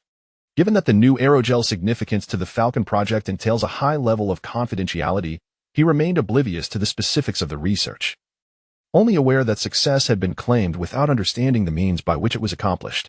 He was equally uninformed about Yang Qiu and Appo's identity. What could old Tang's sudden decision to involve a young person in the stealth coding project signify? Is this young individual truly remarkable? Meng shook his head, unable to fathom it for the moment. Should this young person possess genuine capabilities, he would be most welcome. Yet, is that a realistic expectation? How high could the research proficiency of a freshman possibly be? The following morning, Yang Xiao, escorted by a military vehicle, departed from Jiangxing Armaments University, navigating through a remote mountainous area. From the vehicle, he observed soldiers patrolling outside the base, armed and orderly, safeguarding the entire research and development facility. Shortly, the military vehicle, after presenting the requisite credentials, entered the confines of the research base. Following directions, Yang Xiao arrived at a large manufacturing workshop, where he encountered Chen Yi, who awaited him with calm anticipation. Welcome to the Falcon Project or D-Base, Yang. Allow me to familiarize you with the basic conditions here before guiding you to the stealth coding project team. Chen Yi greeted him with a smile, extending his right hand for a brief handshake. Thank you for your assistance, Yang Xiao replied with a smile. Not at all. Your presence in the project is a boon for us, Chen Yi asserted earnestly. Let us converse as we walk. Very well, Yang Xiao nodded. The two proceeded through the research base, transitioning from the large manufacturing workshop to various smaller laboratories. Along the way, they encountered an array of precision experimental equipment, meticulously arranged within the facility, a veritable treasure trove of value. Some researchers greeted Chen Yi upon his arrival, yet upon noticing Yang Xiao beside him, they regarded him with puzzled expressions. When did such a young individual arrive at the research base, and why was he being personally escorted by Chen Yi? However, engrossed in their experiments, they did not dwell on it further. After traversing the public areas of the research base, the two paused. This is essentially the situation at the research base. If you have any inquiries, feel free to ask, Chen Yi exhaled slowly, speaking earnestly. How long is the Falcon project expected to last? Yang Xiao pondered before posing the question. I cannot provide a precise timeline, however. The Dragon Kingdom holds this project in exceptionally high regard. It is among the most critical of all our scientific endeavors. Given its significance, we must exert our utmost efforts. Whether it takes several years, a decade, or even longer, every moment dedicated to achieving results is worthwhile, Chen Yi responded with gravity, before shifting the conversation. Of course, prolonged research does not necessitate that you remain confined within the base at all times. As long as you sign a confidentiality agreement, you will be permitted to step out periodically for relaxation.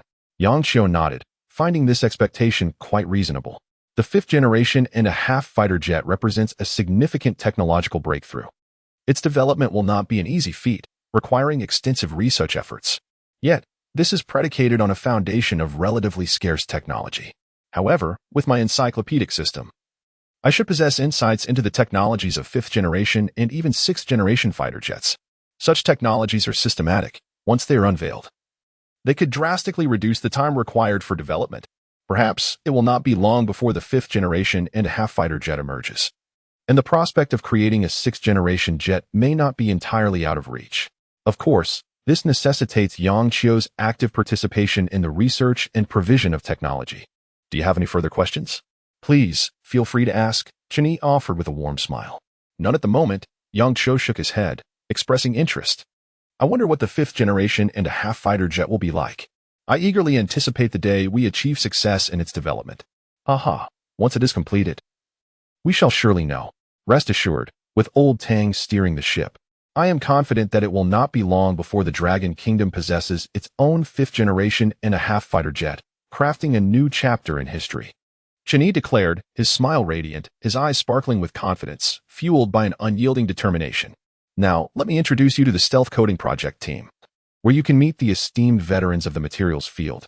Chapter 67.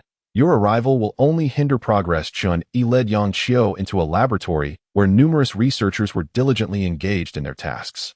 Clad in identical white lab coats, they exuded an air of seriousness and precision, racing against the clock. Upon noticing the two newcomers, an elderly man among them cast a glance before approaching. Yang Xiao, this is Elder Ming, the head of the Invisible Coding Project, Chen Yi introduced softly. Greetings, Elder Ming. Yang Xiao replied earnestly.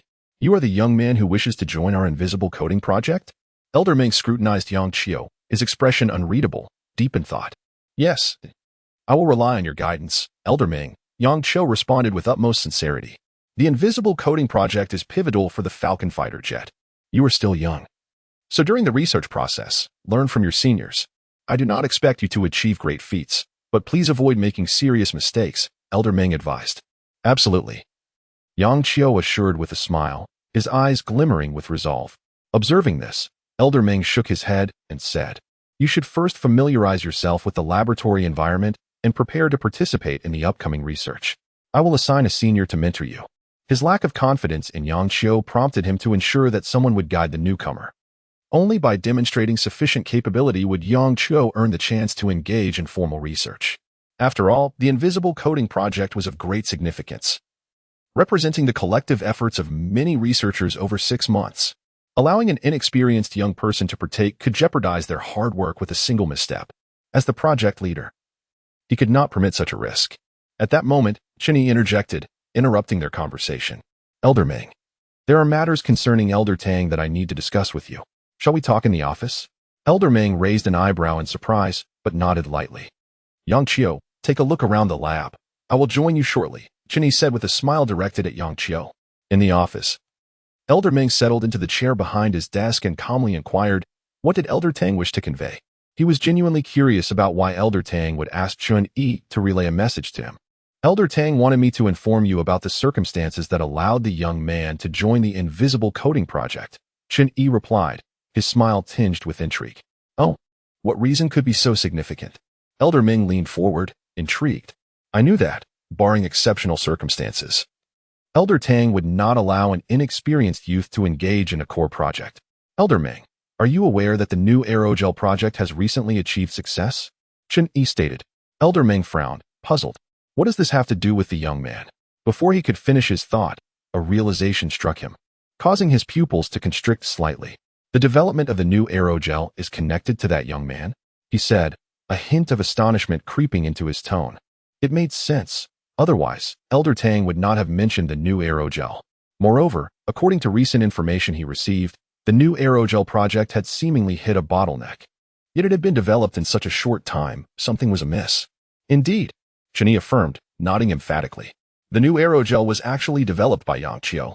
When the research team encountered a bottleneck and the materials produced failed to meet standards, the project was opened to all faculty and students at Jiangxing Military University.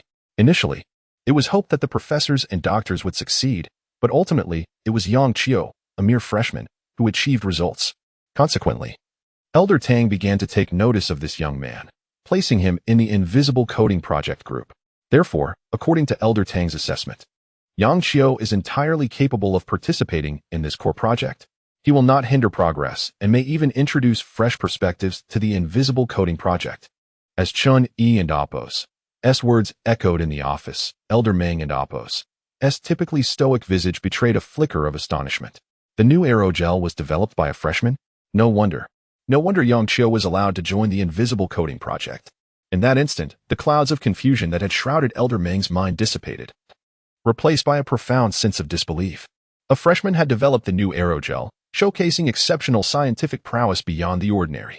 His presence in the Invisible Coding Project was not merely adequate, it was warranted. After all, Yang Qiu had resolved a problem that an entire research team had struggled with, which spoke volumes about his capabilities. I understand now. No wonder Elder Tang permitted him to join this project. It seems that the arrival of this young man could indeed be a fortuitous development for our research group, Elder Ming mused, a smile creeping onto his face. In the realm of scientific inquiry, merit takes precedence, and capability is paramount. As long as Yang Qiu possesses the requisite skill, his youth is inconsequential. Achievements are what truly matter. The fact that he was able to develop the new aerogel, addressing challenges that many seasoned professors could not tackle, serves as ample proof of his potential to contribute meaningfully to the Invisible Coding Project. Elder Tang has only permitted me to share this information with you. So I kindly ask that you keep Yang Qiu's achievement in developing the new aerogel confidential for the time being, Chinny advised. Rest assured, I am fully aware of how to proceed. Elder Ming nodded, his gaze filled with deeper meaning as he chuckled. I am rather eager to see what surprises this young man can bring to our research group. Meanwhile, in the laboratory, Yang Qiu surveyed the area when an elderly man approached him. With graying hair and an imposing presence, the man regarded Yang Qiu with an unfriendly expression. Are you Yang Qiu? The elder inquired bluntly. And you are? Yang Qiu asked, tilting his head in curiosity at the elders standing before him. Su Wenlai. The elderly man responded tersely before continuing. You should be aware that the invisible coding project is crucial to the entire Falcon fighter jet initiative, and it cannot afford any mistakes. Your youth and inexperience in such a significant project may not be advantageous and could potentially impede the progress of the project. Therefore, I advise you to return from whence you came, start with smaller projects, and gradually enhance your skills. Do not aim too high. The invisible coding project is not something a mere freshman should be involved in at this stage. Your presence here will only serve to hinder our efforts. Su Wenlia's gaze remained cold and indifferent, showing no regard for Yang Chio's feelings as he spoke candidly. In his view, the integrity of the project was paramount. Given the rigorous nature of scientific research, an inexperienced young person could inadvertently cause catastrophic consequences during the development process, and such a risk was unacceptable. Chapter 68. A month's time, a promise of results. As the words fell, the laboratory was enveloped in an eerie silence. Su Wenlai, brimming with indignation, expressed his discontent openly. He harbored a bias against the youth, and the notion of allowing a young individual to partake in such a pivotal research project was utterly unacceptable to him. Yang Chio fell momentarily silent, on the verge of speaking, when at that moment, Meng Yun and Chun Yi approached, both adorned with smiles, engaged in lively conversation.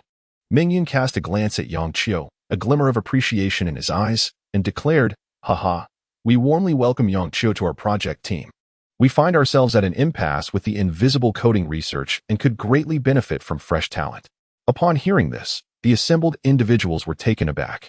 Logically, one would expect an esteemed elder like Meng to be dismissive of a newcomer so young. Yet, the current situation was perplexing. Why was he exhibiting such enthusiasm? Old Meng. Allowing such a young person to join the project team, what if it adversely affects the research? You must be aware of the immense challenges inherent in the invisible coding project. It is inappropriate to involve a novice, Su Wenlai retorted, his brow furrowed, eyes fixed on Meng Yun, his tone laced with dissatisfaction. Yang Chio was assigned to our project team by Elder Tang, and I have faith in his capabilities. Old Su, please temper your biases against the youth, Meng Yun replied. His demeanor cheerful. The fact that he independently developed a novel aerogel speaks volumes about his competence. In response, Su Wenlai scoffed, he has merely just begun his college journey. What scientific prowess could he possibly possess? He likely has hardly participated in any research projects. His joining us will only serve to hinder progress. We have poured our hearts and souls into the invisible coding research for so long. Would you be content to see it jeopardized by a young novice, old Meng? Trust in Elder Tang's judgment, Meng Yun interjected, his expression turning serious. If we were to bring in any other professor from a different field, I would remain silent. But Elder Tang's decision to include this young man in the project appears to be merely for the sake of appearances, Su Wenlai shot back, his words direct and unyielding. As these exchanges unfolded, the atmosphere within the laboratory thickened, caught in a tense standstill. The onlookers exchanged glances, astonishment flickering in their eyes as myriad thoughts raced through their minds. Merely for appearances? Su Wenlai's statement left little room for interpretation. Yet it held a kernel of truth. A freshman so young participating in such a core project offered little in terms of assistance. It was difficult to conceive of any other rationale for his presence. However, out of respect for Elder Tang, none dared to voice their thoughts aloud. At that moment, Su Wenlai, in his arrogance, assumed Yang Chio and Appo's inclusion in the project was solely for the sake of appearances and escalated the situation. The air grew heavy with tension. Silence reigning supreme. Then, Yang Chio stepped forward, his gaze locked on Su Wenlai, his tone measured and calm. Do you believe, old Su, that my youth renders me only capable of hindering the project? Indeed, Su Wenlai replied without hesitation. May I inquire, old Su, what is the current progress of the invisible coding project? Yang Chio asked thoughtfully. Su Wenlai furrowed his brow, pausing in contemplation before responding. We have dedicated 6 months to research, conducting over 200 experiments. Though each has ended in failure, we have amassed substantial experience. At best, we anticipate results within 3 months to a year. At best, Yang Chio's lips curled into a subtle smile, his voice steady. In 1 month's time, I can produce an invisible coding that meets project standards. Should I fail, I will voluntarily withdraw from the project team. What say you? Merely seeking appearances? I am not here for that. I am here at Elder Tang's invitation to assist the project team with research. 1 month. To create an invisible coding. He had already unlocked the necessary technology and compared it against the project requirements. It was entirely feasible. Claiming a month was even generous, if necessary. He could achieve it within a mere 10 days. However, he deliberately extended the time frame to allow for greater leeway. If he could not produce results within a month, he would leave. Should Su Enlai continue to oppose this, it would merely be an unreasonable suppression of youth. As the words left his mouth, the room fell into stunned silence. Initially, no one could comprehend the implications of the young man and Apos' assertion. After realizing the gravity of what he had proposed, expressions of shock crossed their faces. An invisible coating in a month. Does this young man comprehend the magnitude of his claims? They, as a dedicated team, had toiled for half a year without success. Now, a freshman boldly proclaimed he could achieve what they could not in a mere month? It was inconceivable. The invisible coating was not something that could be developed easily. They were all acutely aware of the challenges, having labored for 6 months. Unless a miracle occurred, how could a freshman possibly match their expertise? What made him think he could accomplish what they had all failed to do within such a short time frame? It was utterly ludicrous. Young man, do you realize the weight of your words? Su Enlai, filled with incredulity, cautioned, the invisible coating project has eluded us for 6 months. What gives you the confidence to believe you can succeed where we have not? Do not treat scientific research lightly. It is grounded in capability. Merely uttering grandiose statements does not alter reality. His gaze turned increasingly hostile, his disdain for the young man palpable. Anyone can boast, but failing to deliver only results in ridicule. In his eyes, Yang Qiu was merely spouting empty rhetoric, unaware of the complexities of the project, boldly proclaiming ambitions he could not fulfill. Yang Qiu, the invisible coating project is not a trivial endeavor. Even Meng, an esteemed academic in materials science, has not succeeded despite leading a team for half a year. Do not act rashly, Chenyi interjected, though he held a favorable view of Yang Qiu. Research is not a matter of haste. Yang Qiu, do not take old Su's skepticism too personally. He has been let down by young talents in the past, leaving him with a psychological burden. His intentions are ultimately for the project's benefit, Meng Yan added, disappointment flickering in his gaze as he looked at Yang Qiu. Youthful exuberance can lead one to underestimate the gravity of scientific research. The challenges of developing an invisible coating, a core project for the Falcon, are formidable.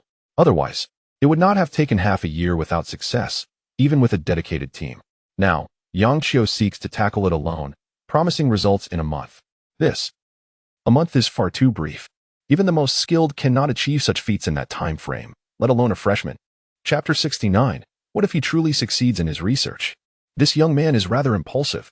How could he possibly achieve results in just a month? Do we all simply idle away our time?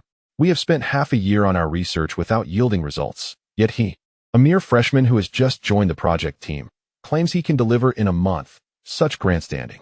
Alas, today's youth seem too hasty, treating scientific research as if it were a mere game. Once he truly engages in the research and grapples with its complexities, he will surely cease his reckless boasts. Within the laboratory, murmurs intermittently arose.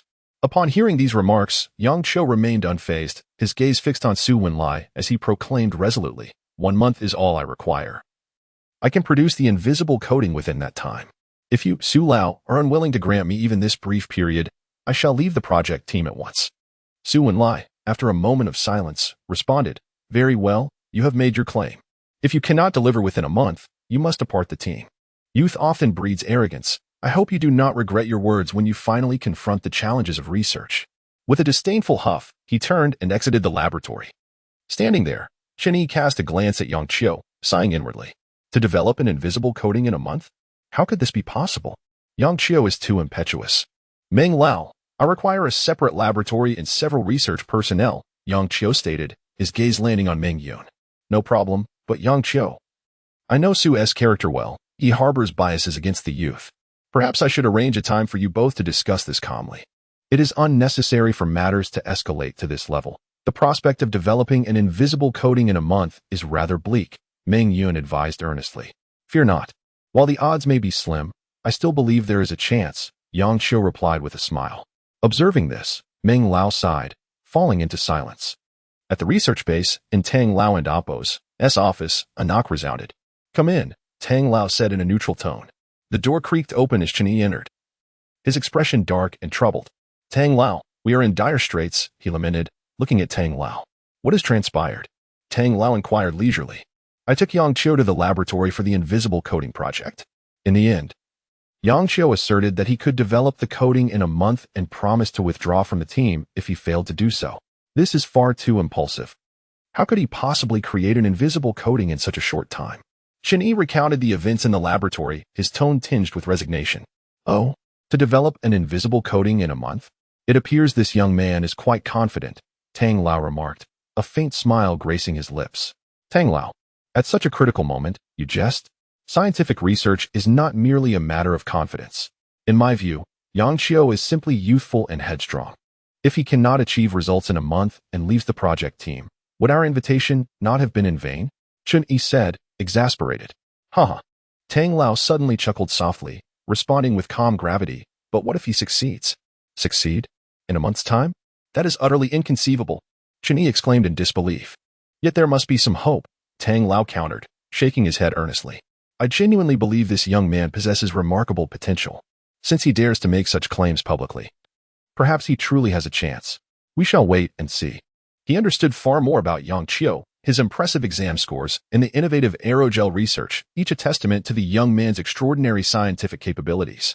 Thus, despite the seeming absurdity of developing an invisible coating in a month, Tang Lao chose to remain observant, harboring a glimmer of hope. What if he succeeds? Perhaps Yang Qiu would indeed surprise him. Upon hearing this, Chen Yi remained skeptical. While he held a certain admiration for Yang Qiu, he did not believe the young man possessed such extraordinary research abilities. Nevertheless, Tang Lao's words prompted him to ponder deeply. Is there truly no chance of achieving results in a month? Nothing is absolute. Thus, hope exists, albeit faint and elusive. Chen Yi sighed. Recognizing that now Yang Qiu had made his commitment, he could only await the outcome in a month's time. Su Lao's actions were unwarranted. To suppress a young talent in such a manner seemed unjust. Tang Lao appeared to contemplate something, then casually remarked, if Yang Qiu does manage to develop the invisible coating in a month, I wonder how Su Lao will respond. Upon hearing this, Chen Yi remained silent. Su Lao was indeed a respected figure in the materials field. While Tang Lao could afford to jest, he felt it inappropriate to say more. Yet, the manner in which Su Lao demeaned Yang Qiu seemed rather unbecoming. Has that Yang Qiu lost his senses? To claim he can develop an invisible coating in a month is sheer arrogance and impulsiveness.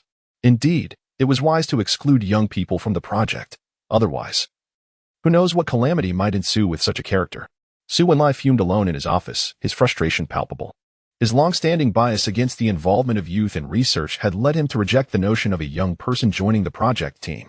Upon learning of Yang Qiu's participation, he sought to suppress the newcomer immediately, hoping to dissuade him from dragging the team down. Initially, he had believed he could prompt Yang Qiu to recognize the challenges ahead and withdraw voluntarily.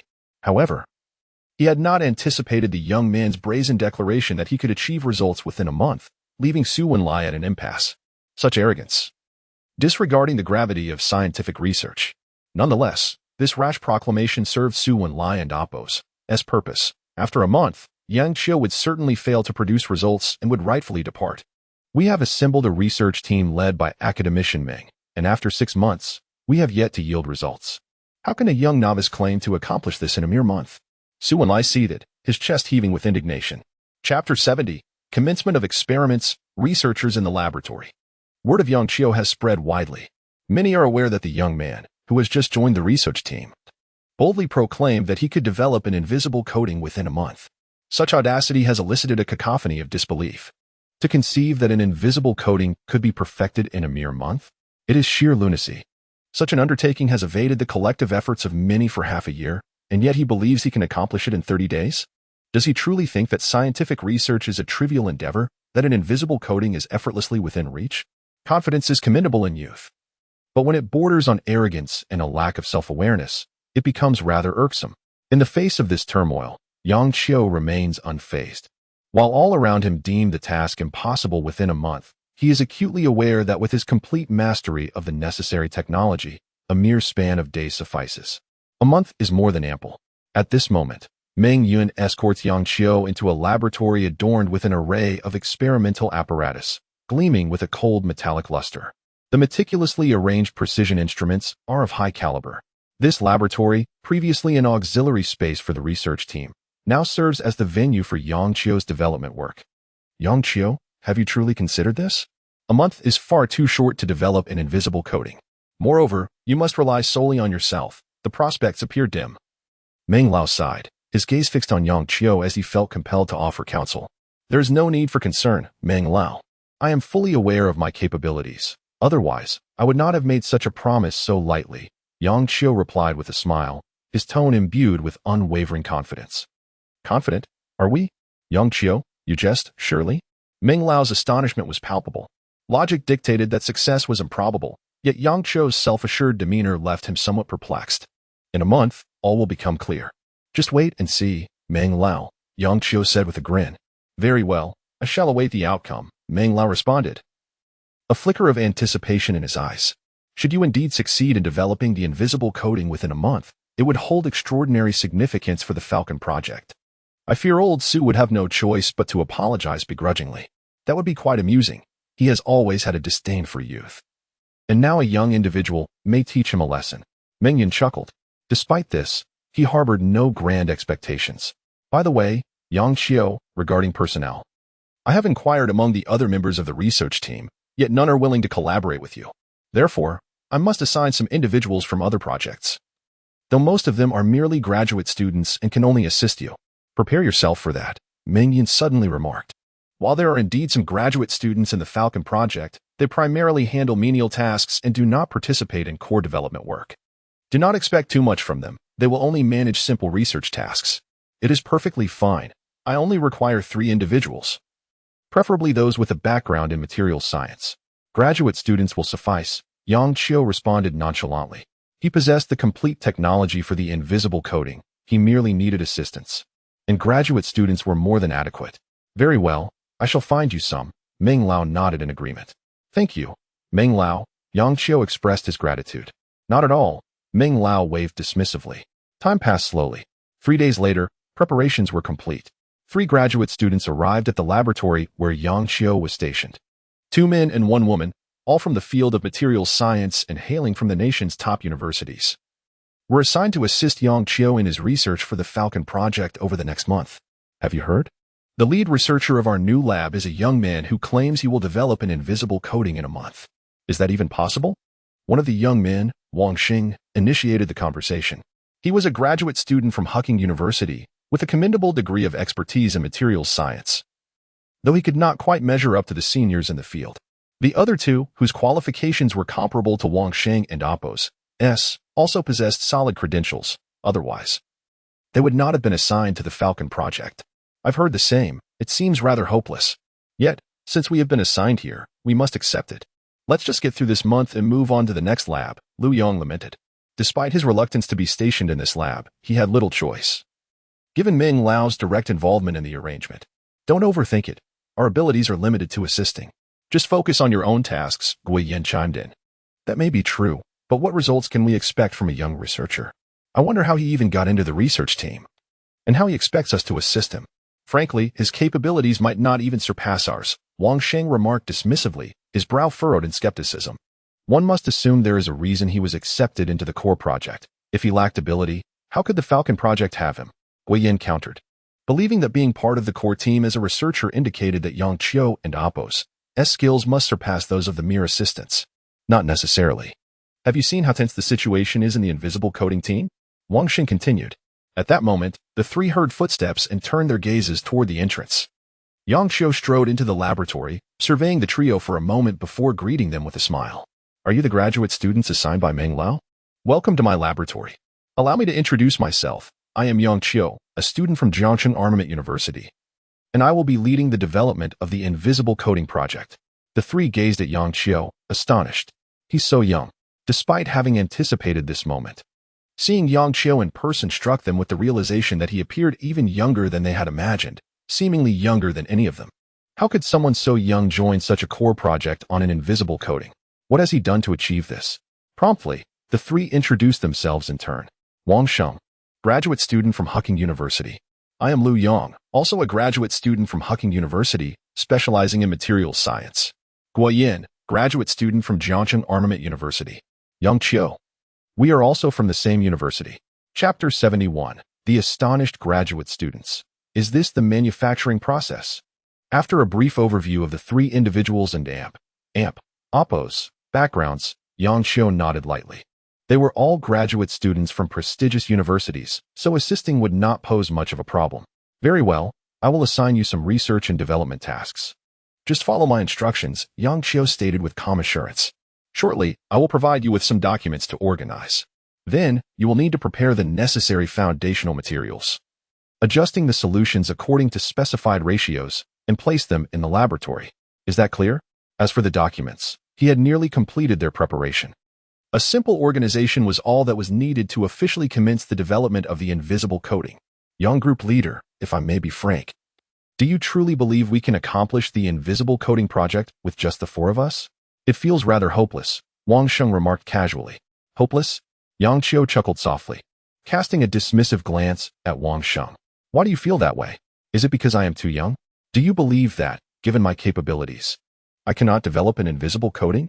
A silence enveloped the group, with Guo Yin hesitating to speak. They had to admit that such thoughts lingered in their minds, herself included. After all, Yang Qiu was indeed quite young, more so than any of them. Considering his skills, the prospect of developing an invisible coating seemed bleak. As graduate students from top-tier universities, they prided themselves on their exceptional abilities, making it hard to accept following someone younger and seemingly less capable. Wouldn't that simply be a waste of time? A fleeting expression of contemplation crossed Yang Qiu's face. The situation was as he had anticipated. Follow my instructions and begin organizing the documents. Whether we can accomplish this will be clearer after reviewing the materials, he concluded before turning towards his office. With his words hanging in the air, the three had no choice but to comply and proceed to organize the documents. The computers in the laboratory were equipped with the technical information Yang Qiu had prepared regarding the development of the invisible coating. The research facility maintained strict confidentiality, prohibiting the use of any USB drives or similar storage devices. The computer data ports had been specially treated. Should a USB drive be inserted, an alarm would trigger automatically, thus alleviating any concerns about data leakage. Upon accessing the documents, a series of files unfolded before the three of them. What do you think Yang Qiu is really thinking? He can and oppos. He genuinely believe he can develop the invisible coating, can he? Wang Sheng complained while opening the documents. Just then, his eyes swept across the screen, and his pupils dilated as if witnessing something utterly incredible, leaving him frozen in disbelief. At that moment, Guo Yin and Lu Yong were also fixated on the screen, their breaths quickening, their faces etched with disbelief. The manufacturing process for the invisible coating? Is this for real? This is the technology for creating an invisible coating. Wang Xing exclaimed involuntarily as he read the prominent title on the first document, Manufacturing Process for the Invisible Coating. What on earth? Is this real? This is the technology for creating an invisible coating. How can that be possible? Even within our research group, the technology for the invisible coating is still in the developmental stage, and we barely grasp it.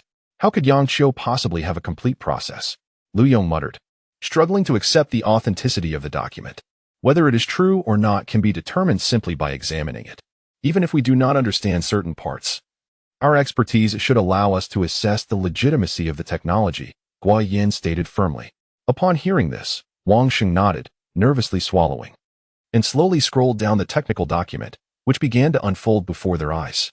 In that moment, time seemed to drag on interminably as their three pairs of eyes remained glued to the screen, their hearts racing with a mix of astonishment and trepidation. Akin to a tempest raging within, difficult to quell. The document encompassed all the essential manufacturing points of the invisible coating, with technical details so meticulous that it was nearly unfathomable. Had they not witnessed it with their own eyes, they would never have dared to believe that this had emerged from the hands of such a young individual.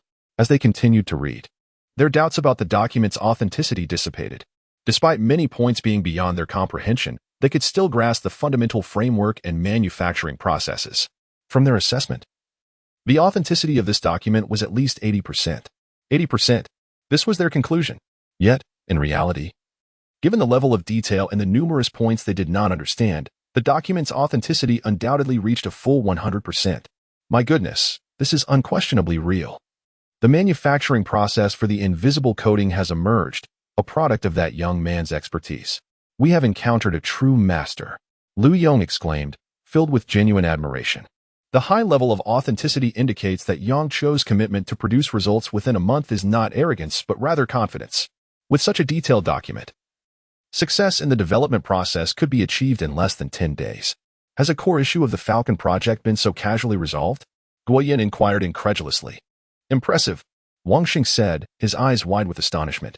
It seems I underestimated Yang group leader earlier. He may be young, but his capabilities are extraordinary.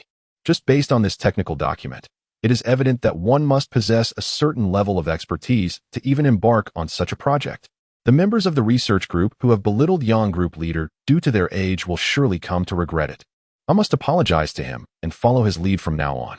Previously, they had harbored doubts regarding Yang Qiu and Appo's abilities, but now, with the emergence of this technical document, all skepticism vanished in an instant, replaced by respect and admiration.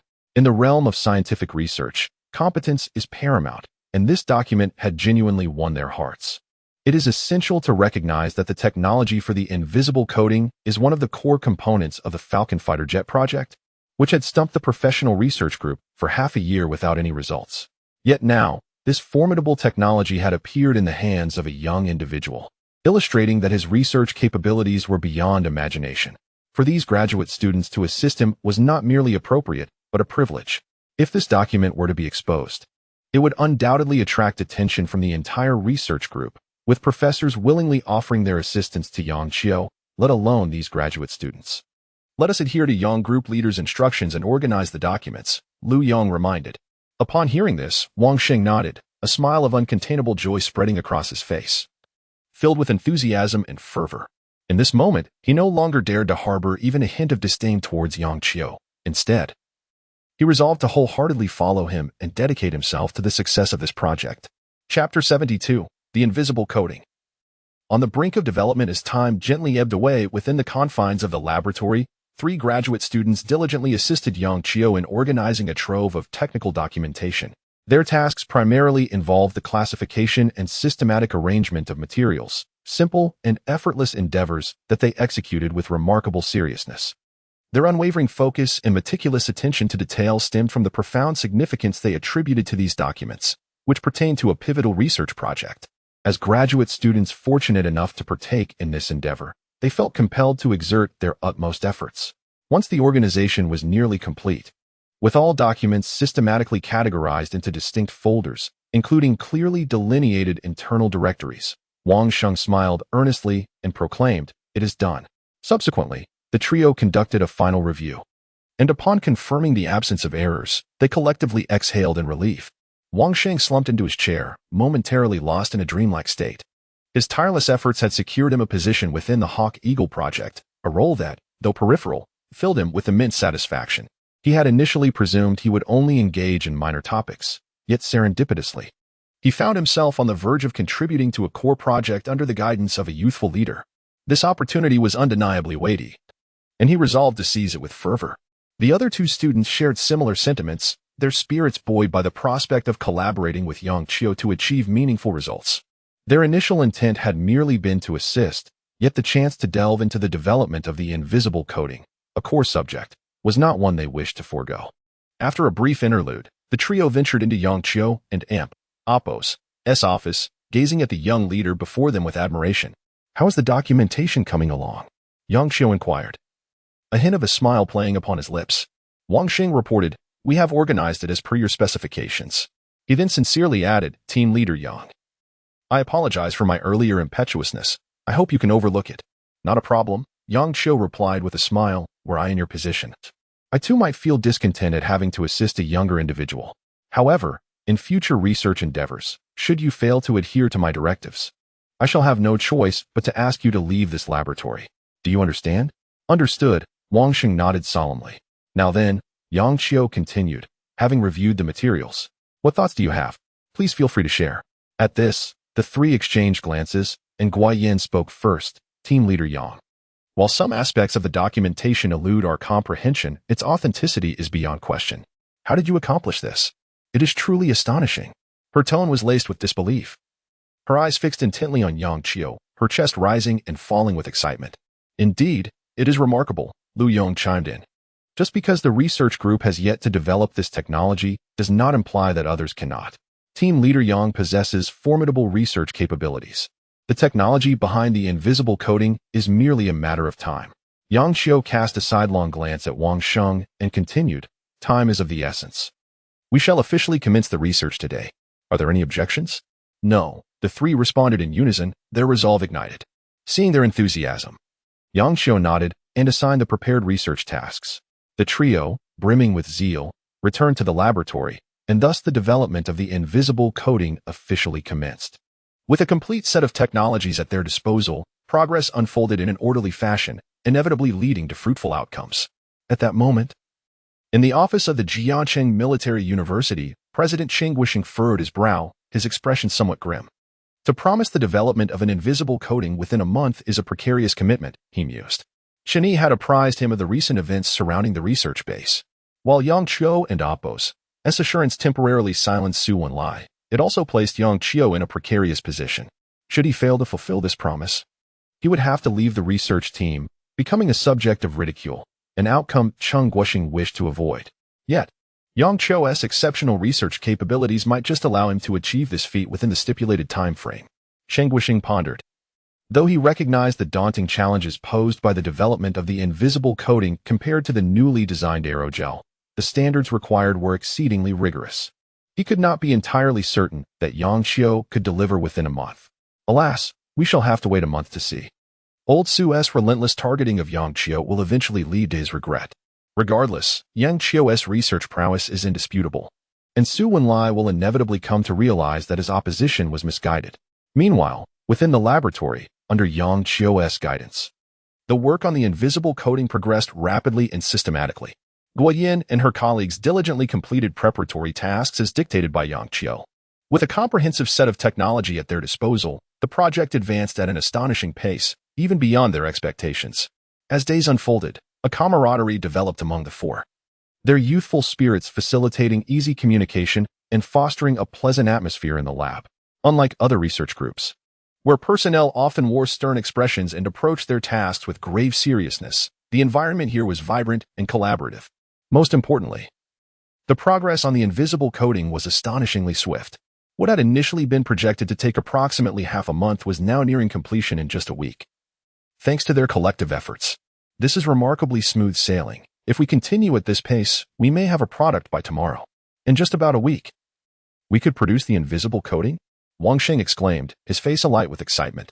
Who could have imagined that a project that had stumped the research group for 6 months would yield results in such a short span? Under the guidance of a young leader, the 3 graduate students achieved what their predecessors had long aspired to attain. Chapter 73. Success in Research and Development Within a Week. Currently, all necessary materials for the research and development have been fully prepared, and the stealth coating is officially in the process of being produced, nearing completion. In just a couple of days, results are expected to emerge. Yang Qiu, fixated on the operating experimental apparatus before him, murmured to himself while reporting the progress of the research to the 3 graduate students. Upon hearing this, the eyes of the 3 students sparkled with delight. Their spirits elevated with excitement. The stealth coating is one of the core topics of the Falcon project, and now they have successfully produced it. This achievement is extraordinary. Before joining the Falcon project, they could hardly have imagined participating in such pivotal subjects, let alone completing these exceedingly challenging core topics by their own hands. Haha. This is far better than those graduate students still working on peripheral projects. Not only have we engaged in core topics, but we have also successfully developed them. Wang Sheng couldn't help but laugh heartily, his mood exceptionally buoyant.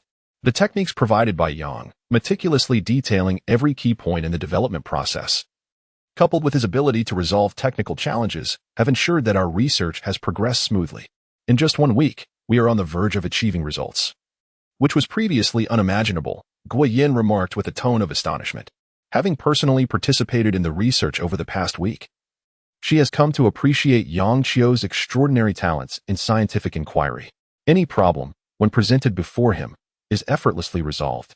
Moreover, Yang Qiu exhibited a maturity and composure during the development process that belied his youth, giving the impression of a seasoned veteran rather than a newcomer. Through their interactions, they have grown more familiar with one another, and Guoyin learned more about Yang Qiu's background. They are schoolmates, and he is merely a freshman. With such remarkable research capabilities. When she first learned of this, she was profoundly shocked, struggling to regain her composure. The other 2 students felt equally astounded. All right. Let us all put in some effort today to complete the subsequent processing tasks. If all goes well, we should achieve results by tomorrow, Yang Qiu said calmly, his expression earnest. To be honest, this progress exceeded his expectations. According to his plan, a steady advancement in research would take about half a month to complete, but now, it has been accomplished in just a week. The enthusiasm and dedication displayed by the 3 graduate students during the research played a crucial role. They devoted themselves to the tasks he assigned, working tirelessly day and night, propelled by their fervent spirit and unwavering effort, leading to rapid progress in the development. Consequently, the subsequent research work continued to unfold. As they were on the brink of achieving results, the group felt exhilarated, systematically advancing the synthesis of the stealth coding materials.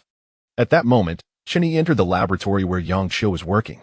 He approached Yang Qiu directly and stated, "Yang Qiu, Old Tang wishes to see you. If you have time now, I can take you over." "Old Tang wants to see me?" Yang Qiu responded with a hint of confusion. "What is it about?" Chen hesitated for a moment before continuing, "I'm not entirely sure, but it is likely related to your previous commitment to develop the stealth coding within a month. You will understand once you get there." "All right." Yang Qiu nodded in agreement. He then turned to the 3 graduate students, briefly outlining some important points to consider in the ongoing research before following Chen out of the laboratory. At the research base, in Old Tang's office, Yang Qiu pushed open the door and instantly focused his gaze on the elderly man behind the desk. Old Tang was engaged in some paperwork, but upon noticing Yang Qiu, he set down his pen, a smile appearing on his aged face. "Old Tang," Yang Qiu greeted respectfully. "Indeed. It is rare to find such a young talent in the Falcon project team," Old Tang remarked with a hint of admiration.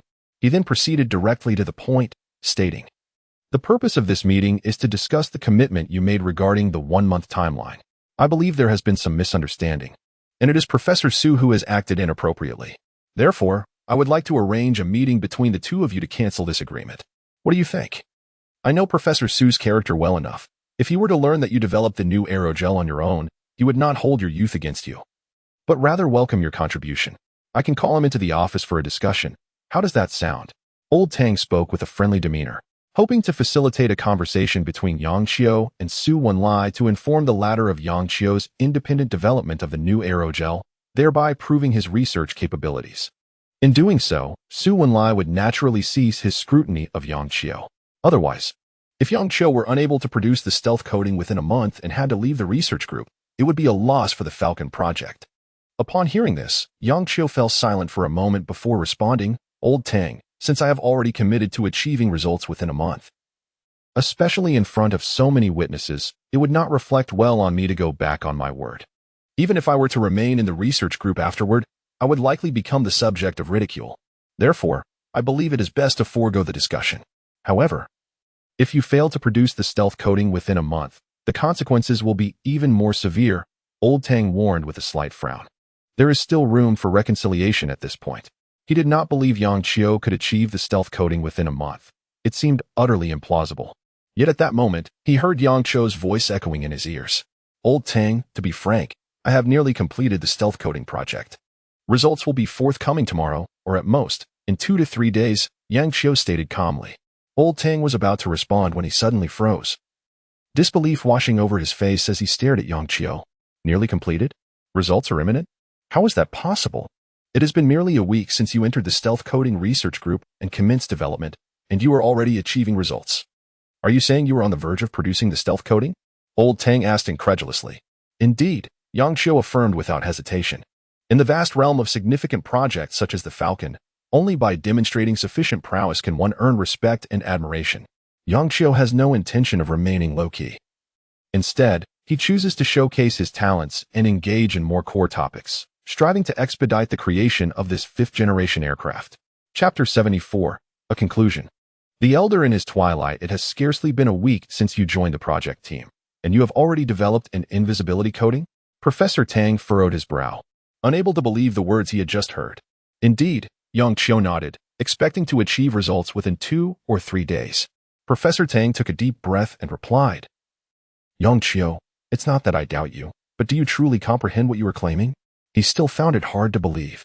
After all, the renowned experts in the field of materials had spent 6 months without making any progress. Yet now, Yang Qiu casually claimed to have achieved results in just 1 week? In response, Yang Qiu remained composed, producing a hard drive and stating, "Professor Tang, the documents concerning the preparation process of the invisibility coating are all contained within this. Once you review them, you should be able to form a judgment." Soon, a technical document appeared on the computer screen before Professor Tang. His gaze fell upon it as he clicked the mouse and began to read at a measured pace. As he continued, his expression gradually grew serious. His eyes fixated on the screen, scanning the lines of text, stirring a tempest of thoughts within him. The entire office fell into a profound silence, the atmosphere heavy with tension. Professor Tang's eyes began to brighten. Though he remained silent, the skepticism that had clouded his demeanor dissipated, replaced by astonishment and disbelief. Countless thoughts raced through his mind as the technical processes detailed in the document unfolded in his imagination, plunging him into contemplation. As one of the most senior researchers in the Dragon Kingdom, Professor Tang quickly discerned the authenticity of the material. At that moment, he no longer doubted Yang Qiu's previous assertions. With this technical document in hand, it was entirely plausible to produce an invisibility coating within a week. The preparation process was meticulously documented, and by following it step by step, the development could progress smoothly. Any researcher with a solid foundation could, with some time, successfully create the invisibility coating using this document. After a prolonged period, Professor Tang finally emerged from his reverie. He felt a sense of dawning realization and turned to Yang Qiu, solemnly inquiring, "Did you compile this document?" "Yes," Yang Qiu smiled, nodding nonchalantly. Professor Tang fell silent. He realized that despite having regarded the young man with considerable respect prior to his joining the project team, he had perhaps underestimated him. This document elucidating the preparation process of the invisibility coating could not have been produced without decades of research experience. Yet here was a freshman who had effortlessly produced it. Previously, Yang Qiu had just completed a project on a novel aerogel. Was this truly a scientific genius? Was it not a bit too far-fetched? It appears our Dragon Kingdom has birthed an extraordinary scientific talent. What a splendid development! A smile crept across Professor Tang's lips, his spirits lifted, his tone filled with excitement. "Yang Qiu, to be honest, before this, I had some ideas regarding the development of the 5th-generation fighter, but my grasp was tenuous and hope seemed dim. I was merely planning to give it a shot before it was too late.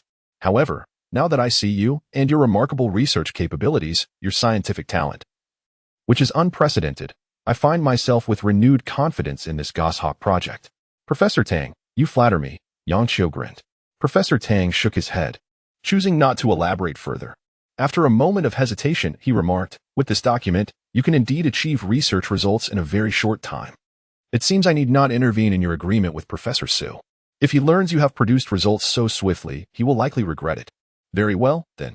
I shall leave this matter in your capable hands. If you have other commitments, please feel free to attend to them."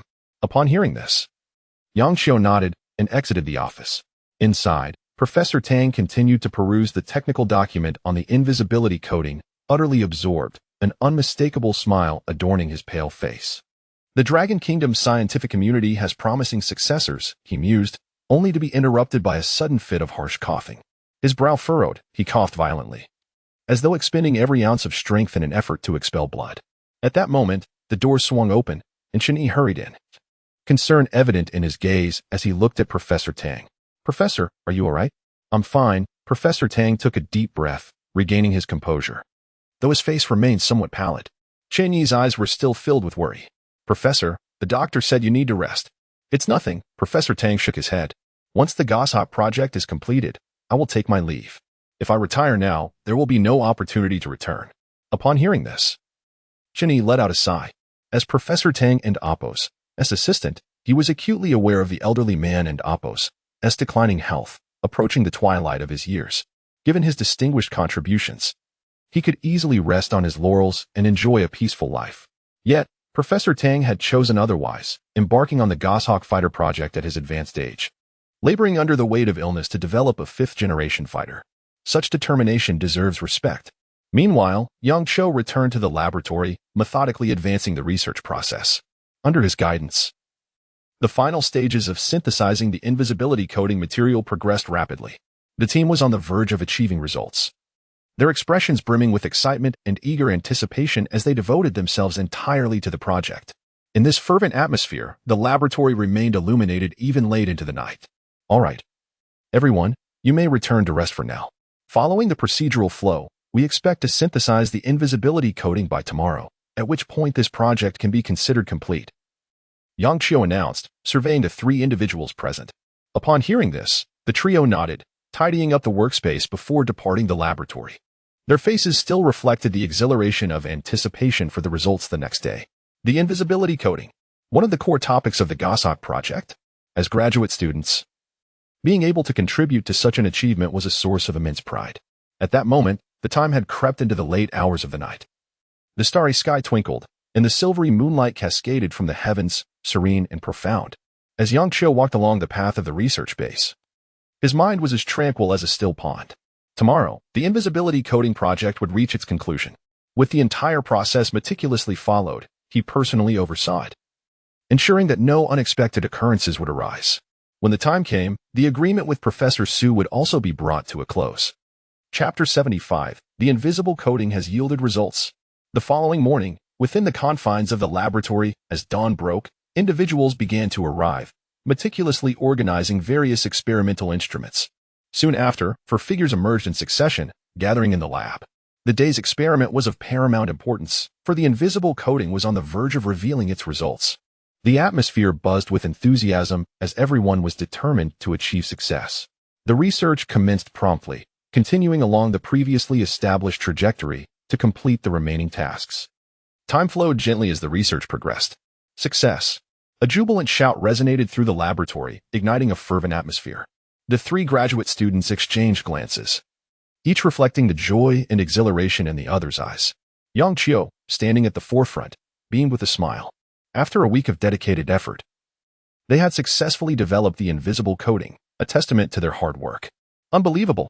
We've accomplished something so critical as the invisible coating? Leader Yang, you are remarkable.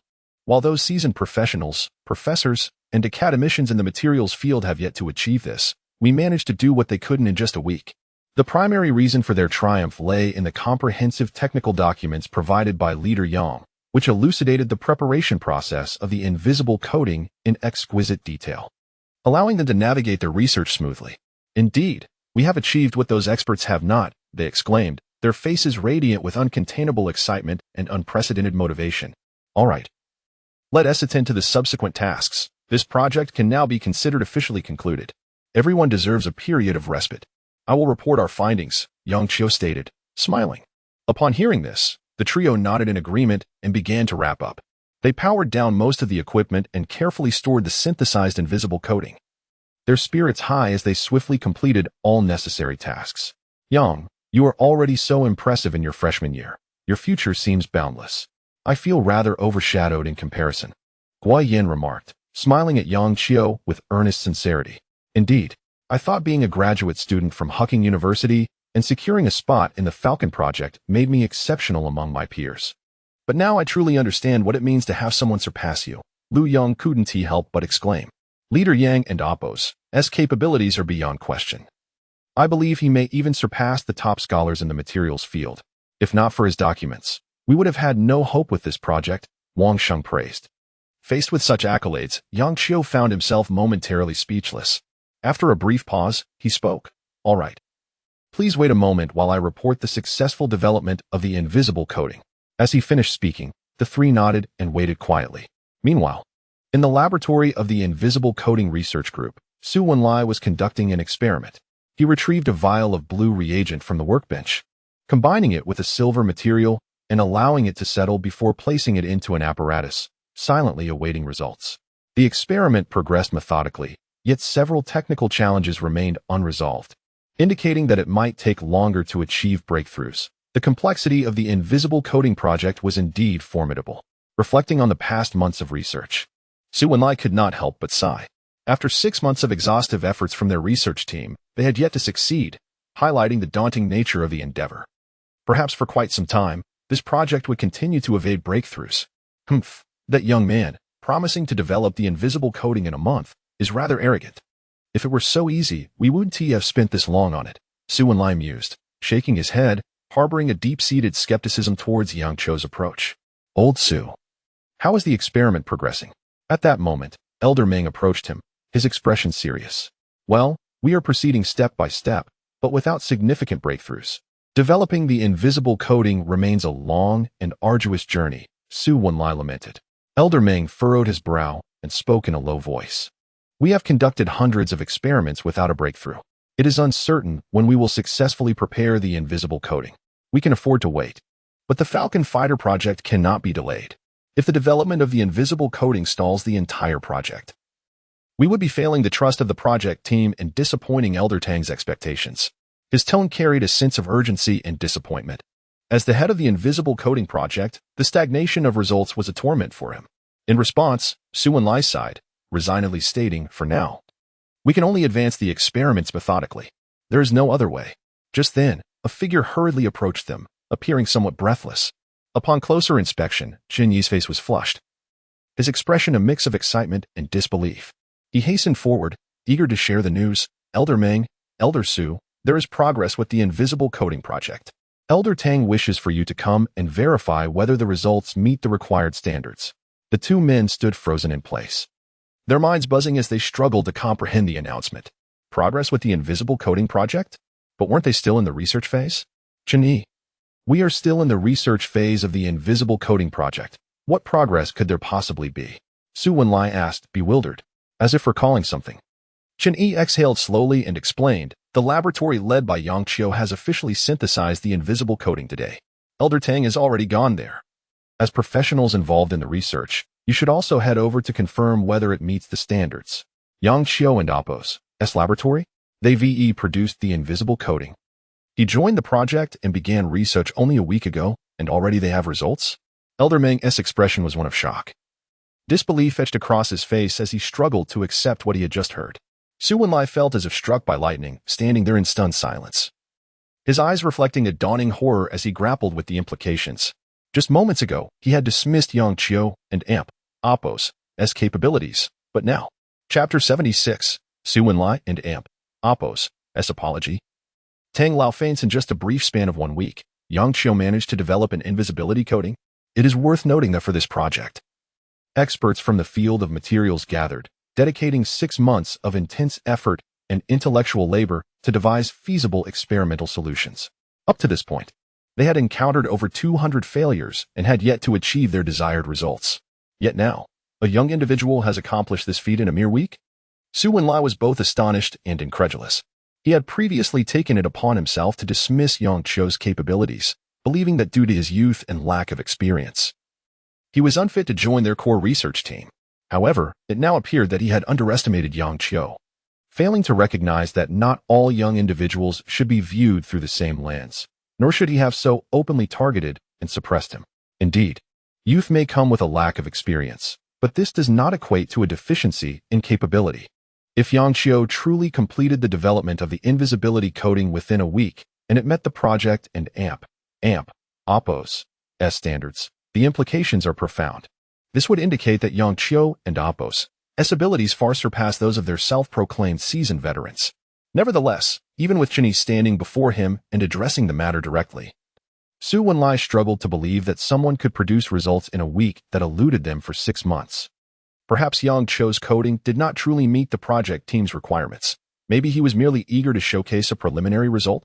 Su Wenlai consoled himself with this thought. Soon, with these reflections in mind, he followed Meng Yun and Chen to Yang Qiu's laboratory. The truth could only be revealed through observation. At that moment, Tang Lao had already arrived at the lab, his face betraying an unmistakable smile as he glanced at Yang Qiu, his eyes filled with admiration. "Tang Lao, has the invisibility coating truly been developed?" Meng Yun asked, urgency evident in his tone upon seeing Tang Lao. In response, Tang Lao smiled warmly at Meng Yun and said, "You are all professionals. The results will speak for themselves." Meng Yun nodded and approached the testing instruments, scrutinizing the various data regarding the invisibility coating. Simultaneously, Su Wenlai joined him in examining the data. Until this moment, he remained skeptical that Yang Qiu could have developed the coating in a week. However, as he observed the data, his expression became increasingly complex, disbelief giving way to astonishment. After a long pause, he sighed imperceptibly. With his professional acumen, bolstered by extensive research over time, he was well aware of the indicators required for the invisibility coating. It was clear that the data before him fully aligned with the project team's needs. This meant that the young man had, indeed, achieved in a week what they had failed to accomplish over 6 months. The data meets the project requirements. The invisibility coating has been successfully developed, Ming Yun murmured, his expression somewhat dazed as his gaze fell upon Yang Qiu. Taking a deep breath, he slowly continued, Yang Qiu, you have accomplished the development of the invisibility coating in just 1 week. Compared to your achievement, our 6 months of effort seems futile. His tone carried a hint of helplessness, yet was predominantly filled with joy and exhilaration. This project had troubled him for half a year without yielding results, and relying on the abilities of the research team had seemed a distant prospect. Yet now, Yang Qiu and Appo's emergence had entirely resolved this issue. Haha. The invisibility coating project was indeed challenging. I was merely fortunate to stumble upon a solution, Yang Qiu responded with a cheerful grin. A silence fell over the group. As seasoned researchers, they understood he was jesting. At times, luck can indeed influence outcomes, but scientific research cannot solely rely on chance without a solid foundation of knowledge. One would struggle to even find a starting point, let alone delve into the complexities of product development. There is no need for modesty. To achieve in a week what we could not accomplish in 6 months is a testament to your undeniable research capabilities, Meng Lao remarked with a smile, a hint of admiration in his eyes. Deep down, he felt a sense of nostalgia. Indeed, the younger generation was pushing the boundaries forward. The success of the invisibility coating project could be attributed to this young talent, a fact that was genuinely unexpected. The emergence of a prodigy like Yang Qiu in the Falcon project bodes well for our future endeavors. Perhaps other core research teams will also accelerate their progress with his involvement, Chun Yi added with a smile. Yang Qiu chose not to elaborate further. At that moment, Su Wenlai suddenly approached Yang Qiu, pausing for a moment before sincerely stating, I apologize. I previously held a bias against young individuals, which led to my resistance toward your joining the research team. I am truly sorry. He was forthright, and upon realizing his error, he promptly came forward to apologize with genuine sincerity. Yang Qiu nodded, smiled, and replied, I can understand Professor Su's bias against youth. It does not greatly affect me. However, I would like to say that the young will gradually mature, and in a few years, they will become the backbone of scientific research in our nation. Therefore, it is essential to foster them with patience and understanding to promote the flourishing of our scientific community. Upon hearing this, Su Wenlai nodded thoughtfully, then offered an apologetic smile, saying, I have learned a valuable lesson today. It seems I have been biased against the younger generation. Perhaps I was mistaken in the past. Exactly. The Falcon project poses significant challenges, and only through collective effort can we hope to achieve success. Tang Lao interjected with a smile, his gaze turning to Yang Qiu, glimmering with a hint of admiration. Yang Qiu's impressive performance had instilled in him greater confidence regarding the development of the 5th-generation fighter jet. Perhaps, in his lifetime, he might witness a fighter jet belonging to his nation soaring through the skies. With such thoughts, Tang Lao felt a sense of joy and satisfaction. Suddenly, he felt a heaviness in his chest, his head spinning, and his vision began to blur, engulfed in darkness as his limbs gave way beneath him. In the astonished gaze of those around him, Tang Lao collapsed to the ground, unconscious, blood seeping from his mouth and nose. Chapter 77, An Unprecedented Blow. Panic among the people. A sudden cry echoed through the laboratory, reverberating with intensity as Mr. Tang collapsed abruptly onto the ground. The expressions of those present transformed into horror and alarm, akin to being struck by lightning, as they stood frozen in disbelief, their minds clouded with confusion and dread. Among them, Chun Yi, who was closest, was the first to react. His complexion shifted dramatically, pupils constricting in shock as he hastily reached out to assist Mr. Tang. Yet, apprehensive that his actions might inadvertently cause further harm, he quickly withdrew his hand. Anxious and frantic, Chun Yi fumbled for his phone, dialing for help. The others exchanged glances, their faces reflecting deep concern as they gazed at the unconscious Mr. Tang, struggling to comprehend the gravity of the situation. Mr. Tang? Suddenly fainted? In their recollection, this venerable elder had always been spirited, leading the entire Falcon project with unwavering resolve, steadily advancing towards the development of the 5th-generation fighter jet. He was the cornerstone in the eyes of every member of their project team. But now, that cornerstone had inexplicably crumbled. Quick! Mr. Tang has collapsed. Head to Laboratory 24. Move swiftly. Chun Yi urged over the phone, his voice tinged with anxiety. Before long, the medical team stationed at the research base arrived in haste. Upon witnessing Mr. Tang's unresponsive state, their expressions darkened. After a swift assessment, they promptly placed Mr. Tang onto a stretcher, preparing to transport him to the hospital for treatment. Chun Yi and the others hurriedly followed suit, with Yang Qiu climbing aboard a military vehicle to accompany them to the hospital. At Jiangxing First Hospital, outside the emergency room, Chen, Yang Qiu, Su Wenlai, and Ming Yan sat restlessly, frequently glancing around, their faces etched with worry and unease. Mr. Tang was the linchpin of the Falcon project. If he were incapacitated, they were at a loss for how to proceed with their ongoing research. Chen, as Mr. Tang's assistant, you interact with him most frequently. Do you have any idea what might have happened? Su Wenlai inquired, unable to suppress his concern. Mr. Tang is advanced in age. For decades, he has been engaged in high-intensity scientific research, often sacrificing his health for the sake of progress.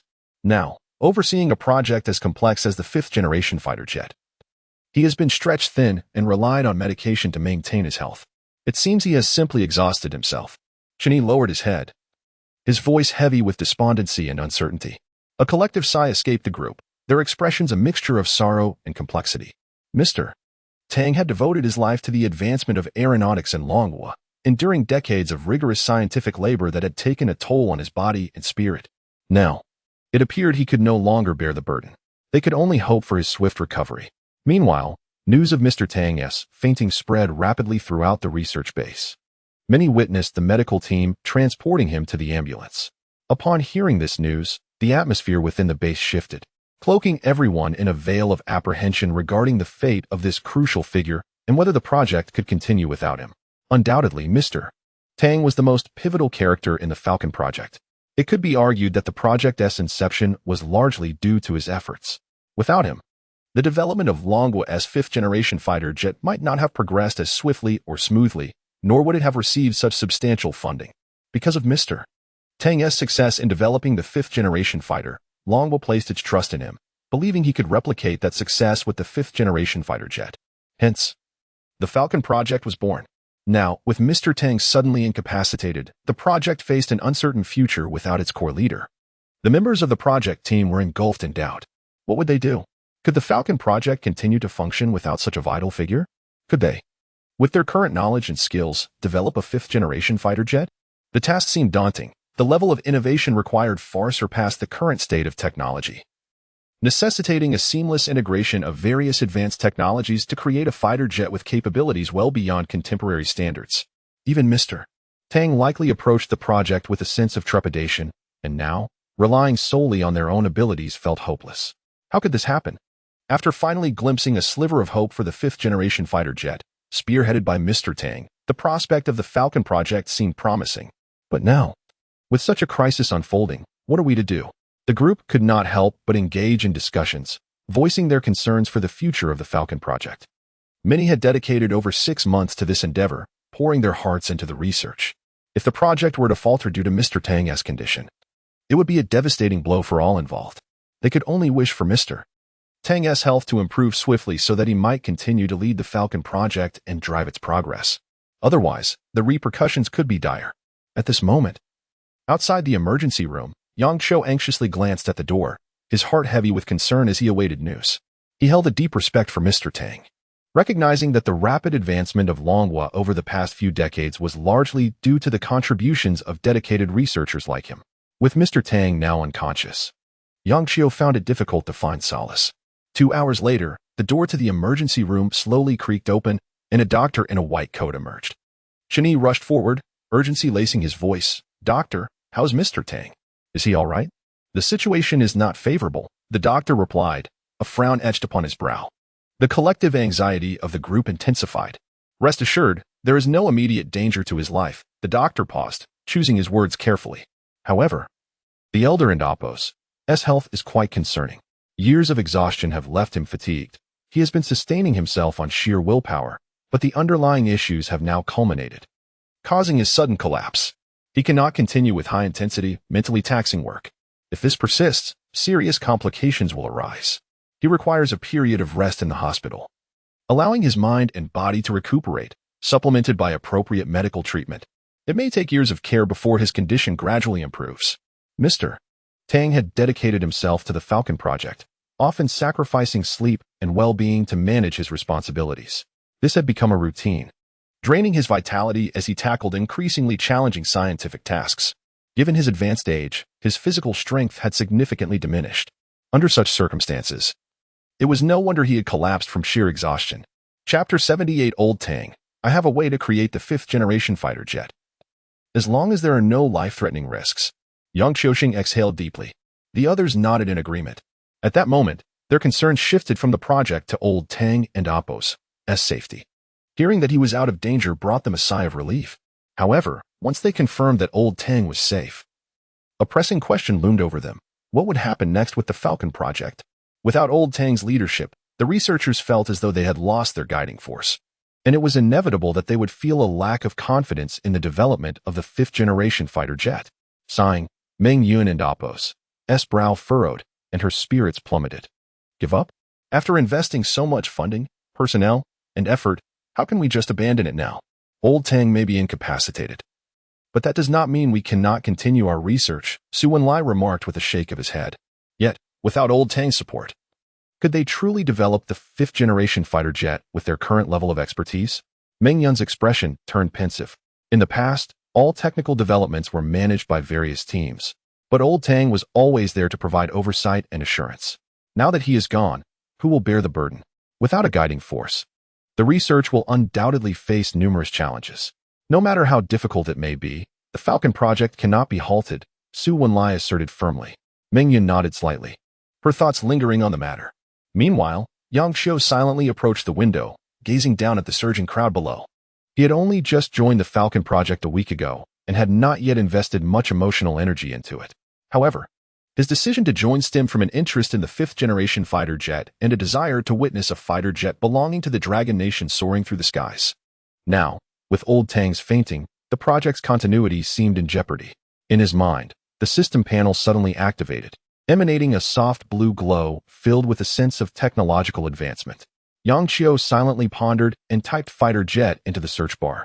Soon, images of various fighter jets appeared on the panel, ranging from 1st-generation to 5th-generation and even 6th-generation models. The requirements were as follows: 5th-generation fighter jet, 800 skill points, 2,000 course points. 5th-generation half fighter jet, 2,000 skill points for 1,000 course points. 6th-generation fighter jet, 10,000 skill points, 30,000 course points. Upon reviewing the exchange requirements, Yang Qiu furrowed his brow. Unlocking the technology for the 5th-generation half fighter jet required a substantial 2,000 skill points and 4,000 course points. He had previously completed a task involving a new type of aerogel, which rewarded him with some skill points and course points. In addition to the knowledge he had accumulated from recent readings, enough to exchange for the technology of the 5th-generation half fighter jet. With this thought in mind, he no longer hesitated and directly exchanged for the technology of the 5th-generation half fighter jet. Instantly, countless fragmented pieces of knowledge flooded his mind, all intricately connected to the field of fighter jets. As this influx of information surged within him, he gained a more comprehensive and profound understanding of fighter jet development. The technology provided by the system laid bare the intricacies of a 5th-generation half fighter jet, allowing him to grasp every component with clarity. Taking a deep breath, Yang Qiu focused his mind. Just then, a doctor emerged and stated, "Old Tang has regained consciousness. His condition has stabilized, but he still requires rest. You may go in to see him, but please avoid agitating the patient." Upon hearing this, the four of them slowed their pace to avoid making too much noise and then entered the hospital room together. Yang Qiu's gaze fell upon Old Tang, who lay on the hospital bed, his face pale and weary, his eyes dim, and his wrinkled visage adorned with an expression of helplessness. "Old Tang, how do you feel?" Chini inquired, worry etched on his face. "I and Appo's am fine," Old Tang sighed. "You need not worry. After a few days of rest, I will return to the research base and continue the Falcon project." "But the doctor said you need to rest and cannot engage in high-intensity work," Chini urged. "I have dedicated the latter half of my life to the development of fighter jet technology. The Falcon project was initiated after careful consideration, and I have invested several years in preparation.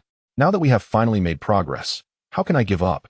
Old Tang and Appo's voice resonated with determination. "In my lifetime, I want to see a 5th-generation half fighter jet belonging to the Dragon Nation. Only then will I find peace." As Old Tang's words lingered, silence enveloped the room. After a lengthy pause, Chun Yi spoke again. "Old Tang, given your current health condition, you cannot continue working. According to the doctor, if you engage in high-intensity research again, the underlying issues may resurface, which could be perilous. The nation, the hospital, And all of us involved in the Falcon project do not wish to see such a scenario unfold. The Falcon project is still ongoing. If I withdraw at this moment, what will happen to the project? Shall we abandon it halfway? Old Tang took a deep breath and replied steadily. All the energy expended thus far would be in vain. I refuse to accept that. Are you willing to accept it? With that, his gaze swept across the faces of Yang Qiu, Meng Yun, and Su Wenlai, revealing a glimmer of unwavering resolve. I am most aware of my own condition. The fifth-generation half-fighter jet is the culmination of my years of effort. It is on the verge of success. If I abandon it, when will the Dragon Nation's fifth-generation half-fighter jet ever materialize? By then, I may no longer be here. Therefore, I do not wish to give up. I can hold on for a while longer. If I were to die without witnessing the emergence of the fifth-generation half-fighter jet, that would be my fate. But if I give up now, I would never find peace in death. Old Tang's somber voice echoed in the hospital room, resonating in the ears of the others. Chinese sighed softly.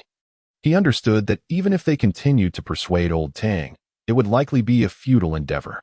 The fifth-generation half-fighter jet was Old Tang's obsession. For this achievement, he was willing to sacrifice everything, even his life. What right did they have to thwart the decision of this venerable elder? Unless the fifth-generation half-fighter jet appeared in the Dragon Nation, Old Tang would not be content to spend his remaining days in the hospital. He yearned to witness a fighter jet belonging to the Dragon Nation soaring through the skies. Realizing that persuading Old Tang was futile, Chinyi deeply bowed and turned to leave the hospital room. Meng Yun and Su Wenlai followed suit. Recognizing that Old Tang needed rest and preferring not to disturb him further, only Yang Qiu remained in the hospital room. He looked at the elderly man on the bed and, after a moment of silence, said, Old Tang, I have a way to create the fifth-generation fighter jet. Chapter 79. If you possess the skills, the Falcon project awaits your command. In a calm voice, Yang Qiu announced from the hospital room, Old Tang, I have a way to develop a fifth-generation and a half-fighter jet. Tang, who had been lying in bed with a heavy heart, opened his tightly shut eyes, which reflected a captivating light, only to have it quickly fade away. What method?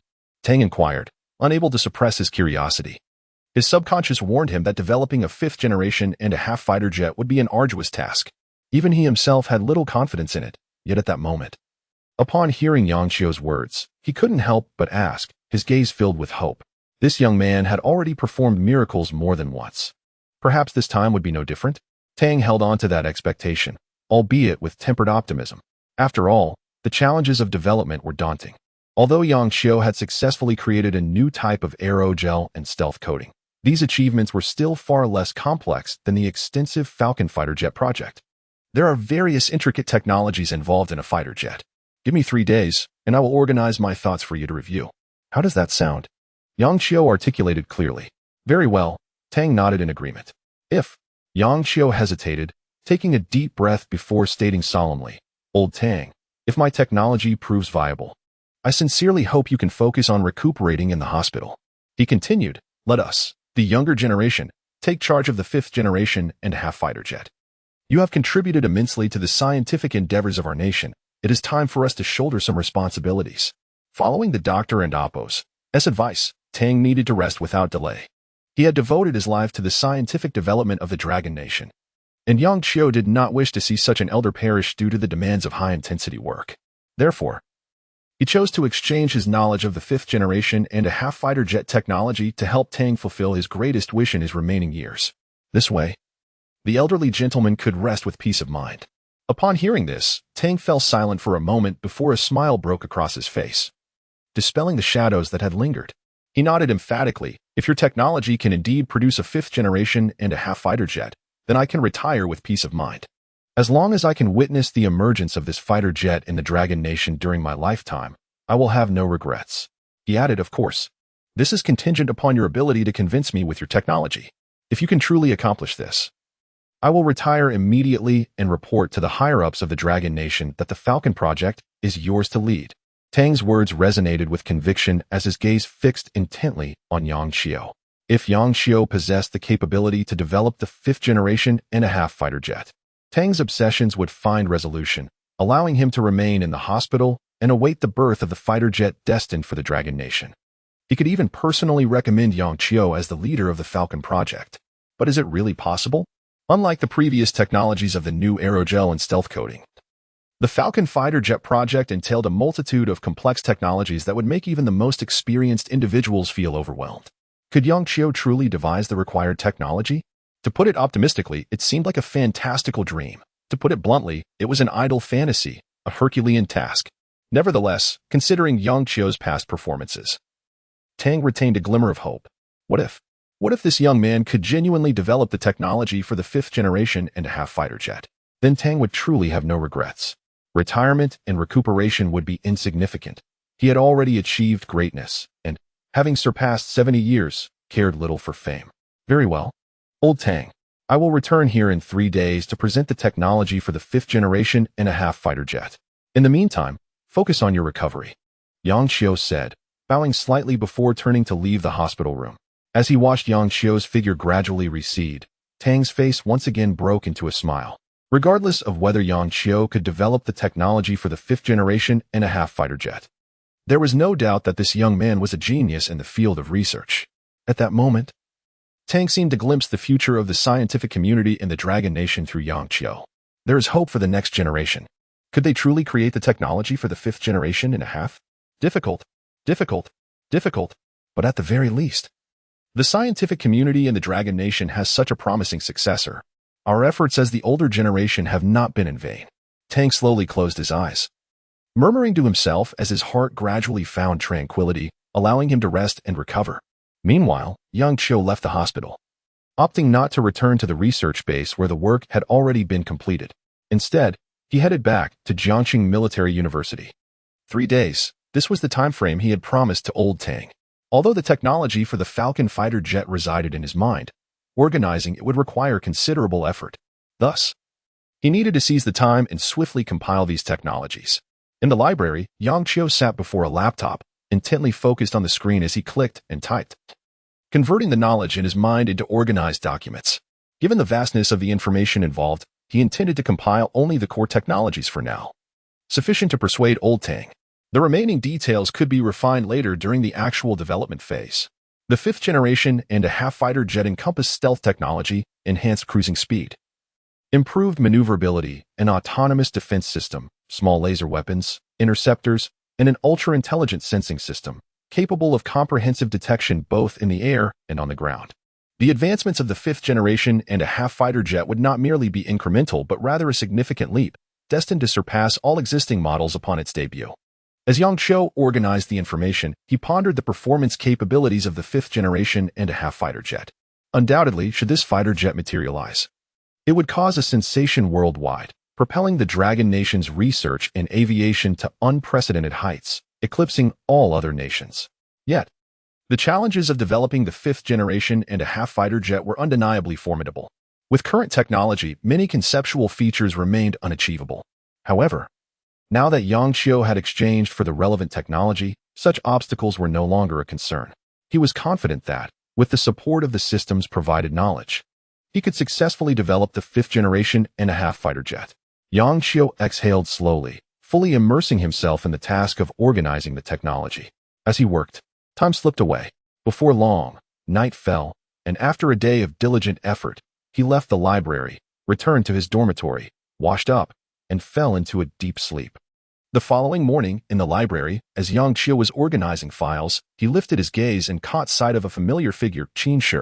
Chapter 80. Organization completed. High-level meeting in the library. The bright lights illuminated Qin Shi, her fair skin almost dazzling, capturing the attention of all. Dressed in a simple white t-shirt, she exuded an indescribable charm. Compared to her high school days, Qin Shi had shed some of her childishness, embodying a more mature grace that was both elegant and strikingly beautiful. Yang Qiu, you're back. I haven't seen you in class for a week. Qin Shi greeted with a smile, her gaze curious as she regarded Yang Qiu. She vaguely suspected the reason for his absence, yet chose not to voice her thoughts. A few matters came up. Yang Qiu replied nonchalantly. I understand. Qin Shi nodded, her eyes lingering on him. She was aware that his sudden departure was likely related to a significant project, but such matters were best left unspoken. Will you be staying at school from now on, or do you need to go out again? Qin Shi inquired softly, her curiosity palpable. After a moment of silence, Yang Qiu responded, I might be away from school for the next few months. Once he organized the technology and presented it to old Tang, There was little doubt he would gain the latter's approval, subsequently securing leadership of the Falcon project. This was a considerable responsibility, and he would have to spend a significant amount of time at the research base, drastically reducing his time at Jiangxing Military University. Let us not dwell on that, Yang Qiu said with a smile, changing the subject. What about you? How have you been adjusting to university life? Not too bad, though I often feel a bit solitary. I miss high school. Qin Shi sighed slightly, her nostalgia evident. For reasons unknown, her roommates seemed reluctant to engage with her, and upon returning to the dormitory, the atmosphere would turn silent, as if she were out of place. This feeling was hard to articulate. Every return to the dorm left her feeling uncomfortable. She suspected it stemmed from the competitive nature and jealousy among the girls. In any case, her current life was far less carefree than during high school. She intended to rent a place outside and move out, believing it would greatly enhance her spirits. With this thought, she confided in Yang Qiu about her recent troubles and her plans to move out of the school dorms, acknowledging the inconvenience it might cause in terms of commuting, but feeling it was a necessary step. Otherwise, she would eventually be overwhelmed by the situation. Yang Qiu nodded in understanding, recognizing her choice. University was indeed more complicated than high school. Well then, I won't keep you any longer. Good luck, Qin Shi said, gently clenching her fist in a gesture of encouragement. Pure and endearing, before turning to leave. As Yang Qiu watched her graceful silhouette fade away, he found himself lost in thought. Reminiscent of their high school days when they had sat together as deskmates. Now, they were both in university, having matured significantly, especially himself, who had the advantage of cutting-edge technology and was poised to potentially lead the Falcon project. Life truly was unpredictable. Shaking his head, he dismissed these thoughts and refocused on the task at hand. At the same time, in the Falcon project research base, the heads of various projects gathered, their faces clouded with concern upon hearing of old Tang's collapse. What do we do? With old Tang in the hospital recuperating, D1 and AMP, Oppos, to be able to return to the project in the near future. This is a significant blow for us. Without old Tang and AMP, Oppos, S leadership, I honestly have little confidence in achieving the 5th-generation fighter jet. One elder spoke, his gaze sweeping over the group, revealing his deep worry. This situation is unfortunate, but we must acknowledge that old Tang is advanced in age and has dedicated decades to high-intensity research. He deserves a break, and the doctors have advised against him continuing with such demanding work. The Falcon project now relies solely on us, Meng Yun stated solemnly. As his words hung in the air, the group exchanged glances, most shaking their heads in unison. Without old Tang's guidance, can we really develop a 5th-generation fighter jet? It and AMP, Oppos, is practically impossible. Relying on ourselves is far too daunting. Another voice echoed. Indeed, that is a 5th-generation fighter jet we are talking about, with technology surpassing the contemporary. Aside from old Tang, who has extensive experience and credentials in this field, who else can confidently claim they can accomplish this? The current circumstances left them with little hope, only wishing for old Tang's swift return to the project. Otherwise, even if they completed all their individual tasks, it would be futile without his expertise. As the voices of concern reverberated through the conference room, it became clear that despite being among the most elite researchers in Long Country, they were daunted by the task at hand. Without old Tang's leadership, their confidence in completing the project was severely lacking. Seeing this, Meng Yun sighed, rallying his spirits, and declared, "All right, even though old Tang is currently in the hospital, we cannot allow our work to stagnate. Let us all focus on our respective projects and strive to achieve results as soon as possible. We will take things one step at a time." As an esteemed academic in the field of materials, Meng Yun held considerable authority in the research base. With his words, the group ceased their lamentations and, burdened with heavy hearts, exited the conference room.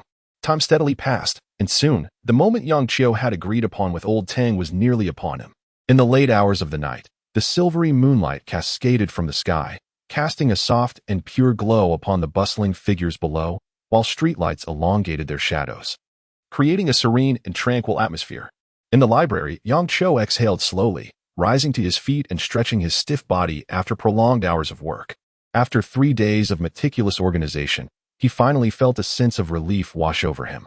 Before him, his laptop displayed neatly arranged documents, all pertaining to the 5th-generation fighter jet, encompassing a myriad of complex and diverse topics, yet presented in a coherent and logical manner. Yang Qiu felt confident that this compilation of documents would earn him old Tang and Oppos' trust.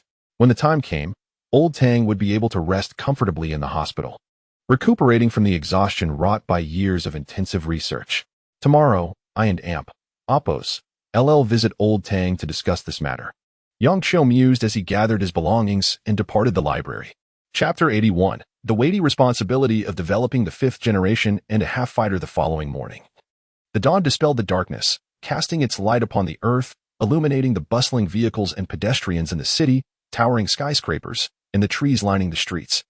A stray cat wandered aimlessly by the roadside, its fur soft and unkempt, radiating a gentle sheen in the sunlight. Yang Qiu arrived at the first hospital of Jiangcheng, carrying a computer bag containing meticulously organized documents of undeniable value. He walked steadily, entering the hospital at a measured pace, and found the room where Elder Tang was located. After receiving permission, he pushed the door open. "You've come," Elder Tang greeted, a smile flickering on his face, looking at Yang Qiu with a bemused expression. Yang Qiu nodded in response. "How is it? Have you developed the technology for the 5th generation and a half-fighter? It's all right if you haven't succeeded. You are still young. The technology for such a fighter is not something that can be conjured overnight. I never had high expectations for this matter. So you need not blame yourself." Elder Tang spoke, unperturbed, although he held hope for Yang Qiu. He understood well that achieving the technology for the 5th generation and a half-fighter in just 3 days was an impossible feat.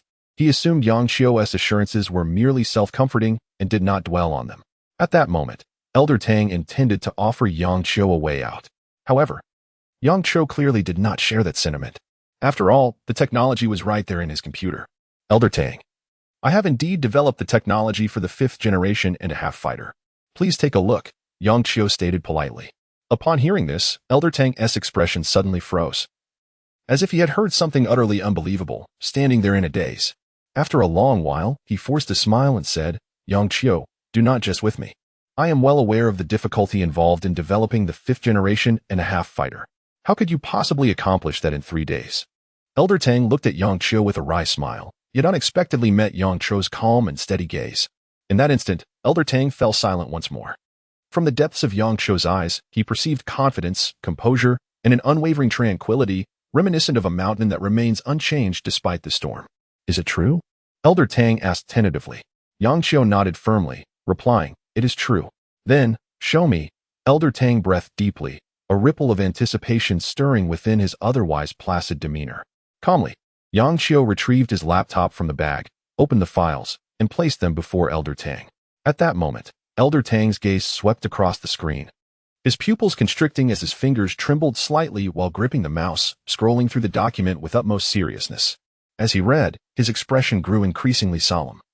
Focused entirely on the contents of the file, his mind racing to comprehend everything it presented.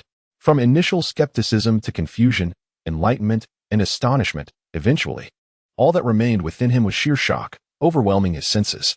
His frail body quivered slightly, yet his pupils shone with unprecedented brilliance, sparkling with intensity. The research and development technology for the 5th generation and a half-fighter encompassed all necessary technologies: energy modules, CPU modules, input-output modules, communication network modules, weapon modules, propulsion modules, and so forth, detailing every aspect required for the fighter, including stealth, supersonic capabilities, missile systems, and communication systems. All advanced technologies necessary for modern combat aircraft were meticulously cataloged within the document. In terms of stealth, there were new stealth coatings capable of completely masking radar and infrared detection, enabling the fighter to seamlessly blend with its surroundings and achieve comprehensive invisibility.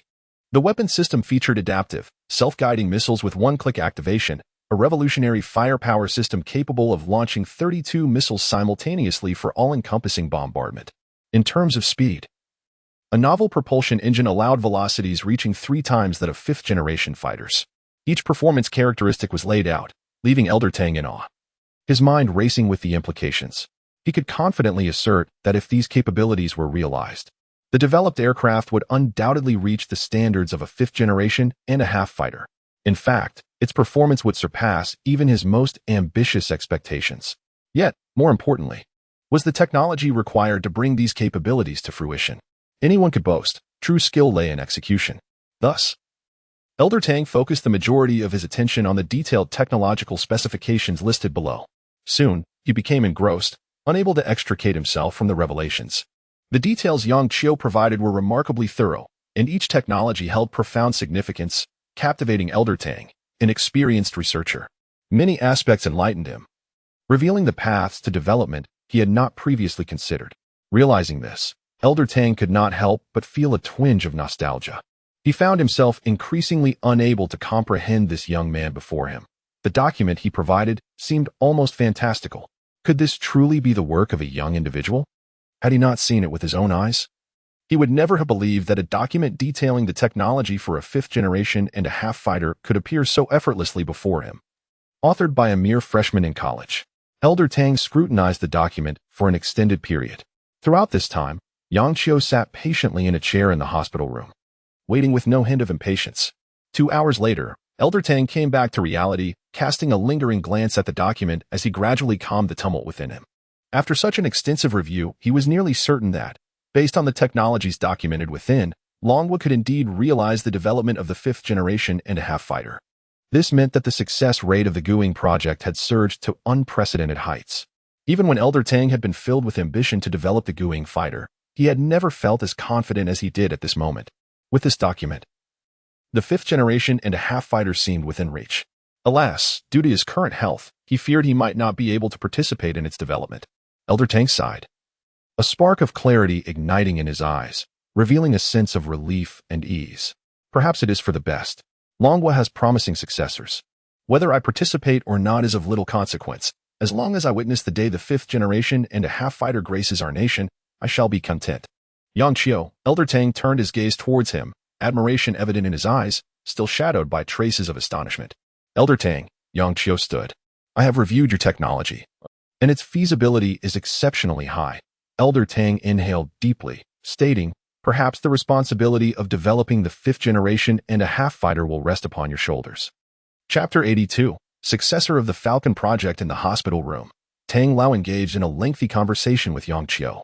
He expressed profound admiration for the technological advancements outlined in the document, firmly believing in the feasibility of developing a fifth-generation fighter jet. Although he had yet to fully grasp certain technical aspects, this did not hinder his ability to make informed judgments. His decades of research experience instilled in him an unwavering confidence in the authenticity of the information provided by Yang Qiu. I will advocate for you to take the lead on the Falcon project. What do you think? Tang Lao inquired with a slight squint and a warm smile. However, Tang Lao, I am still young. To spearhead such a significant project, I lack experience and it is challenging to gain the trust of others, Yang Qiu candidly responded. Upon hearing this, Tang Lao nodded gently, contemplating for a moment before saying, indeed, your youth may lead to skepticism. But your successful development of both new aerogels and stealth coatings, when publicly acknowledged, will quell any doubts regarding your capabilities. In time, as you demonstrate your research prowess during the project, I believe their faith in you will grow. He held a favorable view of Yang Qiu. Upon concluding the document, he had already resolved to entrust the Falcon project to him. Assigning such a pivotal endeavor to a young individual undeniably carried immense risks. Any missteps would not only implicate Yang Qiu but also tarnish Tang Lao and Appo's reputation. Yet, Tang Lao resolved to take this bold step. The prospect of a fifth-generation fighter jet had never felt so tangible, and he was willing to wager his reputation for a chance at success. Yang Qiu, you are surely aware of the current state of the Falcon project. Should I no longer be present, the absence of leadership would leave the team members disheartened and lacking confidence in the project's development. If that occurs, the Falcon project may very well face extinction, rendering years of effort and hundreds of billions in investment futile. This would be a significant setback for our nation. With genuine emotion, Tang Lao gazed at Yang Qiu. His eyes filled with hope, support, and encouragement. You alone possess the technical expertise to realize the development of the fifth-generation fighter jet, bringing forth the world's first aircraft of its kind from our nation. Understood, Yang Qiu nodded in agreement. He was fully aware of the implications of this responsibility. Taking over from Tang Lao, he would helm the Falcon project and Appo's development. To be frank, this burden weighed heavily upon him, presenting an unprecedented challenge. After all, the Falcon project was a flagship initiative, and entrusting it to a young individual was virtually unheard of in the past. Yet, in this critical moment, his technical prowess had garnered Tang Lao's trust, presenting both a mission and an opportunity. Should he successfully lead the team to develop the Falcon fighter jet, the global impact would be immeasurable. With a deep breath, Yang Qiu felt a surge of determination and excitement ignite within him. Typically, young individuals in such large-scale projects merely assist, but with the technological system at his disposal, he was unwilling to settle for that role. His success in developing the stealth coating was a prime example. Resolving a problem that had stumped a research group for 6 months in just 1 week had undeniably showcased his research capabilities. Now, with Tang Lao in a coma and the future of the Falcon project uncertain, all eyes were on the elder to rise and continue leading the initiative. However, Tang Lao's physical condition clearly could not endure the rigors of high-intensity research. At this juncture, Yang Qiu chose to step forward, aiming to redirect the project's trajectory through the advanced technologies provided by his system, thereby facilitating the successful development of the 5th-generation fighter jet in his nation. Witnessing this scene, Tang Lao's eyes sparkled with hope. He struggled to sit up, gravely stating, "I will contact the relevant personnel to transfer the leadership of the Falcon project into your hands." However, Yang Qiu, given the project's substantial investment and significance, even with my endorsement, some may still harbor concerns. Therefore, they might require an assessment of your research capabilities to ensure you are fit for this responsibility. Prepare yourself mentally for that. I understand, Yang Qiu replied calmly. He anticipated the need for a capability assessment. It was only natural that a project of such magnitude, with a budget of hundreds of billions, would not be handed over to a young college student without scrutiny. Rest assured, I will do my utmost, Tang Lao assured him. As time passed, at the Longguo Academy of Sciences, the nation's most prestigious research institution, renowned scholars from various fields convened. The Academy and Oppo's, as president, Ji Wenshan, sat anxiously in his office, a stack of documents before him. Ordinarily, he would have completed his tasks by now, but his mind was in turmoil, unable to focus on the work at hand. The cause of his distress was clear. Tang Lao had collapsed and was hospitalized, leaving the Falcon project without a leader and teetering on the brink of disaster. As the president of the Academy, Ji Wenshan had been preoccupied with this issue, his brow furrowed with worry. What to do? The significance of the 5th-generation fighter jet project was self-evident. With Tang Zhenguo, the foremost expert in the nation's aircraft sector, incapacitated, the morale of the entire Falcon project was plummeting. Who could shoulder such a heavy burden? Ji Wenshan found himself at a loss. Aside from Tang Lao, no one in Longguo possessed the capability to lead the development of a 5th-generation fighter jet. This was an undeniable truth. Just then, the phone rang. Ji Wenshan instinctively answered, and a slightly weak yet invigorated voice emerged from the other end. Tang Lao. Old Tang, how's your health? Do not worry about the project. I will find a solution to prevent the Falcon from meeting its demise. Ji Wenshan reassured him, gritting his teeth in an effort to provide comfort, despite having no clear plan himself. Haha, old Qi, what I wanted to discuss with you is precisely this matter. I have already identified a successor for the Falcon project and called to confer with you. Tang Lao chuckled. As the words fell, Ji Wenshan's expression shifted to one of astonishment. Disbelief etched across his face. Chapter 83. The Falcon Project? The young leader has old Tang already identified the successor for the Falcon project? In that moment, Ji Wenshan was utterly bewildered. Just a second ago, he had been pondering who in Longguo could possibly take on this project, but despite his efforts, he could not find a suitable candidate. Yet now, old Tang had already chosen a successor? At this moment, Ji Wenshan's curiosity was piqued. Who would take the reins? Who in Longguo possesses the capability to oversee such a formidable 5th-generation fighter project? To his knowledge, the older generation of researchers were either retired or occupied with other significant projects. Old Tang was undoubtedly the most qualified person to develop the 5th-generation fighter, aside from him. Others were, to varying degrees, less suitable. So, who could possibly replace old Tang to lead the Falcon project? Old Tang, please do not keep me in suspense. Who is it? Ji Wenshan inquired earnestly, his curiosity palpable. His name is Yang Qiu, old Tang replied candidly. Yang Qiu? Is there such a person in the realm of fighter aircraft development in Longguo? Ji Wenshan was somewhat perplexed. Yang Qiu? The name felt vaguely familiar. But it seemed there was no one by that name in the field of fighter aircraft development in Longguo. Do you recall those 4 college entrance examination papers? Old Tang prompted. College entrance examination papers? Ji Wenshan and Oppo's expression shifted slightly, and then he suddenly understood. He had indeed come across those 4 examination papers, and for a time, he was astounded by the young man's remarkable talent in research. However, he had chosen to wait until the young man graduated from university before inviting him to join in the name of Lonka Institute. Now, however, Old Tang was discussing the fifth-generation fighter project while mentioning this name. What could this mean? An unfathomable thought surged in his mind. You want Yang Qiu to lead the Falcon project? Old Tang, have you lost your mind? He has only just begun university. Although he possesses impressive research talent, he still has a long way to go before he can engage in the development of a fifth-generation fighter. You are well aware of the challenges posed by the Falcon project, Qi Wuxian asserted, his brow furrowed, convinced that Tang Jingguo was resorting to desperate measures.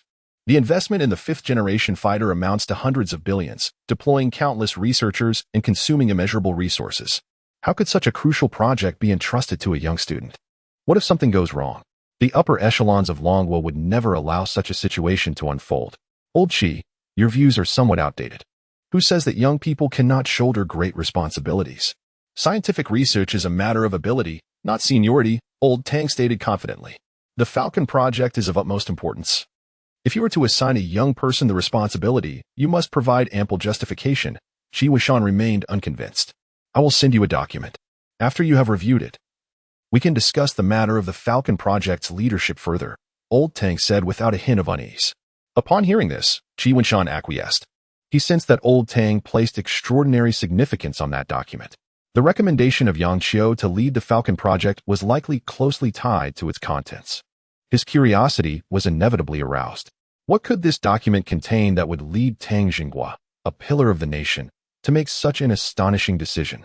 Soon, the document appeared on his computer screen, and given the confidentiality protocols of Lonka Institute, concerns about leaks were unwarranted. With a sense of curiosity, he leisurely maneuvered the mouse and began to read. With just a glance, a ripple of astonishment stirred in Qi Wuxian's calm eyes. Falcon, fifth-generation fighter manufacturing technology. Fifth-generation fighter manufacturing technology?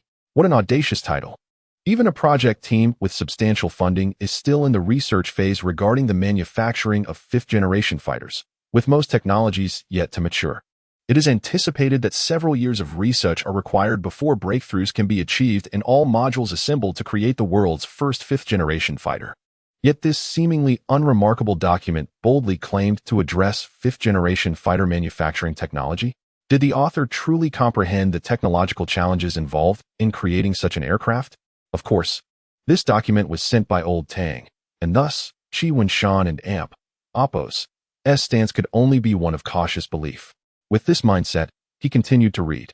After a moment, his expression shifted, and he focused intently on the screen, realizing that the situation was more complex than it appeared.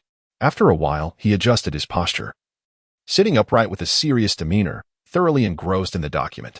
The pace of his mouse movements gradually slowed as the lines of text continually surfaced in his mind, prompting calculations and deductions. He began to formulate conclusions that seemed both reasonable and astonishing. As time passed, Qi Wuxian swallowed hard, a wave of shock, awe, and disbelief coursing through him. His pupils, dark and intense, remained fixed on the screen before him, unable to trust his own eyes.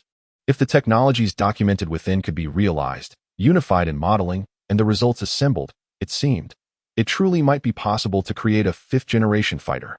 After some time, Qi Wuxian finally reached a conclusion. The contents of this document were worth their weight in gold. It could sufficiently support and even complete the research and development of a fifth-generation fighter. Realizing this, Qi Wuxian stood frozen, unable to collect his thoughts. As an indescribable emotion spread through him, leaving him in a dreamlike state. He then seized the phone and quickly dialed Tang Jingguo's number. Old Tang, I have nearly finished reviewing the document you sent. Qi Wuxian's tone was unusually urgent. How is it? Old Tang inquired, a knowing smile gracing his lips. Incredible.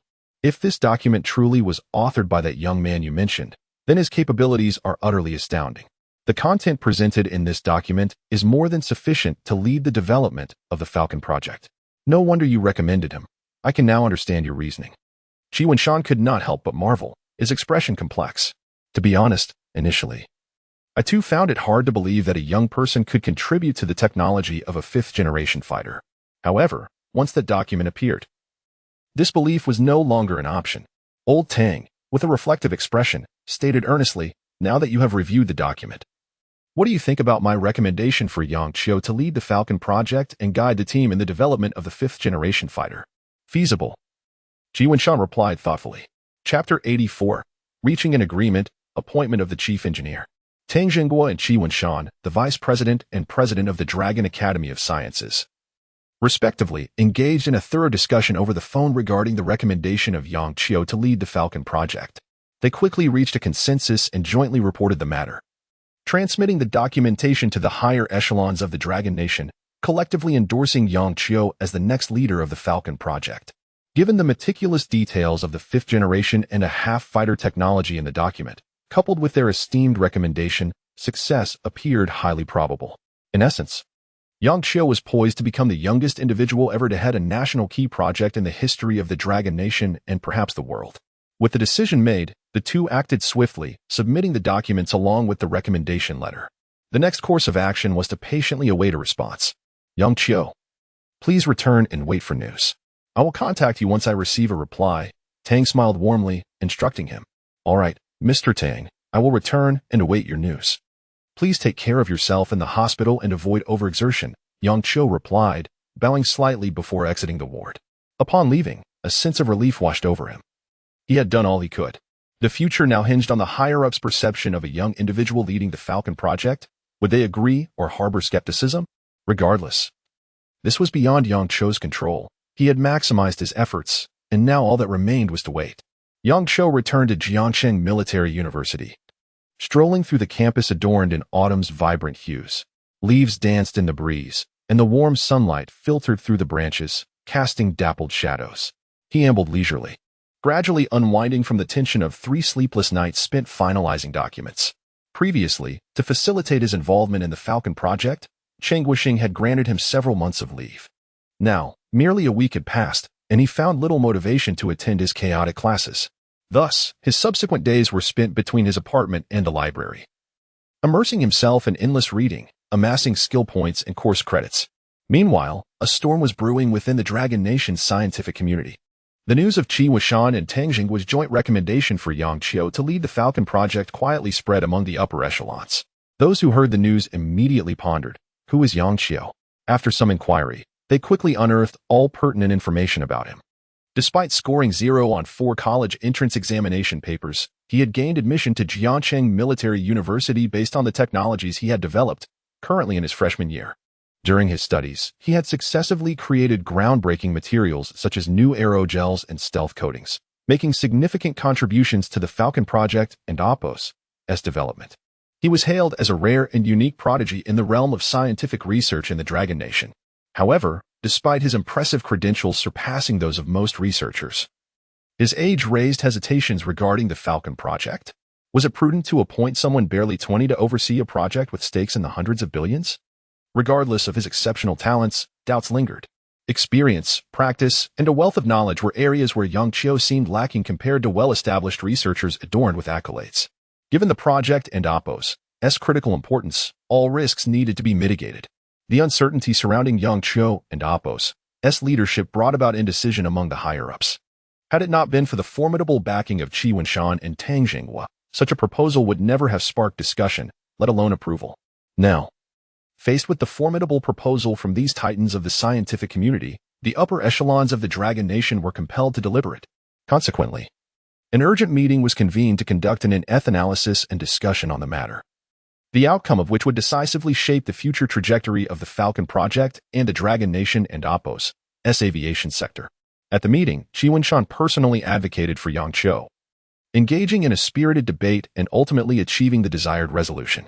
Yang Qiu was appointed as the next leader of the Falcon project, tasked with spearheading the development of the Dragon Nation and Oppo's 5th generation and a half-fighter, a national key project chief engineer at under 20, a precedent-setting honor, with immense pressure, responsibility, and prestige resting upon his shoulders.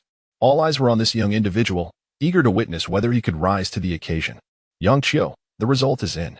The Dragon Nation will appoint you to succeed me as the chief engineer of the Falcon project, leading the development of the 5th generation and a half-fighter. This outcome was anticipated, but it signifies unprecedented pressure and responsibility for you. Do you have confidence? Mr. Tang spoke earnestly, his expression serious. Rest assured, Mr. Tang. Yang Qiu replied with a solemn nod. Very well. Shortly, Chenyi will arrive to escort you to the Falcon development base, where your leadership of the project will be announced. Prepare yourself mentally, Mr. Tang advised once more. Understood, Yang Qiu affirmed. A sigh escaped Mr. Tang and Amp Oppo's lips. His gaze distant as he remarked, "You are still so young, yet must bear the burdens of the Falcon project. I too share responsibility. I should not have hastily initiated the research into the 5th generation and a half fighter. Now, with my health failing, I must pass the torch to someone else. Mr. Tang, do not dwell on it. The development of the 5th generation and a half fighter is inevitable. The Dragon Nation must take this step eventually. And someone must undertake the necessary research. Your initiation of the project and laying the groundwork is of utmost importance," Yang Qiu countered, genuinely admiring the elder before him. "Agreed," Mr. Tang said with a reassuring smile. "Once you are in the project team, if any issues arise, feel free to reach out to me. I will do my utmost to assist you." The two continued their conversation for a while, with Mr. Tang reminiscing about his illustrious past, sharing stories from his era. Yang Qiu found the exchange far from dull. Rather, it enriched his understanding of the Dragon Nation and Amp Oppo's aviation research journey. As the conversation unfolded, Yang Qiu couldn't help but reflect on the challenges faced by the Dragon Nation in technological research, an arduous path paved by the relentless efforts of predecessors that had brought them to this day. Now, with rapid advancements in technology, it was time for their generation to make their mark. As time flowed gently by, Yang Qiu eventually bid farewell and boarded a military vehicle with Chen Yi, en route to the development base to accept his appointment as chief engineer of the Falcon project. Chapter 85. Yang Qiu, the new chief engineer of the Falcon project. Meanwhile, within the confines of the Falcon research and development base, a piece of news quietly circulated. It was said that after Elder Tang fell into a coma and required an extended period of rest, the state decided to appoint a new chief engineer to ensure the progress of the Falcon project would not be hindered. Has anyone received any updates on this? I have indeed heard rumors, but the specifics regarding the appointed individual remain unclear for now. We shall wait until the chief engineer personally arrives at the base to reveal their identity. Speaking of the 5th generation and a half fighter jet project, aside from Elder Tang, who else in Dragon Country could possibly take charge? It is likely that a prominent figure from a research institute will be appointed. Someone who can rise to the occasion during such a critical time to lead the Falcon project. Perhaps it might even be Academician Qi himself? However, Academician Qi is currently engaged in his own research projects, focusing on aerospace and cosmic rocket development, which are at a crucial stage. It seems improbable that he would have the time to divert his attention to the Falcon project. It is more likely that another expert in the field of fighter jets will be chosen. We hope that this individual possesses substantial technical expertise to successfully guide our research efforts. Voices of speculation reverberated throughout the research base, each echoing the curiosity of who the state would dispatch to assume responsibility for this significant project. Ever since Elder Tang was hospitalized, a sense of unease permeated the base, creating a pressing need for a leader to instill confidence among the personnel. Naturally, the chosen individual must command the respect of these talented individuals. Selecting someone randomly would only lead to discontent and further complications. Indeed, it seems a decision has been reached regarding the appointment. Yet, who among them possesses the qualifications to succeed Elder Tang and take over the Falcon project? With such questions lingering in their minds, everyone continued with their experiments, quietly awaiting developments with a mix of anticipation and uncertainty. Before long, a military vehicle entered the research base. Yang Qiu was the first to disembark, surveying his surroundings with a slight stirring of emotions. Following closely behind was Chen Yi, who pondered for a moment before stating, "I will gather the research personnel in the conference room to announce the official appointment from Dragon Country. From now on, Yang Qiu, you will be responsible for the Falcon project." His tone was one of reflection, and his gaze towards Yang Qiu was laden with complex emotions, tinged with disbelief. Who could have imagined that just over a week ago, he had invited Yang Qiu to join the Falcon project? In the blink of an eye, Yang Qiu was now appointed as the chief engineer. Chen Yi was unaware of the reasons behind this swift change. But since it was an official appointment from Dragon Country and had Elder Tang's endorsement, Yang Qiu's position as chief engineer was now set in stone. All he could do was diligently implement the necessary actions. Troublesome indeed, Yang Qiu replied with a smile. While Chen Yi went to arrange the meeting, Yang Qiu slowly made his way to an office. This had been his workspace during the development of the stealth coating, spacious enough for his needs. Now, as the newly appointed chief engineer, he had no intention of relocating, opting instead to continue his work here, familiar and efficient, without encroaching upon Elder Tang and Amp Oppo's office. Reflecting on his recent experiences, Yang Qiu found it surreal how he had unexpectedly joined the project team and resolved the stealth coating's development within a mere week. He had initially planned to take a break, but with Elder Tang's sudden illness, the Falcon project was in jeopardy. Ultimately, he resolutely chose to step forward and shoulder this heavy responsibility. Armed with his technical prowess, he felt confident. However, the development of a fifth-generation and a half-fighter jet was no small feat, fortunately. The technology provided by his unique advantage would allow them to bypass the most challenging phases of development and proceed directly to fighter jet manufacturing, saving considerable time. He estimated that within 6 months, he could lead the team to produce the fifth-generation and a half-fighter jet. Such a remarkable pace was previously inconceivable. But with the right technology, it had become a tangible possibility. Before long, Chun-Yi returned to inform him that the personnel had mostly arrived and requested his presence. Yang Qiu complied and followed Chun-Yi to the conference room. At that moment, in the conference room, the group leaders of various topics gathered, each responsible for different aspects of the Falcon project, all esteemed scholars, with at least a professorial rank. Representing the elite of Dragon Country's scientific community, they formed the backbone of the Falcon project, essential for the development of the fifth-generation and a half-fighter jet. The arrival of Yang Qiu elicited a mix of surprise among the assembled experts. The sudden appearance of a young man amidst a congregation of seasoned professionals was indeed striking. However, news of Yang Qiu's success in developing the stealth coating had already circulated widely within the base, prompting the attendees to regard him with due seriousness, albeit with some reservations. Nonetheless, the paramount concern remained: who would assume the role of the Falcon project as total leader, a matter critical to the future of the initiative. Yang Qiu, Mingyun greeted him with a smile. Su Wenlai similarly acknowledged him with a friendly nod. Yang Qiu returned their gestures and chose a seat at random. Then, amid the collective gaze of the attendees, Chun-Yi stepped forward, his demeanor steady, voice clear and resonant. Everyone, as per the notification, Elder Tang's health has deteriorated, necessitating his extended stay in the hospital. He is unable to continue his duties as chief engineer of the Falcon project, which requires high-intensity research work. Consequently, the official authorities of Dragon Country have selected a new researcher to take over as chief engineer of the Falcon project. Henceforth, the role will be assumed by Comrade Yang Qiu. Let us extend him a warm welcome. As his words fell, a wave of astonishment swept over the assembly. For a moment, they were rendered speechless, frozen in their seats with expressions of disbelief and incredulity. Their collective gaze fixated on Yang Qiu, a tumult of emotions, shock, amazement, and confusion, intertwined within them, leaving them momentarily at a loss for words. Yang Qiu, the chief engineer of the Falcon project? Had they misheard something? While it was true that this young man had achieved a remarkable feat by developing a stealth coating in a week, something that had eluded a specialized team for months, that did not imply he possessed the depth of experience required in the realm of fighter jet development. Nor did it guarantee that Yang Qiu was qualified to oversee the project for the fifth-generation and a half-fighter jet. Even the seasoned Elder Tang had not been entirely confident in this venture. Now, they were asking a young man to take the reins? At that moment, everyone was utterly bewildered, including Mingyun and Su Wenlai, who found themselves grappling with this sudden and unexpected announcement, struggling to comprehend the implications. They had contemplated numerous candidates, yet none had anticipated that Dragon Country would appoint a young individual to replace Elder Tang as the chief engineer responsible for the Falcon project. Chapter 86, A Shocking Revelation. The rise of the Falcon in the conference room. As Chun-Yi's voice faded, a peculiar atmosphere enveloped the space. Attendees exchanged glances, momentarily at a loss for how to proceed. The proposition of appointing Yang Qiu as the chief engineer of the Falcon project and entrusting him with its development was met with internal resistance. After all, in terms of qualifications, experience, and practical knowledge, he was vastly overshadowed by the venerable Tang Lao. The significance of the Falcon project weighed heavily. It felt inappropriate to place such a monumental task in the hands of a youth. It was unprecedented for someone under 20 to assume leadership of a national key project.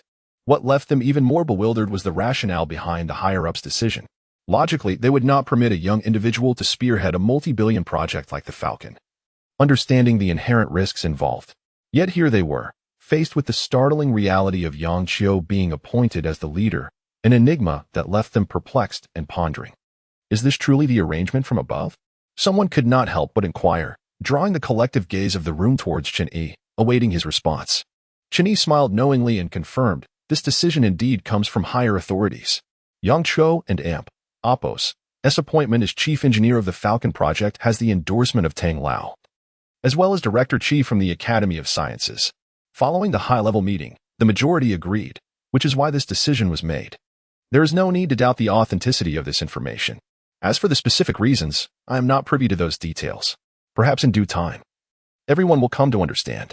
With that, it became evident to the assembly that Chou's role as chief engineer had received the necessary approvals from respected figures, including Tang Lao and Qi Lao, and had been solidified by the national meeting. This was no longer a matter open for debate. While the reasons behind such widespread support for Chou remained elusive, they had no recourse but to accept the higher-ups and Oppo's directive. They understood that Chou's sudden elevation to replace Tang Lao and shoulder such a significant responsibility must be rooted in undisclosed justifications. Otherwise, would the leadership of the Dragon Nation casually assign such a critical task to a youth? After a brief silence, the room erupted in applause, a prolonged ovation that echoed through the air. Despite their reservations regarding Chou's appointment as chief engineer, differing opinions aside, they chose to comply with the decision and extend their welcome. Under the scrutinizing gaze of the assembly, Chou rose calmly, surveying the conference room, and exhaled softly, his heart racing. He was surrounded by the C-Army de la C-Army of the Dragon Nation's scientific community, scholars whose contributions could spark significant attention in their field. Each of them had decades of research experience, exuding an aura of profound intellect and expertise. It was only natural for him to feel a twinge of anxiety in such esteemed company. However, Chou quickly reassured himself, allowing his composure to settle as he gazed around the room. At that moment, nearly every pair of eyes was fixed upon him. With a serene demeanor, he stepped forward, his voice steady and clear, resonating throughout the room. It is a profound honor to receive Tang Lao's endorsement as the chief engineer of the Falcon project. This is not only a privilege but also a significant responsibility. In the coming time, I hope we can all collaborate diligently to expedite the development of the Falcon aircraft, ensuring it becomes operational at the earliest opportunity. I recognize that my youth may elicit diverse opinions regarding my appointment, but rest assured, the progress of our research will speak for itself. I will be redistributing research tasks along with the relevant technical documents, with the goal of completing the Falcon aircraft development within a year. His tone was neither hurried nor placid, imbued with an unwavering confidence and poise.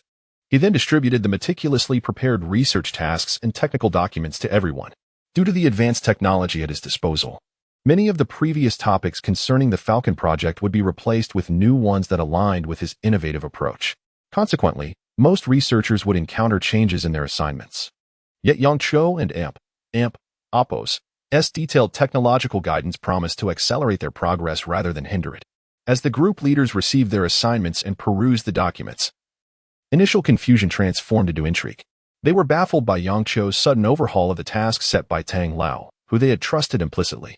Could this young man truly possess greater expertise in aircraft development than Tang Lao? His audacious claim to complete the project within a year seemed almost ludicrous. Yet, as they delved deeper into the provided materials, their skepticism began to wane.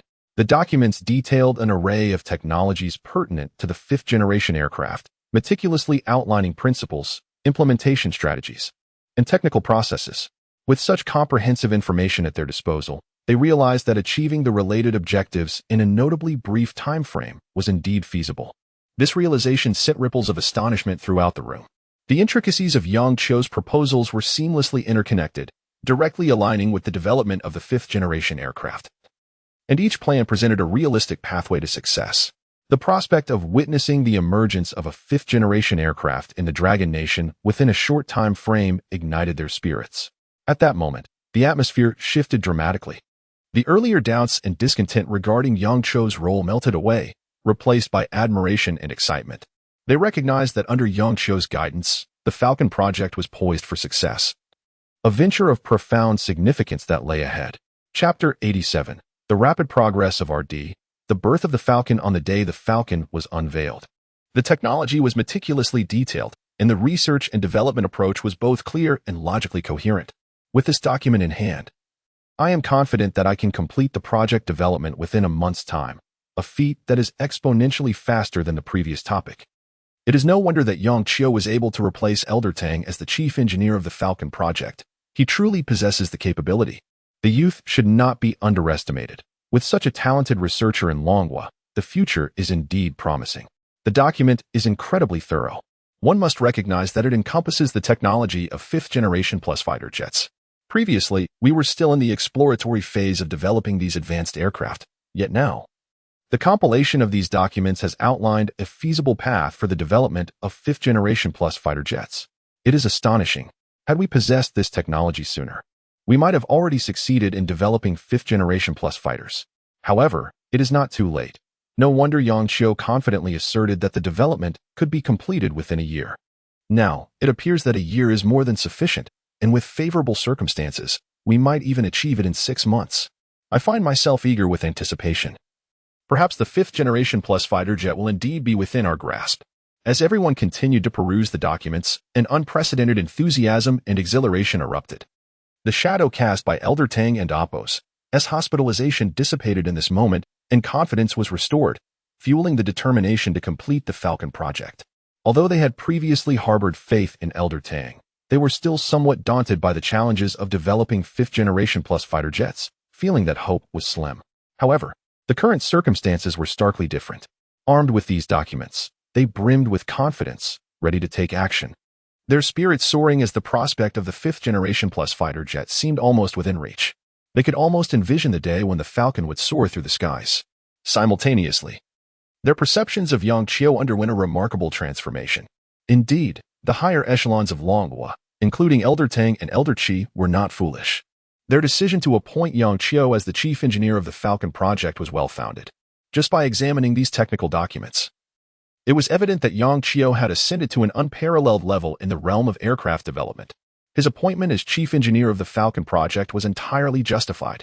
Please refer to the documents in your hands, where I have outlined the assigned research topics. Should you have any questions, feel free to approach me. In any case, we must expedite the commencement of our research and strive to achieve results as soon as possible, Yang Qiu instructed as he surveyed the room. No one expressed any resistance. They eagerly nodded, impatient to begin their research endeavors. The mere thought that the fifth-generation plus fighter jet would soon be in their possession ignited a wave of excitement within them. Following this, Yang Qiu announced further details regarding the research and reiterated some technical specifics before officially concluding the meeting to initiate a new phase of development for the fifth-generation plus fighter jet. As everyone dispersed, they left with beaming smiles, their spirits buoyed, sharing the news of the meeting's happenings. In no time, nearly everyone in the project team became aware of Yang Qiu's appointment as chief engineer of the Falcon project, leaving them in a state of shock and awe. A young man not yet 20 had become the head of the Falcon project? Was this a jest? Could he truly be capable of leading the development of a fifth-generation plus fighter jet? Unbelievable. Subsequently, when they learned that Yang Qiu had provided a comprehensive set of technologies for the development of the fifth-generation plus fighter jet, excitement surged through everyone as they realized that the project could be completed in a remarkably short time. No one harbored any doubts any longer. They poured their fervent energy into the research work, driven by a newfound determination. They could not deny their admiration for Yang Qiu. After all, the very purpose of the project was to develop the fifth-generation plus fighter jet, and now, Yang Qiu had single-handedly accomplished the majority of the technical research for the Falcon project. They merely needed to execute the plans, seizing the chance to create a fifth-generation plus fighter jet, leaving an indelible mark in the realm of Longhua and Appos' scientific research and aviation. Why not embrace this opportunity? Even if he was young, it did not diminish his impressive research abilities.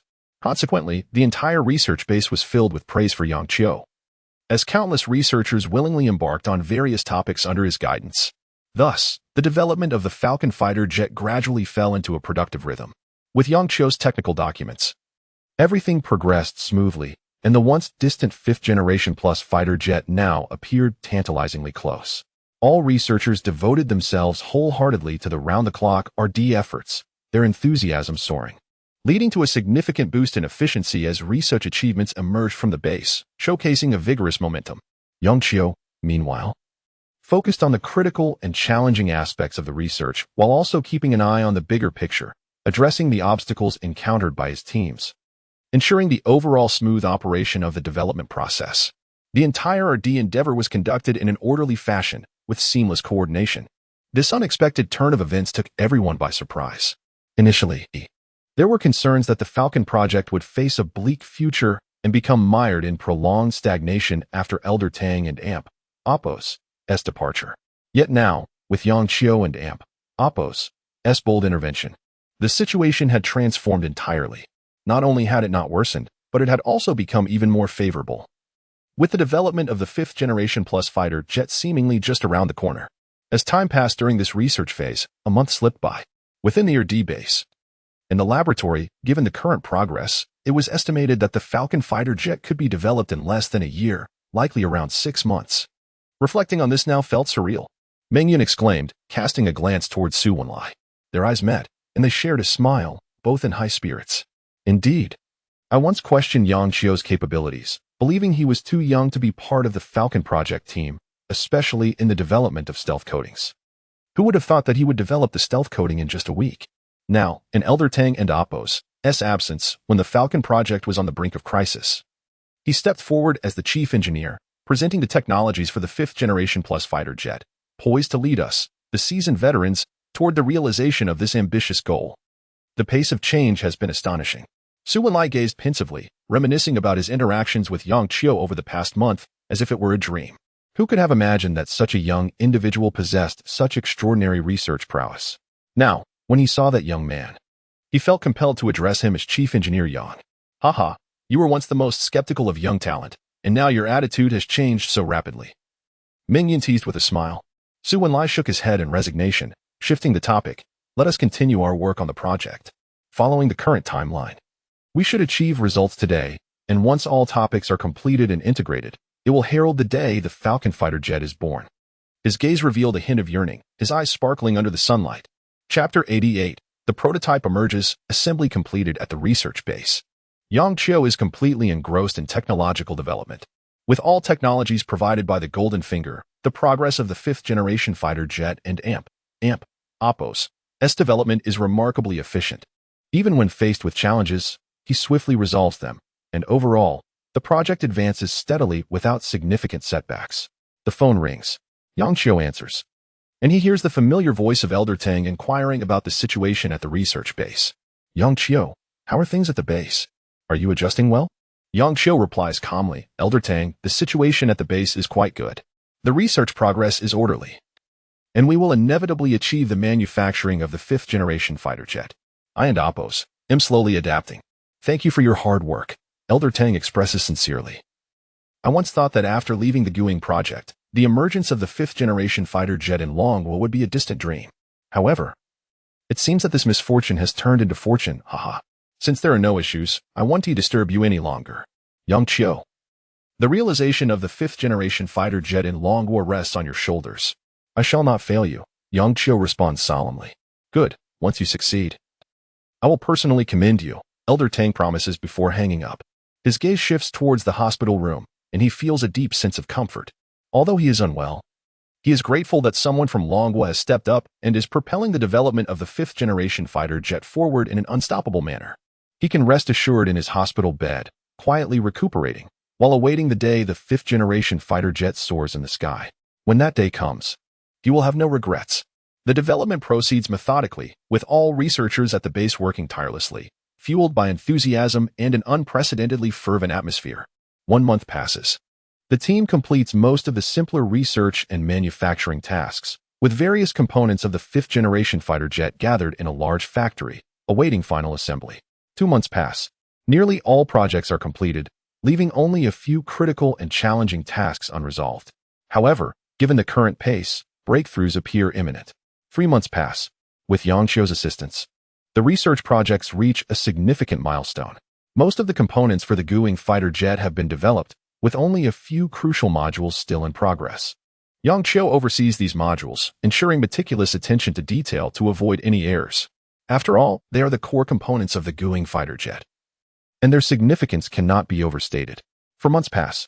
The power module, CPU module, and weapon systems have been successfully developed. The atmosphere at the research base is electrified with an unimaginable sense of excitement and exhilaration. The most essential components of the 5th-generation fighter jet have been completed, and the day of its emergence seems tantalizingly close, stirring anticipation among all. 5 months pass. The assembly of the Guing fighter jet officially commences. Components converge in the factory, and through the coordination of machinery and manual labor, a brand new aircraft, surpassing all others in the world, begins to take shape. The basic framework of the aircraft emerges, adorned in a silver-white finish, with a futuristic design and flowing lines that ignite the imagination. The arrival of the fifth-generation fighter jet draws nearer, and the emotions of the team become increasingly difficult to contain. 6 months pass. The assembly progresses smoothly, driven by the collective effort of the team. Throughout this time, Yang Cho consistently compares the technologies in his mind to ensure everything is flawless, even resolving challenges encountered during assembly. Over the course of nearly half a year, Yang Cho has led the GUING project to rapid advancement, adeptly managing all obstacles encountered in the research process. Consequently, he has gradually built a reputation among all researchers, garnering respect and admiration. No one dares to underestimate this young man, who is not yet 20. His scientific prowess has thoroughly captivated everyone at the research base, leading them to respectfully address him as Chief Engineer Yang. This transformation is the result of subtle changes over the past 6 months, as even the proudest veterans have come to wholeheartedly acknowledge Yang Cho's profound influence in the development of the GUING fighter jet. At this moment, within the expansive factory of the research base, in the assembly area of the GUING fighter jet, a silver aircraft with smooth curves and a striking presence stands still at the center of the factory. Surrounding it are ladders and various mechanical arms responsible for assembly and maintenance tasks. The sound of metal grinding resonates in the air, clear and orderly, evoking a sense of being in a high-tech laboratory. Around the prototype, numerous researchers are diligently conducting inspections and assembly work. Chief Engineer Yang, the prototype is nearly fully assembled, including the core control system, communication module, weapon systems, power module, and energy module. What remains are just some final checks and maintenance. We are almost there with the fifth-generation fighter jet. Chun-Yi stands beside Yang Cho, respectfully reporting the progress. His gaze frequently drifts towards the aircraft at the center of the factory, brimming with fervor. At the same time, he cannot help but feel a sense of wonder. Who would have imagined that just 6 months after inviting Yang Cho, the GUING fighter jet would be on the verge of debut? Moreover, it is the seemingly youthful individual himself who has taken the role of chief engineer, leading countless researchers to overcome numerous challenges and achieve this remarkable feat undoubtedly. Yang Cho has played a pivotal role in the development of the fifth-generation fighter jet. Without him, their success would still be a distant dream. Remarkably, he is not even yet 12 years old and is on the brink of completing a project that is globally groundbreaking and profoundly significant. One can only wonder how far he will go in the future. Chun-Yi finds himself reluctant to ponder further. Fortunately, such a scientific prodigy has emerged in their long war. The future is bright. The timing is as I anticipated. I will personally oversee the upcoming testing, and if everything goes smoothly, we can proceed to deployment, Yang Cho reflects, his emotions surging as the fifth-generation fighter jet nears completion. He struggles to maintain his composure, unable to contain the excitement and exhilaration within. Nonetheless, he recognizes the weight of responsibility he bears. Now is not the time for complacency. As the final moments approach, he must act with utmost caution to ensure absolute success. Chapter 89. Success in Research and Development. 2 days until the official test flight. Understood. Upon hearing Yang Cho and Apos' words, Chun-Yi nodded decisively, his tone resolute. The imminent success of the fifth-generation fighter jet and Apos' development demanded utmost precision. Any oversight at this critical juncture would be unacceptable. Celebrating with champagne was simply uncharacteristic of researchers. After all, the GUING project held monumental significance, not only for Longhua, but for the global aviation landscape. With success so close at hand, it was imperative to maintain composure and await the climactic moment of the maiden flight. Breathing out slowly, Yang Cho felt a wave of relaxation wash over him. After leading the GUING project for 6 months, he had undergone a profound transformation, evolving from a somewhat naive figure into one marked by maturity and poise. Throughout this period, he had personally resolved countless challenges, amassing invaluable research experience, and his confidence in the future of scientific inquiry had only deepened. Now, it was merely a matter of methodically completing the GUING project, after which his mission would reach its conclusion.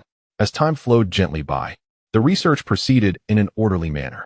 Almost daily, Yang Cho immersed himself in the factory, closely monitoring the testing process of the GUING fighter jet. The work was intense yet fulfilling, unfolding with meticulous precision. The success of the fifth-generation fighter jet was within grasp. Externally, due to confidentiality protocols surrounding the GUING project and Apos' progress, only a select few were privy to the details. Yet, those who were aware felt a surge of exhilaration. The impending success of the fifth-generation fighter jet carried profound implications. It suggested that soon, no other nation would rival Longhua in the realm of aviation technology. The significance was monumental. Time passed swiftly, and on the hospital bed, old Tang reminisced, his gaze reflecting a mix of nostalgia and contemplation.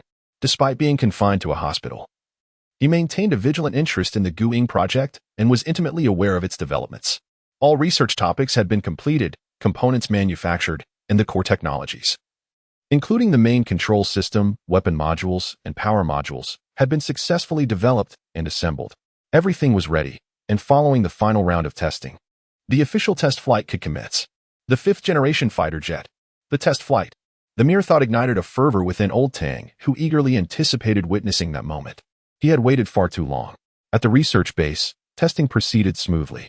Each component, from the aircraft and Oppo's exterior to its core controls and every minute detail, was meticulously examined by the dedicated researchers, leaving no stone unturned. After more than 10 days of rigorous testing, the work was nearly complete. At this moment, the fifth-generation fighter jet officially made its debut at the research facility. Since Yang Qiu and Oppo's arrival, the 6-month-long development effort had finally borne fruit. The atmosphere within the research base erupted into a fervent celebration, buzzing with excitement and enthusiasm.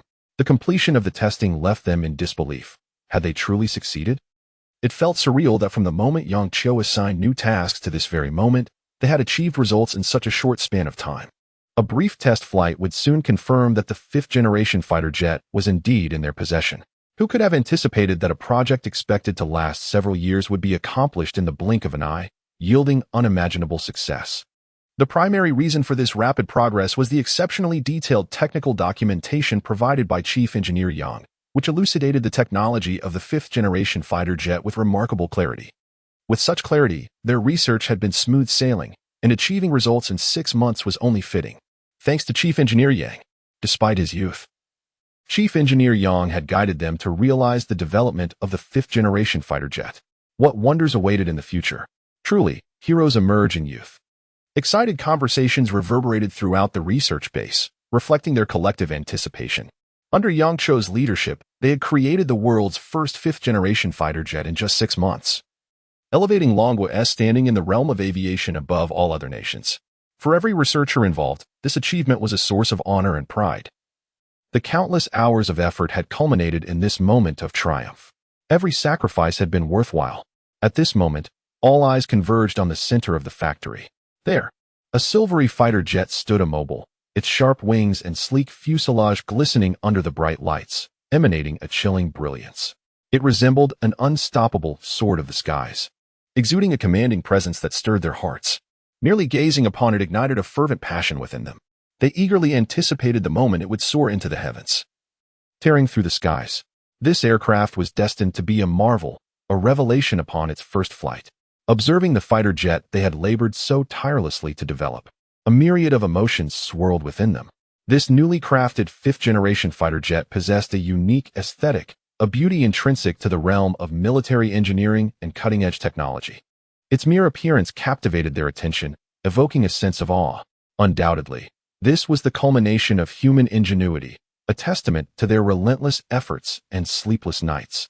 Now, only a test flight remained to ensure that all data met the required standards before officially announcing the emergence of the fifth-generation fighter jet.